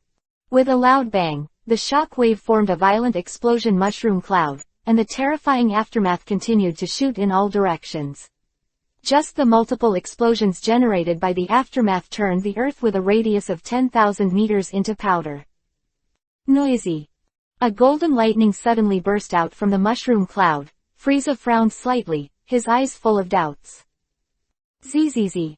One golden lightning, two golden lightnings, and more golden lightnings spread wildly around. Frieza took a half step back vigilantly, and had a bad premonition in his heart. Boom! The mushroom cloud exploded, and golden lightning filled all the space. Yizan was suspended in midair and stared at Frieza with indifference, holding two girls in his arms. At this time, the Saiyan's blood was finally activated by Ultimate's anger, and at this moment, it was finally awakened. The violent power was drawn from those blood, and huge changes took place around Yizan's body. A golden aura erupted from Yizan's body instantly, turning into a golden light Jinchuriki column, directly breaking through the entire sky, and all the auras were stirred and trembling. And Yizan's eyes and hair also changed in an instant. With golden pupils, the hair stood upside down and turned golden, and there was a golden aura all over his body. Blonde, this is. At that moment, Frieza's pupils shrank sharply, thinking of an ancient legend, Super Saiyan. How is it possible? How can you be a Super Saiyan? In the face of Frieza's shock, Yizan did not explain. His eyes were full of infinite anger and murderous intent, and he vowed to smash Frieza's body into 10,000 pieces. Kill! Yizan shouted loudly, and his voice turned into a beam of light and instantly killed him in front of Frieza.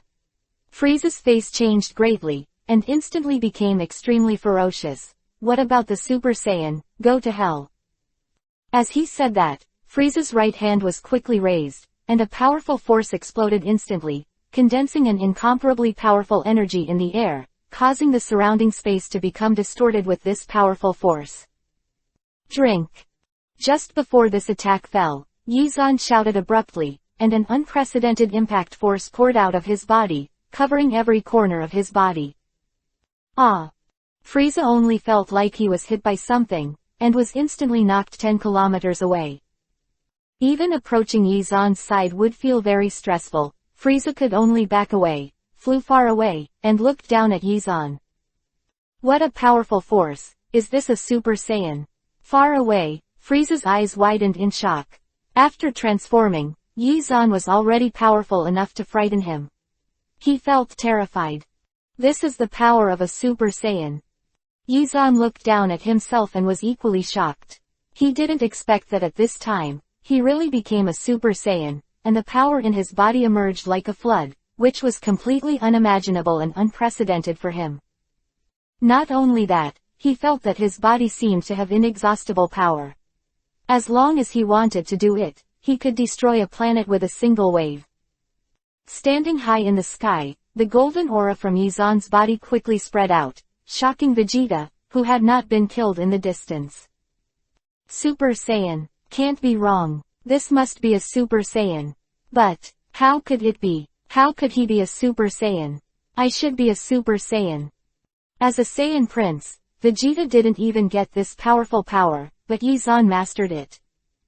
Yizan didn't know Vegeta's reaction. At this moment, he quickly approached Frieza's direction. Yizan could sense that his combat power broke through 100 million in an instant. Such a terrifying combat power was already the top in the entire universe. Exist. Seeing Yizan flying, Frieza was very scared, but he couldn't show it. He was the fearsome King Frieza. His face became very ferocious, and Frieza shouted angrily, I am the Emperor of the universe, I will not lose, go to hell. Along with the angry roar, Frieza exploded all the power in his body, condensing a powerful shock wave around him, the light reaching hundreds of meters, and the steady stream of power all gathered in it. Chapter 82_Frieza dies. From a distance, it seemed as if there was a huge sphere of light in the sky that was about to explode at any time, blowing up the entire Namek planet. Ha ha! Frieza sneered, holding the ball of light in his right hand, shouted loudly, and shouted hideously, Yizan, disappear with Namek. Whoosh! With the shouting of his life, Frieza slammed the huge ball of light in his hand downward, and the powerful light impacted like a beam of light, flying towards Yizan. Yizan, who has become a Super Saiyan, smiled slightly in the face of this attack, and looked at the beam lightly. At the moment when the beam was about to add to his body, he shouted loudly, using the power in his body, instant burst tilled out. A golden ball of light condensed in front of Yizan. It was even bigger than Frieza's, and it was full of power. The shock wave of the light ball flew out in an instant, collided with Frieza's attack, and a huge explosion immediately occurred in the sky.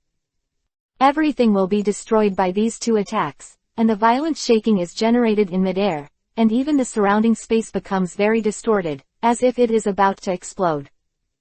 Yizan's golden shockwave is much stronger than Frieza's, and they have just met each other. Boom! Frieza's attack was destroyed, and the remaining shockwave power still bombarded Frieza's body, and then directly hit Frieza's body. Being enveloped in the attack of the Super Saiyans, Frieza had an unprecedented fear and screamed in anger, but still did not break free from the encirclement. With the sound of an explosion that could penetrate the nearby star field, Frieza's body was instantly smashed into slag, and it could no longer be condensed successfully. Phew! By the time a breeze blew, Frieza's shadow had already disappeared, and there was not even a trace of residue left. The surroundings fell into peace. Yizan exuded perception, and did not feel Frieza's breath, but he had disappeared from this world. The powerful Super Saiyan breath continued to radiate from Yizan's body, and the powerful rays of light became golden. Hey! Yizan landed directly in front of Bulma and Chi-Chi.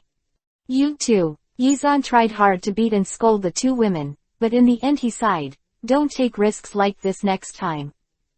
After all, the two women also cared deeply for themselves, and Yizan also had infinite pity in his heart. After this battle, Yizan's combat power has been greatly improved. The bloodline of the Super Saiyan in his body has been activated, and he can use the Super Saiyan to transform. Moreover, he used the face fruit to fill his cells with chi, making the carrying capacity of one's own cells more tenacious, which will also be of great help to one's own practice in the future, and also using the face fruit to fill his cells with chi. In fact, it is somewhat similar to the Vitality Bomb in the future. However, it is much simpler and less hassle than the Vitality Bomb. However, Yizan looked into the distance, although Yizan deliberately moved the battlefield, but after all, it was such a high-intensity battle, and the damage to the surrounding area was undoubtedly huge. Yizan sighed slightly, and took Bulma and Kiki towards the place where the Nameks were, preparing to use Dragon Balls to repair the damage caused by himself and others. The tribe of the Nameks. The first elder felt the powerful aura flying over, and he couldn't be more excited. This was exactly Yizan's aura. A group of Namekians around also looked at the elders nervously, and some people kept asking, "Elders, how is the situation now?" After being excited for a while, the first elder said, "Yizan, it was Yizan who won. On this planet, the great elder has a very powerful power and can perceive everything around him, all under his control and inspection." Not far away, several of Frieza's subordinates were also trembling at this time, and they couldn't detect Frieza's breath, and the sense of fear immediately surged up from their hearts. Although Vegeta was injured, he was still alive. After seeing Yizan becoming a Super Saiyan, his heart was even more stimulated, and he secretly vowed that he would also become a Super Saiyan. It didn't take long for Yizan to fly back and land next to the Great Elder. The powerful aura on his body also disappeared. The Namek warriors all around saw Yizan's return, and they all crowded around excitedly, and all of them looked at Yizan with admiration and admiration. If it wasn't for Yizan, then the mech star might have been destroyed by now. Destroyed. The first elder even took the cane in his hand, walked to Yizan, and said excitedly, "Great, this time I finally defeated Frieza, and Namek was saved." Yizan also nodded and said, "Now that Frieza is dead, everyone can rest assured." After Yizan finished speaking, he said to the elder, "I have basically found the Dragon Ball of Namek, and only the last one is left, so I can summon the dragon to repair the people who died in the battle and the things that were destroyed this time. Come here. The last Dragon Ball is actually with me," the elder said to Yizan, a little embarrassed. After all, he concealed the truth before. The elder thought that Yizan couldn't find the Dragon Ball, so he didn't say much. Yizan didn't care too much about it.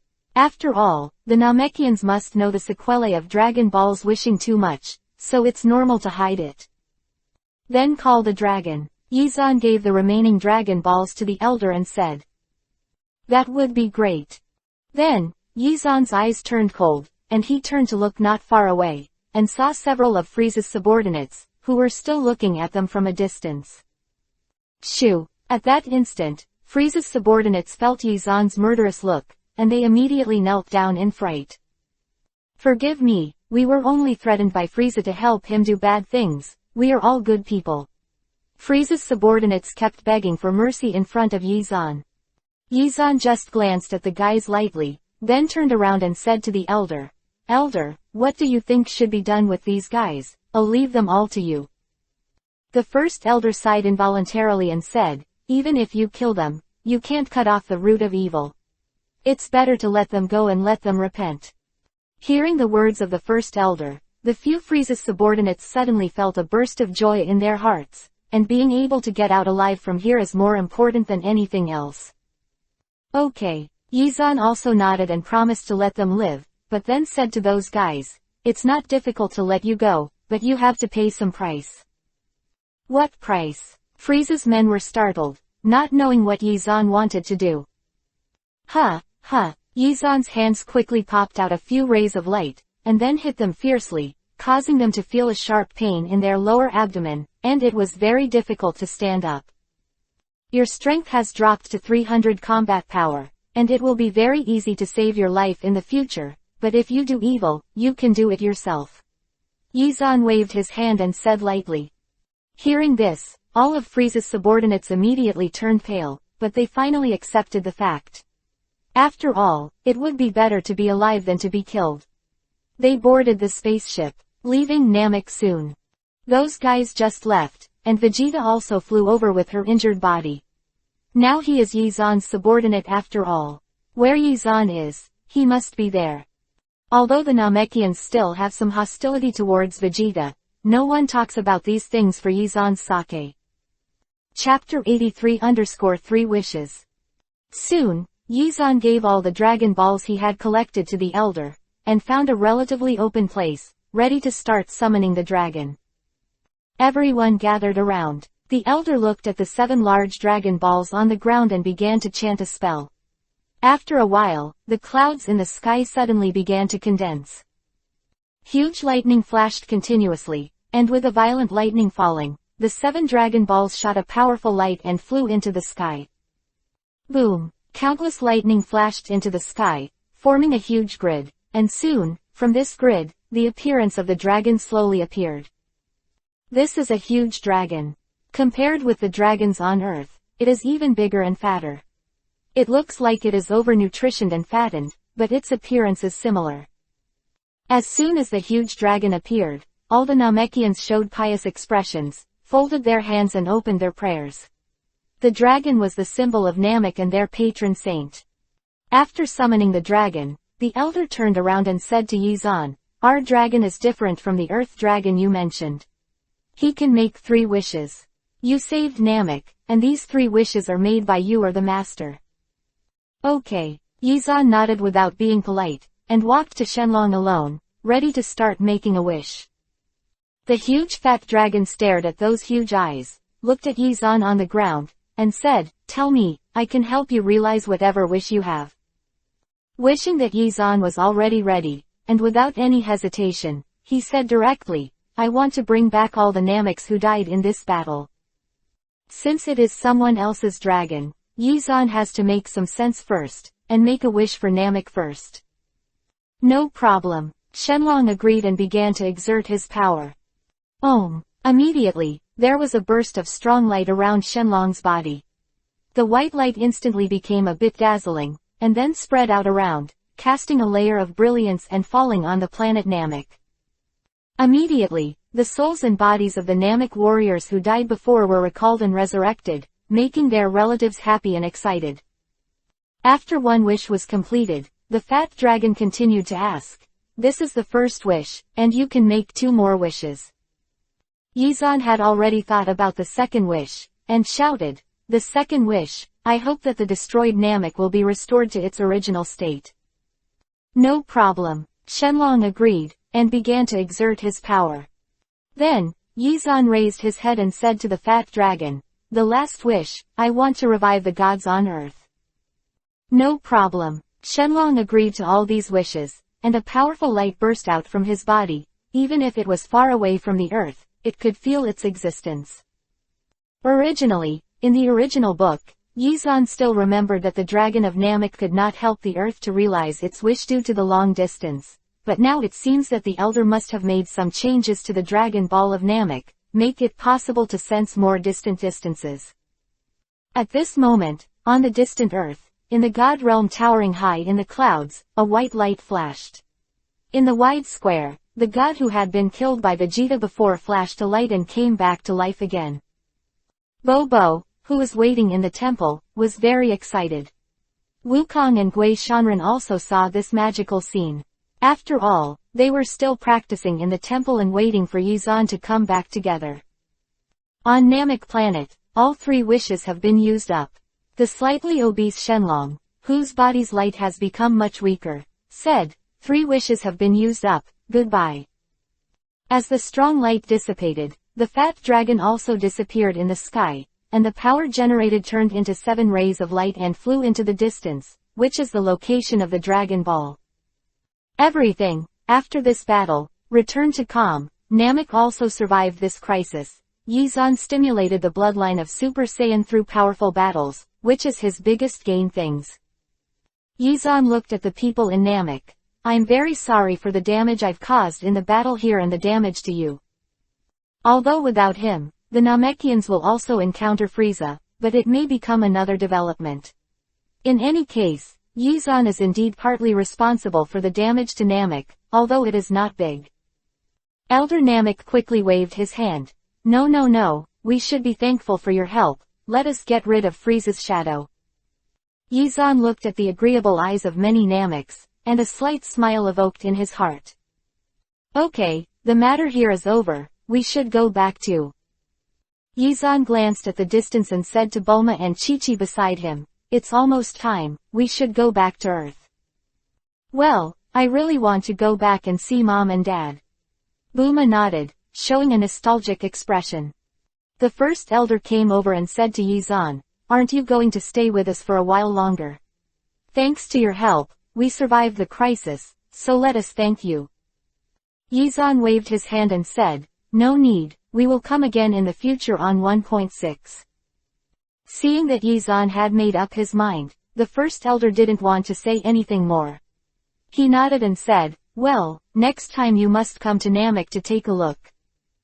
Well, definitely, Yizan agreed, and took Bulma and Kiki to Vegeta's side. Seeing Yizan coming, Vegeta, who has always been arrogant, also lowered her head to show respect. In front of the absolute powerhouse, even the most noble person must bow his head and be a minister.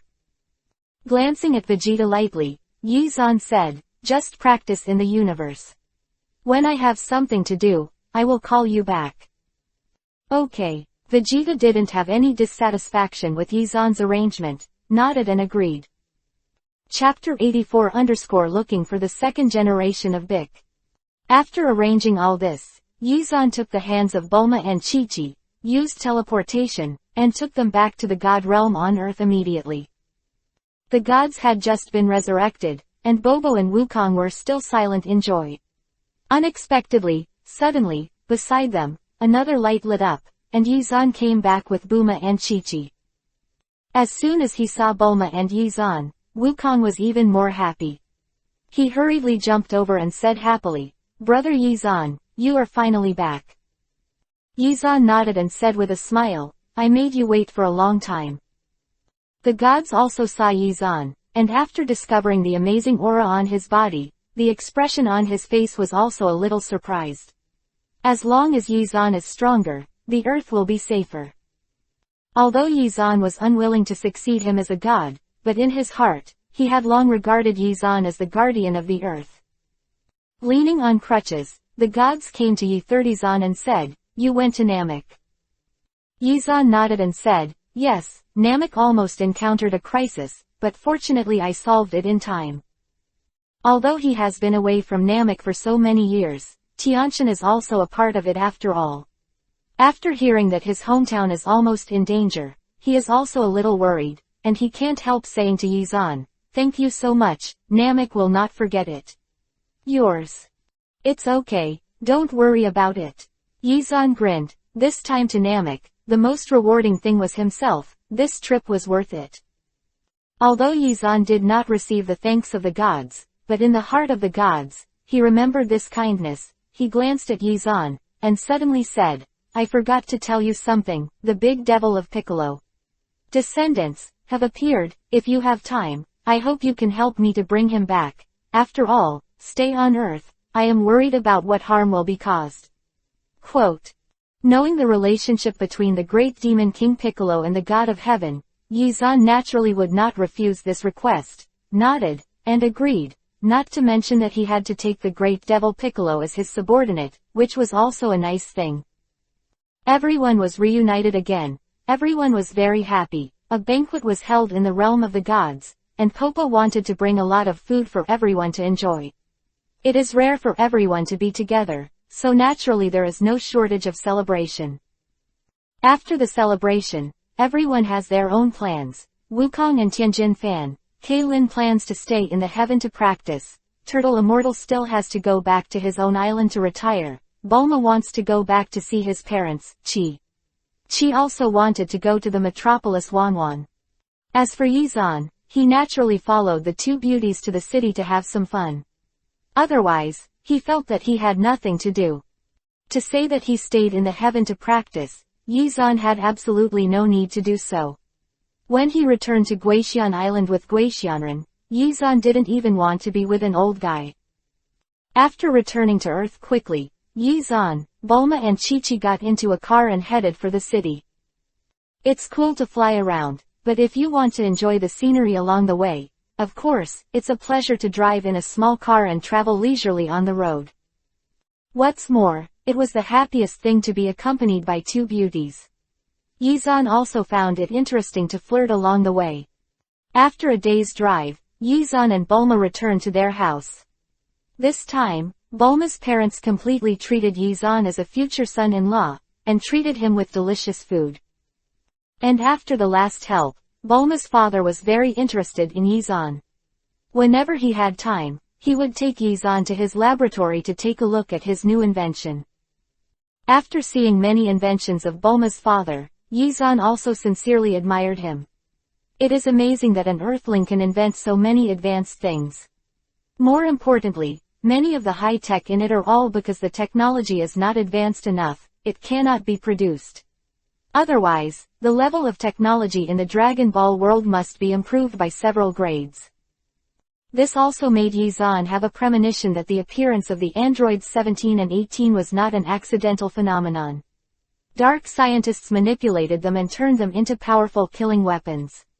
More importantly, number 17 and number 18 are so powerful that even Super Saiyans are difficult to deal with, let alone Sharu after them. This made Yizan aware of a new crisis. The technological power of androids is also very powerful. At that time, this will be a new crisis. After that, Yizan came to Bulma's father's gravity room. However, the high magnification gravity room was still not successfully built, and the low magnification gravity room really didn't have much effect on the current Yizan. So, after living in Bulma's house for a while, Yizan felt a little bored. He made an excuse and left here. He still remembered what the god said last time. The descendants of the great demon King Piccolo, the new generation of Piccolo was born, and Yizan decided to find him first to prevent him from becoming a demon king. Bulma and Chi-Chi were very comfortable in the city, and after knowing what Yizan said about the practice of the gravity room, they did not come out with Yizan. During this period of time, the strength of the two women also gained a lot. Improvement, but compared to Yizan, it is still a bit inferior. In order to catch up with Yizan, the two women decided to practice well in the gravity room in this place. Yizan did not object to this. After all, with the continuous improvement of combat effectiveness in the future, the enemy became stronger and stronger, and his means of protecting women seemed a little weak, and it would be good to become stronger. Whoosh! In the sky, Yizan was flying at a high speed, and the scenery below kept going backwards. Everything, in his eyes, was like a shrimp, shrinking and changing constantly. Yizan had already greeted the gods before, and also learned of a place where Piccolo appeared. His task was to bring Piccolo to the gods and give it to gods. Soon, Yizan found the small village. Sure enough, as soon as he got there, there was a strong atmosphere around. There was no one in the village, there were ruins everywhere, and some places seemed to have been burned by fire. Looks very broken. Chapter 85 _ He was still a child. Yizan found the small village. The village exuded an air that surpassed ordinary human beings, but the village was empty and ruined. It was very dilapidated. Is Piccolo here? Yizan frowned slightly. He hadn't seen Piccolo yet, and he didn't know if he was here. Along the direction of the breath, Yizan walked into the village on his stomach, but he just walked a few steps when a sharp voice sounded behind him. Hey, the person in front, don't go any further. Go ahead, it's dangerous there. Huh. Yizan was stunned for a moment, then turned to look behind him, and saw a woman in a police uniform with a horn, quietly hiding behind a wall, talking in a panic. And behind the woman, there were several teams of police officers, all of them looked very scared, and looked at Yizan's side with horror. Yizan glanced at them and said indifferently, "Why can't you go in? I don't think there is any danger inside." The female police officer looked at Yizan as if she was an idiot, took the loudspeaker, and lowered her voice. "There is a green-skinned child in there, like the child of the devil in the movie. He can make strange attacks. He destroyed the village, and several of our colleagues were injured by him, and they were held hostage in his hands." Really? Yizan raised the corner of his mouth. Not only was he not afraid at all, but he was also a little excited. It seemed that he was right, Piccolo was here. Seeing that the female police officer was quite beautiful, Yizan smiled at her and said, "Beauty, do you want us to go in together? I'll take you to find your colleague." Hearing this, the female police officer suspected that Yizan was insane. She knew that there was danger inside and wanted to go in. She quickly shouted, "If you don't come out, we won't be able to save you." Knowing that these people were very scared, Yizan didn't bother to care about them. He took a step forward and walked into the village. By checking his breath, he quickly found where Bic was. After a few corners, Yizan was in an abandoned square in the center of the village and saw Piccolo and several police officers, who were all under his control. At this time, Piccolo only looked like a 7 or 8-year-old child. Perhaps because of the bloodline of Namek, it grew very quickly and had a strong inheritance ability. It's just that he looks very small now, like a little devil who just came out of hell, with green skin and body, big eyes, and 2 tentacles on his forehead. Soon, Piccolo also discovered Yizan. Although he looked young, his fierce aura was very powerful. Glancing at Yizan coldly, Little Bic said, "Who are you? Get me out." Although the voice was a little shrill, the threat was very strong, as if Yizan didn't leave, he would be rude. After a little observation of Little Bic's current combat power, it is a little over 100 at best. Although he can be king and hegemony among ordinary people, to Yizan, there is no threat at all, not even to the people around Yizan. What difficulty? Yizan walked straight forward as if he didn't hear it, came to Little Piccolo, grinned at Little Piccolo and said, "Let's go, I'll take you to a place." "Go to hell." Little Piccolo roared and grinned at Yi Xuanyan Kiba. Whoosh. Seeing Yizan continuing to walk towards him, Little Bic raised his hand and shot a shock wave from his palm, slamming towards Yizan. With just such a powerful attack, Yizan didn't pay attention to it at all. It's really the descendant of the Demon King, it's really ruthless to attack. Yizan raised his mouth, dodged, and rushed in front of Little Piccolo. Yizan's speed was so fast that Little Bic was also taken aback, and he quickly stepped back, wanting to attack Yizan. However, before he could make a move, Yizan reached out his hand, pinched Little Bic's ear, lifted him from the ground, and said with a smile, "Don't be naughty, come with me. It hurts." Little Bic immediately jumped and reached out to slap Yizan, but he couldn't touch anything. After tossing around for a while, Little Bic, who had nothing to do with Yizan, could only be obedient, otherwise, but the ears are very painful. The police officers behind Piccolo opened their mouths in surprise when they saw this scene. After they were caught by this strange child, they originally planned to go to the World Counterterrorism Organization for help, but they didn't expect that they would be relieved by the man in front of them. Uniformed. Little Bick didn't know why, but when Yizan held his ear, his whole body felt like he had lost his strength, and he couldn't exert any strength at all, just like an ordinary child. Ha, ha. Yizan waved a few rays of light, rescued the trapped police officers, and said to them, "You can leave, he will leave it to me." With that said, Yizan carried Little Bick and walked to the other side of the village, without going out from where he had just entered. Several police officers were impressed by Yizan's powerful strength, but one of them couldn't help shouting, "Hey!" Huh! Yizan turned his head and looked at the police officer behind him and said, "What, is there anything else?" Maybe it was restrained by Yizan's powerful aura, or maybe it was because of other things. Anyway, the police officer who was about to speak reached his lips, swallowed it quickly, and quickly waved his hand. "No, it's okay, hee.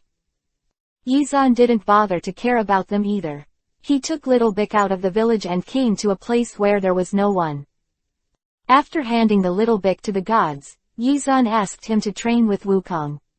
After all, the strength of the two of them will be greatly improved in the future. The task of the Guardian of the Earth will be handed over to them. The goal is not here.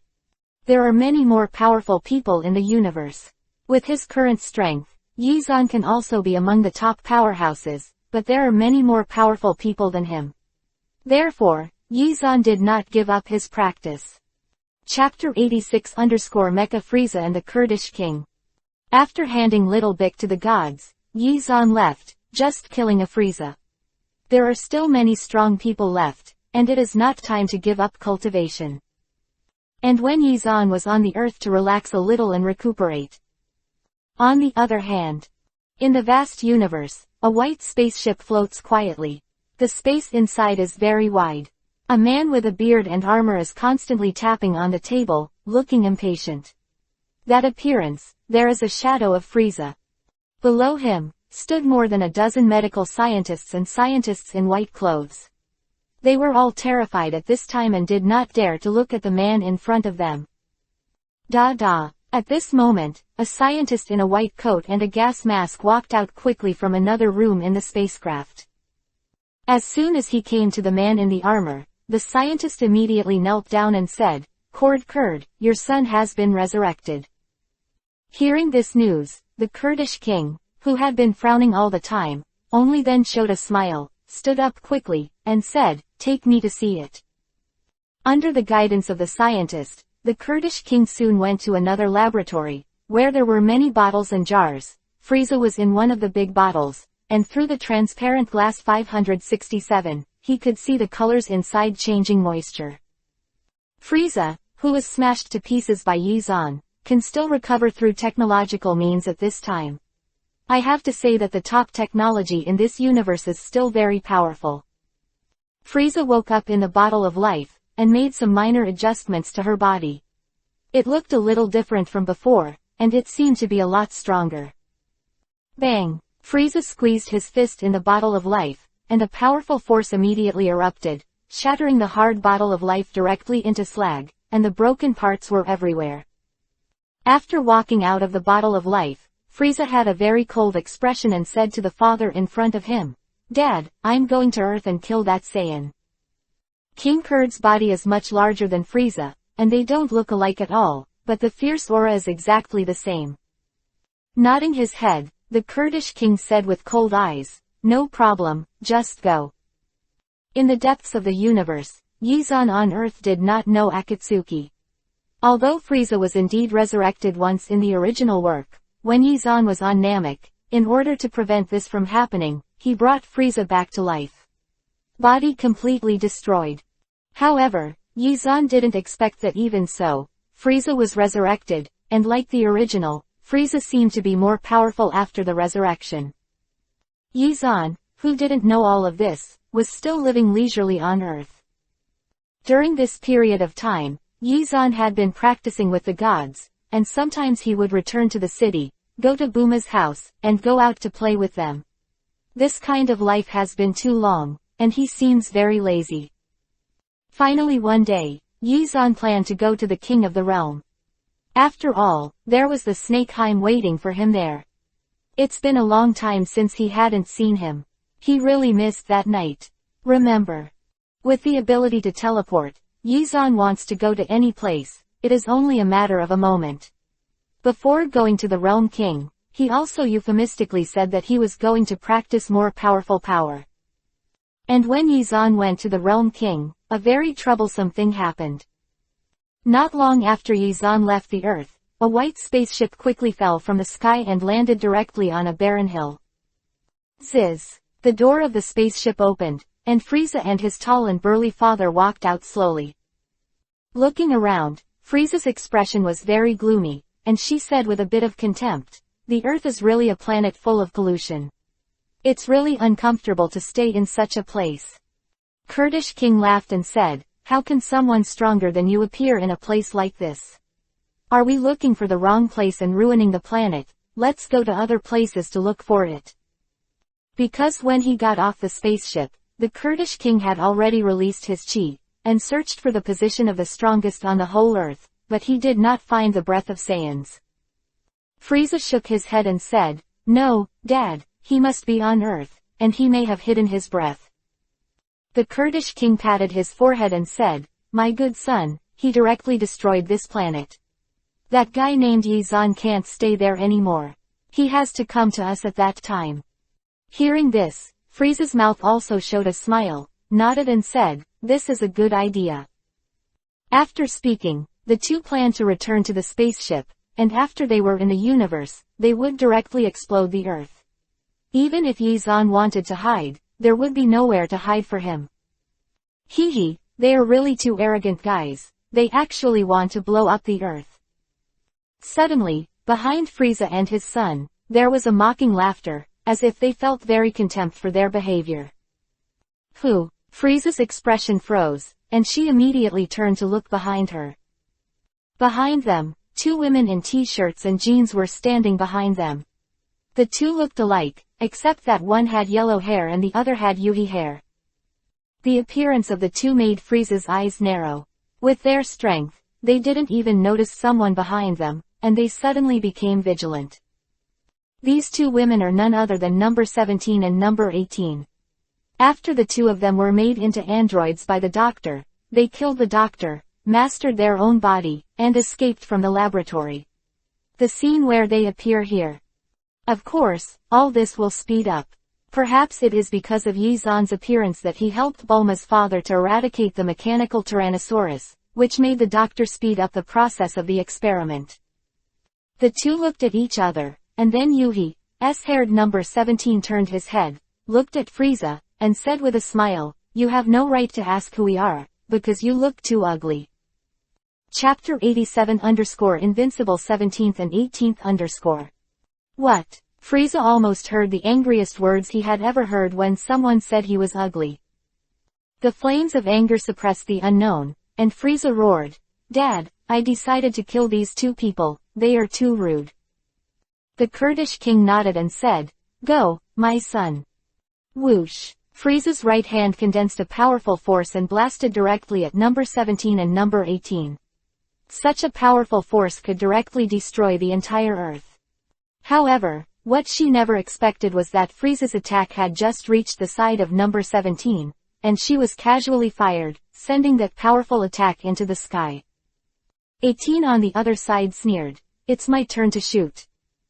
Shoo! Number 18 appeared beside Frieza as soon as the figure moved, and a strong light swept out from his right hand, like a blade, and slashed directly on Frieza's lower abdomen. In Frieza's terrified eyes, he watched as he was cut in half by a slash, and he was unable to resist, so he could only make it all come true. In front of the two androids, Frieza, the powerhouse in the universe, was cut into two halves without even a chance to evade a move. And the Kurdish King, after seeing this scene, the expression on his face froze instantly, and he snorted, "How dare you hurt my son? Son, give me death." The incomparably powerful strength and aura erupted from the Kurdish King's body. Like a turbulent wave, it pressed against the bodies of number 17 and number 18. The right hand condensed a ray of light and was about to bombard it. Whoosh! Unexpectedly, before the Kurdish king's attack could be used, the 17th and 18th hurriedly dodged, passed through Frieza's body, and a sharp light condensed in one's hand, slashing towards the Kurdish king. Without even a chance to make a move, the Kurdish king was chopped into several pieces by number 17 and number 18, becoming more than a dozen pieces, and fell from the air. At the moment of death, the Kurdish king couldn't believe that he was beheaded on earth, and he still had no chance to fight back. Let me give them a ride. Number 17 smiled coldly and shot a shock wave, which chopped Frieza and his son into several pieces, all of which were shot into the spaceship. Afterwards, he kicked the spacecraft hard and kicked the spacecraft out of the atmosphere. Then on the 18th, a powerful shock wave was used to chase directly from the Earth to the outer space, smashing the spacecraft and smashing the spacecraft. Everything inside has become cosmic dust. Hee hee. Number 17 and number 18 smiled coldly and said at the same time, "The scum of the universe, the Earth is ours, and only we can destroy it." What happened on Earth? Everyone on Earth didn't know Akatsuki, and even the gods didn't notice it happened because of little Piccolo, but it did happen, and the impact of this incident was absolutely not small. All this has not affected Yizan now. In the distant Zhuangsheng, Yizan is sitting on the reclining chair, enjoying the unique light of Zhuangsheng, with a glass of juice next to him, sitting there drinking leisurely, not like coming to practice at all, but like coming to vacation. Because the last time he accidentally fell, he knocked down the king's house again, and the king is now slowly repairing the hole in the wall by himself. For him, this is not only a chore, but a kind of it's better to enjoy and find something to do than to be bored all day long. However, Yizan, who was lying on the chair, still felt that he was not very happy at this time. He originally wanted to see Hein the snake, but he didn't know that the other party ignored him and made him eat a closed door, and in the end he didn't even meet him. Seeing it really annoyed him. Yizan, who was in a bad mood, felt that he didn't even have the mood to practice, so he could only lie here, drink a drink, and bask in the sun. The Realm King, who was repairing the wall, was still humming and working, but suddenly, his expression changed, and the tools he was holding fell to the ground. How is it possible? There are two powerful guys on the earth. The Realm King muttered to himself, as if he was under great pressure, and the cold sweat on his forehead could not help flowing down. Putting down the tools in his hand, the real king hurried to Yizan's side and said to him, "It's not good, Yizan, something big has happened to the earth." Yizan, who was in no mood, heard this, turned his head and glanced at the king, and said lightly, "What happened, so panic?" The Realm King didn't have time to explain, and said directly, "Not long after you came to me, two artificial humans appeared on the earth. They are powerful and they are destroying many places on the earth. Even Frieza and his son were killed by them." Killed? What? Hearing this news, Yi Xuankai was shocked, and stood up quickly. The shadows of number 17 and number 18 immediately came to mind. "Is it them?" Yizan said secretly in his heart, but what surprised Yizan even more was that Frieza was resurrected. "I didn't expect number 17 and number 18 to appear so quickly." Yizan's eyes narrowed slightly. The development of this matter exceeded Yizan's expectations, which made Yizan a little worried. The plot of Dragon Ball is one of the few worlds where Yizan does not want to break the plot. I don't have the confidence to protect Kiki and Bulma, let alone Earth. Moreover, Frieza and his son came to Earth and were beheaded by these two androids. It seems that their strength has reached a very terrifying stage. Otherwise, in the original book, Trunks would not have been special. Time travel to solve this matter. At this time, the god of the earth finally found the clue, and in Yizan's mind, the voice of the god of the gods also came. "Yizan, the big thing is bad, there are two demons who want to destroy the earth. In this place, all the people on earth have been killed, and the city has been destroyed. Wukong and the others have already set off to stop them. I am worried that their strength is not enough, so I want you to come back." Quote. With the current strength of Wukong and the others, how could they be the opponents of number 17 and number 18? if they rushed over, they would be used as cannon fodder and die. Putting his index and middle fingers on his forehead, Yizan replied to the gods with the ability to meditate. I see, let Wukong and the others not make unnecessary sacrifices, I will come back right away. After mobilizing the muscles in his neck, Yizan's neck made a sound, loosening his muscles and bones, and a smile appeared at the corner of his mouth, and said, it seems that I have to show off my skills again. Yizan was about to leave Jia Wangxing, and the dignified Jia Wang suddenly stopped Yizan and said, this time you go to Earth to deal with those two androids. I have a bad premonition, just in case, I have to teach you another powerful force. Chapter 88 _ The Last Teachings of Hades. What are you going to teach me, and how much time will it take? Yizan immediately raised his head and asked. Now the Earth is in danger, and people are being killed every moment. He is needed at this time, and he doesn't want to spend too much time here. Then it depends on how much your comprehension ability is. If you comprehend quickly, it only takes a few minutes. If you comprehend slowly, it depends on you. I only teach you how to use it, and I won't teach you how to use it. Wang said. Just teach me how. Yizan's expression froze for a moment, but then nodded again. The things that the Realm King gave him should not be weak. The Realm King said to Yizan somewhat contentedly, the things I handed you need to be slowly comprehended by yourself. It's called Yuan Qi Bomb. There is no doubt about the power of the Origin Qi Bomb, and the Realm King began to teach Yizan the Origin Qi Bomb.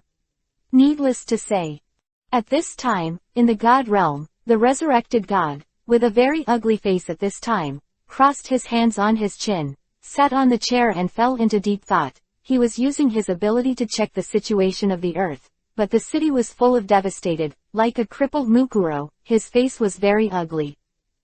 Whoosh! In the azure blue sky, Wukong and his party, after improving their combat power a lot, also relied on their own strength and flew directly to the city destroyed on the 17th and 18th. Wukong has come to the sky above the city according to the instructions given by the gods, and can see the city in the distance. It is already very dilapidated. This time, only Wukong, Keelan, Tianjin Fan and Piccolo came out.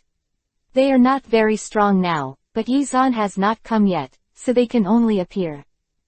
The city, the 17th and 18th are ruthlessly destroying the city. As long as they feel good, they can bombard the ground with a Qigong wave. Those high-rise buildings have also become the things they destroy. Ziz. A lot of cars on the street were struggling to escape, and as long as they took a step at night, it would become something they destroyed. Haha, it's really fun. Number 18 laughed, raised his right hand, and concentrated his strength on it, forming a shock wave that directly bombarded a building not far away and collapsed. On the 17th, he also waved a shock wave, which exploded several cars, causing the people in the cars to die. The feeling of destroying the city in this way is the most comfortable thing for them. In their minds, except for the stimulation that destruction can bring, other things are so tasteless. Their existence is for destruction and destruction. The doctor who created them had such an idea to destroy the earth and become the only master. Boom! After destroying a building and reaping the lives of thousands of people, number 17 said with some boredom, most of the people in this city have already been hiding, let's move to another place. Okay, anyway, I'm tired of this place. 18 nodded and agreed.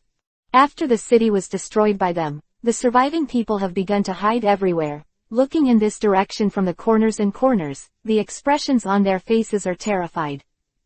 The face of the powerful number 17 and 18, the government and the world's military have no choice but to let them destroy everywhere and cause headaches.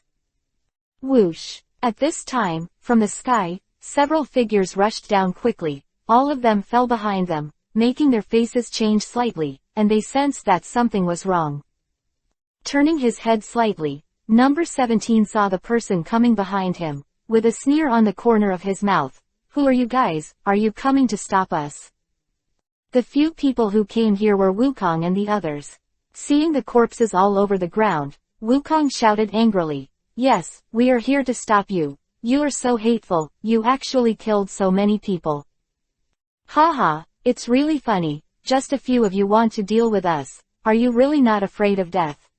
Number 18 seemed to have heard a very funny joke, so he couldn't help laughing loudly, looking at Wukong and the others, also gradually getting colder. Damn, I'm going to fight with you. Wukong was provoked, his body slowly squatted, and he began to gather strength on his body. Yeah, with Wukong's low voice, he jumped up and rushed out quickly reaching in front of number 18, and punched her face fiercely.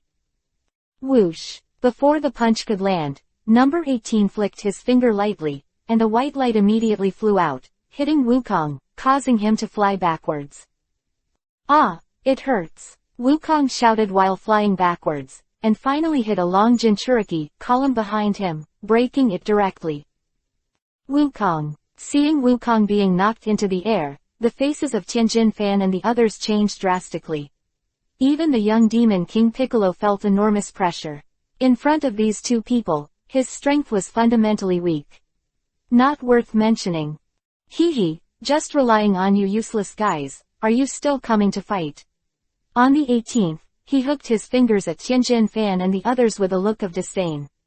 For them, Tianjin Fan was not at all concerned.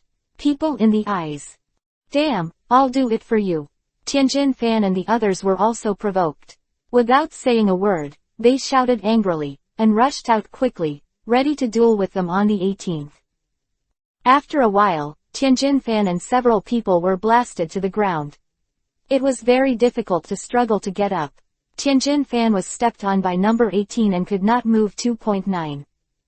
Looking at the Tianjin Fans with contempt, the corner of number 18 feet's mouth raised a sneer, and a strong light condensed from his right hand, and there was a strong aura surging inside. You guys are too weak. Living is a waste of air, you might as well die. Number 18 sneered, the powerful light condensed in his right hand pointed down, and then flew out quickly. Whoosh! At the moment when this ray of light flew out, Tianjin Fan's expressions changed, and they felt a strong aura of death. Ziz! But at this moment, a tall figure appeared in the sky. Like an illusion, it appeared quickly out of thin air, causing the surrounding air to blow a strong wind because of his appearance. Chapter 89 Yizan returns. This figure is a little slender, but the slender body contains power that cannot be ignored. It is strange that the slender body has powerful power, but this is the first feeling of everyone. As soon as this figure appeared, without saying a word, he raised his right hand and shot out a violent shock wave, which shot towards number 17. Boom! The two shock waves slammed together and exploded in the air, generating an extremely powerful shock wave, which rushed everything around and swept back. After the power generated by the shock wave disappeared, number 17 and number 18 looked at the midair with a solemn expression, staring at the strong man who suddenly appeared. It was none other than Yizan, who came from the Realm King. Yizan was racing against time. After comprehending the original gas bomb, he rushed here as quickly as possible. As soon as I came, I saw this scene. If you don't act quickly, I'm afraid Wukong and the others will become the dead souls under the hands of two androids. Who are you? Your strength is not bad. Number 18 opened his mouth, staring at Yizan, who was 30 in the air. It doesn't matter who I am, but you destroyed the earth, displaced many people, and their lives are in danger, so I will stop you. Yizan said as he looked at number 18, and his aura also erupted. Come out. Haha, what you said is so funny. Number 18 said. For so long, there have been many guys who said they wanted to deal with us, but they all failed in the end, and you will be one of them. You are, because they are not me. A proud look flashed in Yizan's eyes. Yizan has his own pride, the pride brought by that powerful power. Stop talking nonsense, I'll kill him. Number 17's face was cold, and he rushed out instantly, attacking Yizan. Number 17 is very powerful. When he lifted his right hand back, a powerful shock wave was condensed and quickly threw it on Yizan's body, like several rays of light rushing towards him. Whoosh, whoosh. Yizan easily dodged these powerful shock waves, and then those shock waves exploded behind Yizan, and huge smoke and dust rang out on the ground. Shish! Several shock waves did not hit Yizan, nor did they cause him any damage. The figure of number 17 flashed quickly and came to Yizan. With a kick, number 17's attack was very powerful, and the powerful whirlwind it brought out went straight to Yizan's forehead, and the power of this kick was also very huge. Dodging back and dodging number 17's kick, but in no time, 17's good punches and kicks launched 2 or 3 attacks one after another. Although number 17's attack is very powerful and the speed is unparalleled, it is not so powerful for Yizan now. He also displayed his attack power and fought with number 17. The two were fighting in midair, and the powerful force they generated formed bursts of shock waves that flew towards the ground, causing the ground to tremble constantly.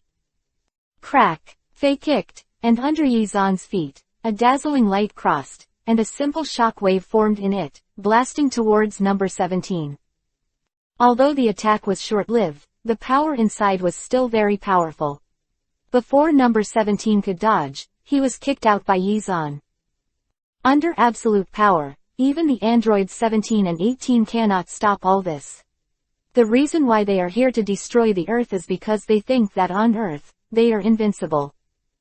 Whoosh, whoosh, back to number 17, his eyes flashed coldly, he raised his head and stared at Yizan, stretched out his hand to wipe the blood from the corners of his mouth. For them, being injured, was what a shameful thing.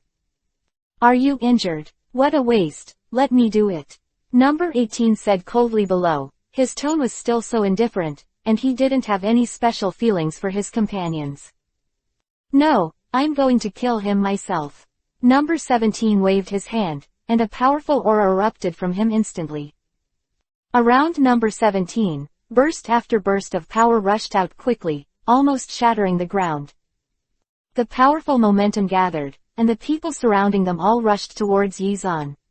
Sometimes in the battle between the strong, the coercion and momentum alone can make the opponent feel scared. But such a thing is obviously useless to Yizan, and he didn't even move, just waiting for the attack on the 17th. Raising his hands slowly, number 17 condensed all the power in his body, forming a circle in the middle of his hands, and that huge power suddenly became a powerful light in the circle. Go to hell! As number 17 shouted loudly, the powerful light instantly turned into a beam of light and rushed out. The surrounding air seemed to have been cut, sending out a strange shaking. Unlike the strong human beings, number 17 is an artificial man. The power he uses comes from high-tech 990 technology. Those light impacts contain a special substance that easily cuts through the air. This move was quick, even if Yizan wanted to dodge, it was too late. He could only quickly gather his strength and blast out a shock wave. Boom! The two powerful shock waves slammed into each other, creating a violent storm, rushing around quickly, and almost everything on the ground was swept up and pulled into the sky. And behind a ruin in the distance, a man in a suit, holding a tool that can receive video information, hid behind a large rock, and was cautiously reaching out. This is a reporter, one of the greatest industries on Earth. No matter how harsh the environment is, they are there, and sometimes they are using their own lives to broadcast live broadcasts for everyone. Yizan and number 17, who were hiding from a reporter in the distance, were still fighting at high altitude. After that powerful attack, the smoke and dust that stirred up around him enveloped Yizan himself and number 17. After the smoke and dust dissipated, number 17 looked forward, but could not find Yizan's figure. Chapter 90_trick. Haha, didn't I kill him yet? Number 17 showed a smug smile on his face. In his opinion, no one could stop their power. Hey, you guys are a little too arrogant. It's too bad to want to kill me with such strength. Suddenly, Yizan's voice sounded behind number 17 again, appearing like a ghost. That kind of powerful feeling is like a mountain shrouded in number 17 feet's heart. What? Number 17's face was very ugly, and a sense of powerlessness surged in his heart. Number 17 really didn't think that it would be okay for him to attack Yizan like this. For the first time, number 17 began to have some doubts about his own strength. Behind number 17, Yizan raised his hand, a powerful light flashed out of his hand, and then slapped down the back door of number 17. Whoosh! A ray of light lit up. With a strong force, it directly hit number 17, knocking him directly to the ground, flying along the ground for hundreds of meters, smashing everything around it. Smashed a big hole. Seeing this scene on the 18th, the expressions on their faces instantly became ugly. Since they came out of the laboratory, they had never met such a strong man, and they felt a little cowardly. Whoosh! Flying forward quickly, number 18 came to number 17's side and lifted him up from the ground. The two stared at Yizan with cold eyes, murderous aura looming. Damn, I must kill him. Number 17 was furious. Although he was injured, his powerful aura burst out quickly. Human strength will grow. After defeating Frieza, Yizan's Saiyan bloodline has unknowingly reached the second stage. Therefore, even in the face of number 17 and number 18 who could easily kill Frieza and his son, Yizan didn't have the slightest worry. Even if he were to deal with Frieza and his son now, I believe he could easily kill them in seconds, and he could do it more cleanly.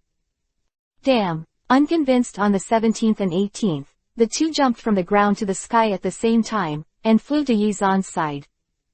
Squinting his eyes slightly, Yizan glanced at the two behind him, and said in a low voice, "Since you both want to go together, come on, let me see how strong you are. You won't be disappointed for sure." Number 17 and number 18 sneered at the same time. They all still have reservations. The real ultimate move has not erupted at this time. Whoosh, whoosh. Two powerful rays of light burst out from number 17 and number 18.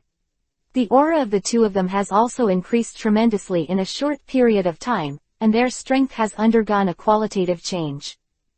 Shish, shish. The two rushed to Yizan's side and started a powerful attack, one in front and the other behind, displaying a powerful force.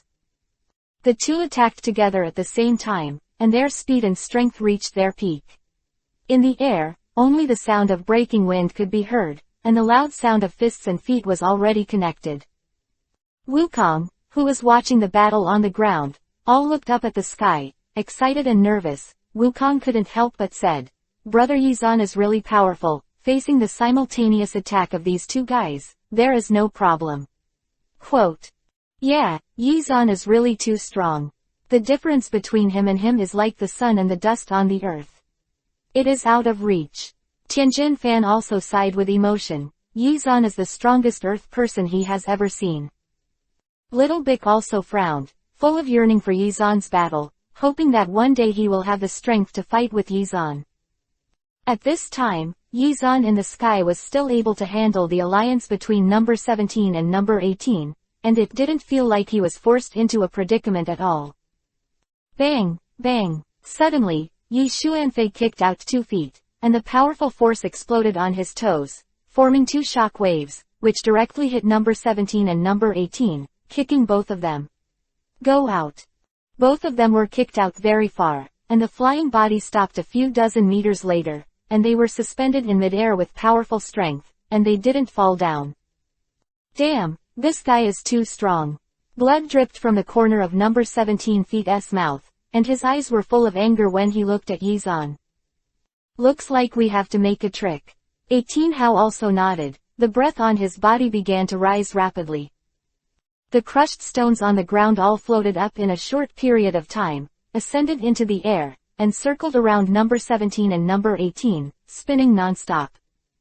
Condensation. The two of them folded their palms at the same time, and the huge breath gathered those gravel, floating in the air, and became a huge arm. Boom! The huge arm, like the Jinchuriki column of the sky, tossed up in the sky, and then punched Yizan with a fist. Can be twisted into one piece. Passing through the air, the arm bombarded Yizan, and the air in front of him caused a huge vibration, and a violent gust of wind, with shock waves, whizzed away. Such a huge pressure has already condensed huge power into it. Yizan was in front of him, and he also felt the huge pressure. However, trying to defeat Yizan under such pressure was still a long way off. He couldn't help raising the corner of his mouth and sneered, "Just based on your current strength, you are still too weak." Drink. Before the violent attack reached Yizan's side, he roared violently. A powerful aura erupted from him, causing the air around him to suddenly tighten, and the bursts of violent aura shot backwards from his body, and pulled up all the way behind him. In a short period of time, the chi in Yizan's body has changed from ordinary white to incomparably powerful golden, and the earth is affected by his powerful aura.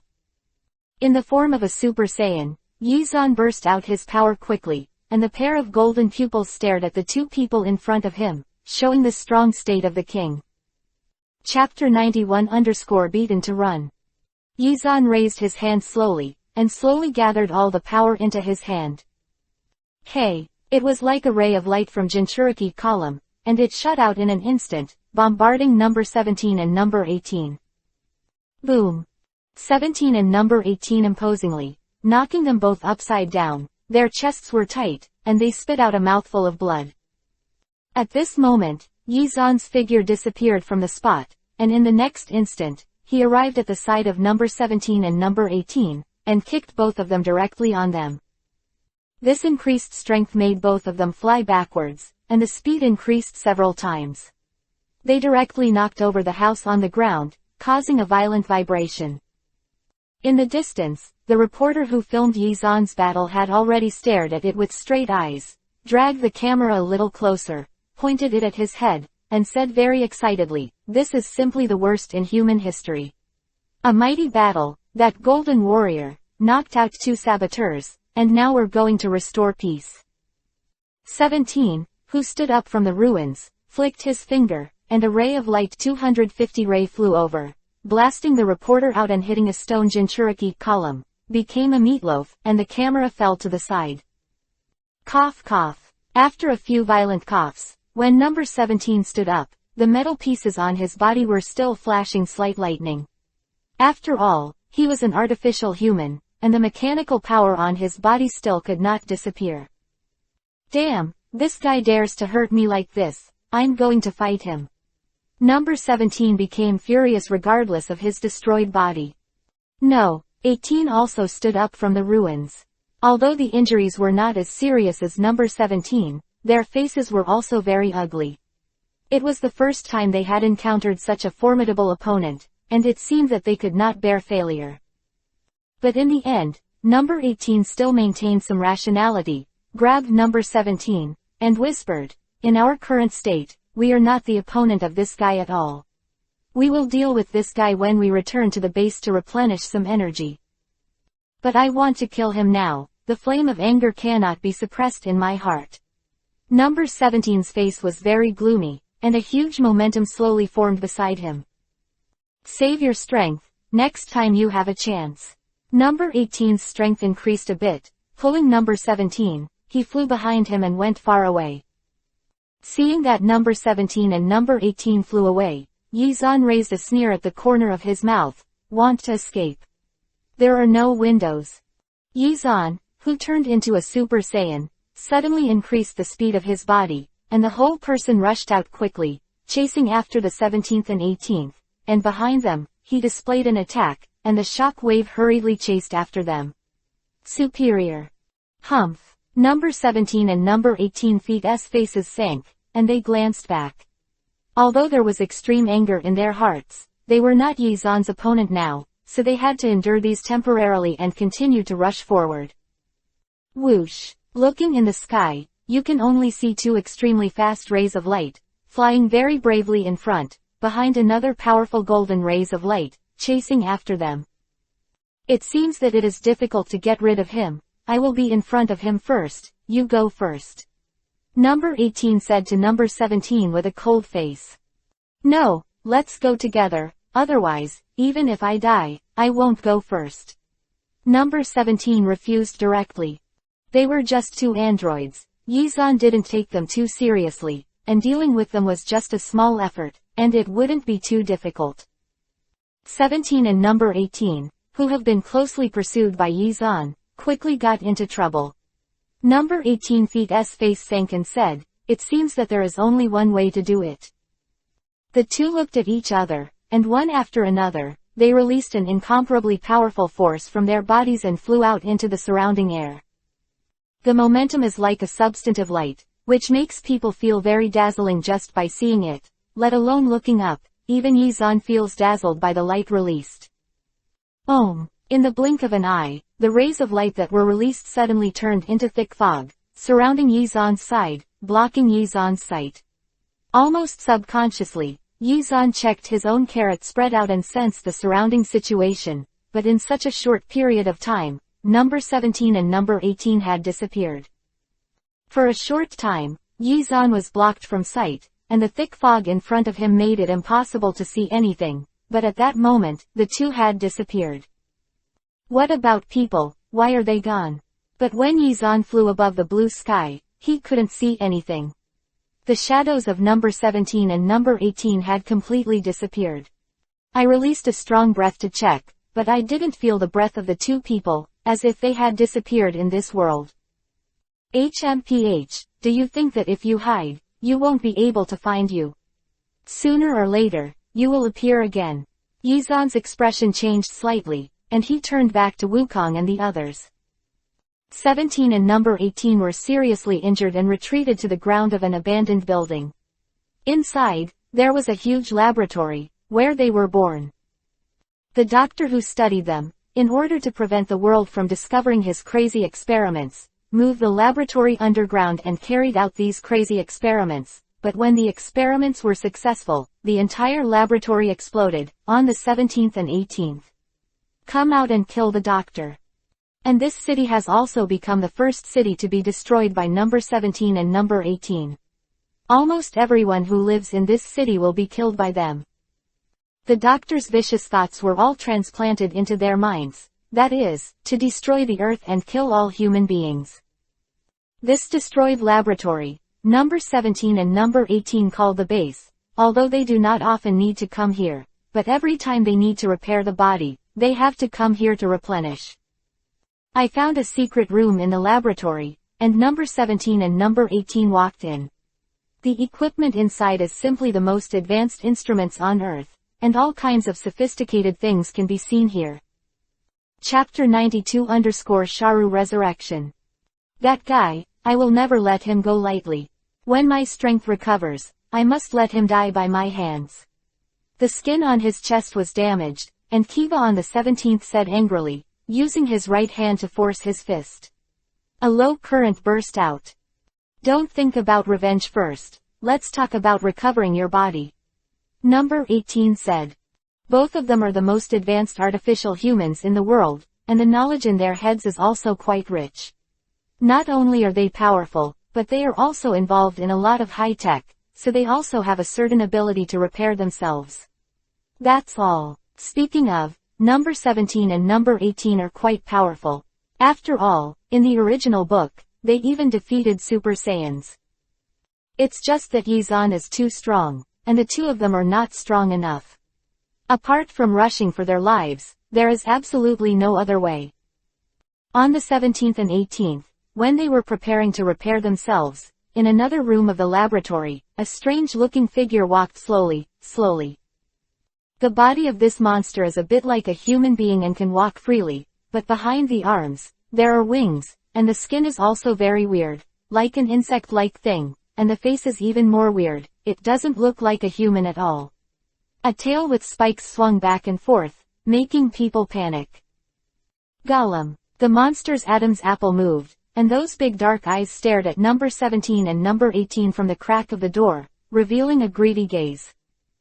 Boom. The monster stretched out his hand and exploded the iron door of the laboratory directly. After a burst of smoke and dust, he walked out directly.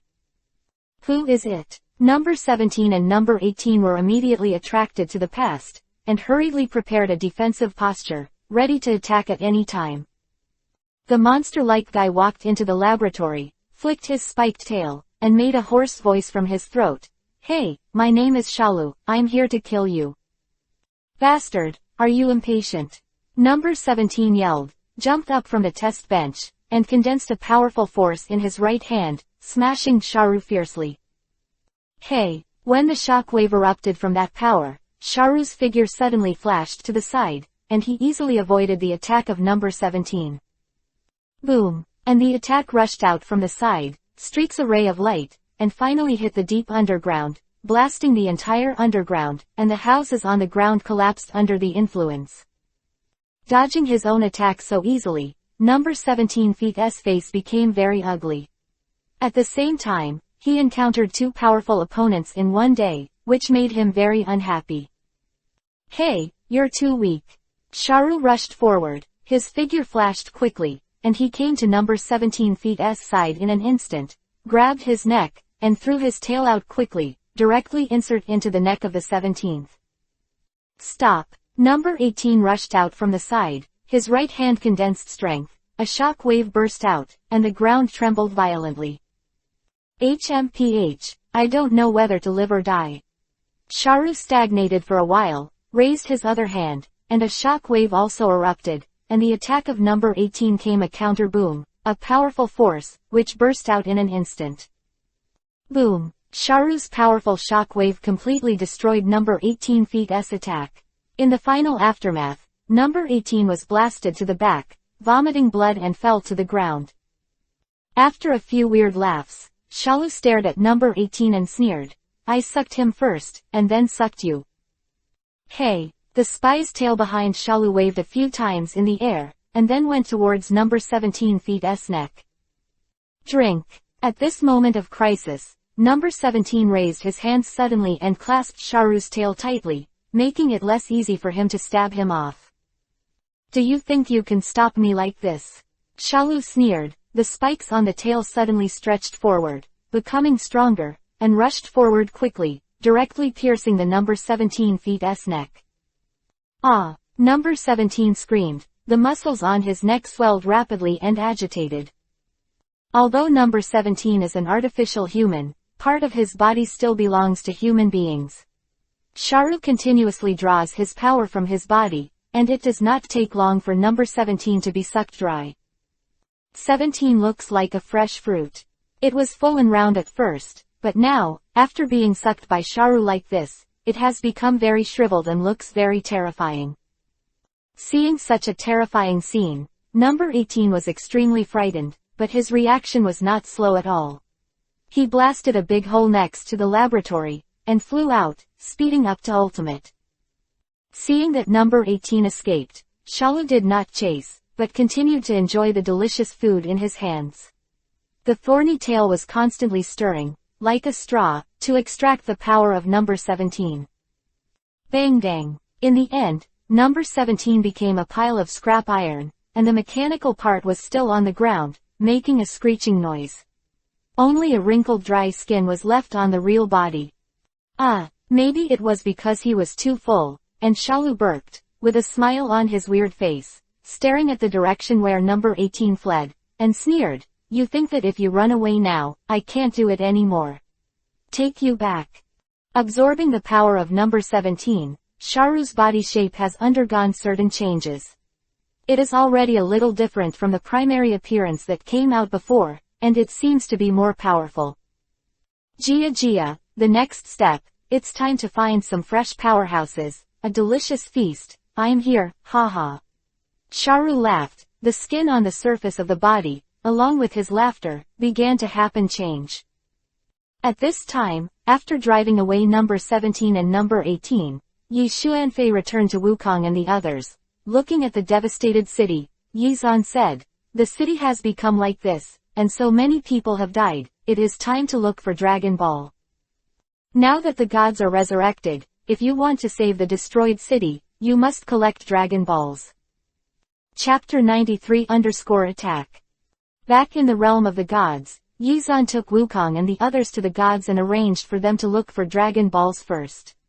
After all, the gods had just been resurrected, and the Dragon Balls created need to be collected again before they can be used.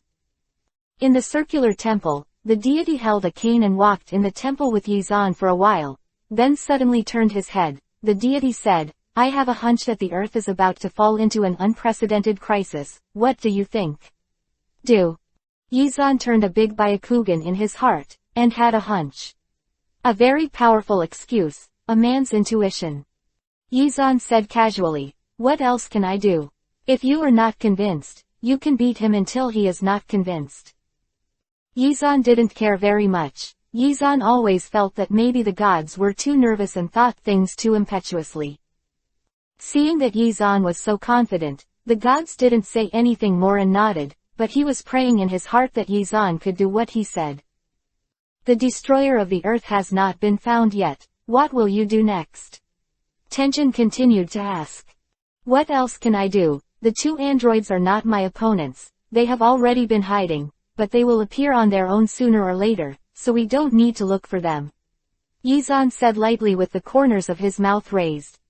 For number 17 and number 18, Yizan didn't care about them hiding their whereabouts. Anyway, they liked to destroy the world. Once their strength was restored, it was impossible to endure it and stay in the laboratory without coming out.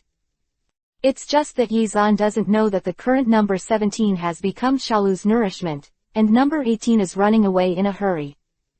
At this time, on the streets of a city, Sharu walked out of the base shortly after absorbing number 17 and flew in one direction. Crack. In a spacious yard, Shalu glanced at the big characters on the house number, and a smile appeared on the corner of his mouth. Hey, what are you doing? You are not allowed to enter or leave here. A doorman who was sweeping the floor found Sharu's whereabouts and quickly picked up the broom and shouted. Call me. Sharu's face sank and he turned around slowly. As soon as he turned around, Sharu's insect-like body and face immediately turned the guard's face pale with fright, and dropped the broom in his hand, as if retreating back. However, how could Shalu give him this chance? The sharp thorn flew out in an instant and rushed directly to the guard's neck, sucking him dry. Pata. After the guard was sucked dry, he threw it directly on the ground. His flesh was dry, and there was no flesh and blood, and all the essence was absorbed into the body by Sharu. As the world's number 1 martial arts meeting held, Shalu's mouth slightly raised, showing a sneer, and walked into the office. Yes, Shalu came to the world's number 1 martial arts club. On the other hand, after waiting at the god for a day, Yizan didn't notice the aura of number 17 and number 18. Originally, he thought that these two guys would run out, but now it seems that he is thinking too much. And for the safety of Bulma and Chi-Chi, several of them have also been taken to the realm of the gods by Yizan and stood here to stay. Why didn't they come out? Could it be that I made a mistake in my estimation? Yizan stood in the middle of the temple, his brows furrowed together with a worried expression. After thinking for a while, his face suddenly changed. Could it be? Because a shocking news emerged in Yizan's heart. He thought of Sharu in Dragon Ball, the powerful android-like thing. If he really appeared, number 17 and number 18 might have died. This can't be done. Although number 18 is a little more brutal and powerful, she is a beautiful woman after all. Yizan was thinking. Yizan, come watch TV. Suddenly, Bulma, who was watching TV in the room, suddenly ran out of the room and beckoned to Yizan. Yizan, who was thinking, heard Bulma's shout, nodded and agreed, come on. When he came to the room, Yizan sat on the sofa, just to deal with Boomer. He looked at it casually. Now people all over the world know that number 17 and number 18 are two super destroyers, and now the Earth is in danger of being dominated by them. This is the first time in history that the Earth is in crisis.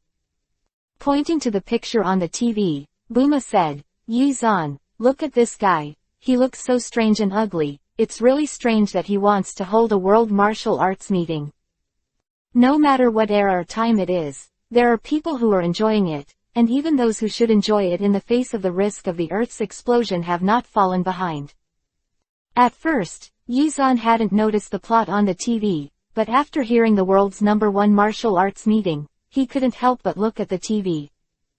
On the TV screen, Sharu with a strange face was broadcasting live broadcasts to people all over the world through the TV lens.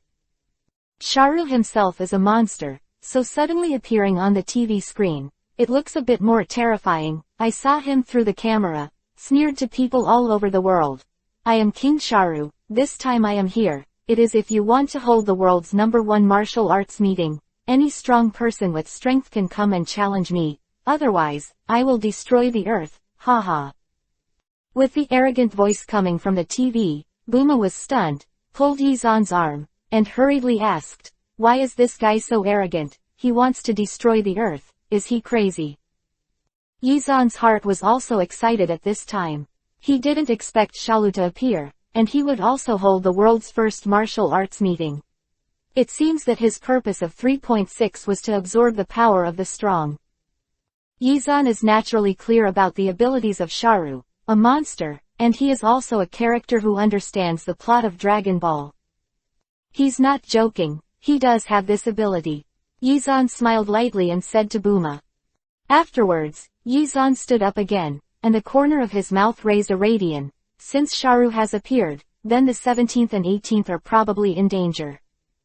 Walking outside the door, before going out, Yizan turned to Buma and Chi-Chi and said, I want to go out, you two stay in the temple and don't go anywhere, it's very dangerous outside. Yeah, the two women nodded and smiled at Yizan. Chapter 94_Interesting guy. Whoosh. In the sky, Yizan's figure was already like a strong light, and it was advancing rapidly. Since Xiaolu has already come over, if Yizan didn't go over to take a look, how could he be worthy of his own blood, Super Saiyan? At this time, in the venue of the #1 martial arts club in the world, many powerhouses who saw Xiaolu's announcement came from all directions to challenge Xiaolu. After all, a monster like Xiaolu, after making such a statement, has offended all the people on earth, and those strong people who are dedicated to cultivating martial arts are also provoked and want to challenge Xiaolu. Standing on the ring, Xiaolu just glanced at the master who claimed to be a boxing master, with a disdainful expression on his face. It's such a rubbish, so embarrassed to come to me. Shish. Xiaolu threw the huge tail thorn directly, inserted it into the neck of the master, sucked him directly into a human dry, and then threw it on the ground. Ah, you are using a weapon, despicable guy. The 30 martial arts families watching the battle below the ring saw this scene. They all yelled angrily, and Xiaolu's moves were very vicious, which scared them all. Jump. Glancing at these people below, a sneer appeared on the corner of Xiaolu's mouth. They are all a bunch of useless guys. They are too embarrassed to come with such a little strength. They can die. Saying that, Xiaolu slowly raised his right hand, condensing a powerful light. The power exploded inside, and a bright light flew out in an instant. Boom. This shock wave directly hit those martial Taoists, so that they didn't even have the chance to speak again, and they were directly bombarded into debris. And all of this was broadcast to the world. As long as the audience was in front of the TV, they were shocked. A crazy guy actually killed people on TV. Xiaolu's behavior immediately attracted the attention of the governments of various countries. They sent the most elite troops to the venue of the #1 martial arts society in the world to prepare for the arrest of Xiaolu. A dozen helicopters and countless troops rushed in from all directions. They all surrounded the venue of the #1 martial arts club in the world and started a powerful attack. It's all a bunch of rubbish. They dare to attack me and seek death. Xiaolu said with a cold face. A powerful murderous aura burst out from him, and when his right hand condensed, a shock burst out in his hand. With the powerful light and shock wave, Xiaolu swept the powerful force around, and everywhere he passed, there were rumbling explosions. All the planes in the sky were knocked down and blown to pieces. The army and powerful heavy weapons on the ground were destroyed by Xiaolu in just an instant. No one can stop Xiaolu's destruction. He raised his hands and continuously bombarded a powerful shock wave. In this city, there were loud explosions all around, and the city fell into destruction in an instant. Everything around was razed to the ground in a short period of time. When the wind blew, not even the remnants of the ruins could be seen, only the yellow sand and the uneven potholes on the ground. Hey! At this moment, from the sky, there were bursts of flickering light, and there was a white spot of light that kept flying towards this side from a distance. Is there finally a strong man here? Xiaolu raised a sneer at the corner of his mouth, looking up at the sky. In that white light, there was a spaceship, and inside it was an arrogant Vegeta. At this time, he was still wearing a battle suit, but his aura was stronger than when he was with Yizan before. Much stronger. Yizan, now I finally understand how to transform into a Super Saiyan. Who will be stronger at that time? The corners of his mouth raised slightly, and Vegeta accelerated his speed towards Earth. Before he got to the earth, Vegeta felt the super pressure from the ground. There was a top powerhouse on the ground, which made him startled. Could it be Yizan? Thinking of this, Vegeta accelerated the speed of the spaceship, flew over to the ground, and went directly to that position.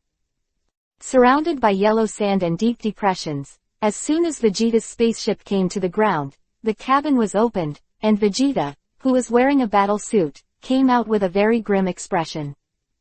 The weird-looking Sharu showed a weird smile when he saw Vegeta coming down from the spaceship, and said with a smile, "You are from an alien planet, you seem to have some strength. Not bad, not bad." The other party's arrogant appearance made Vegeta very unhappy. After all, he was also the prince among the Saiyans. Now that he was mocked by an insect-like monster, he was naturally furious. "You bastard, if you want to give it a try, then go for it." Vegeta stared at Sharu with cold eyes. The powerful energy in her body was already flowing. Whoosh! In the sky, Yizan came quickly from a distance, skipped a ray of light in the air, and suspended directly above Vegeta and Sharu. 607 battle between Vegeta and Sharu was about to break out, and it did not continue.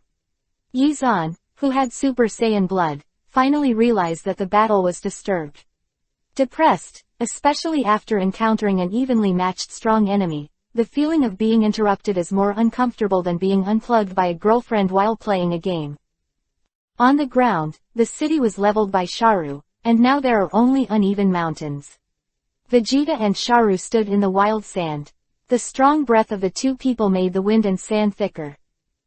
"Gia Gia, the breath on your body is really delicious."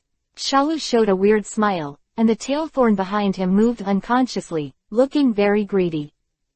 "Disgusting monster." Vegeta looked at Sharu coldly. Her body suddenly underwent a strong change, and in the blink of an eye, she disappeared in place. When Vegeta reappeared, he came to Sharu's back, kicked Fei and directly bombarded his neck. Sharu's eyes slanted to this side, and he caught Vegeta's movements and speed completely in his eyes. At a speed that was invisible to the naked eye, he raised his right hand, and the corner of his mouth raised a sneer. "The strength is not bad." Chapter 95 Vegeta supermatch is useless. Shish. With a flick of his right hand, a powerful light hit Vegeta's right leg, and a loud noise erupted, and a powerful shockwave of light exploded around him. Whoosh, whoosh. After stepping back, Vegeta tapped his right foot on the sand, and the man rushed over again, launching a powerful attack on Sharu. Ha, ha. Sharu also rushed forward quickly, and instantly confronted Vegeta. The powerful attack of the two caused the surrounding ground to be in a huge vibration, and it seemed that it would collapse at any time. Not far away, the camera was not turned off. Everything in it was clearly photographed. The battle between Vegeta and Sharu made everyone pale, and even suspected that whether the body can have so much power, or the power of technology is not strong enough. Soon, Vegeta noticed Sharu's strength, and after being kicked away by him, he started looking for almost and transformed into a Super Saiyan. However, Sharu's attacks were very dense, so even if Vegeta wanted to find an opportunity to dodge, it was very difficult, as if he was trapped. "Haha, your strength is only like that. I'll make you a part of my body later." Sharu laughed, and his right hand blasted a powerful shock wave. The next second, the spikes behind him also took the opportunity to fly. Going out, the automatic was stretched very far and stabbed at Vegeta. After fighting in the universe for so many years, Vegeta has never seen anything like this. Sharu's spikes are naturally the most dangerous. I would rather let that shockwave bombard than let his spikes succeed. Boom! Vegeta did not avoid the shockwave, but directly won, and used her body to block the shockwave. Whoosh! This shockwave slammed into Vegeta's body, blasting him out in an instant, flying backwards for hundreds of meters, and stopped after a long time. After pulling the distance, Shalu sneered, "Running so far, do you think you can escape from my hands?" "I never thought of running away." Vegeta replied indifferently, and a powerful momentum burst out from Vegeta's body in an instant. "Yeah!" Vegeta shouted, the breath all over his body burst out from this moment, and his body also changed drastically in an instant. The surrounding aura, all quickly transformed into substantial golden breath. Not only that, the pupils, hair, and many places on Vegeta's body turned golden at the same time, and a powerful force burst out in an instant.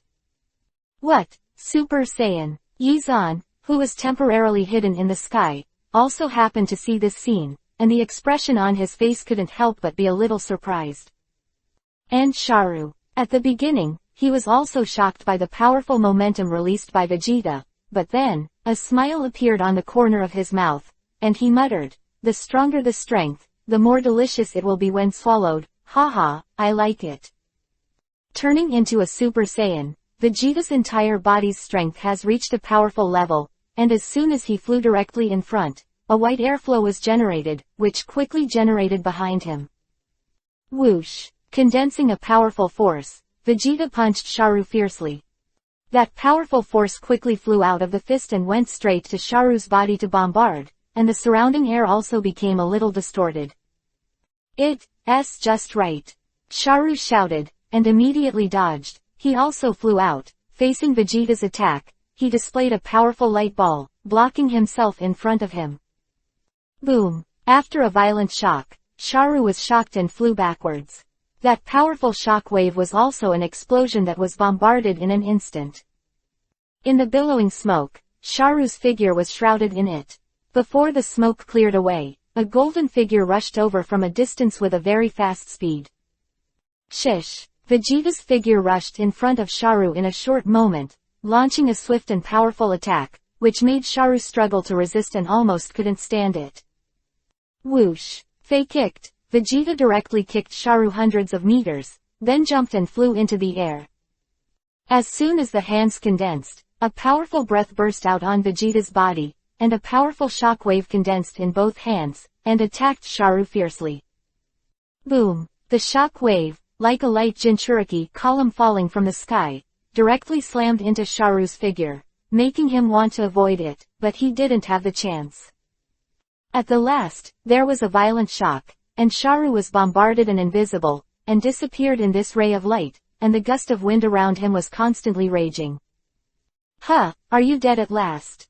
In mid-air, Vegeta let out a breath of turbid air.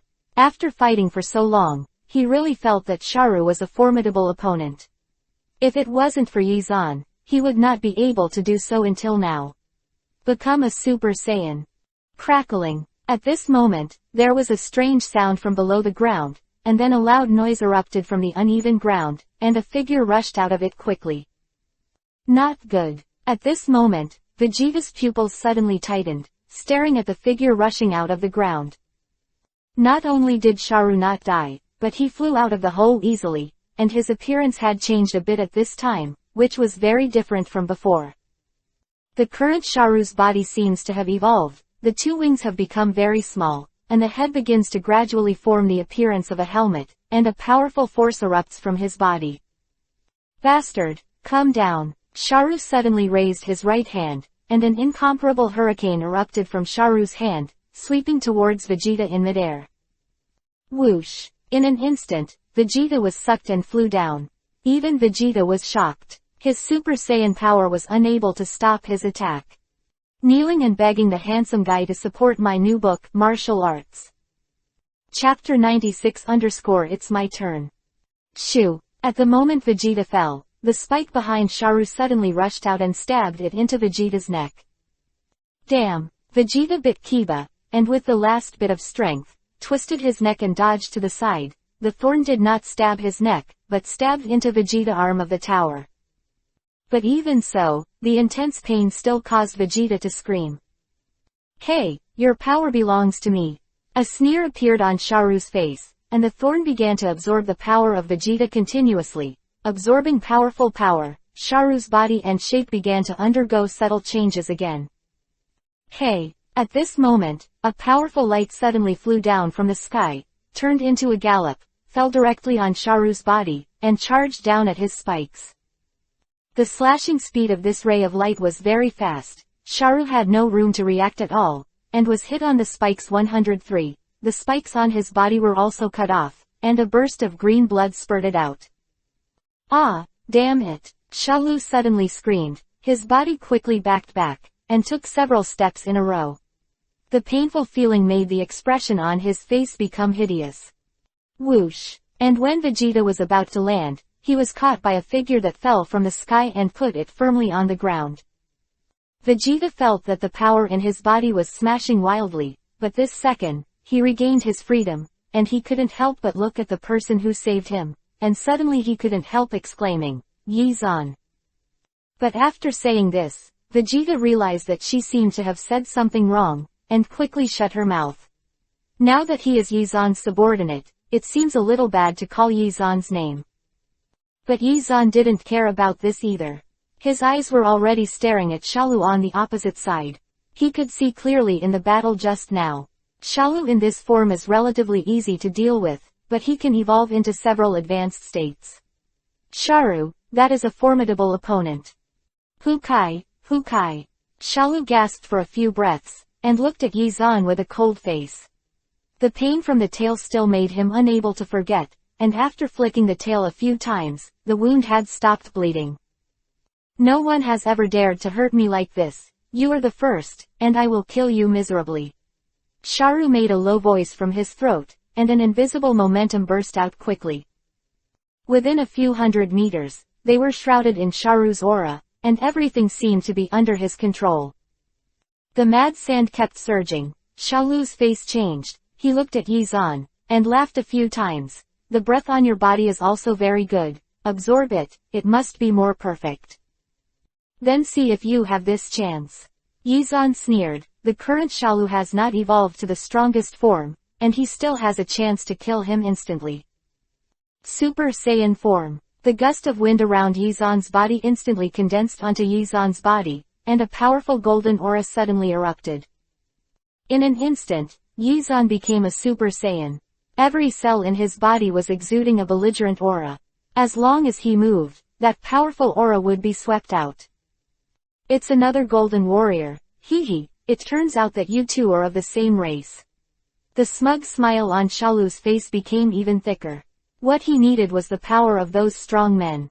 Say, the better. Ziz. He suddenly waved his right hand, and Sharu's body burst out with a strong light, which turned into a shock wave, and went straight to Yi-zan's body, and the air was instantly impacted by a whirlwind. It's good to come. Yi-zan pushed with both hands, and another shock wave broke out and flew out, and Sharu's attack came a confrontation. The strength of the two people is very strong, but Shalu's chi seems to be a little worse than Yi-zan's. The attack was blown up by Yi-zan, and the powerful aftermath caused him to go back several steps. However, Sharu did not panic, but continued to charge forward. The power exploded several times in an instant, and the power gathered on the right arm, making the entire right arm swell a lot. Drink. That powerful right arm, the powerful burst of power, directly became several rays of light, scattered into the air, and turned into many shock waves, like a giant net, rushing towards Yi-zan. Hey, those powerful shock waves, all wrapped in white threads, gathered around Yi-zan to serve, tried their best to close it inside, and tightly wrapped Yi-zan inside. At first, Yi-zan thought it was just a shock wave attack. He originally wanted to use strength to resist, but in the end he never expected that it was a net. In an instant, Yi-zan was tightly entangled by the giant net, and it was very difficult to move his body. "What is this? Let me go." Yi-zan was rolled into a stick. The strength in his body couldn't hold up the white net at all, but he could still feel that the strength of his body, when it was released, it was absorbed by the giant net. "Hey, it's useless." Shalu fell to the ground, sneered at Yi-zan, and then said, "This slime net is made by my liquid. It has the property of me absorbing power. You are in it. Unable to move, the power will be absorbed little by little, until finally, the power of your whole body is exhausted and you become a dead person." Quote. Beat the dog. Yi-zan looked at the big net and was a little disgusted, but now the most important thing is to find a way to get out of this white net. After struggling a few times, Yi-zan found that he still couldn't break the net. "It's useless. Now it's my turn. Let me teach you how to deal with a weak person." Shaking his neck, Sharu's shoulders made a crackling sound, and slowly walked towards Yizan past. Please support my new book, Martial Arts, Sister-in-Law. Chapter 97_Second Order State. Raising a hand, Sharu's whole body's strength gathered in the past, and then with a low shout, he smashed Yizan fiercely, and immediately smashed Yizan out. This most primitive and powerful attack caused Yizan's body to endure great pain, and now he is like an ordinary person. Whoosh! Sharu stepped on the ground with his right foot, his body speeded up, caught up with Yizan, and launched a continuous attack on him. Bang! Bang! In mid-air, there were violent noises that could only be heard. Yizan suffered Sharu's attack, and he was beaten up and down in the air. In the end, Yizan was bombarded into the air. Shalu flew to the upper air, condensed a shock wave with both hands, swiped down fiercely, charged directly on Yizan's body, smashed him to the ground, and suddenly a shock wave broke out. Huge deep pit. Vegeta, who was not far away, wanted to attack Sharu, but the opponent still threw out a huge white net with one hand, which directly stuck to Vegeta's body, making it difficult for him to move. On the ground, the deep pit that Yizan smashed out kept cracking around, and the imprints became very clear, and the gust of wind blew all around. Unable to use his strength, Yizan endured a huge attack, took a few breaths, and stood up slowly from the ground. His inner anger finally reached its peak. How long has it been since you encountered such a situation? Is it too long? Yizan's mouth cracked into a terrifying smile. That's right, that's how it feels to be fighting. Whoosh! Shalu fell from the air, looked at the injured Yizan, and sneered, Yo-yo, are you angry now? Just based on your strength, you want to fight me, it's far from you. Quote. Spreading his arms, Sharu shouted, from now on, the power in my body is all mine. Really, the real battle has just begun. Yizan best sneered, and the momentum all over his body became very powerful in an instant. What? Aware of the change in Yizan's aura, Shalu's face changed, and his eyes only stared at Yizan. Hoo-hoo! The gust of wind spun around Yizan's feet, turned into a powerful force, and poured into Yizan's body. The form of the Super Saiyan also underwent tremendous changes. Ha ha ha! Yizan laughed arrogantly, bursting out the power in his body at this moment, instantly changing from the first order state of a Super Saiyan to the second order state. And the white net that can absorb power emits a strong UV light, and the absorbed energy exceeds the load and explodes suddenly, becoming countless fragments and dissipating around. Shoo! In the second order state of the Super Saiyan, Yizan's strength has gained a qualitative increase, and the powerful momentum has turned the surrounding world around him and began to spin continuously. Extending a finger, Yizan flicked forward, and a powerful force suddenly turned into a ray of light, which flew out of his hand, turned into a strong ray of light, and rushed in front of Sharu. As the speed of the light became faster and faster, Sharu's expression became more and more ugly. He felt that he could not dodge this attack at all, and was completely locked on the target. Boom! That powerful ray of light exploded, bombarding Sharu's body, sending him flying into the distance. Hey! Yizan chased after him non-stop, and launched an attack again. The second order Super Saiyan state, with the chi in his body now, can last for too long. Moreover, the current Sharu has not evolved to its final form. If Sharu is allowed to evolve, Yizan can't really guess what it will become in the end, but the only thing that is certain is that in the end will definitely be more pervert. The breath condensed in Yizan's hand, and the powerful force had already changed. Yizan snorted every word. Turtle School Qigong Wave. Whoosh! With a strong light rushing out, the light shining in the world turned into a shock wave and burst out from Yizan's hands. The target chased Sharu and enveloped him in it. Ah! Facing such a powerful attack, Sharu's face became extremely ugly, and his body began to tremble violently. But after the tremor, Sharu's face became extremely gloomy, and before the shock wave arrived, he let out a final roar. Absorb! Suddenly, Sharu opened his mouth, and the skin of his body also emitted a powerful light, as if there were a lot of light spots, bulging on Sharu's body. What Yizan never imagined was that after Shalu opened his mouth, the powerful turtle Qigong wave was swallowed by him. The power flowed into Sharu's body like the flowing Izumi water, and the rays of light also poured in. In just a short moment, Sharu swallowed this powerful attack. Guru. In the end, Sharu's throat shook a few times, and the powerful shockwave was swallowed by him and became a big meal. This blow to Yizan took a lot of power, but he didn't expect it to be given to Shaolu, and it became his nourishment, which made Yizan a little unhappy, wondering if he should get some sage art chakra for Shaolu to swallow. At this time, Shaolu, after swallowing this shock wave, patted his chubby belly, with a smug smile on his face. I thought I couldn't use this move now, but I didn't expect it to be possible, haha. After he finished speaking, Sharu stepped back suddenly, opened his mouth wide, took in a breath of air, and then spit it out in front of him. All the huge force burst out. The shock wave that was swallowed unexpectedly returned from Sharu's stomach, and it also added more powerful strength, making Yi Xuandu's complexion change. In desperation, Yizan subconsciously used the most familiar fighting method, chakra. Rinnegan instantly appeared in Yizan's eyes, and the Hungry Ghost Dao ability was activated instantly. Fathers, please support my new book, Martial Arts. Chapter 98_Invincible Sharu.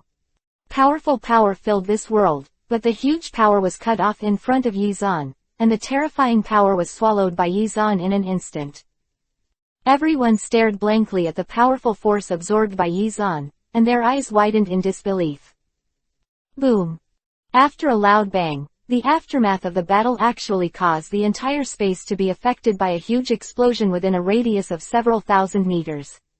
The sand flew wildly, and several cracks burst on the ground. The raging wind and black clouds that covered the sky made everything here fall into a scene like the end of the world. The deep hole that was impacted by the ground slowly disappeared after an unknown amount of time. Damn, how could this be? Shalu flew over from a distance and landed in front of Yizan, speaking in disbelief. Yizan showed a sneer. You are not my opponent, naturally you can't beat me. Humph, is that so? Shalu fell in front of Yizan, and laughed awkwardly. Do you think I can only absorb power through my tail? You are wrong. Every cell in my body, all can absorb powerful forces, so in this universe, I am invincible. Quote. Sharu laughed wildly. Every cell in his body seemed to be surging at this time, and some strange changes had taken place in his body. A strange light burst out from Sharu's body. Jack was so far away that he could feel that the power in his body was disappearing little by little, and he rushed towards Sharu's body at a visible speed. Past. It didn't take long for Sharu's body to become a lot stronger, and it seemed to be full of power. Not only that, even Vegeta in the distance, Sharu did not let go, using the strength of his body, also automatically pulled out. Being able to absorb the opponent's power into his own body, and then convert it into his own power, such a thing, only Sharu can do in the world of Dragon Ball. He is like a huge container. After absorbing all the power, then allow yourself to use. Brother Yizan, I am here.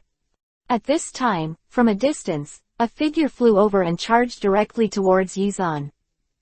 Before Shalu looked back, he noticed the breath coming from behind him, and was about to turn around to attack, but he couldn't help but glance at Yizan, and found that a strong breath had begun to condense in his hands. When he stopped, Shalu did not deal with the person behind him, because he knew that the guy who came was not on the same level as Yizan in front of him. Don't care too much. It wasn't anyone else who came, it was Wukong. He came from afar, and he was in a state of embarrassment, as if he had gone to fight somewhere. Wukong, wearing clothes with the characteristics of a turtle immortal, landed next to Yizan, carrying a bag in his hand, and seeing Yizan who was seriously injured, he quickly said, Brother Yizan, what's wrong with you, who beat you like this? Just looking at the bag in Wukong's hand, Yizan knew that the bag contained should be Dragon Balls, but it is very dangerous here, and if Wukong flows down, there is only a dead end. Wukong, get out of here, hurry up, Yizan said quickly. But the other party didn't do as he said, hanging the bag in his hand to his waist, Then Wukong turned to look at Shalu and said, "Did you hurt Brother Yizan, you hateful guy?" Wukong's combat power, in Shalu's view, is really too weak, and since he is not too old, he looks like a little devil. Shalu didn't pay attention to it at all, sneered, "Yes again, well, are you trying to avenge him?" Shoo! Wukong took out the wish-fulfilling stick from behind, twirled it in his hand a few times, then aimed at Shalu and shouted, "You nasty guy, let me deal with you." "Ha ha, deal with me." Sharu stared at Wukong and laughed as if he had heard the funniest joke, then gave him a contemptuous look, and said, "A kid like you, I can use any hand I want. You can easily crush you to death, just because you still want to deal with me." Yeah, Wukong didn't pay attention to so much. He is a person who can fight. As long as he decides something, he will act immediately. The wish-fulfilling stick in his hand spun out a ball of light, and then he smashed the wish-fulfilling stick on Shalu's body. It's just that Sharu's strength is not something Wukong can imagine. When Wukong was about to attack Sharu, he just raised his finger slightly, and then flicked the fingertip. A ray of light was emitted, which directly hit Wukong on the body. "Ah!" Wukong shouted. The whole person flew out in an instant, and flew back hundreds of meters. His body was very painful. "It hurts." Holding his head, Wukong screamed while sitting on the ground. Even if he wanted to fight Sharu, with his strength, it was impossible now. Shalu didn't even look at Wukong. He looked directly in front of Yizan and walked over, staring at Yizan and sneered. "The strength here is that you are stronger, now I want to absorb all your strength. Drop. If you can do it, then come." Yizan raised his head, and a powerful aura instantly radiated 4.5 from his body. Standing up slowly, Yizan was filled with the aura of a strong man all over his body, ready to burst out at any time. Hula! From behind Yizan, a strong light suddenly appeared, and the power burst out instantly. Seeing that Yizan's body had undergone such a change, Shalu was also a little surprised, stared at Yizan and said, "You are still resisting, but no matter how strong you are, all your strength is still, it will eventually be plundered, because in this world, only one strong person is allowed to exist, and that will be me." The powerful aura of the ancient times erupted from Yizan's body, and the surrounding air sank into several deep depressions, and the ground under his feet was constantly cracking. Chapter 99 _____. Ha ha! Shalu laughed loudly. The stronger the power Yizan displayed, the more refreshing it would be for him. Those powers passed directly through the air and were within his control. All were absorbed into Sharu's body. After accumulating powerful power, Sharu laughed, and the surging power burst out instantly, as if to destroy everything in front of him. Whoosh! Yizan jumped, rushed out quickly, and quickly attacked Shalu, with a very powerful attack. At this time, Sharu's strength has also reached a very strong point. After colliding with Yizan, the two started a powerful battle. The surrounding air and ground were constantly exploding with the powerful aura they exuded, and there were also loud noises that suddenly exploded around. The camera in the distance can only hear the sound, but can't see the person. The battle between Yizan and Sharu is too fast, and even the camera can't capture the movements of Yizan and Sharu. High in the sky, Yizan and Sharu banged each other, producing an extremely loud explosion, and then both of them were shaken away by the powerful force. A flash of light came out. Yizan retreated to the back, stared at Shalu opposite, couldn't help gasping for a few breaths, and his eyes became dignified. Sharu's power seems to be beyond his imagination. This guy will always have inexhaustible power, and once he is about to run out, he will start to absorb the power he needs on the opponent's body. Compared with the original book, this Sharu seems to be more intelligent, not as greedy as imagined, and will do anything for power. High in the sky, Sharu stood against the wind. Compared with Yizan, he seemed much more relaxed, with his arms still clasped together, staring at Yizan with a sneer. In the next second, "I'm going to send you to hell." Sharu raised his right hand, and slowly condensed a strong light, and the power in all directions also emerged in Sharu's hands at this moment. The violent power makes everything around it become very bright, and an incomparably huge light illuminates everything around it, and the air seems to be condensed together. Whoosh! Shalu instantly threw the attack in his hand violently, turning it into a shock wave streamer, and bombarded Yizan. With such a powerful force, Yizan has almost no strength to resist, and most of the power in his body has been plundered by Shalu. He clearly felt that this Sharu was difficult to deal with. Unlike in the original book, he used a powerful force to fill his entire body, and then he couldn't bear the influx of power and blew himself to death. This Sharu in front of him can control the intake of power, and he will not let himself be easily conquered by powerful power, nor will he use his life to make jokes. After the strength reaches the Chengdu that can bear, he will not take it again. Strength. It's very tricky. Yizan's face also showed a dignified color. If he didn't want to make his chi stronger, Yizan really wanted to use Sage Art Chakra to let Shalu know that energy has you can't eat indiscriminately. Shoo! Just as Sharu's attack was about to fly over, a blue air slash flew from a distance and flew directly in front of Yizan. Boom! That powerful air slash directly collided with Sharu's attack, and a loud noise broke out, cutting Sharu's attack directly. After being stopped and attacked, Sharu's face was naturally very ugly, as if rays of light were shooting out of his eyes. He looked into the distance. I saw that not far from Yizan and Shalu, a woman's figure slowly flew up, floating in the air, not moving at all. Number 18. Yizan couldn't help but be slightly surprised when he saw the person coming. He didn't expect to come here, and the one who saved him at a critical time turned out to be the android number 18. Sharu also knew number 18. When he was stored in the laboratory before, he had been observing number 17 and number 18. The powerful powers of the two of them were also coveted by Sharu, and now number 17 has been taken by him. After it is absorbed, it is naturally the best to be able to absorb number 18 again.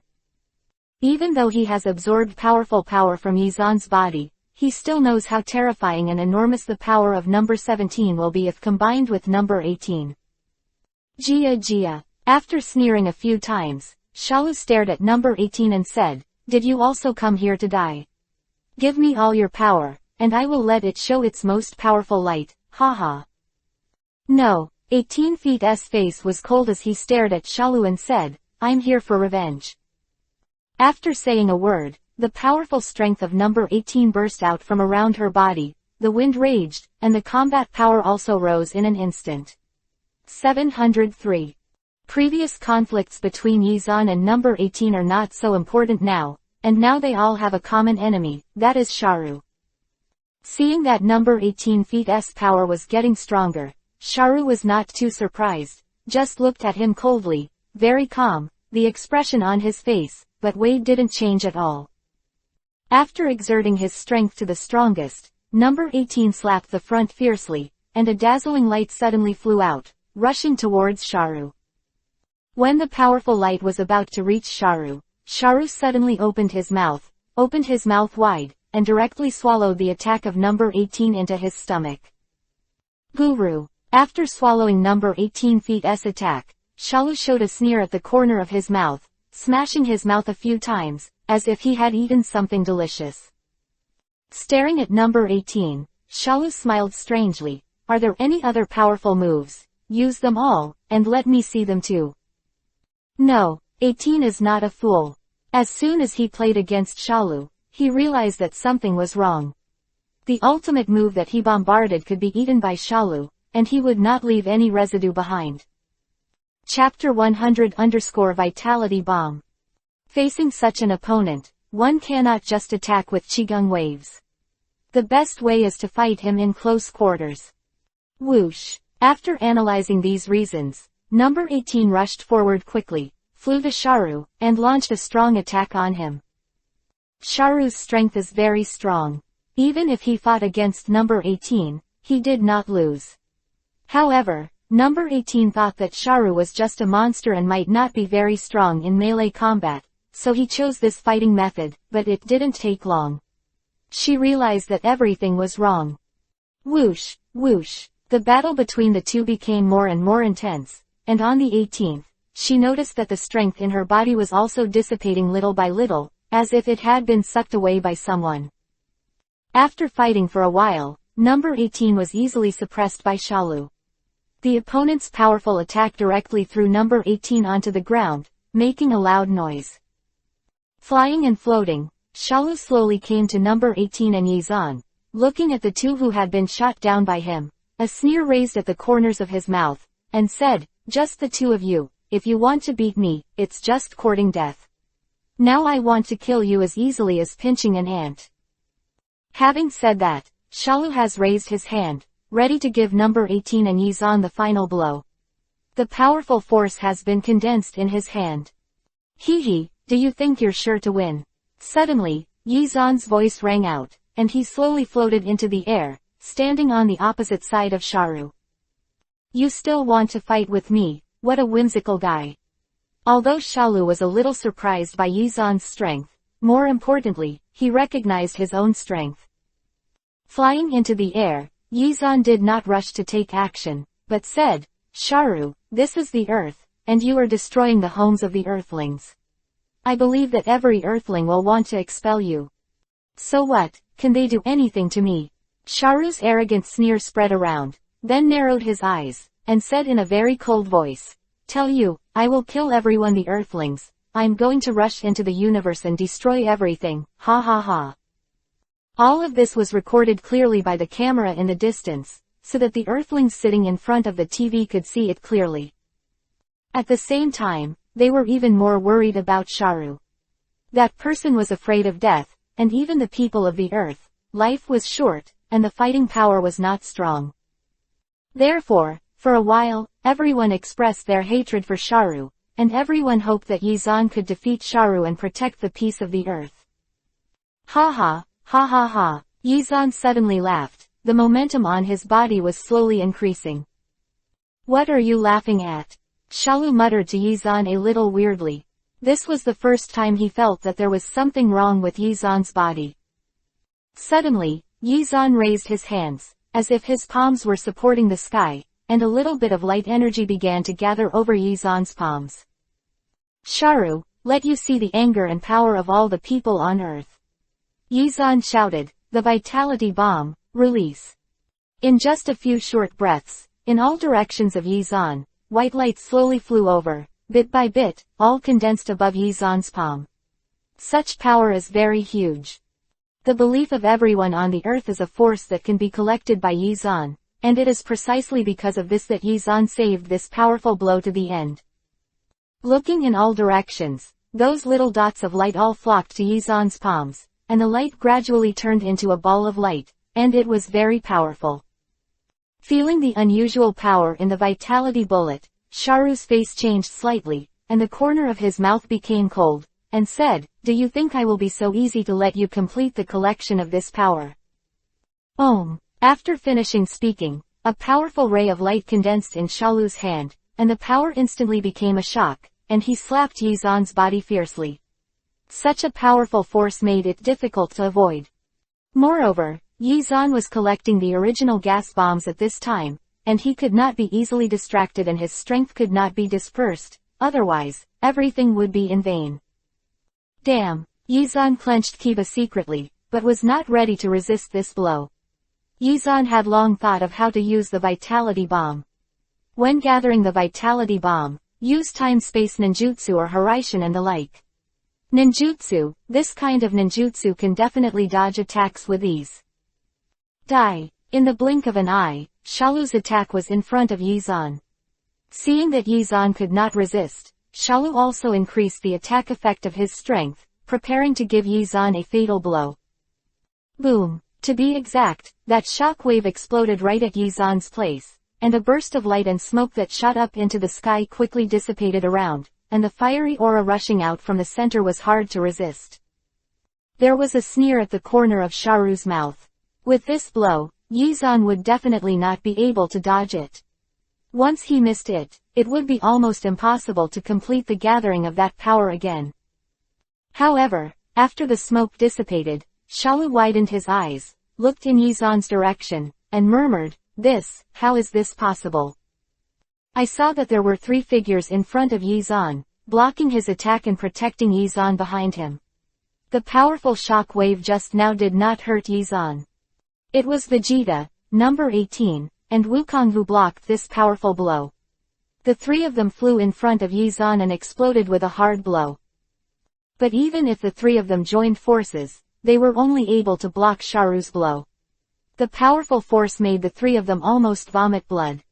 Looking at Sharu coldly, Vegeta said, "My pride, Prince Vegeta, will not allow you to step past me." Yizan turned over a Byakugan speechlessly. He was ready to resist the attack, and it ended up like this.